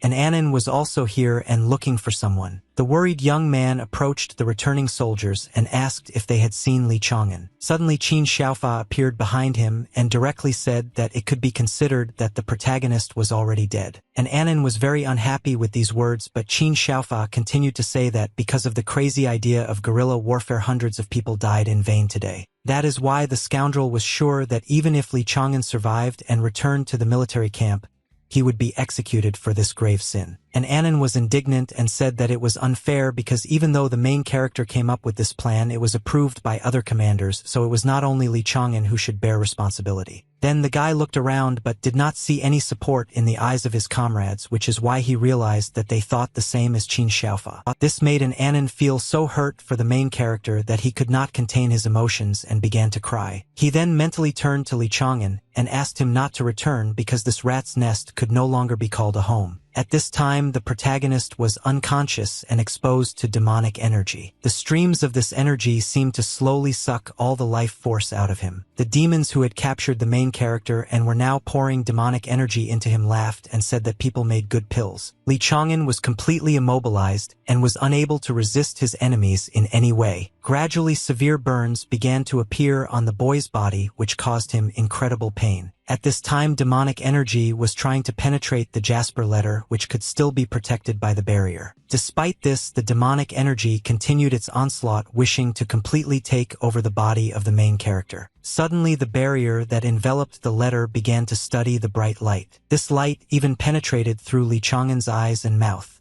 Somehow, he was able to drive away the demonic energy from the boy. After this, the main character began to recover. His burns began to heal literally before our eyes. At that very moment, one of the vessels that contained demonic energy simply exploded, which frightened the monsters that were present here. The demons did not understand how their captive was able to suck out all the demonic energy from their formation without even lifting a finger. Other vessels with energy also began to make a ringing sound, which indicated that they would soon become empty and explode. The demons couldn't allow the main character to survive, so they all used their abilities together. The demonic energy that the monsters released gathered into one huge monster that intended to tear the guy apart and then eat him. Li Chang'an didn't feel any danger at all because he was unconscious, but his body was instantly enveloped in the bright aura that had protected him a short while ago. The next moment, a huge monster, which consisted of demonic energy despite its size, began to be absorbed into the jade letter. The demon that looked like a lizard was very scared that Li Chang'an had absorbed the energy of all his comrades and began to worry that the guy would want to eat him. Meanwhile, the human army returned to its previous tactics of deep defense. The monsters were advancing on the barrier of the fourth line of defense without rest and were already making minor progress. The commanders ordered their soldiers to spare no effort and strengthen the barrier, but many of the defenders were already almost out of chi energy. An Anon was also there and was very worried when he saw that Zhou had already returned. The guy immediately asked if his friend had found the main character, but the answer was disappointing. An Anon was very upset that nothing was known about Li Chang'an. Qin Xiaofa noticed this and began to smile slyly. The guy thought that the main character's friends on the contrary should have been happy that the guy was eaten by demons. And Anan was very angry at these words, causing him to display his killing intent. Zhou immediately intervened in this conflict and loudly asked an Anan to stop. It turned out that an Anan and Qin Xiaofa were on the verge of killing each other, and now they had to either stop or finish what they started. Qin Xiaofa asked with a sly smile, was he really wrong after all? Li Chang'an died on the battlefield and thus was able to save some of his reputation. The guy continued to say that if the main character returned, he would be disgraced and executed as a traitor, so the first option was much better. And Anan lowered his eyes, but he didn't know what to say to the scoundrel. After that, Qin Xiaofa began to leave, saying that this time he would turn a blind eye to the guy's behavior, but next time he would deal with him according to the laws of martial law. And Anan was still very angry, but Zhou asked his friend to calm down and not act like a scoundrel. At this time, the mysterious cocoon, which consisted of chi energy, for some reason suddenly cracked in half. The next moment, a human hand burst out of it and tried to free its owner. Shortly after, a completely naked young man emerged from the cocoon. Looking around, he saw a demon who for some reason was trembling with fear. The monster turned to the main character and asked whether he was a human or a demon. Looking at his reflection in the puddle, Li Chang'an was very surprised because he had purple eyes. The guy realized that he was incredibly lucky because the Jasper letter was able to transform and absorb a lot of demonic energy, thanks to which his techniques and murderous intent significantly increased. Then the main character turned to the demon and asked if his name was Tuluan. The demon immediately asked where the guy got those purple eyes from, since only members of the imperial family of demons had them. Li Chang'an understood his enemy's surprise and believed that now nothing would stop him from pretending to be a demon of the imperial family, but the guy did not have the same power over demons that the true rulers had. At this moment, the main character remembered the dark magic, so he ordered Tuluan to bow before him. He immediately carried out the order. Li Chang'an was very surprised that he had such power, so he turned to Tuluan again and asked who he was. The monsters were very scared, so he was in no hurry to answer, which angered the main character, so he repeated the order but much louder. The demon said that he had never seen a demon like Li Chang'an before, so he assumed that he was from the small elephant and dragon clan. Li Chang'an was happy to hear this. After this, the main character saddled the demon and ordered him to move forward because he had long wanted to look at the landscapes of the rear of the demon lands. Meanwhile, on the surface there was absolute silence, and only a slight wind drove the sand from side to side across the lifeless expanses. Suddenly there was a loud roar, and something seemed to start bursting out from under the ground to the surface. Li Chang'an was very happy because he felt as if he had not breathed clean air for 100 years. He wished to never be underground again. Looking around, the main character saw a small camp where demons were located. One of them seemed to feel the stranger's gaze on him, so he turned around to understand what was going on. Surprisingly, the monster did not find anyone, so he asked his comrades if they had heard a strange noise. Everyone agreed that it was just the wind. Meanwhile, the main character scolded Tuluan for bringing him to the demonic bulls because they definitely would not have obeyed his will. However, the guy thought that, on the other hand, the demonic bulls were one of the strongest clans of demons, so they would definitely be useful to him. Also, the main character believed that he didn't have to deal with all the demonic bulls, so he decided to wait until it got dark and then start to slowly subdue them. Soon the sun set behind the horizon and night fell. It seemed that even the moon and most of the stars did not want to illuminate the lifeless earth. Soon one of the demonic bulls moved away from the fire, intending to go check on the supplies. The other demons immediately understood what their comrade really meant. Soon the monster stopped and without any fear prepared to do what he came here for. At that moment, someone's voice was heard behind him calling him a thickhead bull. The demonic bull was very angry at these words, so he quickly turned around to look at this daredevil. He saw Li Chang'an, but he didn't even have time to say anything because he shoved a poisonous parasite into his mouth and said that it was a treat for him. The demonic bull was shocked by what happened, but he could not do anything because he was under the power of dark magic. The next moment, the ferocious monster obediently bowed before the protagonist and called him Lord. Li Chang'an was glad that the demon recognized him, so he asked what his name was.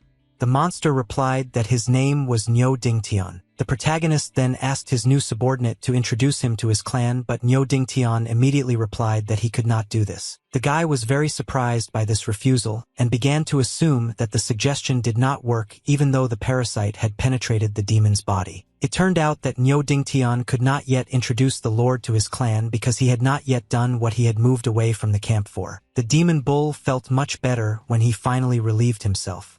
At the same time, Li Chang'an began to think that he shouldn't have wasted the poisonous parasite on this idiot. Soon after, the demonic bull asked the main character what clan he was from since he had never seen him anywhere before.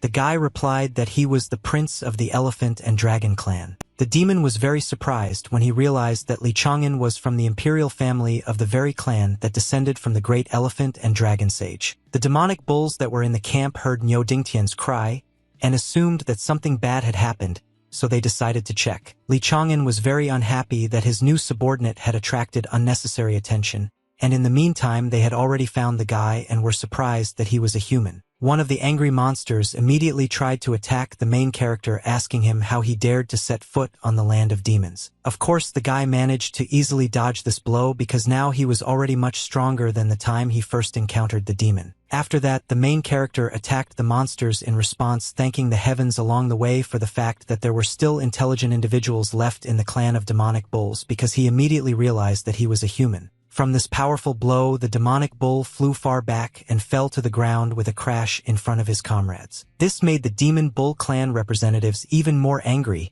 so another demon decided to try and teach Li Chang'an a lesson. The monster showed serious intentions and not with you the rage that he was ready to direct at the main character.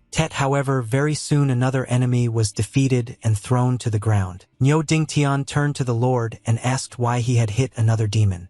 Li Chang'an replied with displeasure that it was all because of Nyo Dingtian himself. Then the demonic bull turned to his comrades and said that they were mistaken because his master was definitely not some kind of pathetic person. The monster then solemnly declared that the imperial son of the Elephant and Dragon clan stood before the representatives of the demonic bull clan. Soon after, the protagonist and the demons moved to a fire that was located in a small clan camp. Li Chang'an sat and thought that he couldn't control the entire demonic bone clan with just parasites, so he needed to come up with ways to make them work for him. Then the guy turned to his subordinate and asked why the clan of demonic bulls was sent to this desert, since they also seemed to have descended from the perfect sage. Hearing this question, Nyo Dingtian for some reason could not control his emotions and began to cry. He was amazed that someone still remembered the perfect sage of the demonic bulls.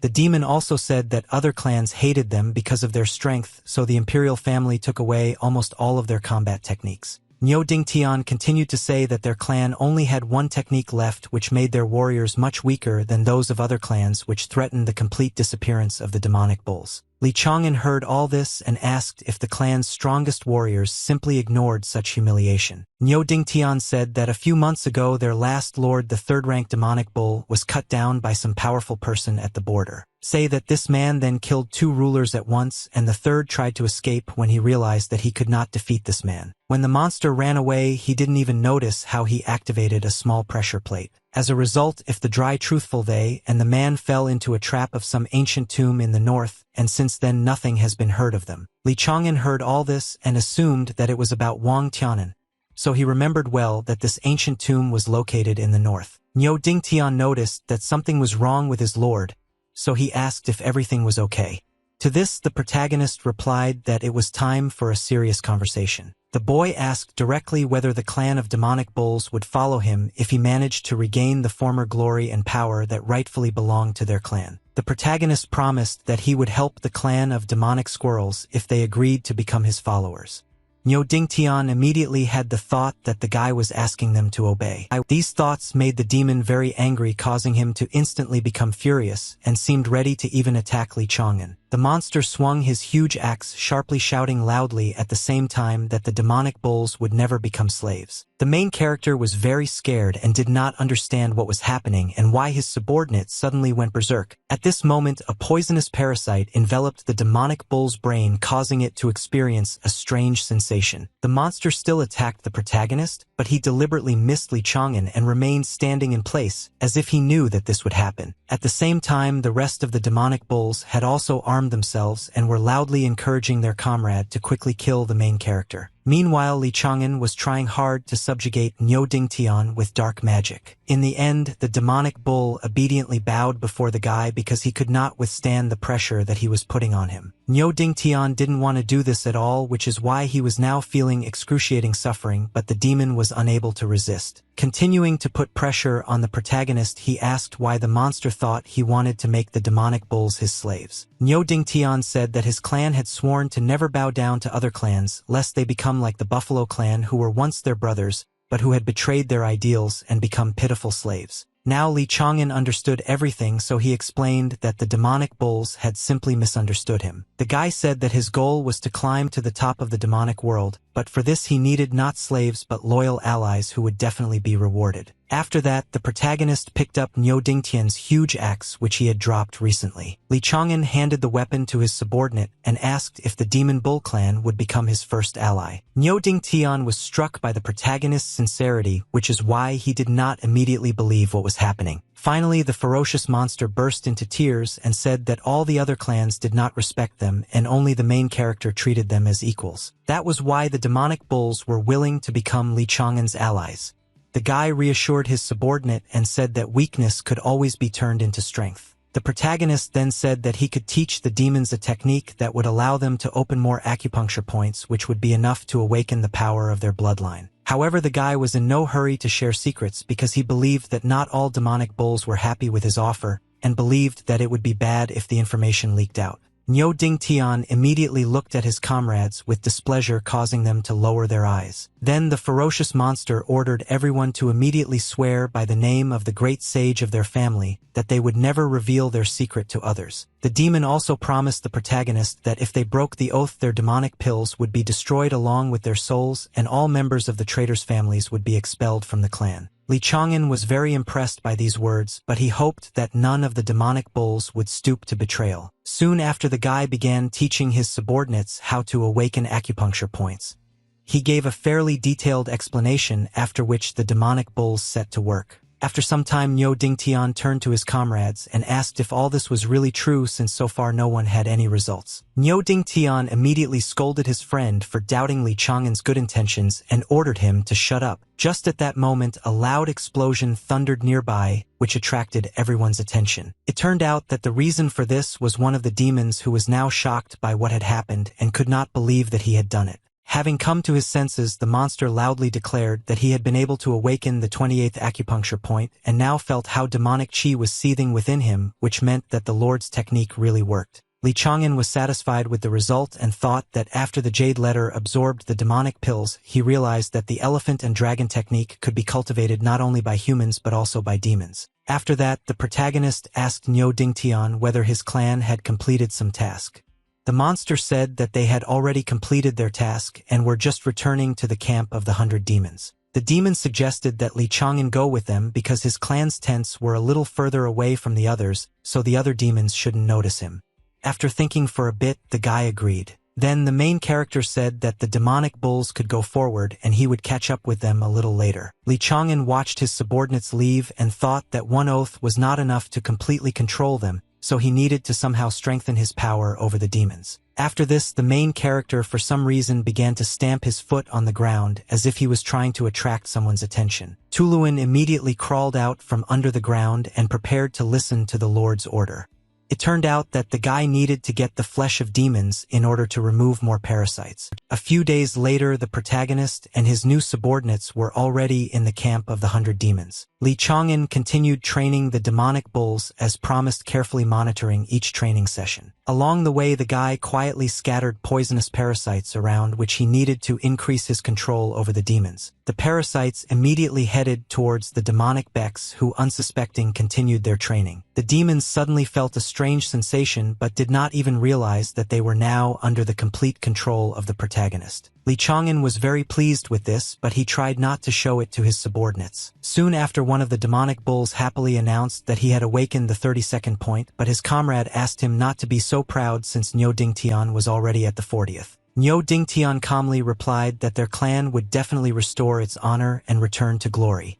He felt that this day was just around the corner. Suddenly the grunting of a demonic boar was heard, calling all this a disgrace. Li Chang'an immediately hid when he realized that other demons had come to the camp and began to observe what was happening from a secluded place. The demonic boar laughed loudly and said that he had never heard such nonsense in his life than the restoration of the glory of the demonic bull clan. Niu Dingtian was very unhappy that a representative of the boar clan and a traitor from the buffalo clan had come to see them. The demonic boar roughly pushed Niu Dingtian aside and called him a brat, demanding that he not dare to talk to him like that. Niu Dingtian was very angry and seemed ready to attack the scoundrel right now, but his comrade asked him not to give in to this provocation. Immediately Niu Wanhao, who was the head of the 10,000 demons of the bull clan, intervened in the conversation and rudely asked why the boar came here. The boar said that the clan of demonic wolves had announced the assembly of a reserve army, and since the bulls were the weakest, they were sent to the front as cannon fodder. An angry Niu Dingtian immediately declared that they were not the weakest and suggested that they test it in the arena. The demonic boar accepted this offer, promising that he would not break his opponent's bones, so that he would still go to the front. Li Chang'an, hearing this, thought that this was his chance because the demonic bulls that obeyed Niu Dingtian were not enough for his plan, so he had to lure the current head of the entire clan to his side. In order to realize this idea, the main character turned to a demonic bull named Shenda. The guy quietly asked to convey something to Niu Dingtian so that he could do something.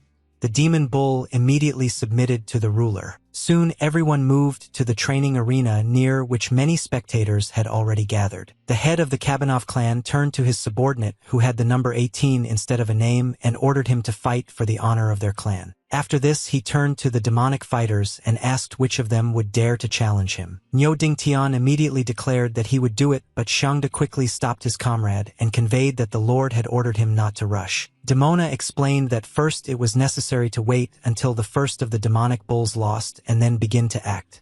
Niu Dingtian did not understand what the point was. In order to calm her comrade's curiosity, Shenda insisted that it was the order of the Lord Niu Dingtian, who immediately obeyed. Suddenly the head of the demon bull clan, Niu Wanhao, stepped forward and loudly announced that he would be the one to fight the enemy. The boar, hearing this, laughed and assumed that today he would finally be able to find out what the head of the shameful clan of demonic bulls was capable of. After this, the two opponents grabbed each other and began their battle. Niu Wanhao put all his efforts and promised that he would either secure victory or die. Meanwhile, all the demonic bulls actively supported the clan leader and believed in his victory. This support gave the demon strength, so he was able to easily deal a strong blow to his opponent. However, the demonic boar was not that weak, so it was able to fight back. In the end, the two opponents swung their fists hard, wishing death on each other. The next moment, loud sounds of powerful blows were heard, which threw the opponents away from each other. Niu Dingtian immediately grabbed the clan leader in his arms so that he would not fall to the ground, greatly worrying about his well-being. After this, the demonic bull angrily turned to the head of the boar clan and declared that it was a draw, which meant that they were definitely not the weakest.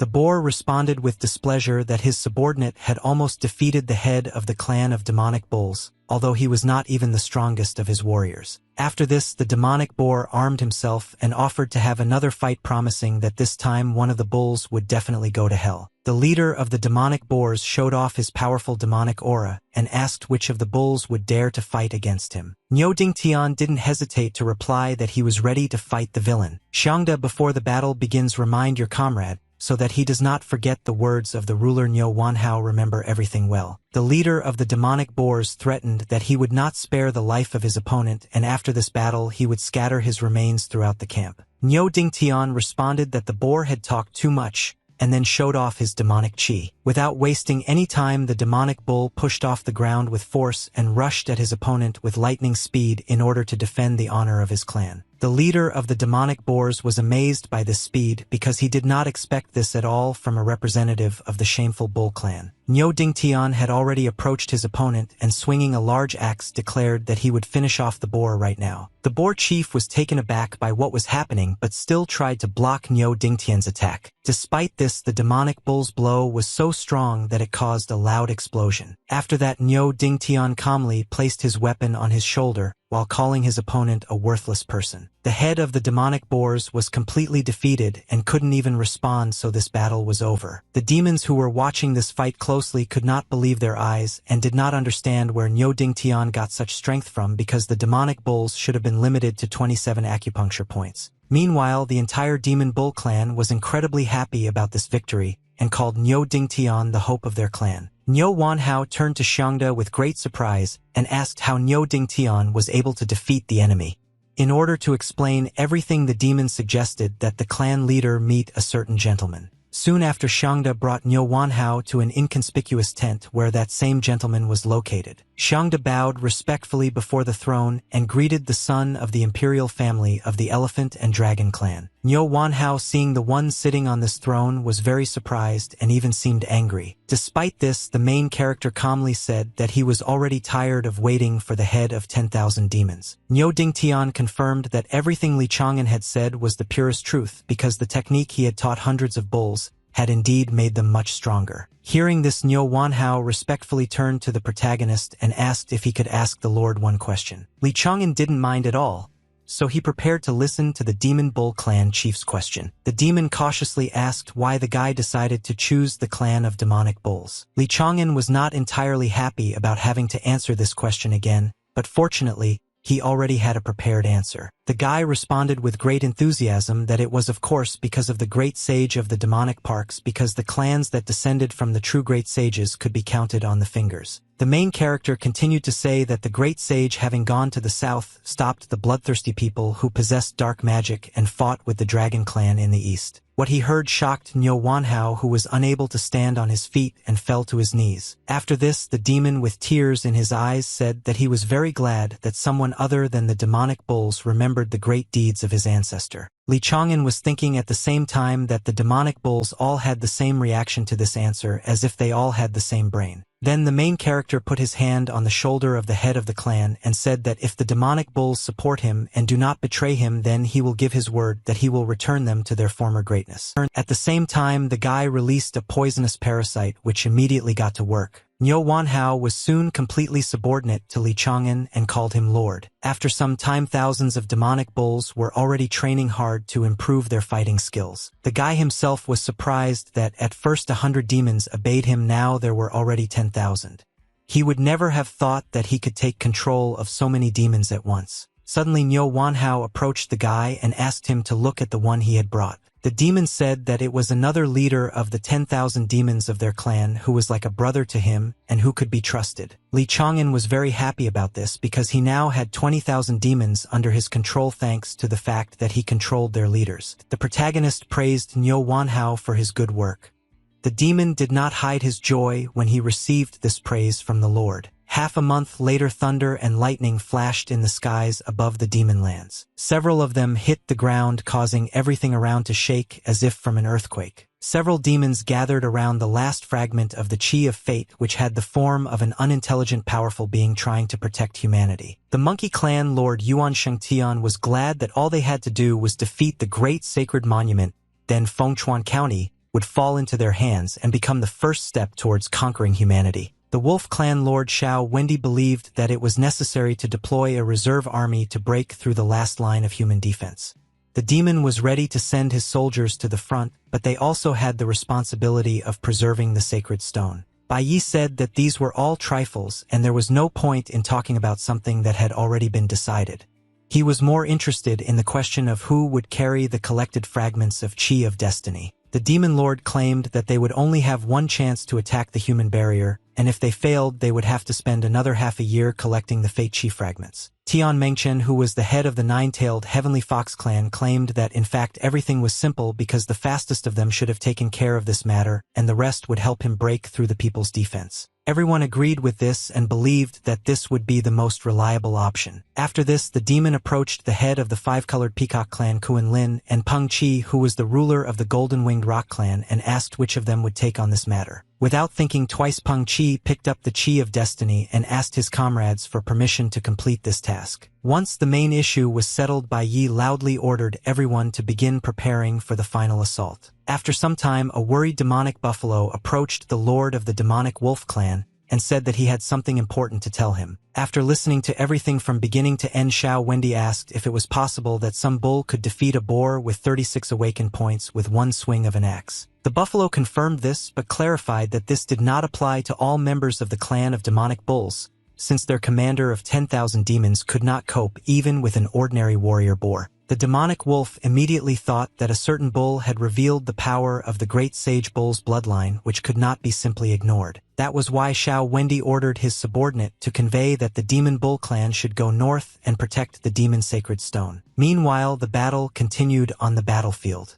People had been using the tactics of deft defense as before. The ferocious buffaloes were determined to carry out the orders of their masters, so they spared no effort to move forward. Despite this, an Anon continued to fight valiantly and kill one demon after another. Zhou was close to his friend and could come to his aid at any moment. The two students of the Bailu Academy looked their enemies in the face fearlessly and did not even think of being afraid of anything. Suddenly something changed on the battlefield which shocked an Anon, and Zhou, who looked at his friend, did not believe that this was actually happening. An Anon's face showed regret, as if his last hope had left him. Unexpectedly, Li Chang'an, who was more tightly wrapped in clothes, sneezed loudly. Niu Dingtian immediately asked if everything was okay with the Lord. The guy answered positively, after which he asked how far they still were to the sacred stone. Turned out that it was still 5 days' journey away. Hearing this, Li Chang'an mentally turned to his friends and asked them to hold out for another 5 days, because then they would have a chance to turn the tide of this war. The ferocious demons continued to attack the fourth line of defense from both the ground and the air. The commanders of the human army asked their soldiers to move because the demons were already on the threshold. Suddenly, the barrier protecting the empire began to crack. The next moment, the shield was destroyed and bloodthirsty demons began to crawl through it, wanting to kill their enemies. One of the soldiers who first saw this was shocked by what happened and loudly announced that the demons had broken through the barrier of the fourth line of defense. At that very moment, the soldier became a victim of the demon, who killed him with one precise blow to the neck. The commanders ordered their soldiers not to retreat and to block the gap in the barrier. Meanwhile, in the command tent of the fifth line of defense, heated debates were taking place. One of the commanders was unhappy that his colleague dared to refuse him in such a situation. The man replied that naturally he would not allow half of his soldiers from the fifth line of defense to be transferred to the fourth, since their main task was to protect the illuminated monument.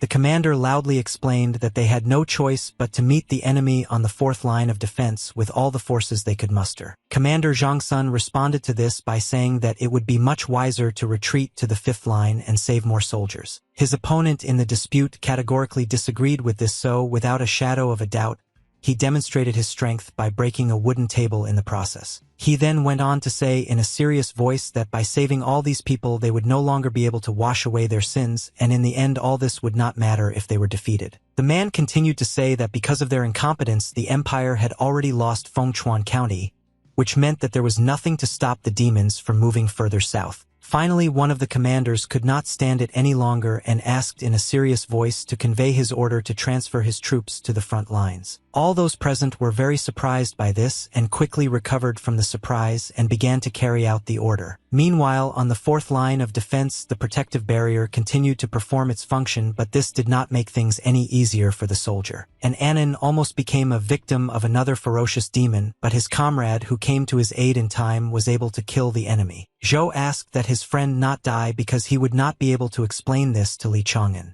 To this, an Anon replied that he would come for his soul and drag him to hell. Suddenly, one of the soldiers loudly announced that reinforcements were rushing towards them, which meant they still had hope of being saved. In the distance, horsemen could indeed be seen hurrying to defend the fourth line of defense. He Ruozhong loudly ordered his soldiers to force the damned demons to retreat. Soon after, the reinforcement troops entered the battle and began to fight fearlessly to carry out the commander's orders. Meanwhile, a small meeting was taking place at the demon army's reserve camp. The demon wolf lord selected several clan leaders and ordered them to immediately gather warriors and head to the front because some problems had arisen there. Unexpectedly, the bull leader asked Niu Wanhao if they really should do this.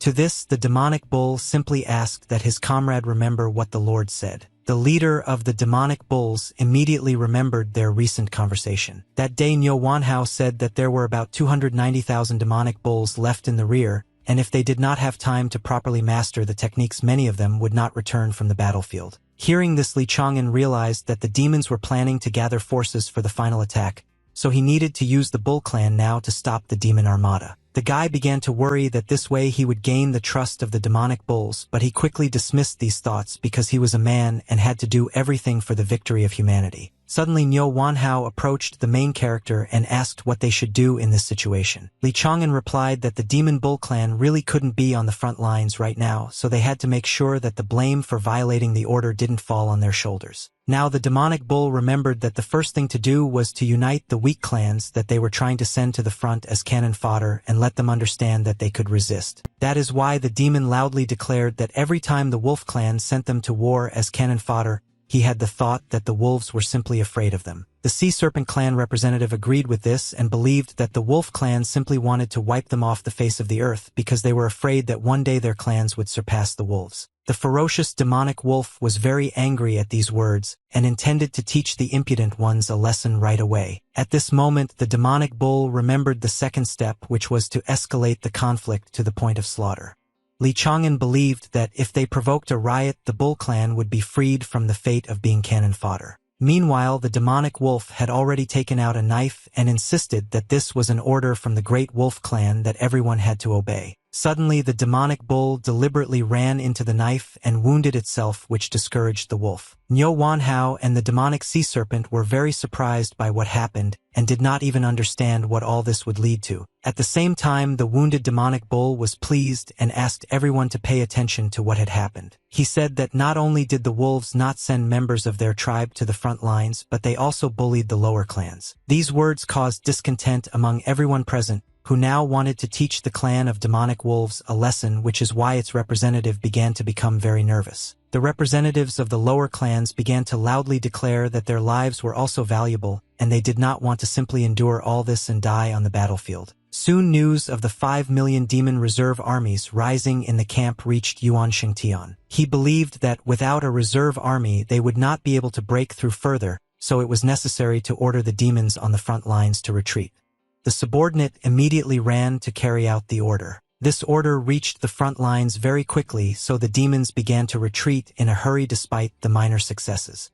People were very surprised by this. As soon as everyone came to their senses, the soldiers realized that the first victory of humanity over the demons had just happened, and they were extremely happy about it. And Annan was very surprised by what happened and believed that the demon would not retreat without a good reason, which meant that they had some problems in the rear. The boy soon suggested that the cause of these problems could be Li Chang'an, who most likely did not die. Meanwhile, the demonic bulls had already arrived at the demon's camp near the sacred stone. Niu Wanhao was not very happy to be here, since he already suspected why he was ordered to come here. Not long before this, he turned to the main character and asked if he would go with them, to which he received a positive answer. Li Chang'an explained that if he appeared near the sacred stone, the others would learn of the alliance between the Demon Bull clan and the Elephant and Dragon clan. Then the girl told about what Niu Wanhao as the head of the clan should definitely remember. The protagonist said that Niu Dingtian had incredible talent and the future of the demonic bull clans depended largely on how far he could go in his cultivation. Niu Wanhao realized that he had to protect his comrade by any means necessary and promised that he would do so. After this, the main character fearlessly jumped off a high cliff and set off on his journey so as not to endanger the clan of demonic bulls. Li Chang'an was confident that he would soon meet the demonic bulls again. Niu Wanhao immediately ran to the edge of the cliff to make sure that the Lord was okay. Finally, the demonic bull wished the main character to take care of himself. Li Chang'an no longer heard this wish because he was deep underground. The guy sat on Tuluan and thought that if he destroyed the sacred stone, he could put an end to this war, but he had to do this job alone. Meanwhile, the demonic wolf approached the 5th guard of the demonic bull clan and told them that the emperor had ordered them to leave the wolf clan's domain and begin guarding the inner circle. Xiangda immediately found it strange that their clan was suddenly transferred to guard the inner circle.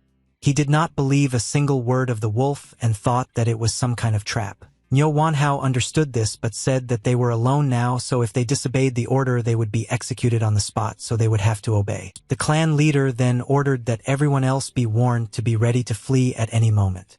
He also insisted that Niu Dingtian had to be protected at all costs. Soon after, Wolf Clan Lord Xiao Wendi was informed that the reserve army of bulls had already arrived. Xiao Wendi didn't respond to this, but from his bloodthirsty, gaze it was clear that he was planning something bad. The clan leader loudly called out to the bull named Nyo Ding Tian and ordered him to get out of line immediately. The demon bull clan leaders were very surprised that Xiao Wendy had called Nyo Ding Tian and were already beginning to anticipate something was wrong. The demonic wolf realized that he would not achieve what he wanted in a good way, so he prepared to provide more convincing arguments. Showing his demonic energy, he loudly threatened that if Nyo Ding Tian did not come out to him immediately, he would kill every bull that came here. Nyo Wanhao immediately declared that even the Wolf Lord could not allow himself to kill warriors indiscriminately because such an act would inevitably result in punishment. The next moment, the demonic wolf attacked the head of the bull clan for doubting the correctness of his orders. Nyo Wanhao flew back and fell to the ground, causing alarm among the other demonic bulls. Next, Xiao Wendy asked if the bulls still didn't understand what situation they were in because no one would know what happened here because they would all be dead. After that, the enraged demonic wolf once again ordered Nyo Ding Tian to step out of line, threatening that this would be his last order and then he would get down to business. Nyo Ding Tian was about to submit and step out of line, but suddenly someone from behind put a hand on his shoulder trying to stop him. Xiangda overtook his comrade and stepping out of line loudly declared that he was that very Nyo Ding Tian. Xiao Wendy silently looked at the demonic bull that stood before him as if it was assessing him. Suddenly the demonic wolf narrowed his eyes as if he suspected his interlocutor of deceiving him. He then stated that the demonic being that stood before him was not Nyo Ding Tian, since the real Nyo Ding Tian was standing behind him. To this, Xiangda replied that Xiao Wendy had made a mistake and decided to show his strength in order to prove that he was Nyo Ding Tian. Xiao Wendy saw this and said that Xiangda only had 40 awakened points and therefore was not at all suitable for the role of the rising star of the demon bull clan.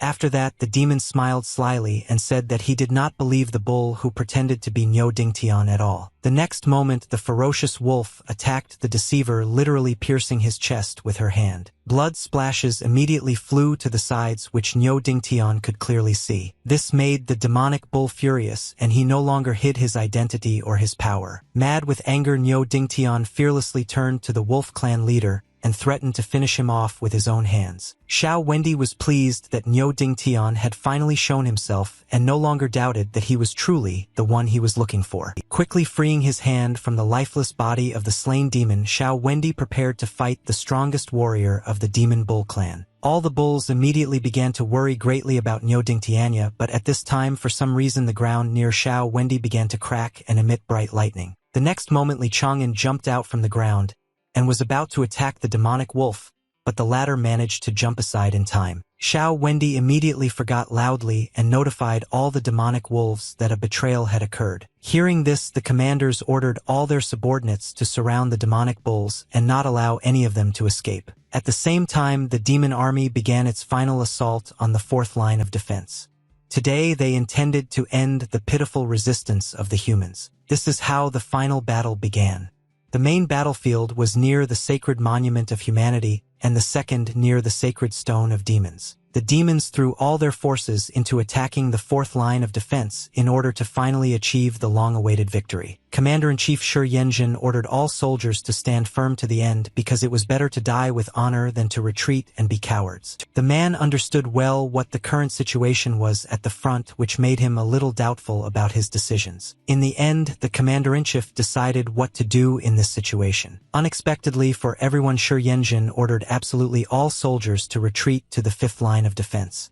The man himself decided to stay and delay the strongest demons for a while. Zhou and an Anan were shocked by what they heard, as they never expected the Commander-in-Chief to give such an order. Meanwhile, Shi Yanjun had already rushed to attack in order to fight the huge Demon King. Unfortunately, this man did not even have time to get close to the enemy and was easily killed by a powerful demon. As a result, the fourth line of human defense was broken through, so the soldiers could only carry out the Commander-in-Chief's dying order. Meanwhile, the second battlefield, which was located deep in the rear of the demons, for some reason was covered in thick smoke. Xiao Wendy was very angry because his enemies managed to escape from him. The demon vented his emotions on the rock by hitting it with his fist. The demon wolf didn't understand how the bulls managed to escape. He didn't notice Bai Yi appearing behind him at all. After listening to everything from beginning to end, the demonic elephant was very angry because even using all the resources Xiao Wendy was unable to find the fugitives. The demon wolf recalled Li Chang'an, who had suddenly appeared, and said that he looked like a person who most likely came from the imperial family. Bai Yi heard this and said that they could not allow the revival of the imperial family because now the demons were divided into clans and it was beneficial. That is why the demonic elephant ordered all his subordinates to make every effort to get the fugitives out from underground. Soon after, the demons who could breathe fire began to release their flames directly into the ground in order to lure out the demonic bulls and their lord. Meanwhile, underground, Li Chang'an used his skills to create a barrier and protect Niu Wanheian and Niu Dingtian from the fire. Niu Dingtian was very grateful for the rescue and vowed to always follow the guy. The protagonist was amazed at the sincere devotion of the Demon Bull clan. Li Chang'an then considered that saving the lives of the demonic bulls would be an equivalent price for using them to undermine the demon's strength from within. The guy continued to think that he would do everything possible to lead humanity to victory, while saving as many lives of the members of the demonic bull clan as possible. Then the main character turned to Niu Dingtian and said that the wolf clan was hunting him specifically, so the demon would have to wait until the end of the war to quietly return to his clan. Niu Dingtian was about to object to this, but he was interrupted by a sudden earthquake which puzzled our heroes. The demonic bull immediately asked what was happening and why the demonic chi energy had become so dense that it could even be seen. Li Chang'an immediately assumed that the wolves had used the sacred stone, but he quickly dismissed this thought because he realized that something had happened to the sacred monument of humanity. Just at this time, the demon army attacked the fifth and final line of defense, which was the sacred monument. One of the commanders encouraged his comrades and asked them not to lose heart because this was their last battle. The second commander still could not believe that the first of them to sacrifice their lives were the elder Shi and his grandson, who were convinced of the effectiveness of defensive tactics. Qin Xiaofa was confident that the commander-in-chief knew from the very beginning that he would not be able to hold the fourth line of defense, so he decided to leave time so that the empire could prepare as best as possible for the final battle. Meanwhile, He Ruozhong had already set up the final barrier around the sacred monument of humanity and reported it to his comrades. One of the commanders asked his colleagues to forget for today that they were all from different academies because today they were brothers in arms who had to trust each other with their backs. After that, they all rushed into battle together, wanting to defend the monument until their last breath from the army of demons. Jin Li saw that there were only 4 defenders of the monument. He thought that they had nothing to hope for and ordered Yuan Shengtian to deal with them. The leader of the demonic monkeys wasted no time in rushing to attack, as he was confident that he could easily deal with 4 opponents. Jiang Zongqing immediately used the law of literature to use the skill Golden Dragon Breath to stop the demon. A huge stream of destructive flames in the shape of a dragon quickly approached Yuan Shengtian, causing him to be taken aback. The next moment, there was a loud explosion that seemed to leave no trace of the demon. Jiang Zongqing was very happy to see this and thought that one of the demon lords protecting the monument had already been dealt with. Suddenly, the flame pillar that was supposed to burn Yuan Shengtian began to behave strangely. Eventually, the fire simply dissipated as if something had put it out. Jiang Zongqing was shocked by what he saw and couldn't believe that his technique didn't work. Yuan Shengtian, who was completely unharmed, smiled widely and said that he was not so easy to finish off. Jiang Zongqing had to dodge Yuan Shengtian's powerful attacks, which was meant to show his opponent how to fight. Meanwhile, Qin Xiaofu was forced to engage in combat with Tian Mengchen to prevent her from taking advantage of the opportunity to destroy the sacred monument. It wasn't easy for He Ruozhong either, since he had to fight against 2 enemies at once who were also hovering high above him in the sky. No one noticed that Commander Luo, while fighting against the Demon King Jin Li, was unable to avoid a strong blow and was sent flying far back. In addition to everything else, the old man lost his left arm in this battle and was now suffering incredible pain. Soon the commander fell to the ground with a crash, and it seemed he could no longer defend the monument. Jin Li, having defeated his opponent, immediately set his sights on the sacred monument, wanting to finally accomplish what he had planned. At that moment, as if from nowhere, a rapid stream of destructive energy appeared, and a loud voice declared that the demon would not pass any further. It turned out that this voice belonged to Commander Lo, who, despite the absence of one arm, continued to perform his duties. Jean Li was not happy that his opponent was unwilling to give up and asked him to stop being stubborn since there was no longer any point in his pathetic attempts. To this old man, Lo loudly demanded that the demon return to his domain and not even think about touching the monument. The next moment, the commander suddenly jumped up and fearlessly headed towards his enemy in order to continue the battle. Old man Luo quickly approached Jean Li holding his sword tightly in his hand and intending to deal with the demon right now. Unfortunately, Jean Li was much stronger than his enemy, so he was able to easily thwart his plans. Then the demon menacingly declared that since the commander so desired to die, he would grant him death. Old man Lo did not expect such an outcome at all. The next moment, the demonic lion roared loudly, putting all its strength into it, causing a powerful sound wave to spread around. This roar easily made the earth shake as if from an earthquake. Despite this, Jean Li continued to roar, wanting to finally defeat his opponent with a loud sound. Even Tian Mengchen had to cover her ears to avoid being deafened by the loud sound. She was very unhappy that her comrade used this skill. When it was all over, old man Lo fell to his knees exhausted and dropped his weapon. After that, he could no longer fight. For some time, the commander could not come to his senses and blood flowed from his eyes and ears. He Ruzhong, seeing the state his comrade was in, began to worry about him very much. Meanwhile, Jean Li kicked his weakened opponent and asked how the worthless insect dared to stand in his way. Surprisingly, Commander Lo only smiled and said that he had not hoped for more. Suddenly, the old man prepared to use such and such a technique, simultaneously promising that he would take the demon along with him to the next world. Jean Li saw the blinding light in front of him and was very surprised because he did not understand what his opponent was going to do. Old man Luo explained with a satisfied smile on his face that he knew from the very beginning that he would not be able to resist the demon lord, so he cast more than 30 self-destruction techniques on himself in advance. The next moment, a huge explosion thundered, which he Ruzhong watched from afar and could not believe that the commander would do such a thing for the sake of humanity. Qin Xiaofa was also shocked by what happened, but he quickly came to his senses and turned to his comrades and said that they needed to take advantage of this moment.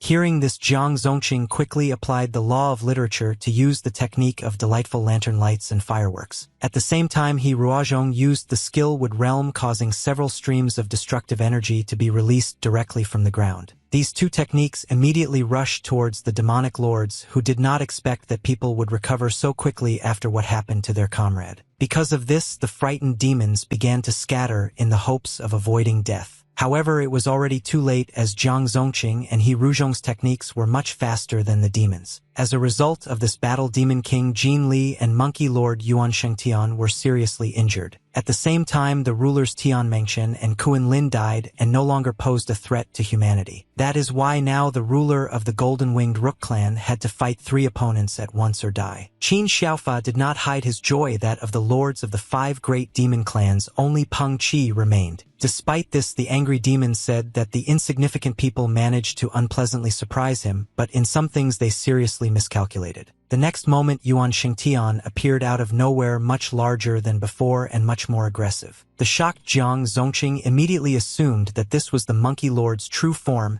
and He Ruozhong noticed that their opponent had significantly raised his rank. Without thinking twice, Qin Xiaofa ordered his comrades to retreat immediately because he had read that even the 3 of them would not be able to deal with him. Unfortunately, it was too late because Yuan Shengtian, maddened with anger, had already swung his weapon and sent a destructive stream of energy at our heroes. When the dust settled, Qin Xiaofa was horrified to discover that his comrades had already died. Meanwhile, the demon monkey lord loudly addressed Peng Qi and said that the barrier had disappeared and now it was his turn to contribute to the victory. Without wasting any time, the lord of the Golden-Winged Rook clan rushed towards the sacred monument, which was now completely defenseless. Choosing the right moment, the demonic bird used its abilities to direct a stream of energy at its target. The sacred monument of humanity resisted the demon's attack for a long time, but it could not continue for long. Eventually, the monument could not withstand it and began to quickly crack and resist Peng Qi's attack. At that very moment, a colossal charge of energy shot into the sky, which marked the final victory of the demons over people. Xiao Wendi was very happy to see this because he thought that Jean Li and the rest of his comrades had completed their task. The demonic wolf could not contain his joy that the sacred monument of the people was destroyed, because in that case the sacred stone of the demons was about to cover the entire battlefield. Suddenly, the main character appeared behind the demonic lords, jumping out from underground to interrupt the celebration of his enemies. Xiao Wendy and Bai Yi immediately turned around and saw Li Chang'an, who was already preparing his attack. Without wasting any time, the boy used the skill thunder cutting the sky in order to demonstrate to the demon the seriousness of his intentions. At that very moment, lightning struck the ground, but the demonic lords managed to jump aside in time. Then the angry Xiao Wendy warned that this was the same demon who saved the demonic bulls. Bai Yi turned to the main character and asked what clan he was from, since they had never met before. Li Chang'an landed calmly on the ground while the demons humbly waited for an answer. The guy confirmed that he had never introduced himself to these lords before, so he honestly said that he was a man named Li Chang'an. At the border of Fengchuan County, a group of masters of the literary path stood and observed what was happening. They regretfully assumed that their students had been defeated after all, and within an hour the influence of the sacred demon stone had covered the entire county. Everyone present knew that after this a completely different war would begin, for which they were prepared. Meanwhile, on the fifth line of defense, Zhou loudly ordered all the soldiers to retreat quickly. One of the soldiers surprisingly refused to leave because he thought that he would rather die and take several demons with him to the grave. Zhou was unhappy and said that now was not the time to show courage, because if there was an opportunity to save lives, then it was necessary to take advantage of it. The disciple of the Bailu Academy recalled that the sacred monument had been destroyed, and now there was nothing to stop the demons from invading the land of Fengchuan County.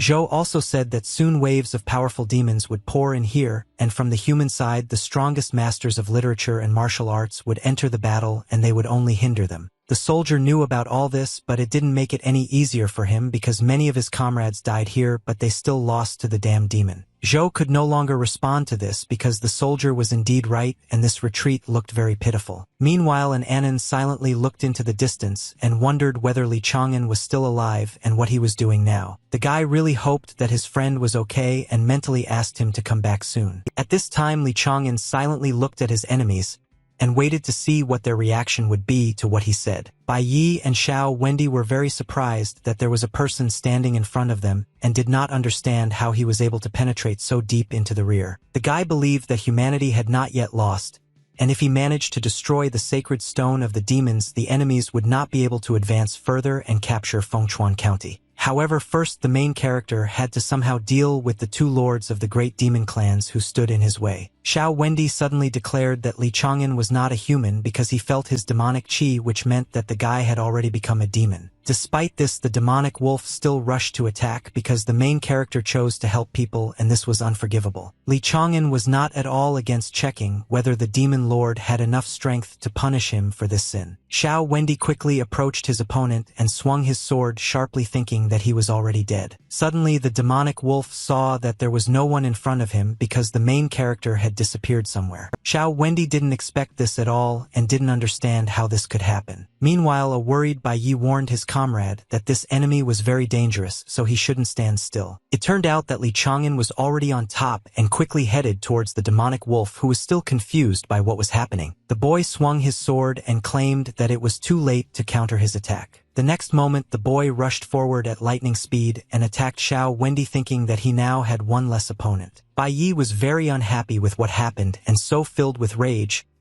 he called upon a huge elephant to help him in order to teach the main character a lesson. This did not frighten Li Chang'an at all, so he quickly used sword art to perform the pacifying swing technique, causing a mysterious aura to appear around him. With just one swing of his sword, the protagonist managed to tear the elephant to shreds and also attack the demonic lord. As a result, Bai Yi was killed and no longer posed a threat to humanity. This short fight still made Li Chang'an tense up, so when it was over he breathed a sigh of relief. Then the main character confidently headed towards the sacred stone of demons, believing that he only had to finish this. The guy used the pacifying swing technique again. I hope it works. After that, Li Chang'an swung his weapon while thinking that humanity would not fall. The next moment, the guy attacked the sacred demon stone, but it was not damaged at all. The main character was shocked and did not understand why he failed. Unexpectedly, Xiao Wendy, without hiding his laughter, said that the sacred stone could not be destroyed with a simple iron sword because it required a fragment of the qi of fate. The demonic wolf mocked the guy, thinking that now he had nowhere to go because the demons would consider him a man and the people a demon. Li Chang'an wasted no time turning to the jade letter and asking if there was any way to destroy this stone. After a long silence, the letter made it clear that it did not want to answer this question. Despite this unambiguous answer, it gave the guy one thought. Li Chang'an assumed that the letter did not want to answer because if he used this method only death awaited him. The main character realized that the only thing that now contained the chi of destiny was himself, so he decided to take advantage of this opportunity. Xiao Wendy saw this and was very scared and asked the guy to stop.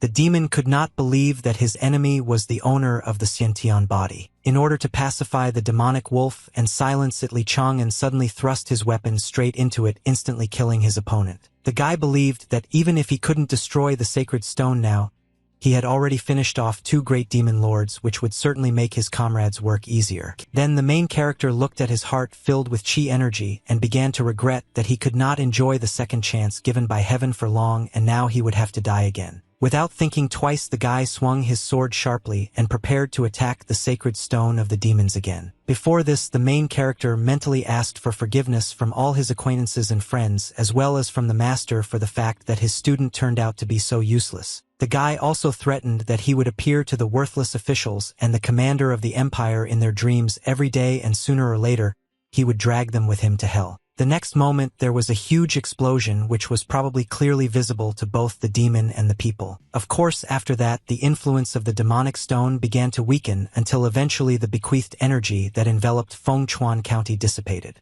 As a result, nothing remained of the sacred stone of the demons. At the same time, Li Chang'an, who had been badly damaged by the explosion, was now lying helplessly on the ground. The main character was still conscious, but due to the wounds he had received, his strength was quickly leaving him. The Jasper letter and both palaces of literature suffered greatly because of the boy's zeal to save humanity. In the end, Li Chang'an could no longer resist his fate and slowly closed his eyes. At that very moment, the teachers of the academies saw a bright flash on the horizon which became a signal that something irreparable had happened. Everyone immediately realized that this was a heavenly vision of the death of the owner of the sacred body of Xiantian, and therefore could not contain their surprise. One of the shocked teachers immediately asked which academy was so stupid as to allow such a talent to join the battle. In order to find out who exactly died, the man quickly opened a list of sages who could answer this question. What they saw shocked everyone.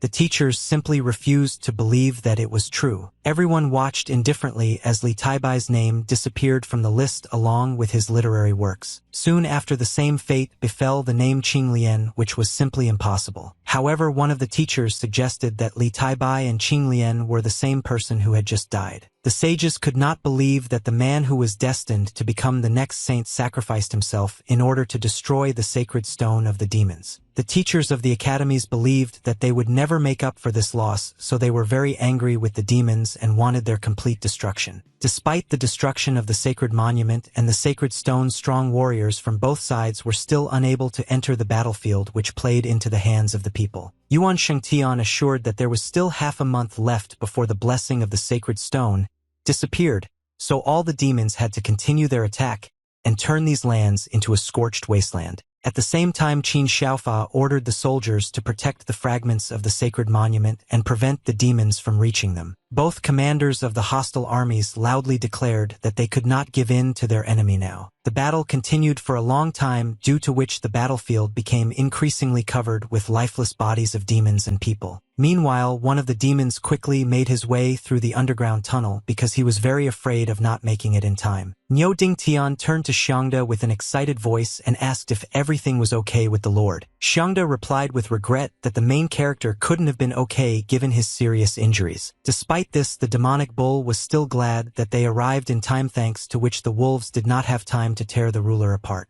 Niu Dingtian then said that Li Chang'an had kept his promise, so they also could not betray his trust. Xiangda agreed with this and decided to give the boy the medicine that the clan leader had given him. The demonic bull had not yet had time to do anything, but suddenly he saw something that shocked him. Suddenly, the protagonist's wounds began to emit a bright light.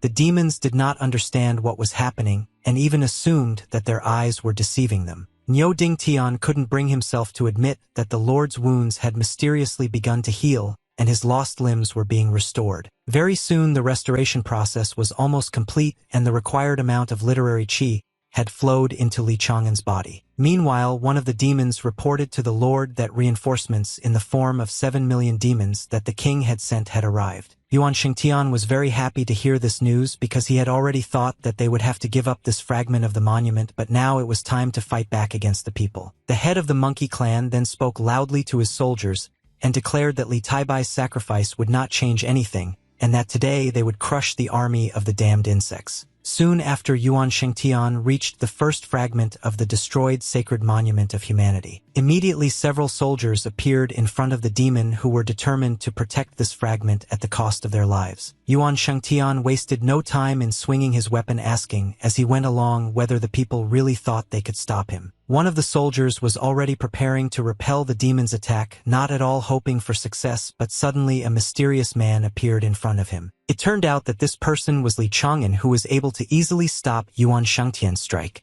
This could not help but surprise the monkey clan's leader. The protagonist turned to the demon and said that he was glad to meet him, after which he calmly introduced himself and added that he was a student at the Bailu Academy. Enraged, Yuan Shengtian, upon hearing the name of his unexpectedly appearing opponent, replied that he had never heard of Li Chang'an. Meanwhile, the guy pressed his feet hard into the ground in order to resist the bloodthirsty demon. Throwing the demonic monkey's weapon aside, the protagonist asked if he remembered the demons they had left to guard the sacred stone. Without waiting for an answer, Li Chang'an quickly attacked Yuan Shengtian, while saying that he had finished off those demons with his own hands. The demon monkey clan chief immediately remembered Li Taibai, who had recently destroyed the sacred stone. The angry demon asked if it was really that same Li Taibai standing in front of him now. Li Chang'an, who had already prepared one of his skills, confirmed the opponent's guess and added that he was glad to finally meet him. The teachers of the academies observed everything that was happening through vision, and did not understand how Li Taibai managed to survive after he destroyed the sacred demon stone at the cost of his Xiantian. In addition, the masters found it very difficult to believe that the main character was able to kill 2 demon lords, so they assumed that the guy was gifted not only in the field of literature but also in martial arts.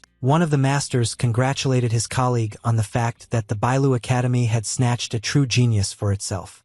Wu Shu thought that the elderly man was exaggerating. After that, the 3rd-grade master of the Bailu Academy, whose name was Wu Shugong, used his telepathic abilities to contact a guy named Tai Ching. The student, despite his busy schedule, was ready to talk to his teacher. Wu Shugong said that this was the first time he had heard of a student named Li Chang'an and asked the boy to tell him about him. Tai Ching said that the main character first became famous at the Dragon Gate competition, winning first place in archery and the art of calculus. The guy also knew that some time ago Li Chang'an arrived at the front and proposed new combat tactics, after which he disappeared for several months. Everyone thought that the guy died, but he somehow managed to survive and keep the great blessing of Xiantian. Hearing all this, Wu Shugong thought that when this battle ended they needed to immediately return Li Taibai to the academy and hide him from prying eyes. Meanwhile, Yuan Shengtian turned to his opponent with a wide smile on his face and said that he was surprised that he managed to survive. Suddenly, the head of the clan of demonic monkeys jumped up and rushed into battle, saying along the way that it would only be a joy for him to personally kill the main character. Despite the approach of his enemy, Li Chang'an remained calmly standing in place as if he was prepared for any outcome. Yuan Shengtian stopped abruptly and swung his weapon, launching a stream of destructive energy at the main character.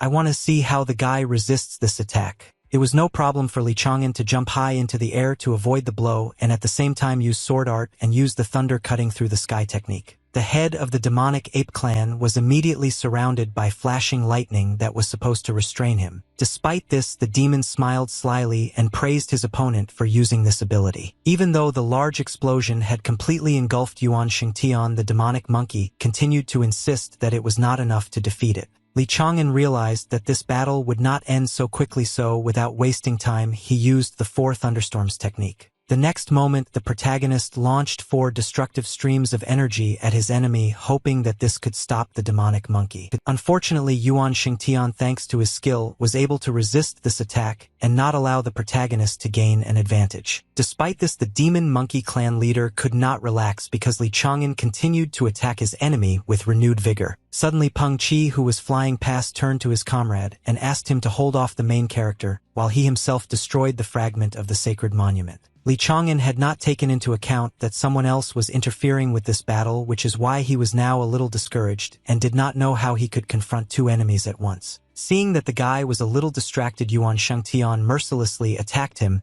but fortunately the main character managed to jump aside in time. The head of the clan of demonic monkeys, smiling slyly, demanded that his opponent not dare to take his eyes off him and considered that the guy should better worry about his own life and not a fragment of an old stone. To this, Li Chang'an asked his enemy not to worry and promised that he would take care of him as well.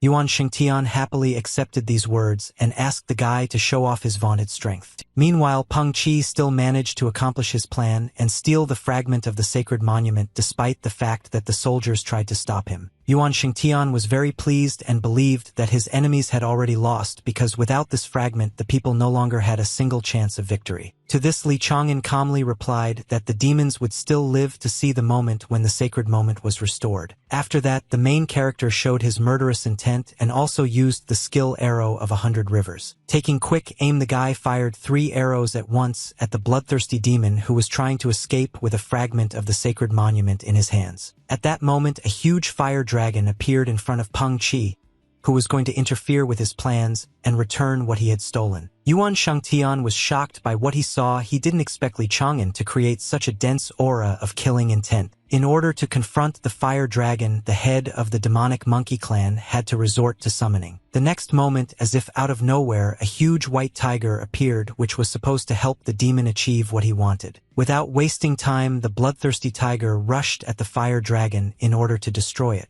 Despite this, the dragon was able to shoot out several of its scales, which headed towards the head of the demonic monkey clan. Yuan Shengtian didn't expect this at all, so he didn't have time to dodge this attack.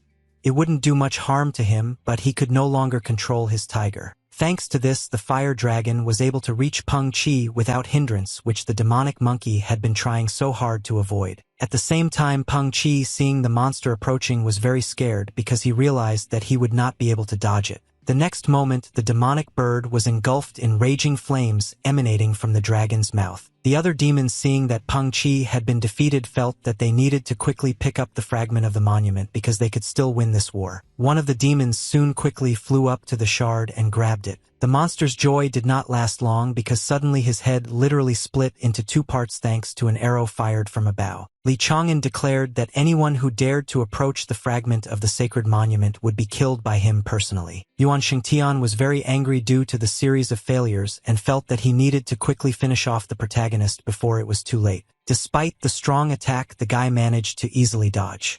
He laughed at his opponent and said that he was too slow. The protagonist then quickly put his hands together and prepared to attack Yuan Shengtian in return. To do this, Li Chang'an summoned the pacifying Hell Blade, which was a huge stone surrounded by mysterious energy. Without a moment's hesitation, the boy pointed his weapon at the head of the demonic monkey clan, wishing him death. Yuan Shengtian was very indignant and said that the guy would never be able to defeat him. The next moment, the pacifying Hellblade collided with its target, causing a blast wave to spread around. Li Chang'an himself began to run away somewhere, thinking along the way that he really wouldn't be able to defeat Yuan Shengtian this way, but it would buy him a little time. The main character, holding a fragment in his hands, turned to the soldiers and asked them to tell him how he could restore the sacred monument. Unfortunately, none of the soldiers knew how this could be done, since initially even the thought that the monument would be destroyed was not allowed. Suddenly, someone loudly declared that poetry would help restore the monument. And Annan loudly recounted that he had seen the commander rewriting great and famous poems to restore a fragment of a sacred monument. Li Chang'an was very happy when he saw his friends safe and sound. And Annan was also glad to see the protagonist,